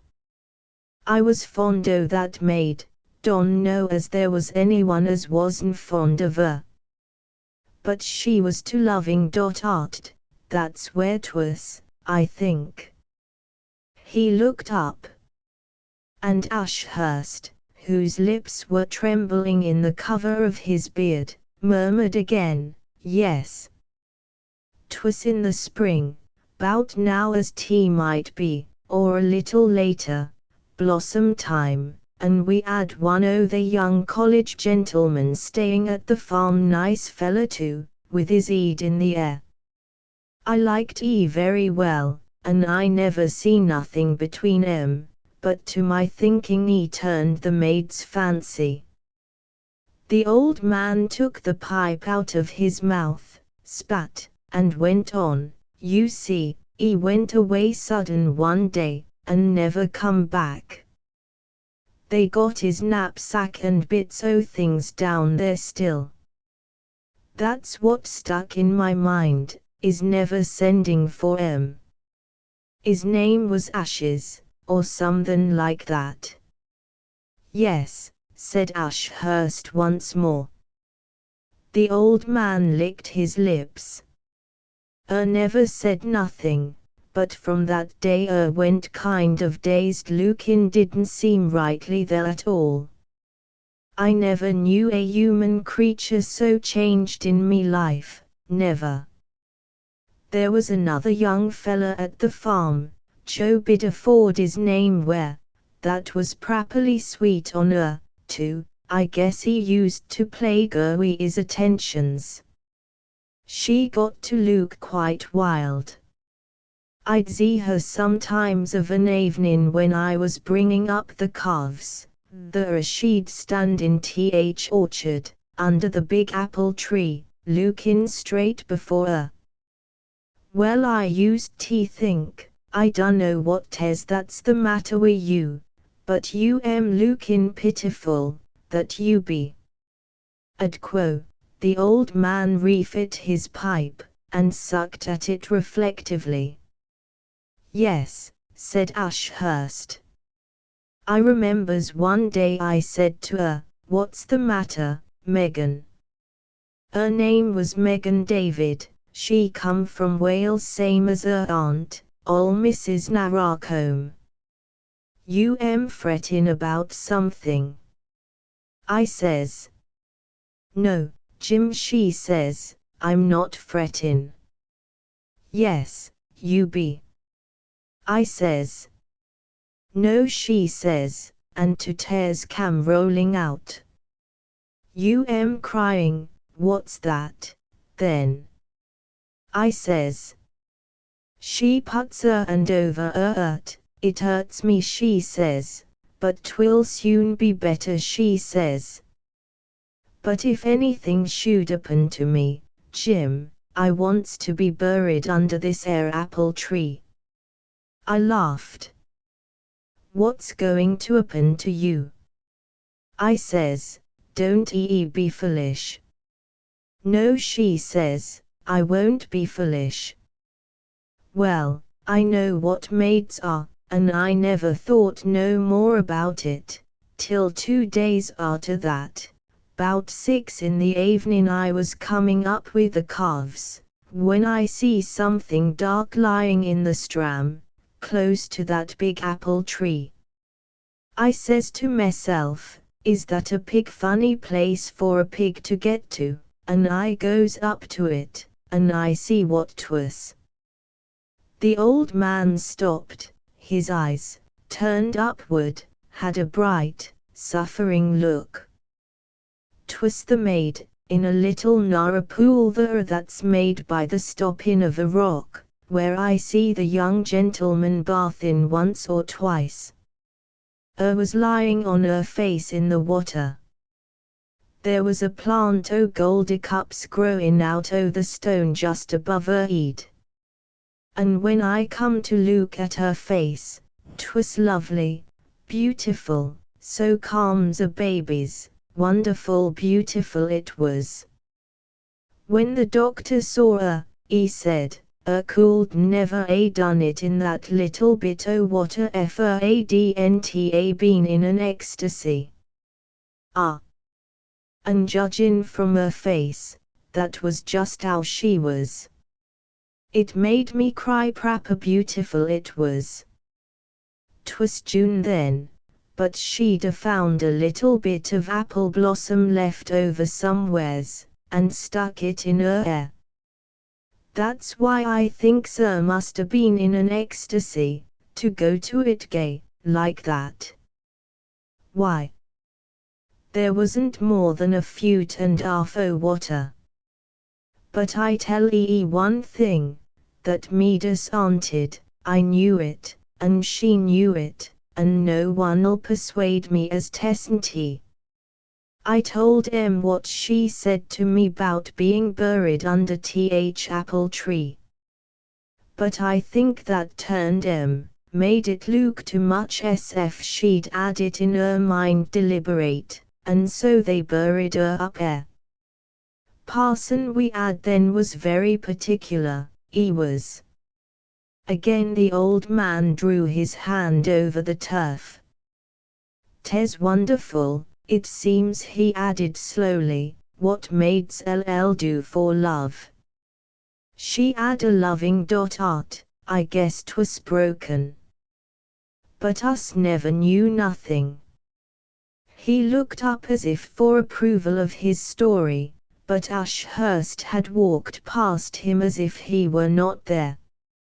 Up on the top of the hill, beyond where he had spread the lunch, out of sight, he lay down on his face.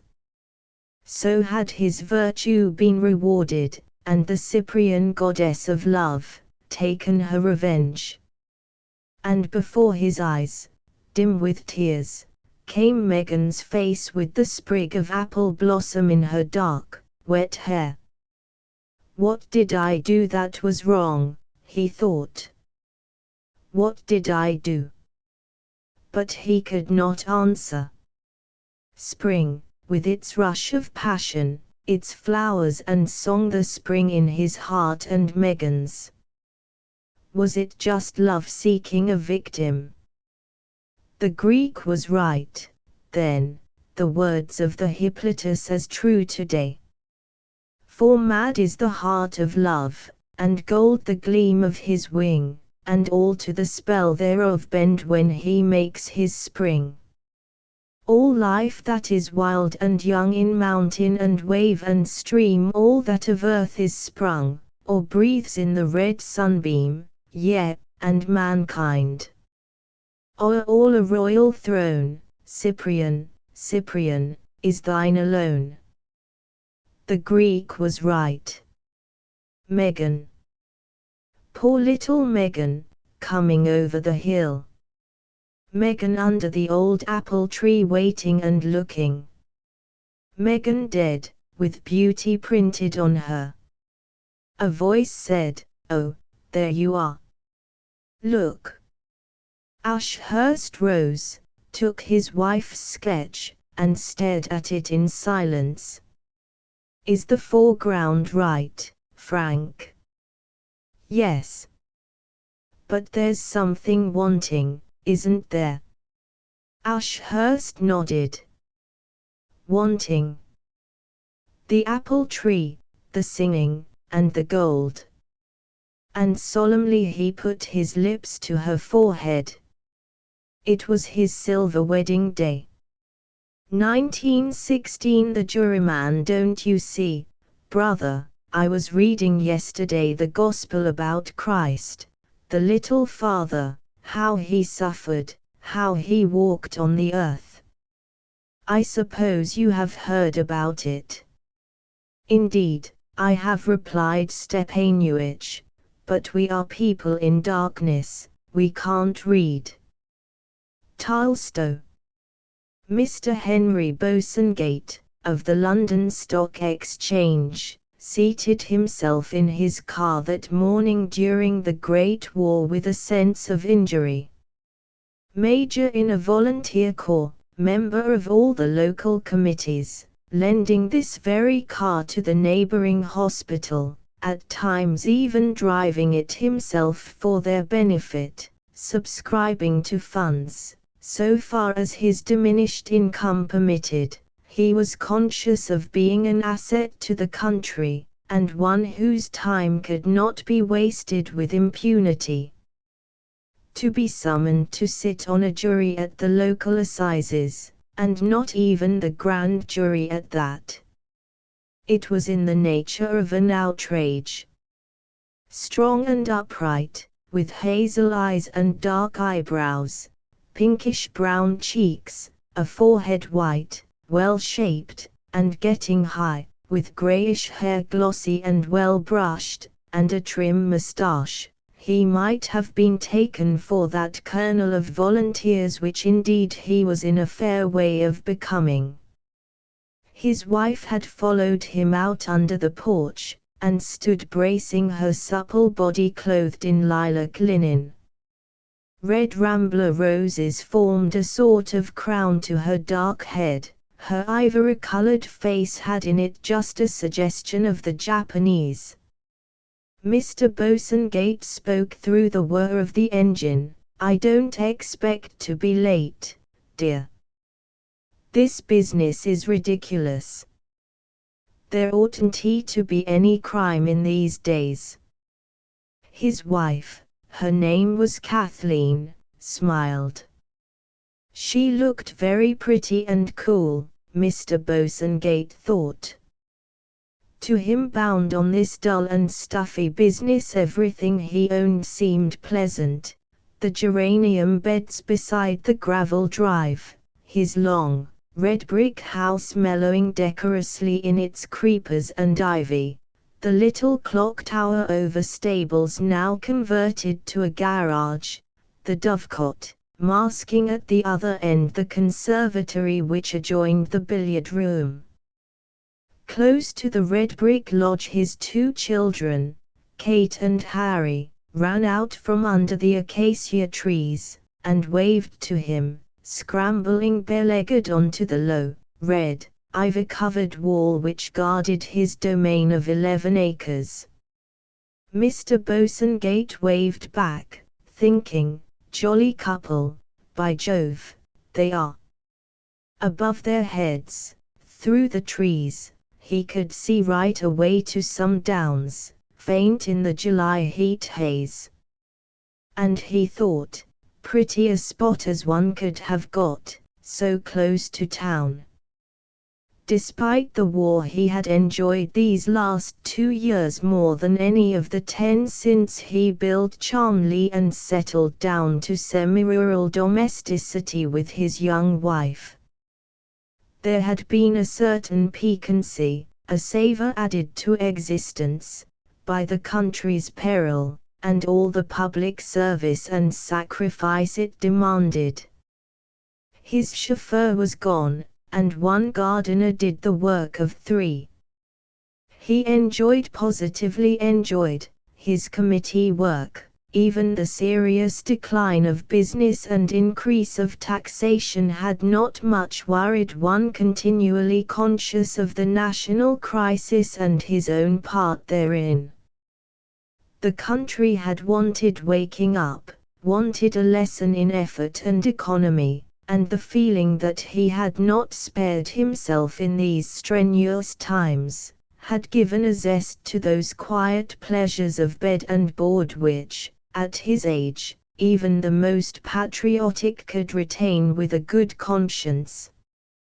He had denied himself many things: new clothes, presents for Kathleen and the children, travel, and that pineapple house which he had been on the point of building when the war broke out, new wine, too, and cigars, and membership of the 2 clubs which he had never used in the old days. The hours had seemed fuller and longer, sleep better earned, wonderful, the things one could do without when put to it.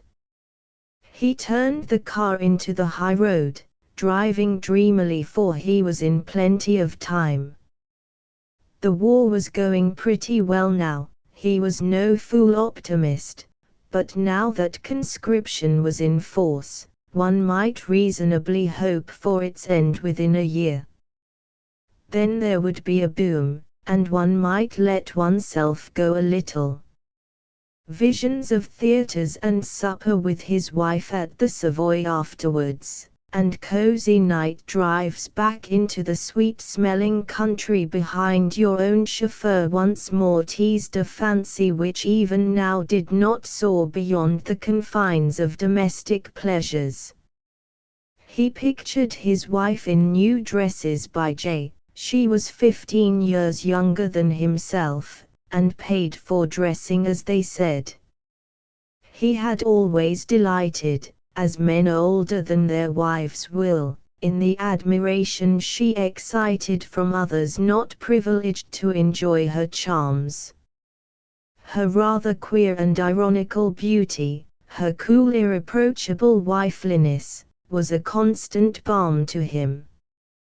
They would give dinner parties again, have their friends down from town, and he would once more enjoy sitting at the foot of the dinner table while Kathleen sat at the head, with the light soft on her ivory shoulders, behind flowers she had arranged in that original way of hers, and fruit which he had grown in his hot houses. Once more he would take legitimate interest in the wine he offered to his guests. Once more stock that Chinese cabinet wherein he kept cigars. Yes, there was a certain satisfaction in these days of privation, if only from the anticipation they created. The sprinkling of villas had become continuous on either side of the high road, and women going out to shop, tradesmen's boys delivering victuals, young men in khaki, began to abound. Now and then a limping or bandaged form would pass, some bit of human wreckage, and Mr. Bosanquet would think mechanically, another of those poor devils. Wonder if we've had his case before us. Running his car into the best hotel garage of the little town, he made his way leisurely over to the court. It stood back from the marketplace, and was already lapped by a sea of persons having, as in the outer ring at race meetings, an air of business at which one must not be caught out, together with a soaked or flushed appearance. Mr. Bosanquet could not resist putting his handkerchief to his nose. He had carefully drenched it with lavender water, and to this fact owed, perhaps, his immunity from the post of foreman on the jury, for, say what you will about the English, they have a deep instinct for affairs.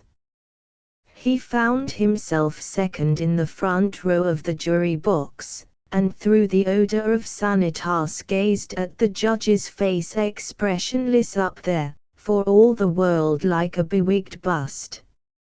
His fellows in the box had that appearance of falling between two classes characteristic of jurymen.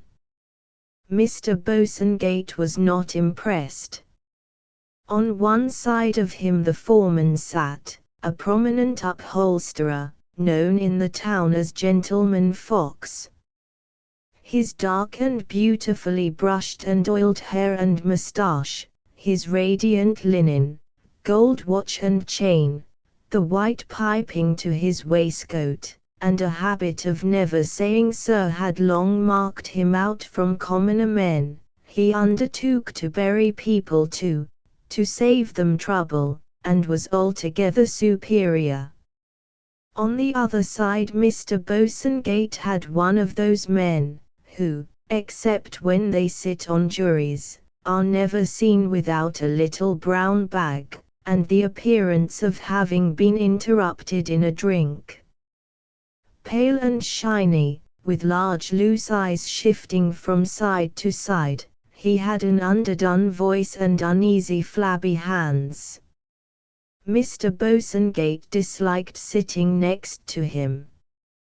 Beyond this commercial traveller sat a dark pale young man with spectacles, beyond him again, a short old man with grey moustache, mutton chops, and innumerable wrinkles, and the front row was completed by a chemist.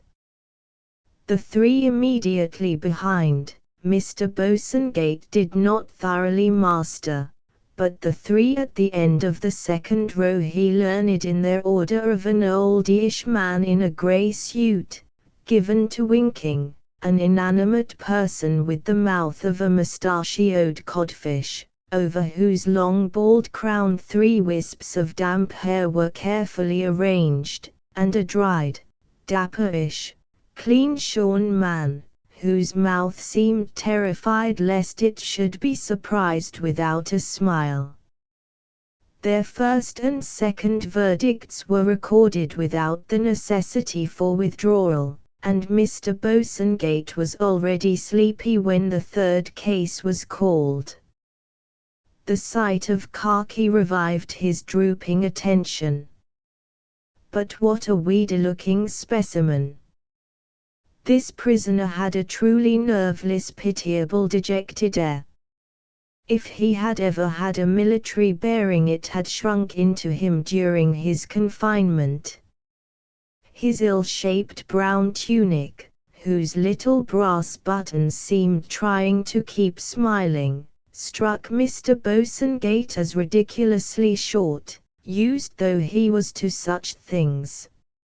Absurd, he thought, lumbago. Just where they ought to be covered. Then the officer and gentleman stirred in him, and he added to himself, still, there must be some distinction made.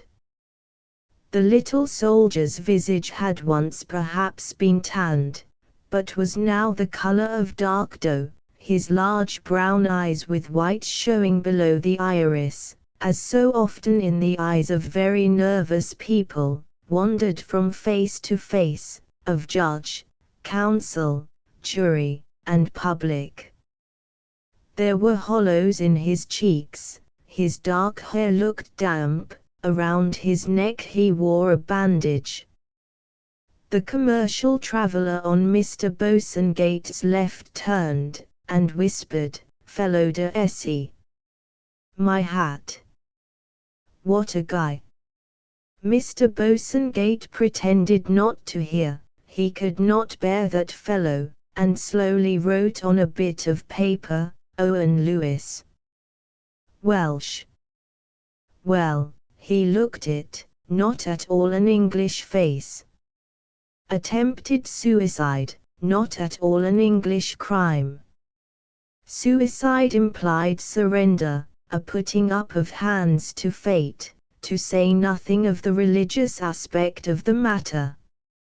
And suicide in khaki seemed to Mr. Bosanquet particularly abhorrent, like turning tail in face of the enemy, almost meriting the fate of a deserter. He looked at the prisoner, trying not to give way to this prejudice.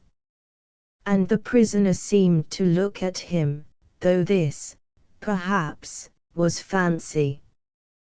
The counsel for the prosecution, a little, alert, grey, decided man, above military age, began detailing the circumstances of the crime. Mr. Bosanquet, though not particularly sensitive to atmosphere, could perceive a sort of current running through the court. It was as if jury and public were thinking rhythmically in obedience to the same unexpressed prejudice of which he himself was conscious. Even the Caesar-like pale face up there, presiding, seemed in its ironic serenity responding to that current. Gentlemen of the jury, before I call my evidence, I direct your attention to the bandage the accused is still wearing. He gave himself this wound with his army razor, adding, if I may say so, insult to the injury he was inflicting on his country. He pleads not guilty, and before the magistrates he said that absence from his wife was preying on his mind. The advocate's close lips widened. Well, gentlemen, if such an excuse is to weigh with us in these days, I'm sure I don't know what's to happen to the empire. No, by George, thought Mr. Bosanquet. The evidence of the first witness, a roommate who had caught the prisoner's hand, and of the sergeant, who had at once been summoned, was conclusive, and he began to cherish a hope that they would get through without withdrawing, and he would be home before 5. But then a hitch occurred. The regimental doctor failed to respond when his name was called, and the judge, having for the first time that day showed himself capable of human emotion, intimated that he would adjourn until the morrow. Mr. Bosanquet received the announcement with equanimity. He would be home even earlier. And gathering up the sheets of paper he had scribbled on, he put them in his pocket and got up. The would-be suicide was being taken out of the court, a shambling drab figure with shoulders hunched. What good were men like that in these days? What good? The prisoner looked up. Mr. Bosanquet encountered in full the gaze of those large brown eyes, with the white showing underneath. What a suffering, wretched, pitiful face. A man had no business to give you a look like that. The prisoner passed on down the stairs, and vanished. Mr. Bosanquet went out and across the market-place to the garage of the hotel where he had left his car. The sun shone fiercely and he thought, I must do some watering in the garden. He brought the car out, and was about to start the engine, when someone passing said, Good evening. Seedy-looking beggar that last prisoner, ain't he? We don't want men of that stamp.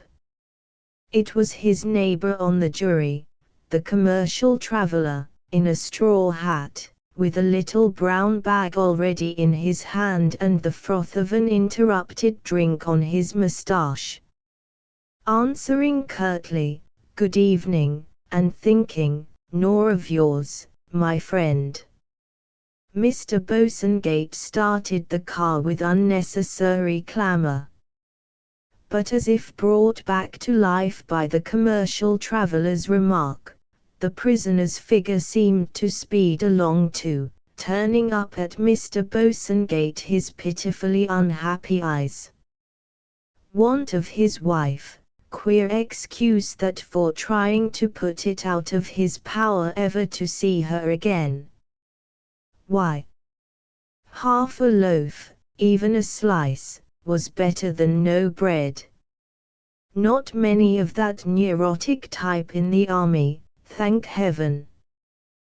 The lugubrious figure vanished, and Mr. Bosanquet pictured instead the form of his own wife bending over her Gloire de Dijon roses in the rosary, where she generally worked a little before tea now that they were short of gardeners. He saw her, as often he had seen her, raise herself and stand, head to one side, a gloved hand on her slender hip, gazing as it were ironically from under drooped lids at buds which did not come out fast enough. And the word Caline, for he was something of a French scholar, shot through his mind. Kathleen, Caline. If he found her there when he got in, he would steal up on the grass and, but with great care not to crease her dress or disturb her hair. If only she weren't quite so self-contained, he thought. It's like a cat you can't get near, not really near. The car, returning faster than it had come down that morning, had already passed the outskirt villas, and was breasting the hill to where, among fields and the old trees, Charmley lay apart from commoner life. Turning into his drive, Mr. Bosanquet thought with a certain surprise, I wonder what she does think of. I wonder.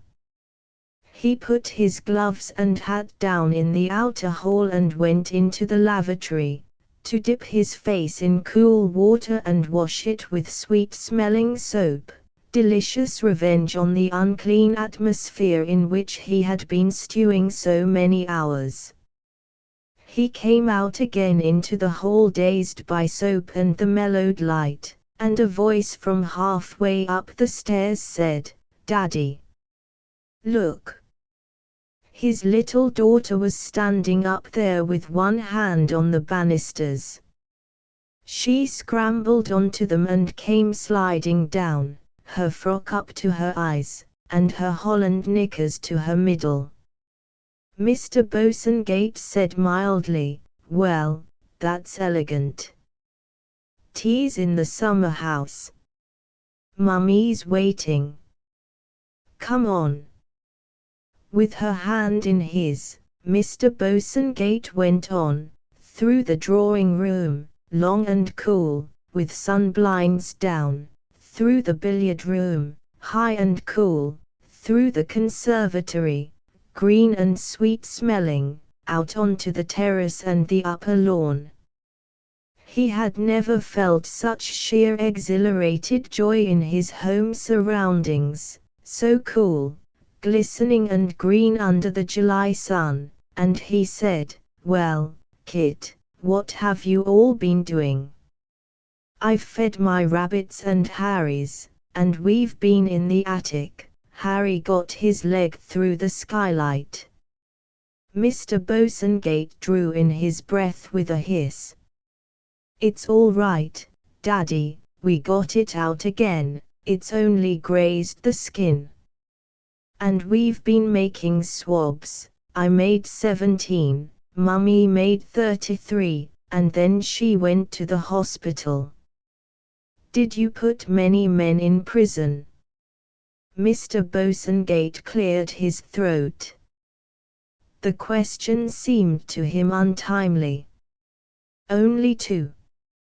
"What's it like in prison, Daddy?" Mr. Bosanquet, who had no more knowledge than his little daughter, replied in an absent voice, "Not very nice." They were passing under a young oak tree, where the path wound round to the rosary and summer house. Something shot down and clawed Mr. Bosanquet's neck.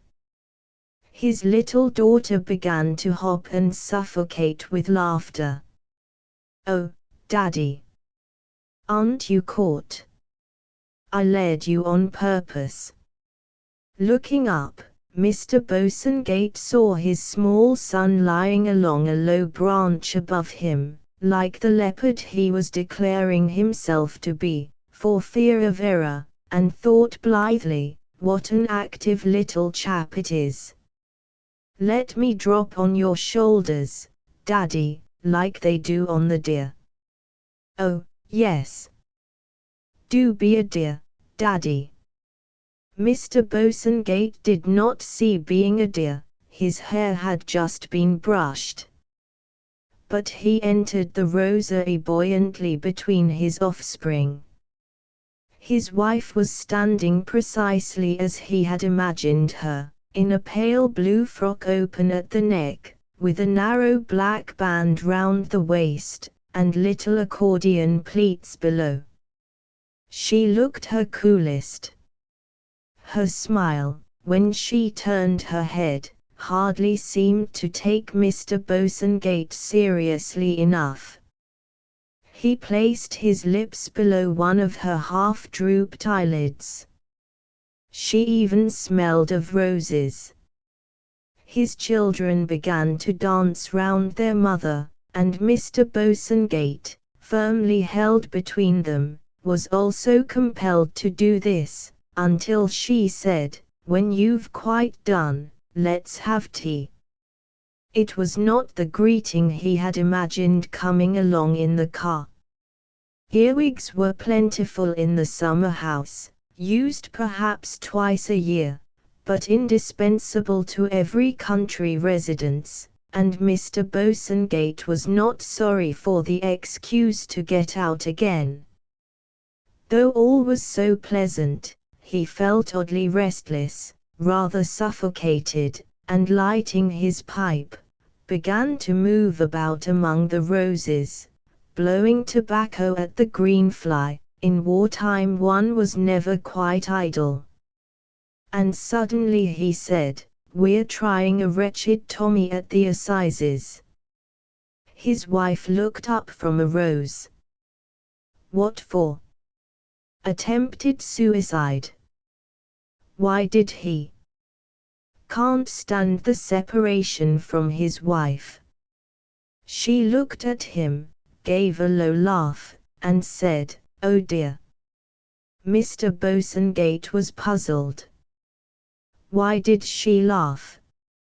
He looked round, saw that the children were gone, took his pipe from his mouth, and approached her. "You look very pretty," he said. "Give me a kiss." His wife bent her body forward from the waist, and pushed her lips out till they touched his moustache. Mr. Bosanquet felt a sensation as if he had arisen from breakfast, without having eaten marmalade. He mastered it, and said, "That jury are a rum lot." His wife's eyelids flickered. "I wish women sat on juries." "Why?" "It would be an experience." Not the first time she had used that curious expression.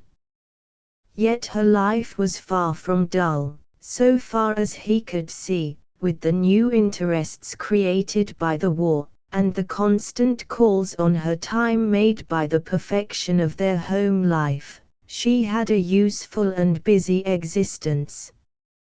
Again the random thought passed through him, "But she never tells me anything." And suddenly that lugubrious khaki-clad figure started up among the rose bushes. "We've got a lot to be thankful for," he said abruptly. "I must go to work." His wife, raising one eyebrow, smiled. "And I to weep." Mr. Bosanquet laughed. She had a pretty wit. And stroking his comely moustache where it had been kissed, he moved out into the sunshine.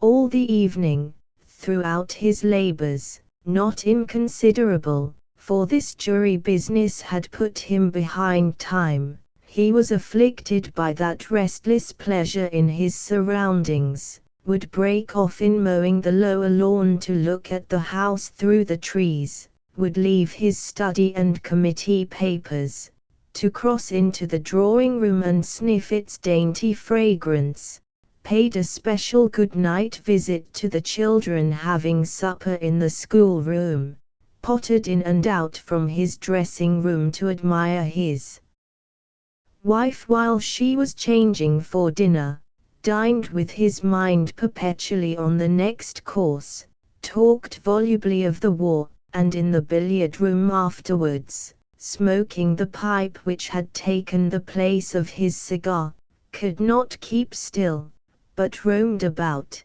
now in conservatory, now in the drawing-room, where his wife and the governess were still making swabs. It seemed to him that he could not have enough of anything. About 11 o'clock he strolled out. Beautiful night, only just dark enough, under the new arrangement with time, and went down to the little round fountain below the terrace.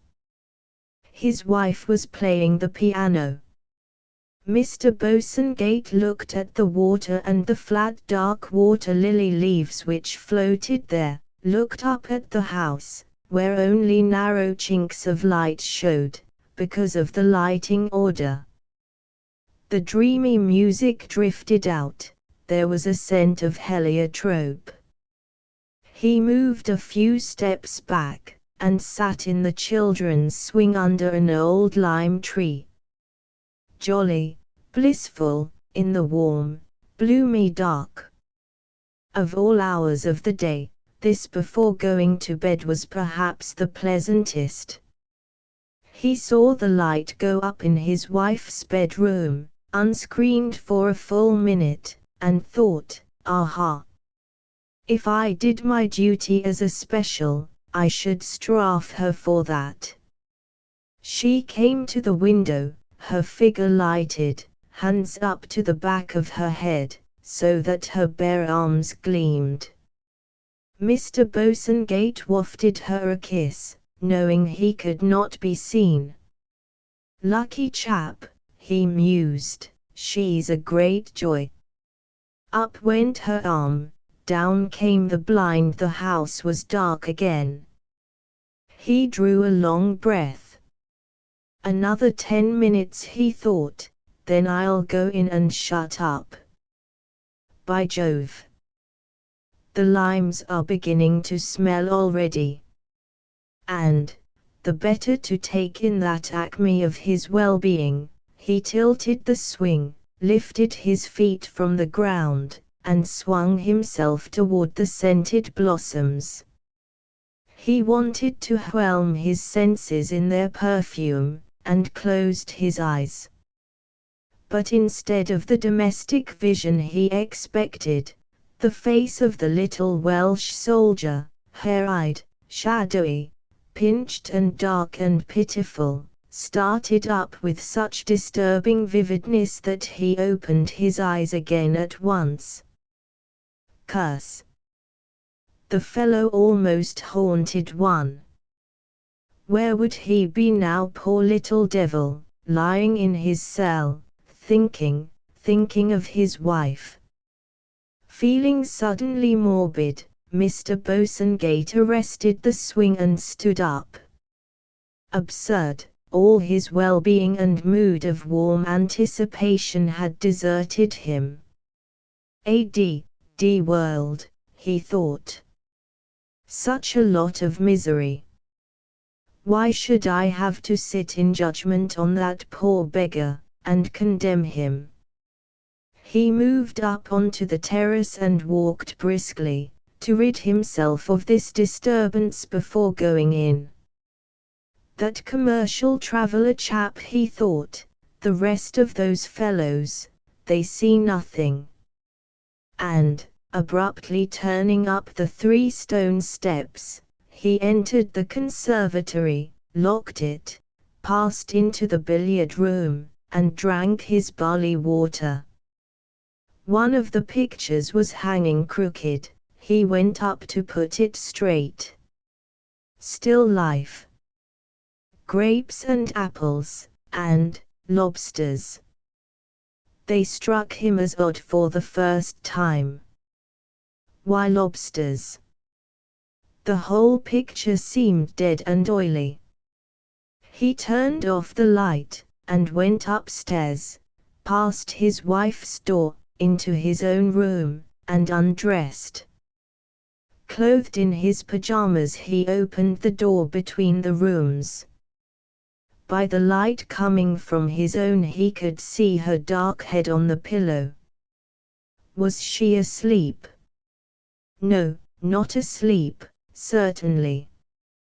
The moment of fruition had come, the crowning of his pride and pleasure in his home. But he continued to stand there. He had suddenly no pride, no pleasure, no desire, nothing but a sort of dull resentment against everything.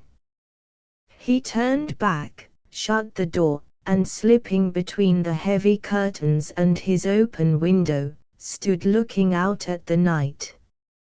Full of misery, he thought. Full of misery. Filing into the jury box next morning, Mr. Bosanquet collided slightly with a short juryman, whose square figure and square head of stiff yellow-red hair he had only vaguely noticed the day before. The man looked angry, and Mr. Bosanquet thought, an ill-bred dog, that. He sat down quickly, and, to avoid further recognition of his fellows, gazed in front of him. His appearance on Saturdays was always military, by reason of the route march of his volunteer corps in the afternoon. Gentleman Fox, who belonged to the corps too, was also looking square, but that commercial traveller on his other side seemed more louche, and as if surprised in immorality, than ever. Only the proximity of Gentleman Fox on the other side kept Mr. Bosanquet from shrinking. Then he saw the prisoner being brought in, shadowy and dark behind the brightness of his buttons, and he experienced a sort of shock. This figure was so exactly that which had several times started up in his mind. Somehow he had expected a fresh sight of the fellow to dispel and disprove what had been haunting him, had expected to find him just an outside phenomenon, not, as it were, a part of his own life. And he gazed at the carven immobility of the judge's face, trying to steady himself, as a drunken man will, by looking at a light. The regimental doctor, unabashed by the judge's comment on his absence the day before, gave his evidence like a man who had better things to do, and the case for the prosecution was forthwith rounded in by a little speech from counsel. The matter, he said, was clear as daylight.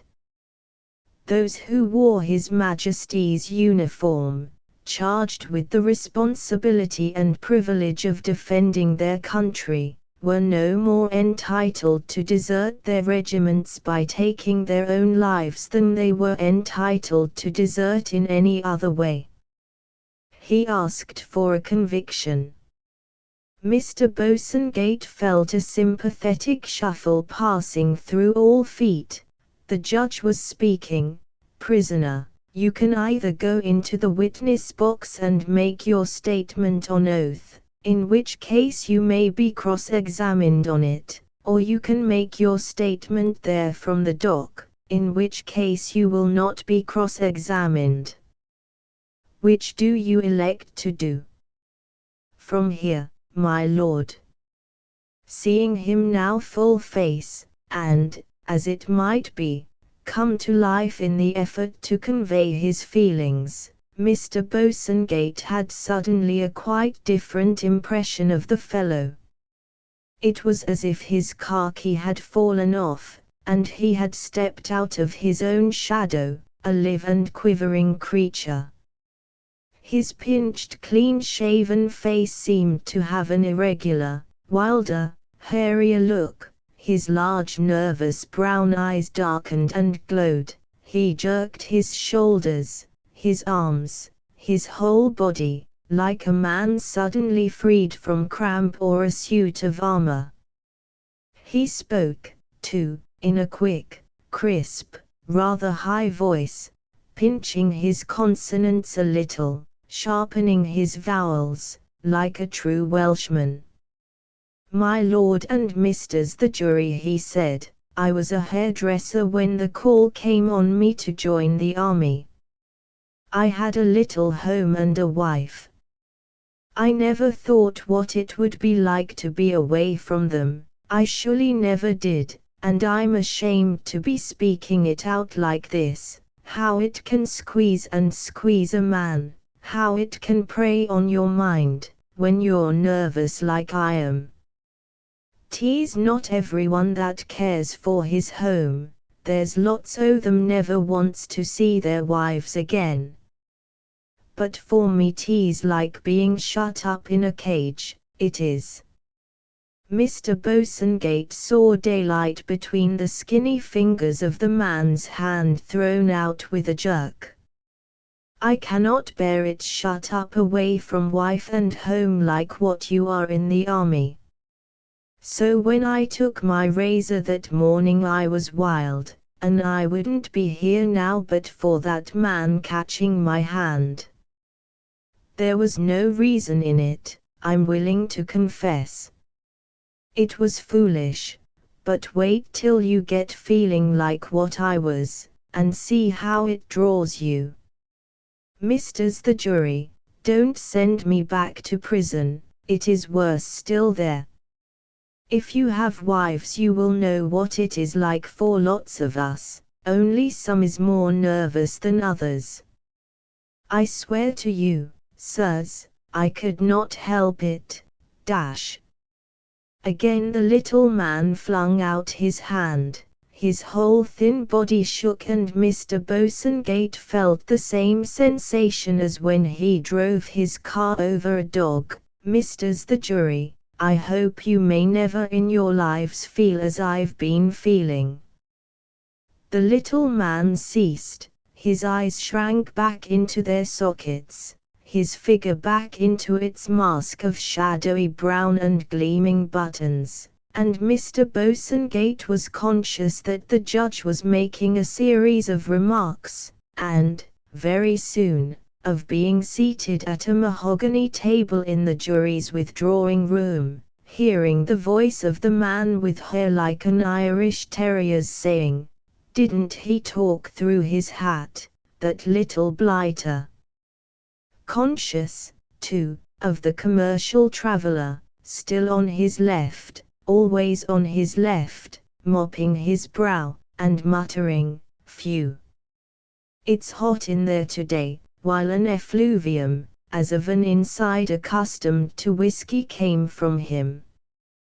Then the man with the underlip and the 3 plastered wisps of hair said, "Don't know why we withdrew, Mr. Foreman."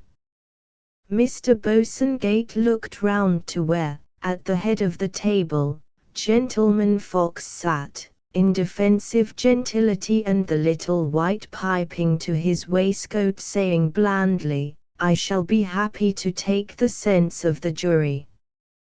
There was a short silence, then the chemist murmured, "I should say he must have what they call claustrophobia. Claustrophidelestics. The feller's a shirker, that's all. Missed his wife, pretty excuse. Indecent, I call it." The speaker was the little wire-haired man, and emotion, deep and angry, stirred in Mr. Bosanquet. That ill-bred little cur.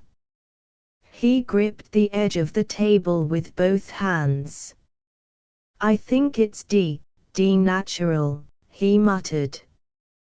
But almost before the words had left his lips he felt dismay. What had he said, he, nearly a colonel of volunteers, endorsing such a want of patriotism? And hearing the commercial traveler murmuring, "Ear, ear," he reddened violently. The wire-headed man said roughly, "There's too many of these blighted shirkers, and too much pampering of them. The turmoil in Mr. Bosanquet increased. He remarked in an icy voice, "I agree to no verdict that'll send the man back to prison." At this a real tremor seemed to go round the table, as if they all saw themselves sitting there through lunch-time.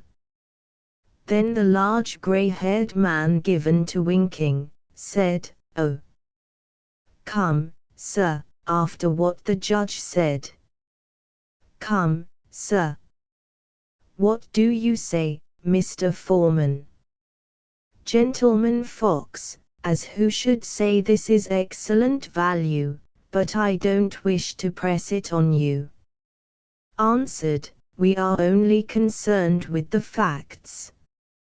Did he or did he not try to shorten his life?" "Of course he did," said so himself. Mr. Bosanquet heard the wire-haired man snap out, and from the following murmur of assent he alone abstained. "Guilty? Well, yes." There was no way out of admitting that, but his feelings revolted against handing that poor little beggar over to the tender mercy of his country's law.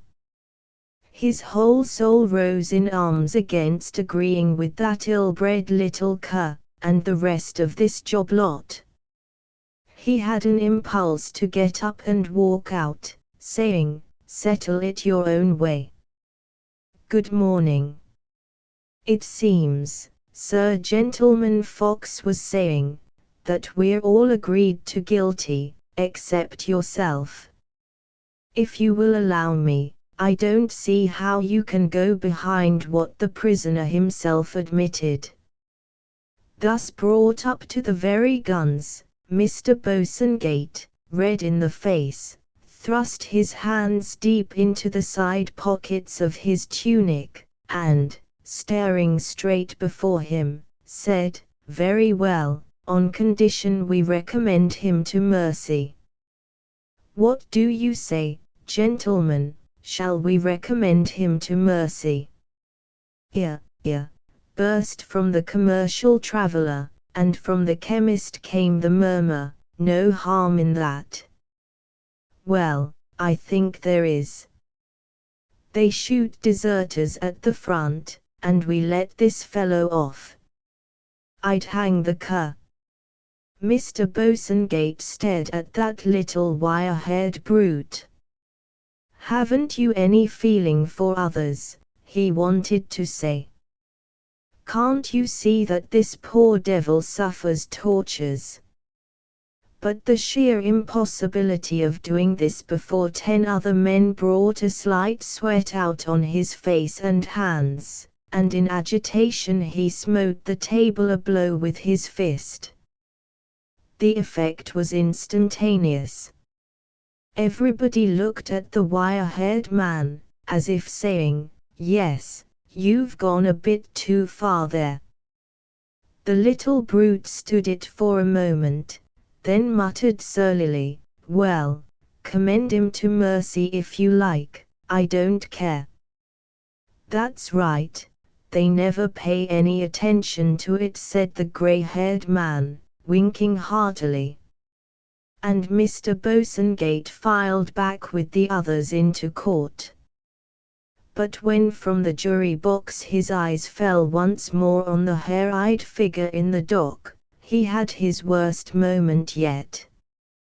Why should this poor wretch suffer so, for no fault, while he, and these others, and that snapping counsel, and the Caesar-like judge up there, went off to their women and their homes, blithe as bees, and probably never thought of him again? And suddenly he was conscious of the judge's voice, "You will go back to your regiment, and endeavor to serve your country with better spirit. You may thank the jury that you are not sent to prison, and your good fortune that you were not at the front when you tried to commit this cowardly act. You are lucky to be alive." A policeman pulled the little soldier by the arm. his drab figure with eyes fixed and lusterless, passed down and away. From his very soul Mr. Bosanquet wanted to lean out and say, "Cheer up, cheer up. I understand." It was nearly 10 o'clock that evening before he reached home, motoring back from the route march.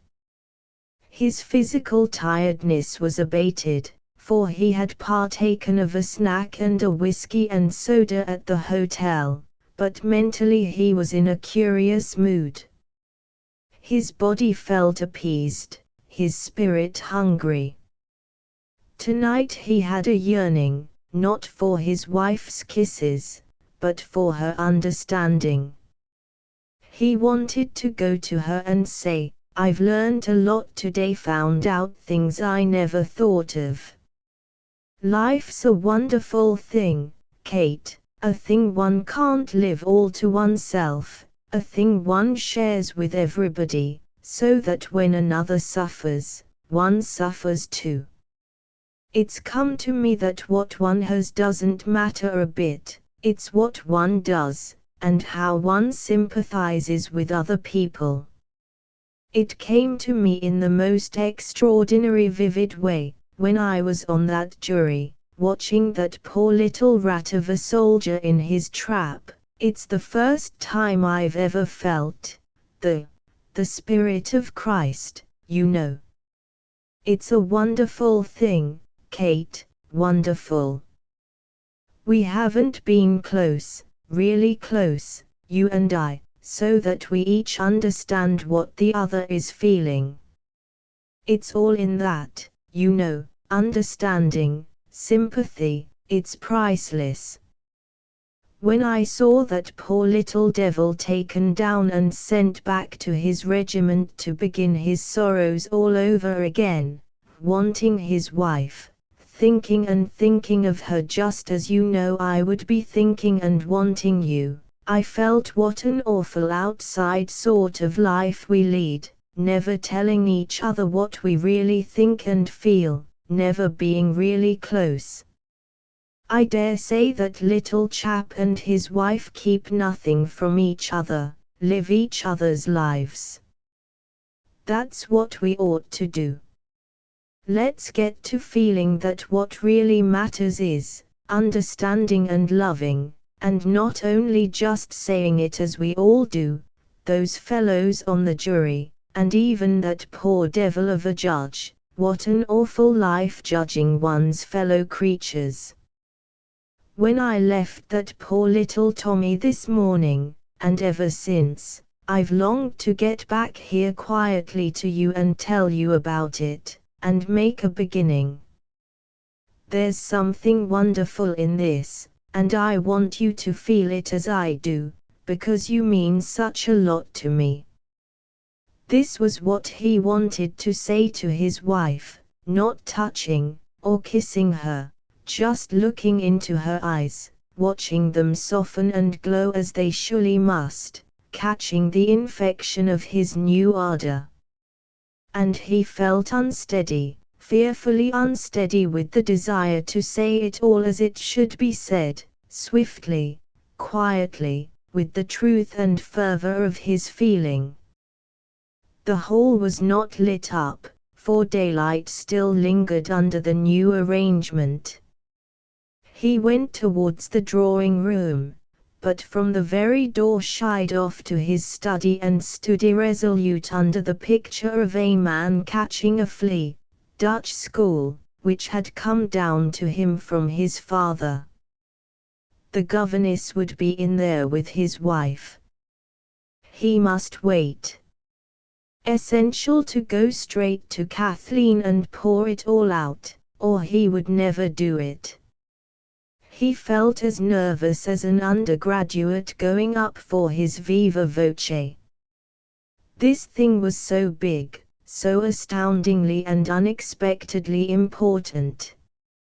He was suddenly afraid of his wife, afraid of her coolness and her grace, and that something Japanese about her, of all those attributes he had been accustomed to admire most, afraid, as it were, of her attraction. He felt young tonight, almost boyish. Would she see that he was not really 15 years older than herself, and she not really a part of his collection, of all the admirable appointments of his home, but a companion spirit to one who wanted a companion badly? In this agitation of his soul he could keep still no more than he could last night in the agitation of his senses, and he wandered into the dining room. A dainty supper was set out there, sandwiches, and cake, whiskey and the cigarettes, even an early peach. Mr. Bosanquet looked at this peach with sorrow rather than disgust. The perfection of it was of a piece with all that had gone before this new and sudden feeling. Its delicious bloom seemed to heighten his perception of the hedge around him, that hedge of the things he so enjoyed, carefully planted and tended these many years. He passed it by uneaten, and went to the window. Out there all was darkening, the fountain, the lime tree, the flower beds, and the fields below, with the Jersey cows who would come to your call, darkening slowly, losing form, blurring into soft blackness, vanishing, but there none the less, all there, the hedge of his possessions. He heard the door of the drawing-room open, the voices of his wife and the governess in the hall, going up to bed. If only they didn't look in here. If only. The voices ceased. He was safe now, had but to follow in a few minutes, to make sure of Kathleen alone. He turned round and stared down the length of the dark dining room, over the rosewood table, to where in the mirror above the sideboard at the far end, his figure bathed, a stain, a mere blurred shadow. He made his way down to it along the table edge, and stood before himself as close as he could get. His throat and the roof of his mouth felt dry with nervousness. He put out his finger and touched his face in the glass.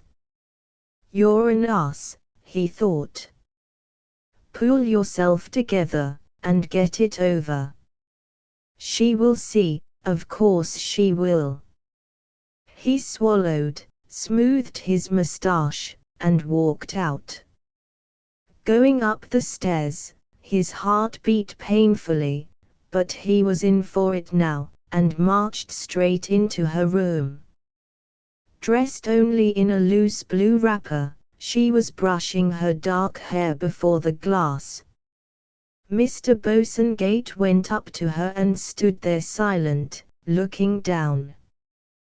The words he had thought of were like a swarm of bees buzzing in his head, yet not one would fly from between his lips.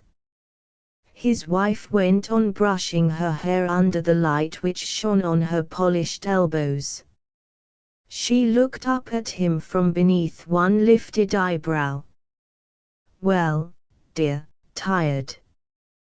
With a sort of vehemence the single word "no" passed out. A faint, a quizzical smile flitted over her face. She shrugged her shoulders ever so gently. That gesture, he had seen it before. And in desperate desire to make her understand, he put his hand on her lifted arm. "Kathleen, stop, listen to me." His fingers tightened in his agitation and eagerness to make his great discovery known. But before he could get out a word he became conscious of that cool round arm, conscious of her eyes half closed, sliding round at him, of her half-smiling lips, of her neck under the wrapper. And he stammered, I must, Kathleen, She lifted her shoulders again in that little shrug. "Yes, I know, all right. A wave of heat and shame, and of God knows what came over Mr. Bosanquet. He fell on his knees and pressed his forehead to her arm, and he was silent, more silent than the grave. Nothing came from him but two long sighs. Suddenly he felt her hand stroke his cheek, compassionately, it seemed to him. She made a little movement towards him, her lips met his, and he remembered nothing but that. In his own room Mr. Bosanquet sat at his wide-open window, smoking a cigarette. There was no light. Moths went past, the moon was creeping up. He sat very calm, puffing the smoke out into the night air. Curious thing life. Curious world. Curious forces in it, making one do the opposite of what one wished, always making one do the opposite, it seemed. The furtive light from that creeping moon was getting hold of things down there, stealing in among the boughs of the trees. There's something ironical, he thought, which walks about. Things don't come off as you think they will. I tried, but one doesn't change like that all of a sudden, it seems. Fact is, life's too big a thing for one. All the same, I'm not the man I was yesterday, not quite. He closed his eyes, and in one of those flashes of vision which come when the senses are at rest, he saw himself as it were far down below, down on the floor of a street narrow as a grave, high as a mountain, a deep dark slit of a street, walking down there, a black midget of a fellow, among other black midgets, his wife, and the little soldier, the judge, and those jury chaps, fantashes straight up on their tiny feet, wandering down there in that dark, infinitely tall, and narrow street. Too much for one, he thought, too high for one, no getting on top of it. We've got to be kind, and help one another, and not expect too much, and not think too much. That's all. And, squeezing out his cigarette, he took 6 deep breaths of the night air, and got into bed. Indian summer of a foresight and summer's leaseth all too short a date.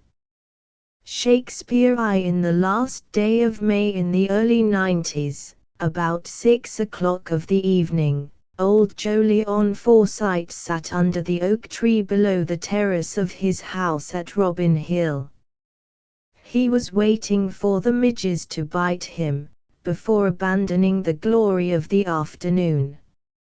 His thin brown hand, where blue veins stood out, held the end of a cigar in its tapering, long-nailed fingers. A pointed polished nail had survived with him from those earlier Victorian days when to touch nothing, even with the tips of the fingers, had been so distinguished. His domed forehead, great white moustache, lean cheeks, and long lean jaw were covered from the westering sunshine by an old brown Panama hat. His legs were crossed, in all his attitude was serenity and a kind of elegance, as of an old man who every morning put eau de cologne upon his silk handkerchief. At his feet lay a woolly brown and white dog trying to be a Pomeranian, the dog Balthasar, between whom and old Jolyon primal aversion had changed into attachment with the years. Close to his chair was a swing, and on the swing was seated one of Holly's dolls, called Duffer Alice, with her body fallen over her legs and her doleful nose buried in a black petticoat. She was never out of disgrace, so it did not matter to her how she sat. Below the oak tree the lawn dipped down a bank, stretched to the fernery, and, beyond that refinement, became fields, dropping to the pond, the coppice, and the prospect, fine, remarkable, at which Swithin Forsyte, from under this very tree, had stared 5 years ago when he drove down with Irene to look at the house. Old Jolyon had heard of his brother's exploit, that drive which had become quite celebrated on Forsyte 'Change. Swithin. And the fellow had gone and died, last November, at the age of only 79, renewing the doubt whether Forsytes could live forever, which had first arisen when Aunt Anne passed away. Died. And left only Jolyon and James, Roger and Nicholas and Timothy, Julia, Hester, Susan. And old Jolyon thought, 85. I don't feel it, except when I get that pain. His memory went searching. He had not felt his age since he had bought his nephew Soames' ill-starred house and settled into it here at Robin Hill over 3 years ago. It was as if he had been getting younger every spring, living in the country with his son and his grandchildren, June, and the little ones of the second marriage, Jolly and Holly, living down here out of the racket of London and the cackle of Forsyte 'Change, free of his boards, in a delicious atmosphere of no work and all play, with plenty of occupation in the perfecting and mellowing of the house and its 20 acres, and in ministering to the whims of Holly and Jolly. All the knots and crankiness, which had gathered in his heart during that long and tragic business of June, Soames, Irene his wife, and poor young Bosinney, had been smoothed out.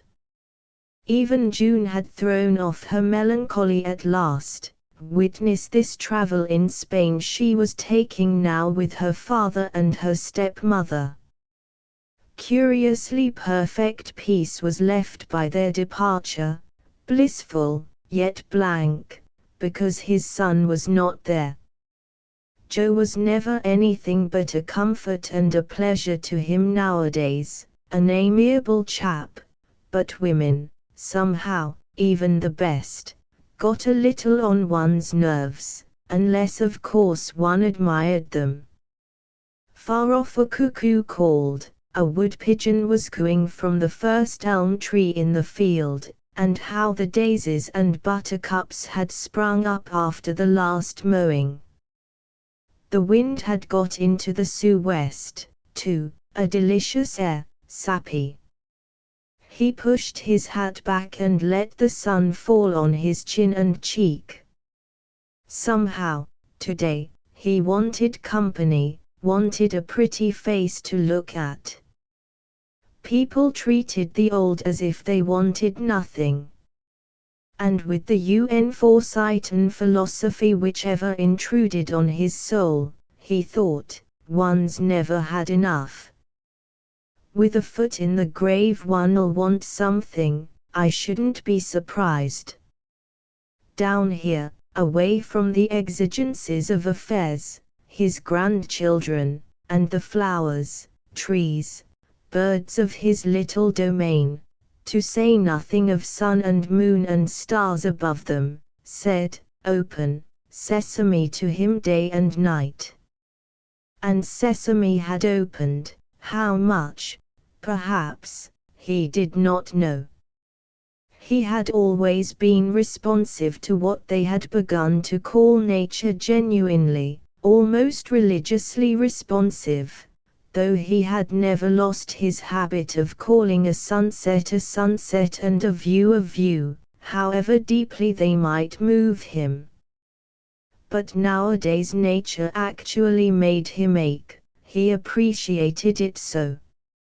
Every one of these calm, bright, lengthening days, with Holly's hand in his, and the dog Balthasar in front looking studiously for what he never found, he would stroll, watching the roses open, fruit budding on the walls, sunlight brightening the oak leaves and saplings in the coppice, watching the water lily leaves unfold and glisten, and the silvery young corn of the one wheat field, listening to the starlings and skylarks, and the Alderney cows chewing the cud, flicking slow their tufted tails, and every one of these fine days he ached a little from sheer love of it all, feeling perhaps, deep down, that he had not very much longer to enjoy it. The thought that some day, perhaps not 10 years hence, perhaps not 5, all this world would be taken away from him, before he had exhausted his powers of loving it, seemed to him in the nature of an injustice brooding over his horizon. If anything came after this life, it wouldn't be what he wanted, not Robin Hill, and flowers and birds and pretty faces, too few, even now, of those about him. With the years his dislike of humbug had increased.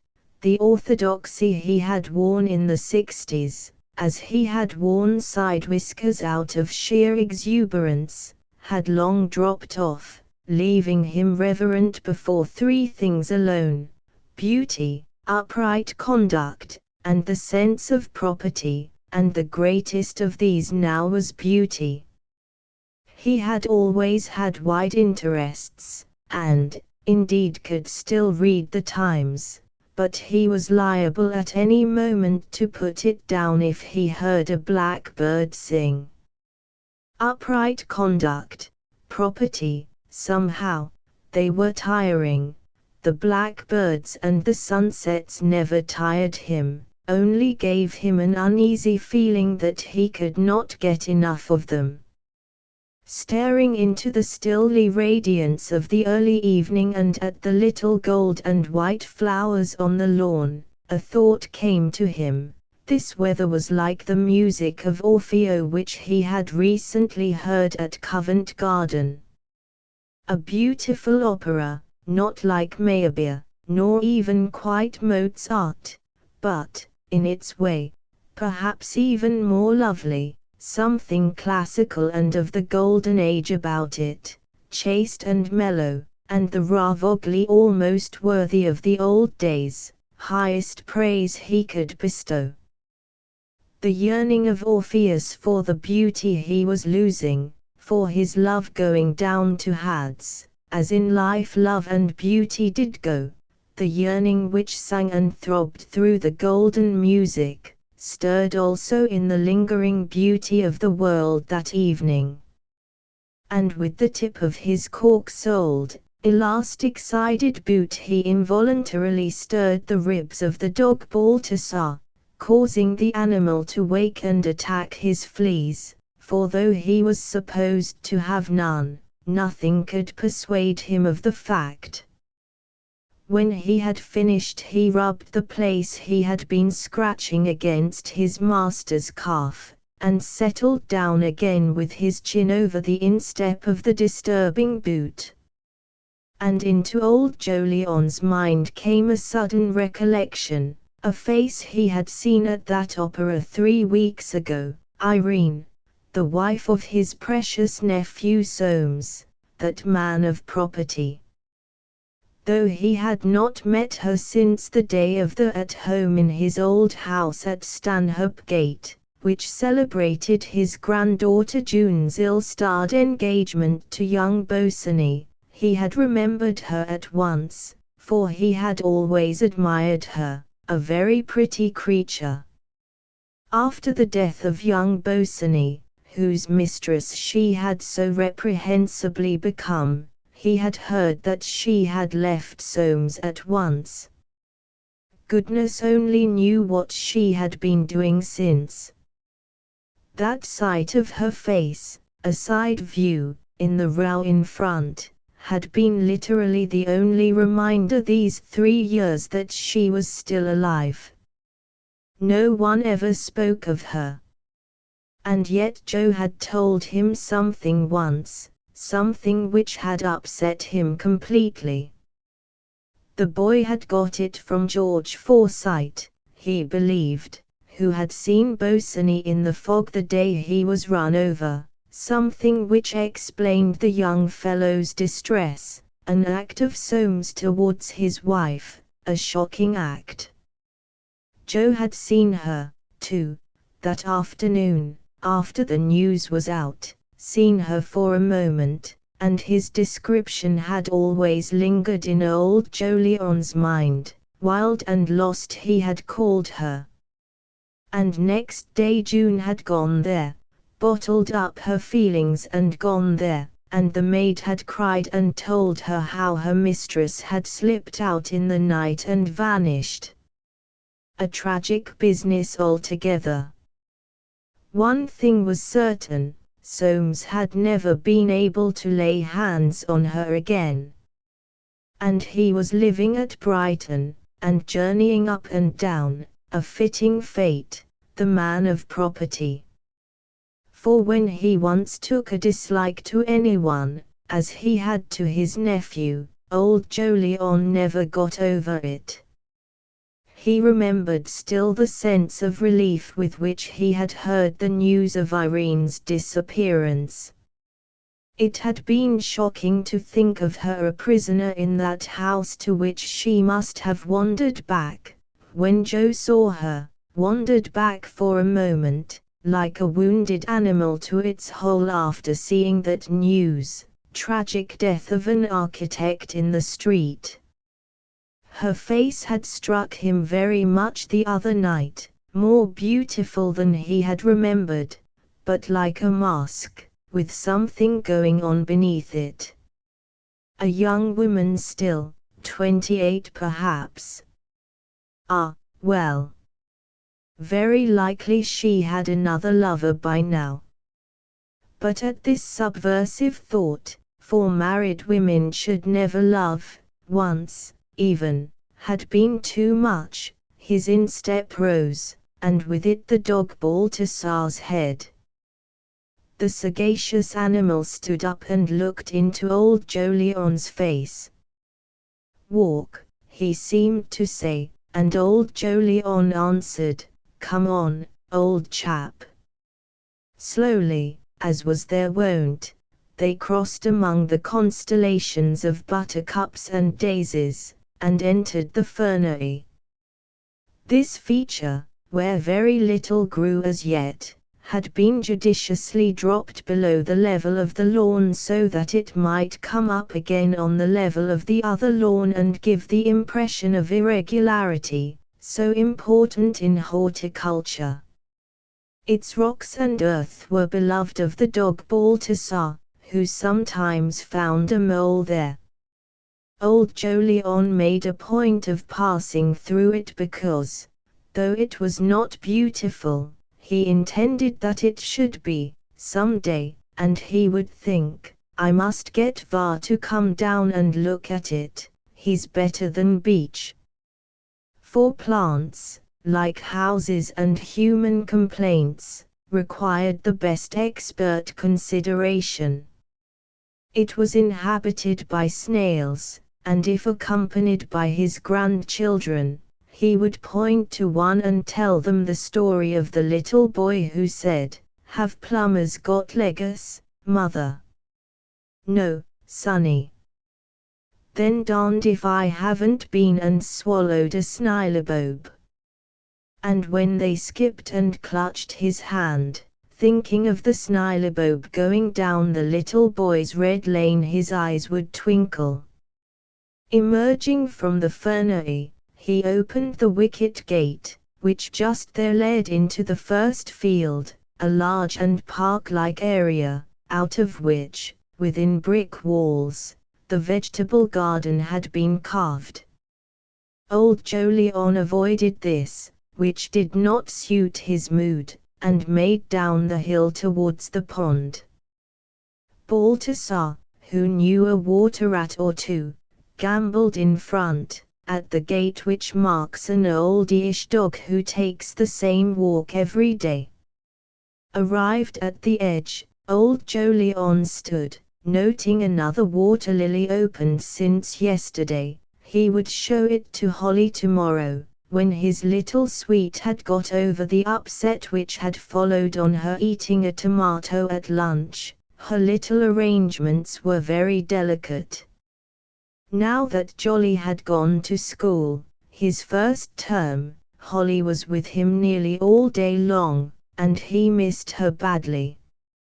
He felt that pain too, which often bothered him now, a little dragging at his left side. He looked back up the hill. Really, poor young Bosinney had made an uncommonly good job of the house. He would have done very well for himself if he had lived. And where was he now? Perhaps, still haunting this, the site of his last work, of his tragic love affair. Or was Philip Bosinney's spirit diffused in the general? Who could say? That dog was getting his legs muddy. And he moved towards the coppice. There had been the most delightful lot of bluebells, and he knew where some still lingered like little patches of sky fallen in between the trees, away out of the sun. He passed the cow houses and the hen houses there installed, and pursued a path into the thick of the saplings, making for one of the bluebell plots. Balthasar, preceding him once more, uttered a low growl. Old Jolyon stirred him with his foot, but the dog remained motionless, just where there was no room to pass, and the hair rose slowly along the center of his woolly back. Whether from the growl and the look of the dog's stivered hair, or from the sensation which a man feels in a wood, old Jolyon also felt something move along his spine. And then the path turned, and there was an old mossy log, and on it a woman sitting. Her face was turned away, and he had just time to think, "She's trespassing, I must have a board put up," before she turned. Powers above!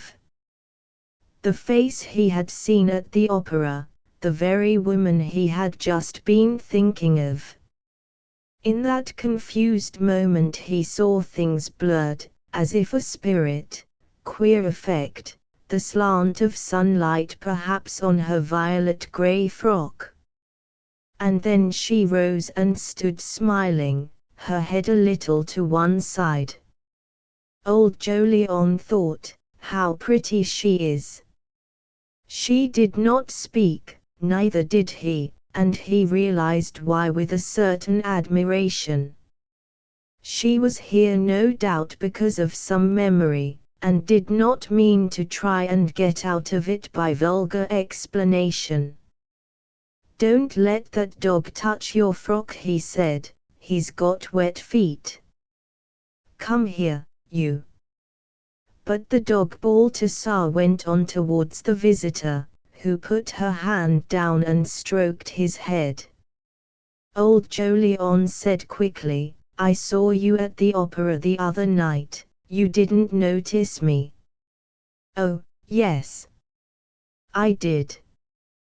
He felt a subtle flattery in that, as though she had added, "Do you think one could miss seeing you?" "They're all in Spain," he remarked abruptly. "I'm alone, I drove up for the opera." "The Ravogli's good." "Have you seen the cow houses?" In a situation so charged with mystery and something very like emotion he moved instinctively towards that bit of property, and she moved beside him. Her figure swayed faintly, like the best kind of French figures. Her dress, too, was a sort of French grey. He noticed 2 or 3 silver threads in her amber-colored hair, strange hair with those dark eyes of hers, and that creamy pale face.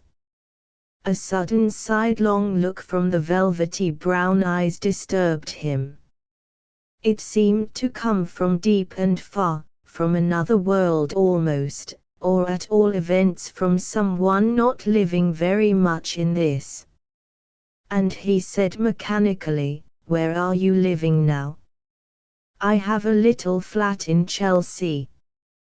He did not want to hear what she was doing, did not want to hear anything, but the perverse word came out, "Alone." She nodded. It was a relief to know that. And it came into his mind that, but for a twist of fate, she would have been mistress of this coppice, showing these cow houses to him, a visitor. "All Alderneys," he muttered, "they give the best milk. This one's a pretty creature. Whoa, Myrtle." The fawn-colored cow, with eyes as soft and brown as Irene's own, was standing absolutely still, not having long been milked. She looked round at them out of the corner of those lustrous, mild, cynical eyes, and from her grey lips a little dribble of saliva threaded its way towards the straw.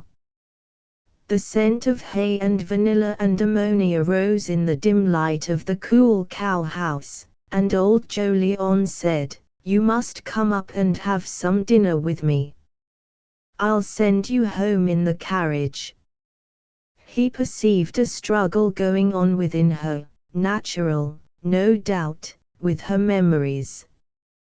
But he wanted her company, a pretty face, a charming figure, beauty. He had been alone all the afternoon. Perhaps his eyes were wistful, for she answered, "Thank you, Uncle Jolyon. I should like to." He rubbed his hands, and said, "Capital. Let's go up, then." And, preceded by the dog Balthasar, they ascended through the field. The sun was almost level in their faces now, and he could see, not only those silver threads, but little lines, just deep enough to stamp her beauty with a coin-like fineness, the special look of life unshared with others. "I'll take her in by the terrace," he thought, "I won't make a common visitor of her." "What do you do all day?" he said. "Teach music. I have another interest, too." "Work," said old Jolyon, picking up the doll from off the swing, and smoothing its black petticoat. "Nothing like it, is there? I don't do any now. I'm getting on." "What interest is that?" "Trying to help women who've come to grief." Old Jolyon did not quite understand. "To grief," he repeated, then realized with a shock that she meant exactly what he would have meant himself if he had used that expression. Assisting the Magdalenes of London. What a weird and terrifying interest. And, curiosity overcoming his natural shrinking, he asked, "Why? What do you do for them?" "Not much. I've no money to spare. I can only give sympathy and food sometimes." Involuntarily old Jolyon's hand sought his purse.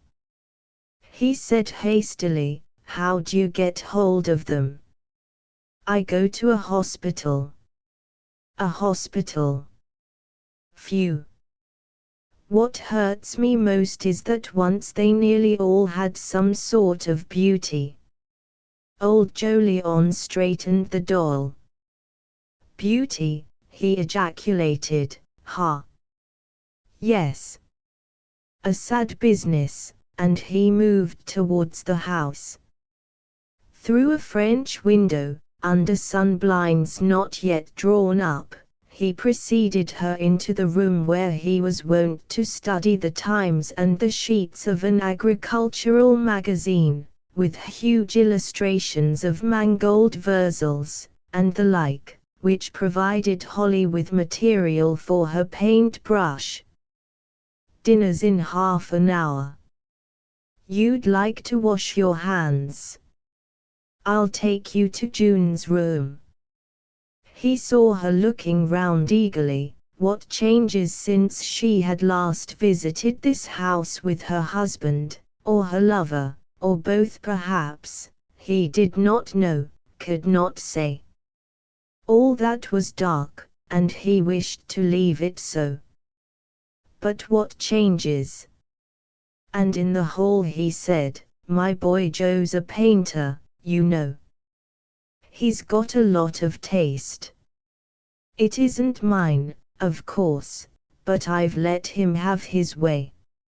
She was standing very still, her eyes roaming through the hall and music room, as it now was, all thrown into one, under the great skylight. Old Jolyon had an odd impression of her. Was she trying to conjure somebody from the shades of that space where the coloring was all pearl gray and silver? He would have had gold himself, more lively and solid.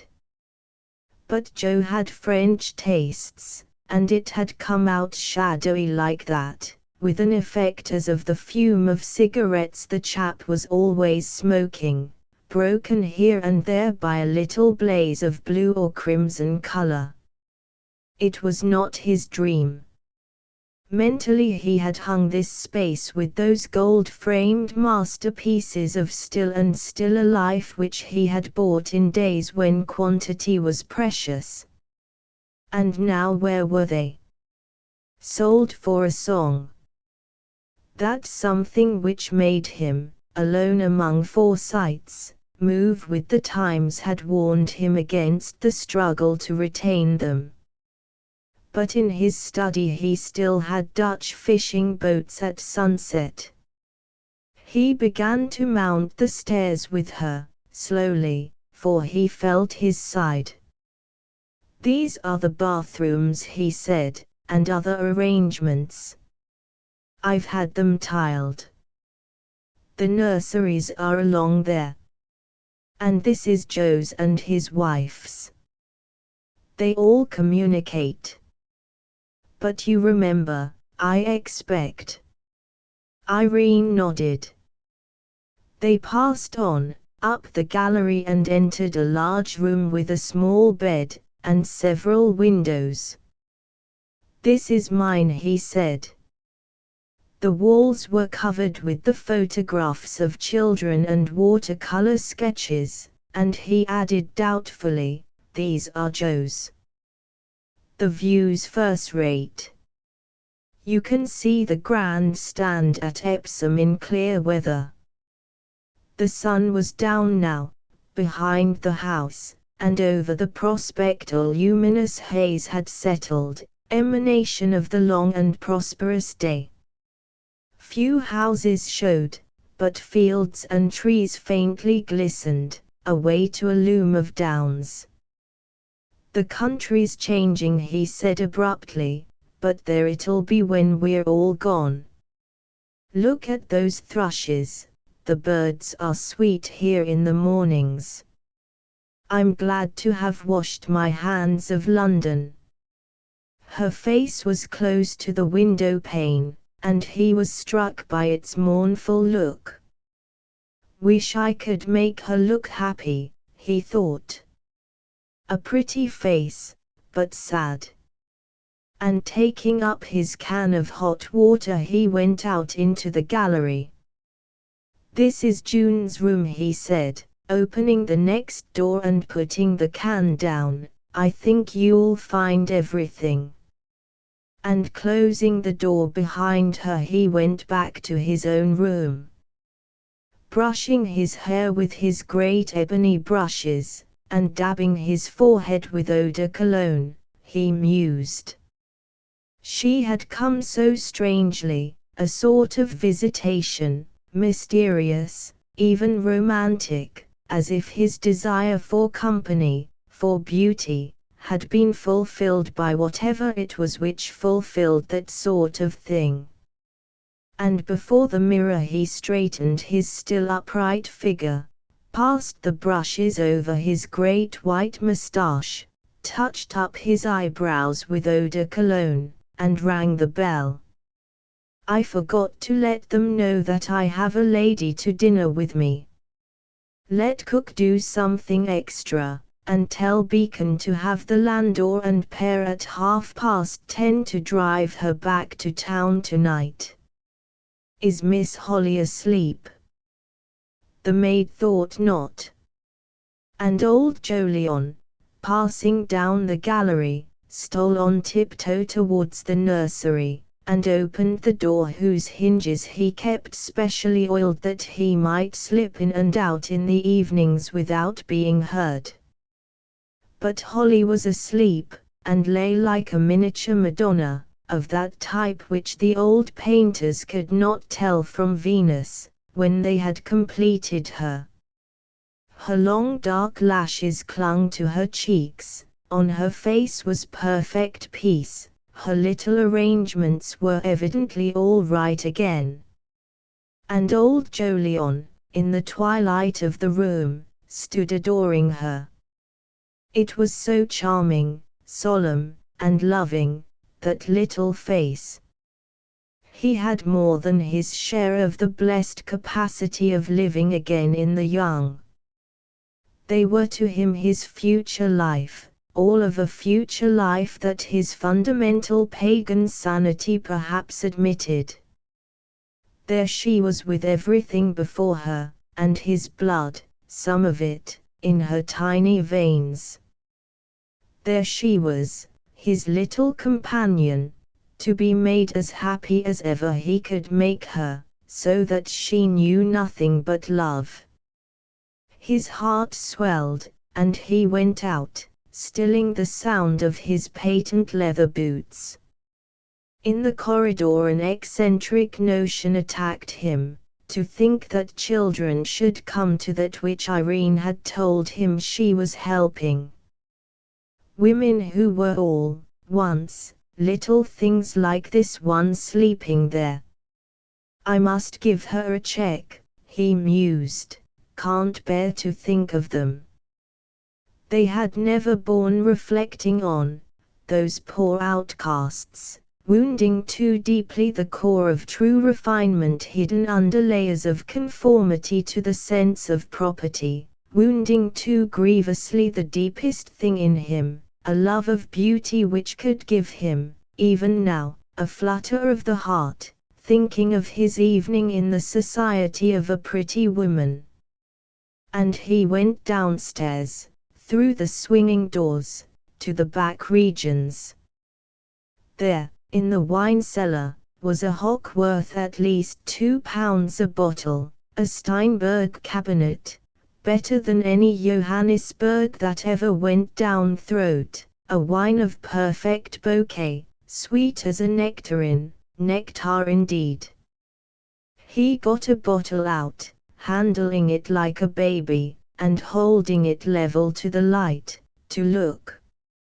Enshrined in its coat of dust, that mellow-colored, slender-necked bottle gave him deep pleasure. 3 years to settle down again since the move from town, ought to be in prime condition. 35 years ago he had bought it, thank God he had kept his palate, and earned the right to drink it. She would appreciate this, not a spice of acidity in a dozen. He wiped the bottle, drew the cork with his own hands, put his nose down, inhaled its perfume, and went back to the music room.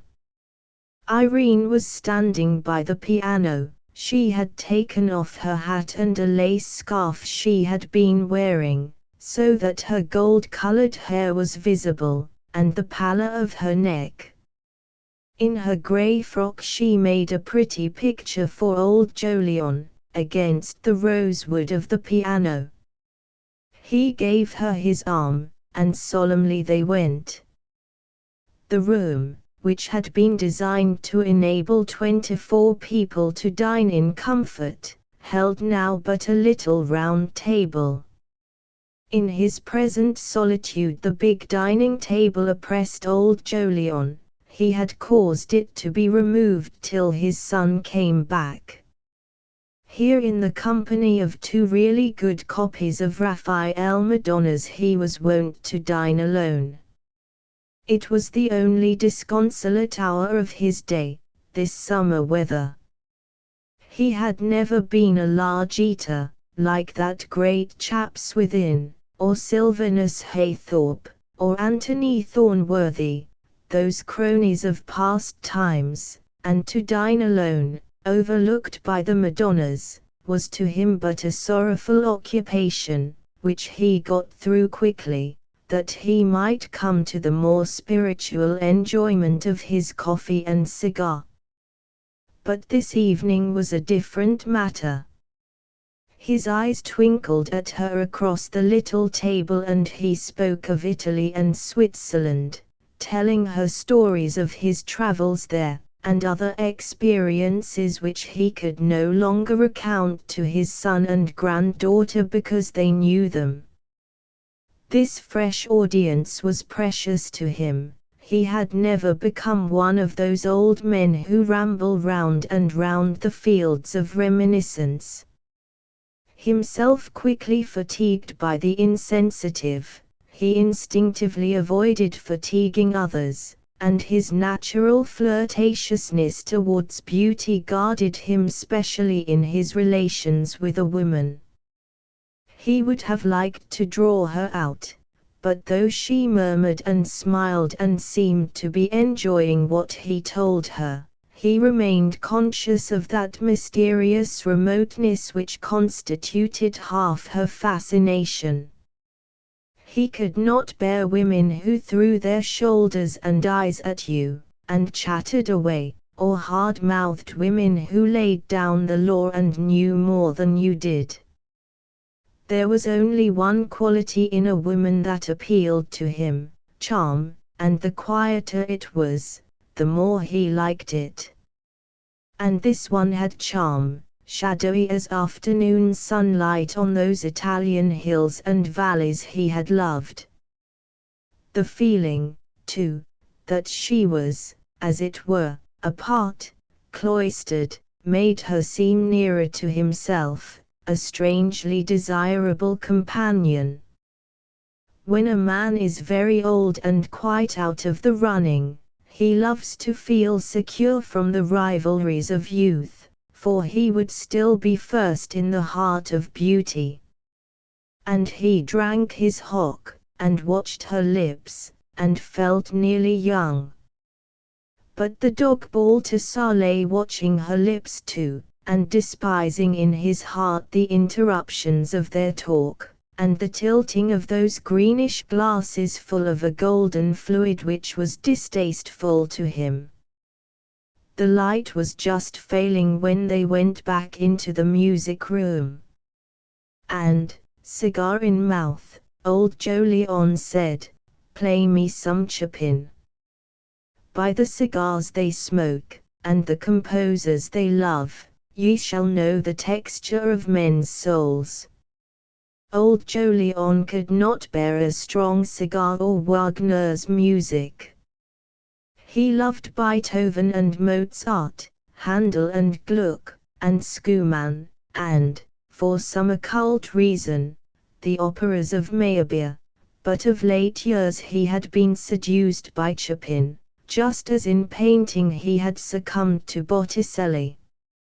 In yielding to these tastes he had been conscious of divergence from the standard of the Golden Age. Their poetry was not that of Milton and Byron and Tennyson, of Raphael and Titian, Mozart and Beethoven. It was, as it were, behind a veil. Their poetry hit no one in the face, but slipped its fingers under the ribs and turned and twisted, and melted up the heart. And, never certain that this was healthy, he did not care a rap so long as he could see the pictures of the one or hear the music of the other. Irene sat down at the piano under the electric lamp festooned with pearl grey, and old Jolyon, in an armchair, whence he could see her, crossed his legs and drew slowly at his cigar.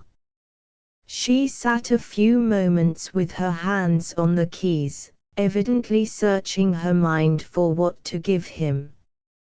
Then she began, and within old Jolyon there arose a sorrowful pleasure, not quite like anything else in the world.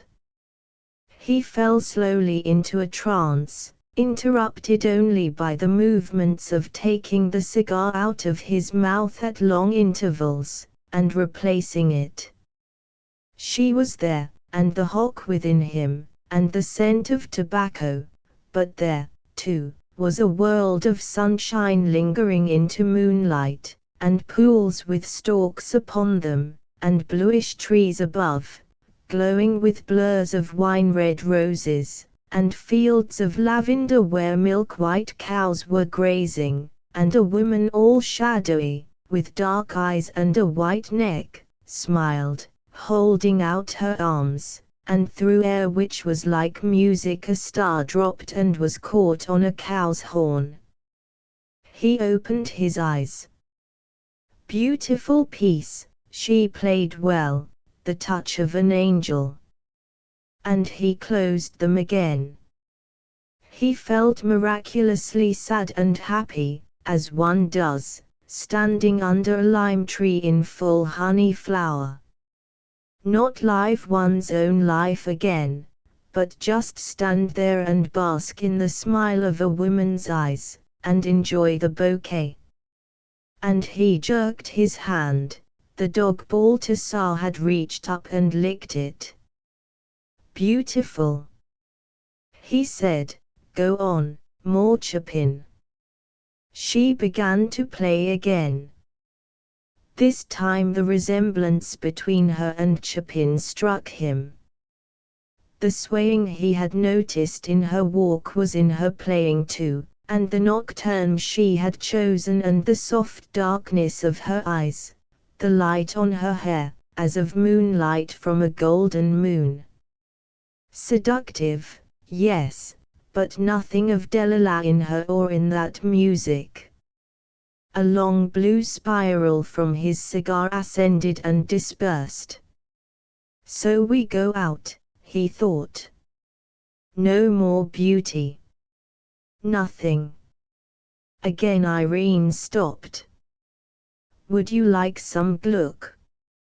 He used to write his music in a sunlit garden, with a bottle of Rhine wine beside him. Ah, yes. Let's have Orfeo. Quo. Round about him now were fields of gold and silver flowers, white forms swaying in the sunlight, bright birds flying to and fro. All was summer. Lingering waves of sweetness and regret flooded his soul.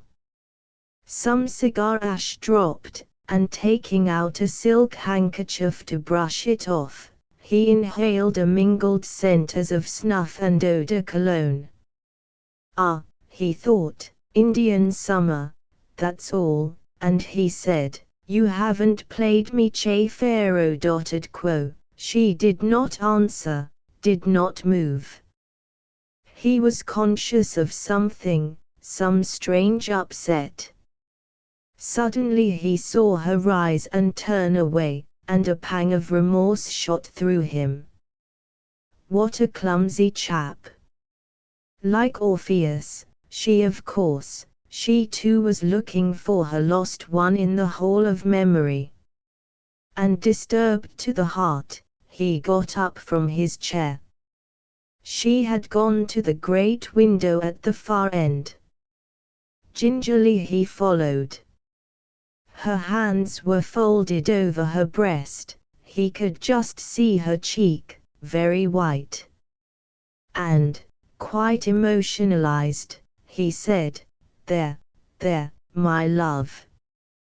The words had escaped him mechanically, for they were those he used to Holly when she had a pain, but their effect was instantaneously distressing. She raised her arms, covered her face with them, and wept. Old Jolyon stood gazing at her with eyes very deep from age.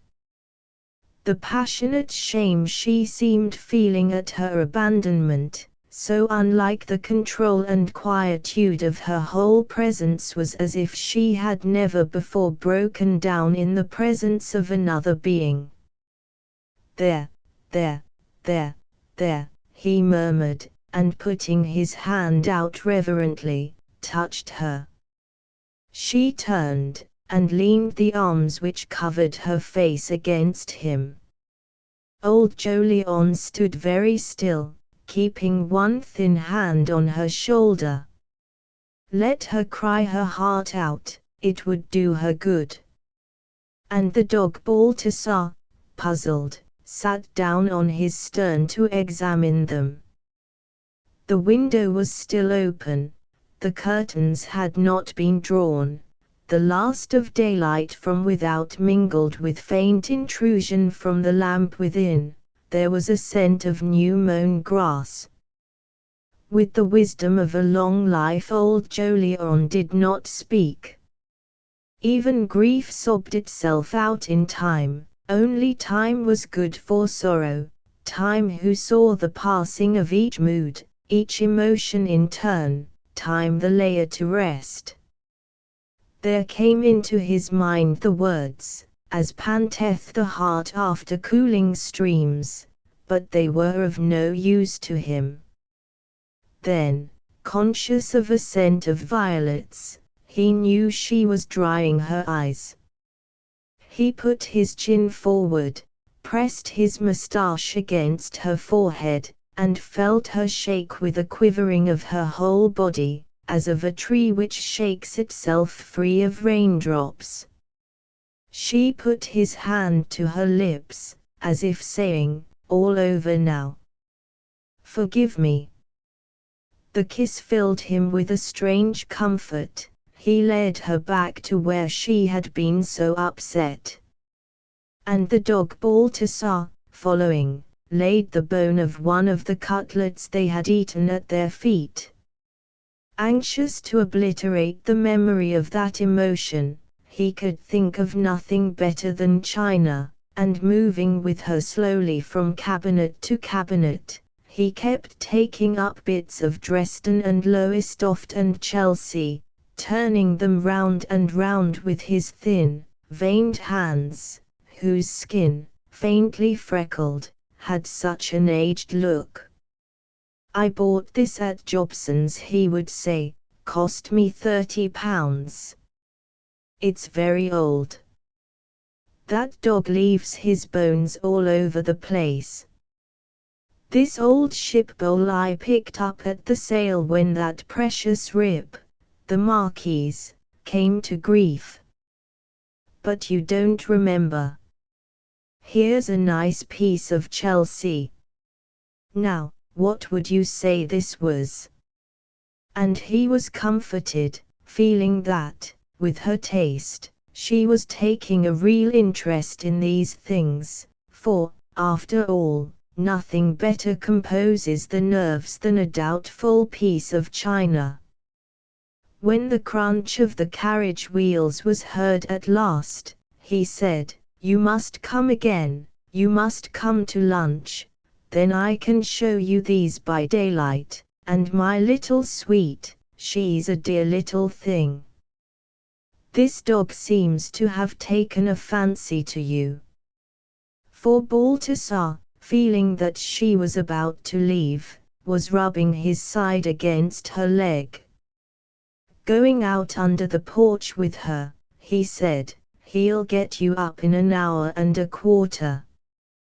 Take this for your protégés, and he slipped a check for £50 into her hand.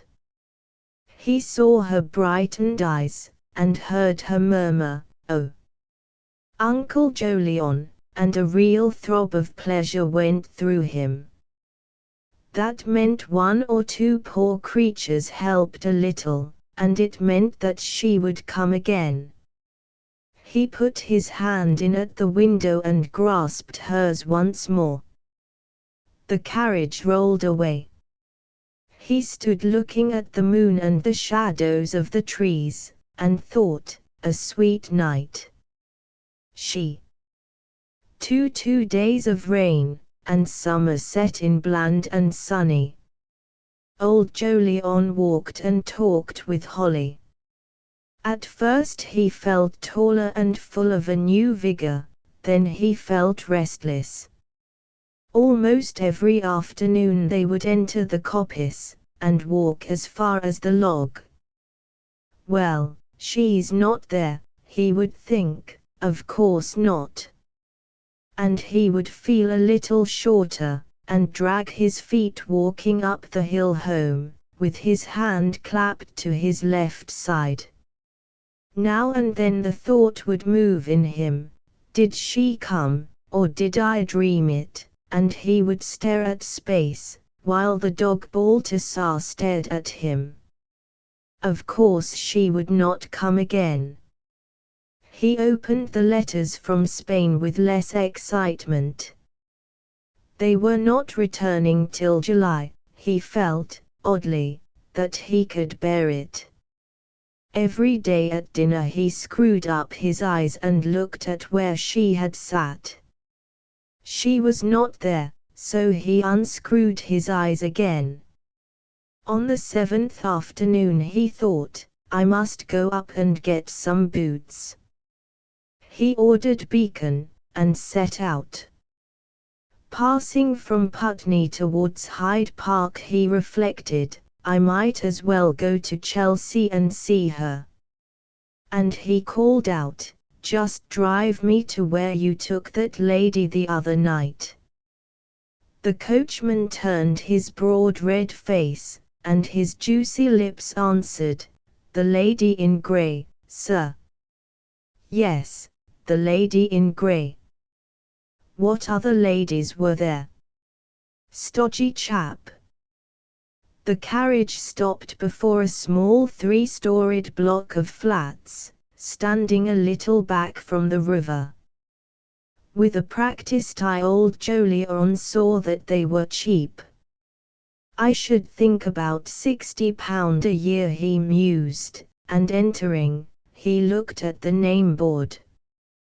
The name Forsyte was not on it, but against first floor, flat C were the words, Mrs. Irene Heron. Ah! She had taken her maiden name again. And somehow this pleased him. He went upstairs slowly, feeling his side a little. He stood a moment, before ringing, to lose the feeling of drag and fluttering there. She would not be in. And then, boots. The thought was black. What did he want with boots at his age? He could not wear out all those he had. Your mistress at home? Yes, sir. Say Mr. Jolyon Forsyte. Yes, sir, will you come this way? Old Jolyon followed a very little maid, not more than 16 one would say, into a very small drawing room where the sun-blinds were drawn. It held a cottage piano and little else save a vague fragrance and good taste. He stood in the middle, with his top hat in his hand, and thought, I expect she's very badly off. There was a mirror above the fireplace, and he saw himself reflected. An old-looking chap. He heard a rustle, and turned round. She was so close that his moustache almost brushed her forehead, just under her hair. "I was driving up," he said. "Thought I'd look in on you, and ask you how you got up the other night." And, seeing her smile, he felt suddenly relieved. She was really glad to see him, perhaps. "Would you like to put on your hat and come for a drive in the park?" But while she was gone to put her hat on, he frowned. The park. James and Emily. Mrs. Nicholas, or some other member of his precious family would be there very likely, prancing up and down. And they would go and wag their tongues about having seen him with her, afterwards. Better not. He did not wish to revive the echoes of the past on Forsyte Change. He removed a white hair from the lapel of his closely buttoned-up frock coat, and passed his hand over his cheeks, moustache, and square chin. It felt very hollow there under the cheekbones. He had not been eating much lately. He had better get that little whippersnapper who attended Holly to give him a tonic. But she had come back, and when they were in the carriage, he said, "Suppose we go and sit in Kensington Gardens instead," and added with a twinkle, "No prancing up and down there," as if she had been in the secret of his thoughts. Leaving the carriage, they entered those select precincts, and strolled towards the water. "You've gone back to your maiden name, I see," he said. "I'm not sorry." She slipped her hand under his arm. "Has June forgiven me, Uncle Jolyon?" He answered gently, "Yes, yes, of course, why not? And have you?" I forgave you as soon as I saw how the land really lay." And perhaps he had. His instinct had always been to forgive the beautiful.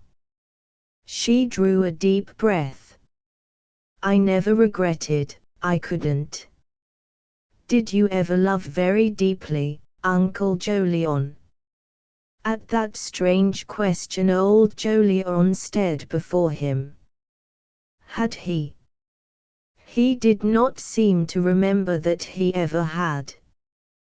But he did not like to say this to the young woman whose hand was touching his arm, whose life was suspended, as it were, by memory of a tragic love.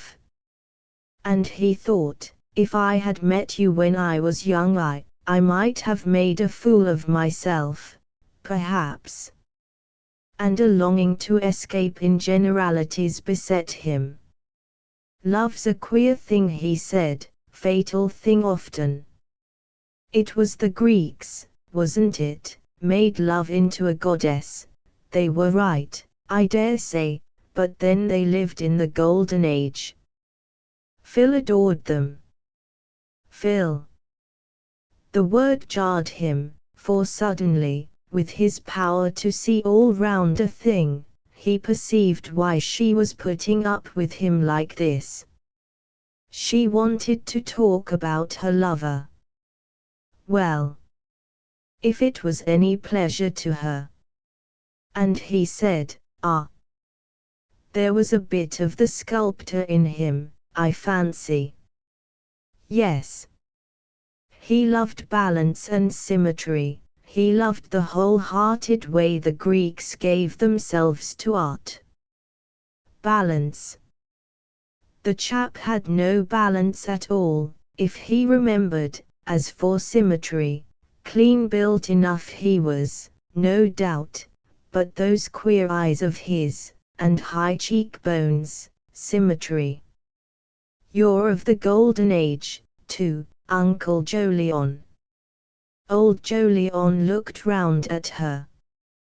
Was she chaffing him? No, Her eyes were soft as velvet. Was she flattering him? But if so, why? There was nothing to be had out of an old chap like him. Phil thought so. He used to say, "But I can never tell him that I admire him." Ah! There it was again. Her dead lover, her desire to talk of him. And he pressed her arm, half resentful of those memories, half grateful, as if he recognized what a link they were between herself and him. "He was a very talented young fellow," he murmured. "It's hot, I feel the heat nowadays. Let's sit down." They took 2 chairs beneath a chestnut tree whose broad leaves covered them from the peaceful glory of the afternoon. A pleasure to sit there and watch her, and feel that she liked to be with him. And the wish to increase that liking, if he could, made him go on, "I expect he showed you a side of him I never saw. He'd be at his best with you. His ideas of art were a little new, to me," he had stiffed the word fangled. "Yes, but he used to say you had a real sense of beauty." Old Jolyon thought, "The devil he did," but answered with a twinkle, "Well, I have, or I shouldn't be sitting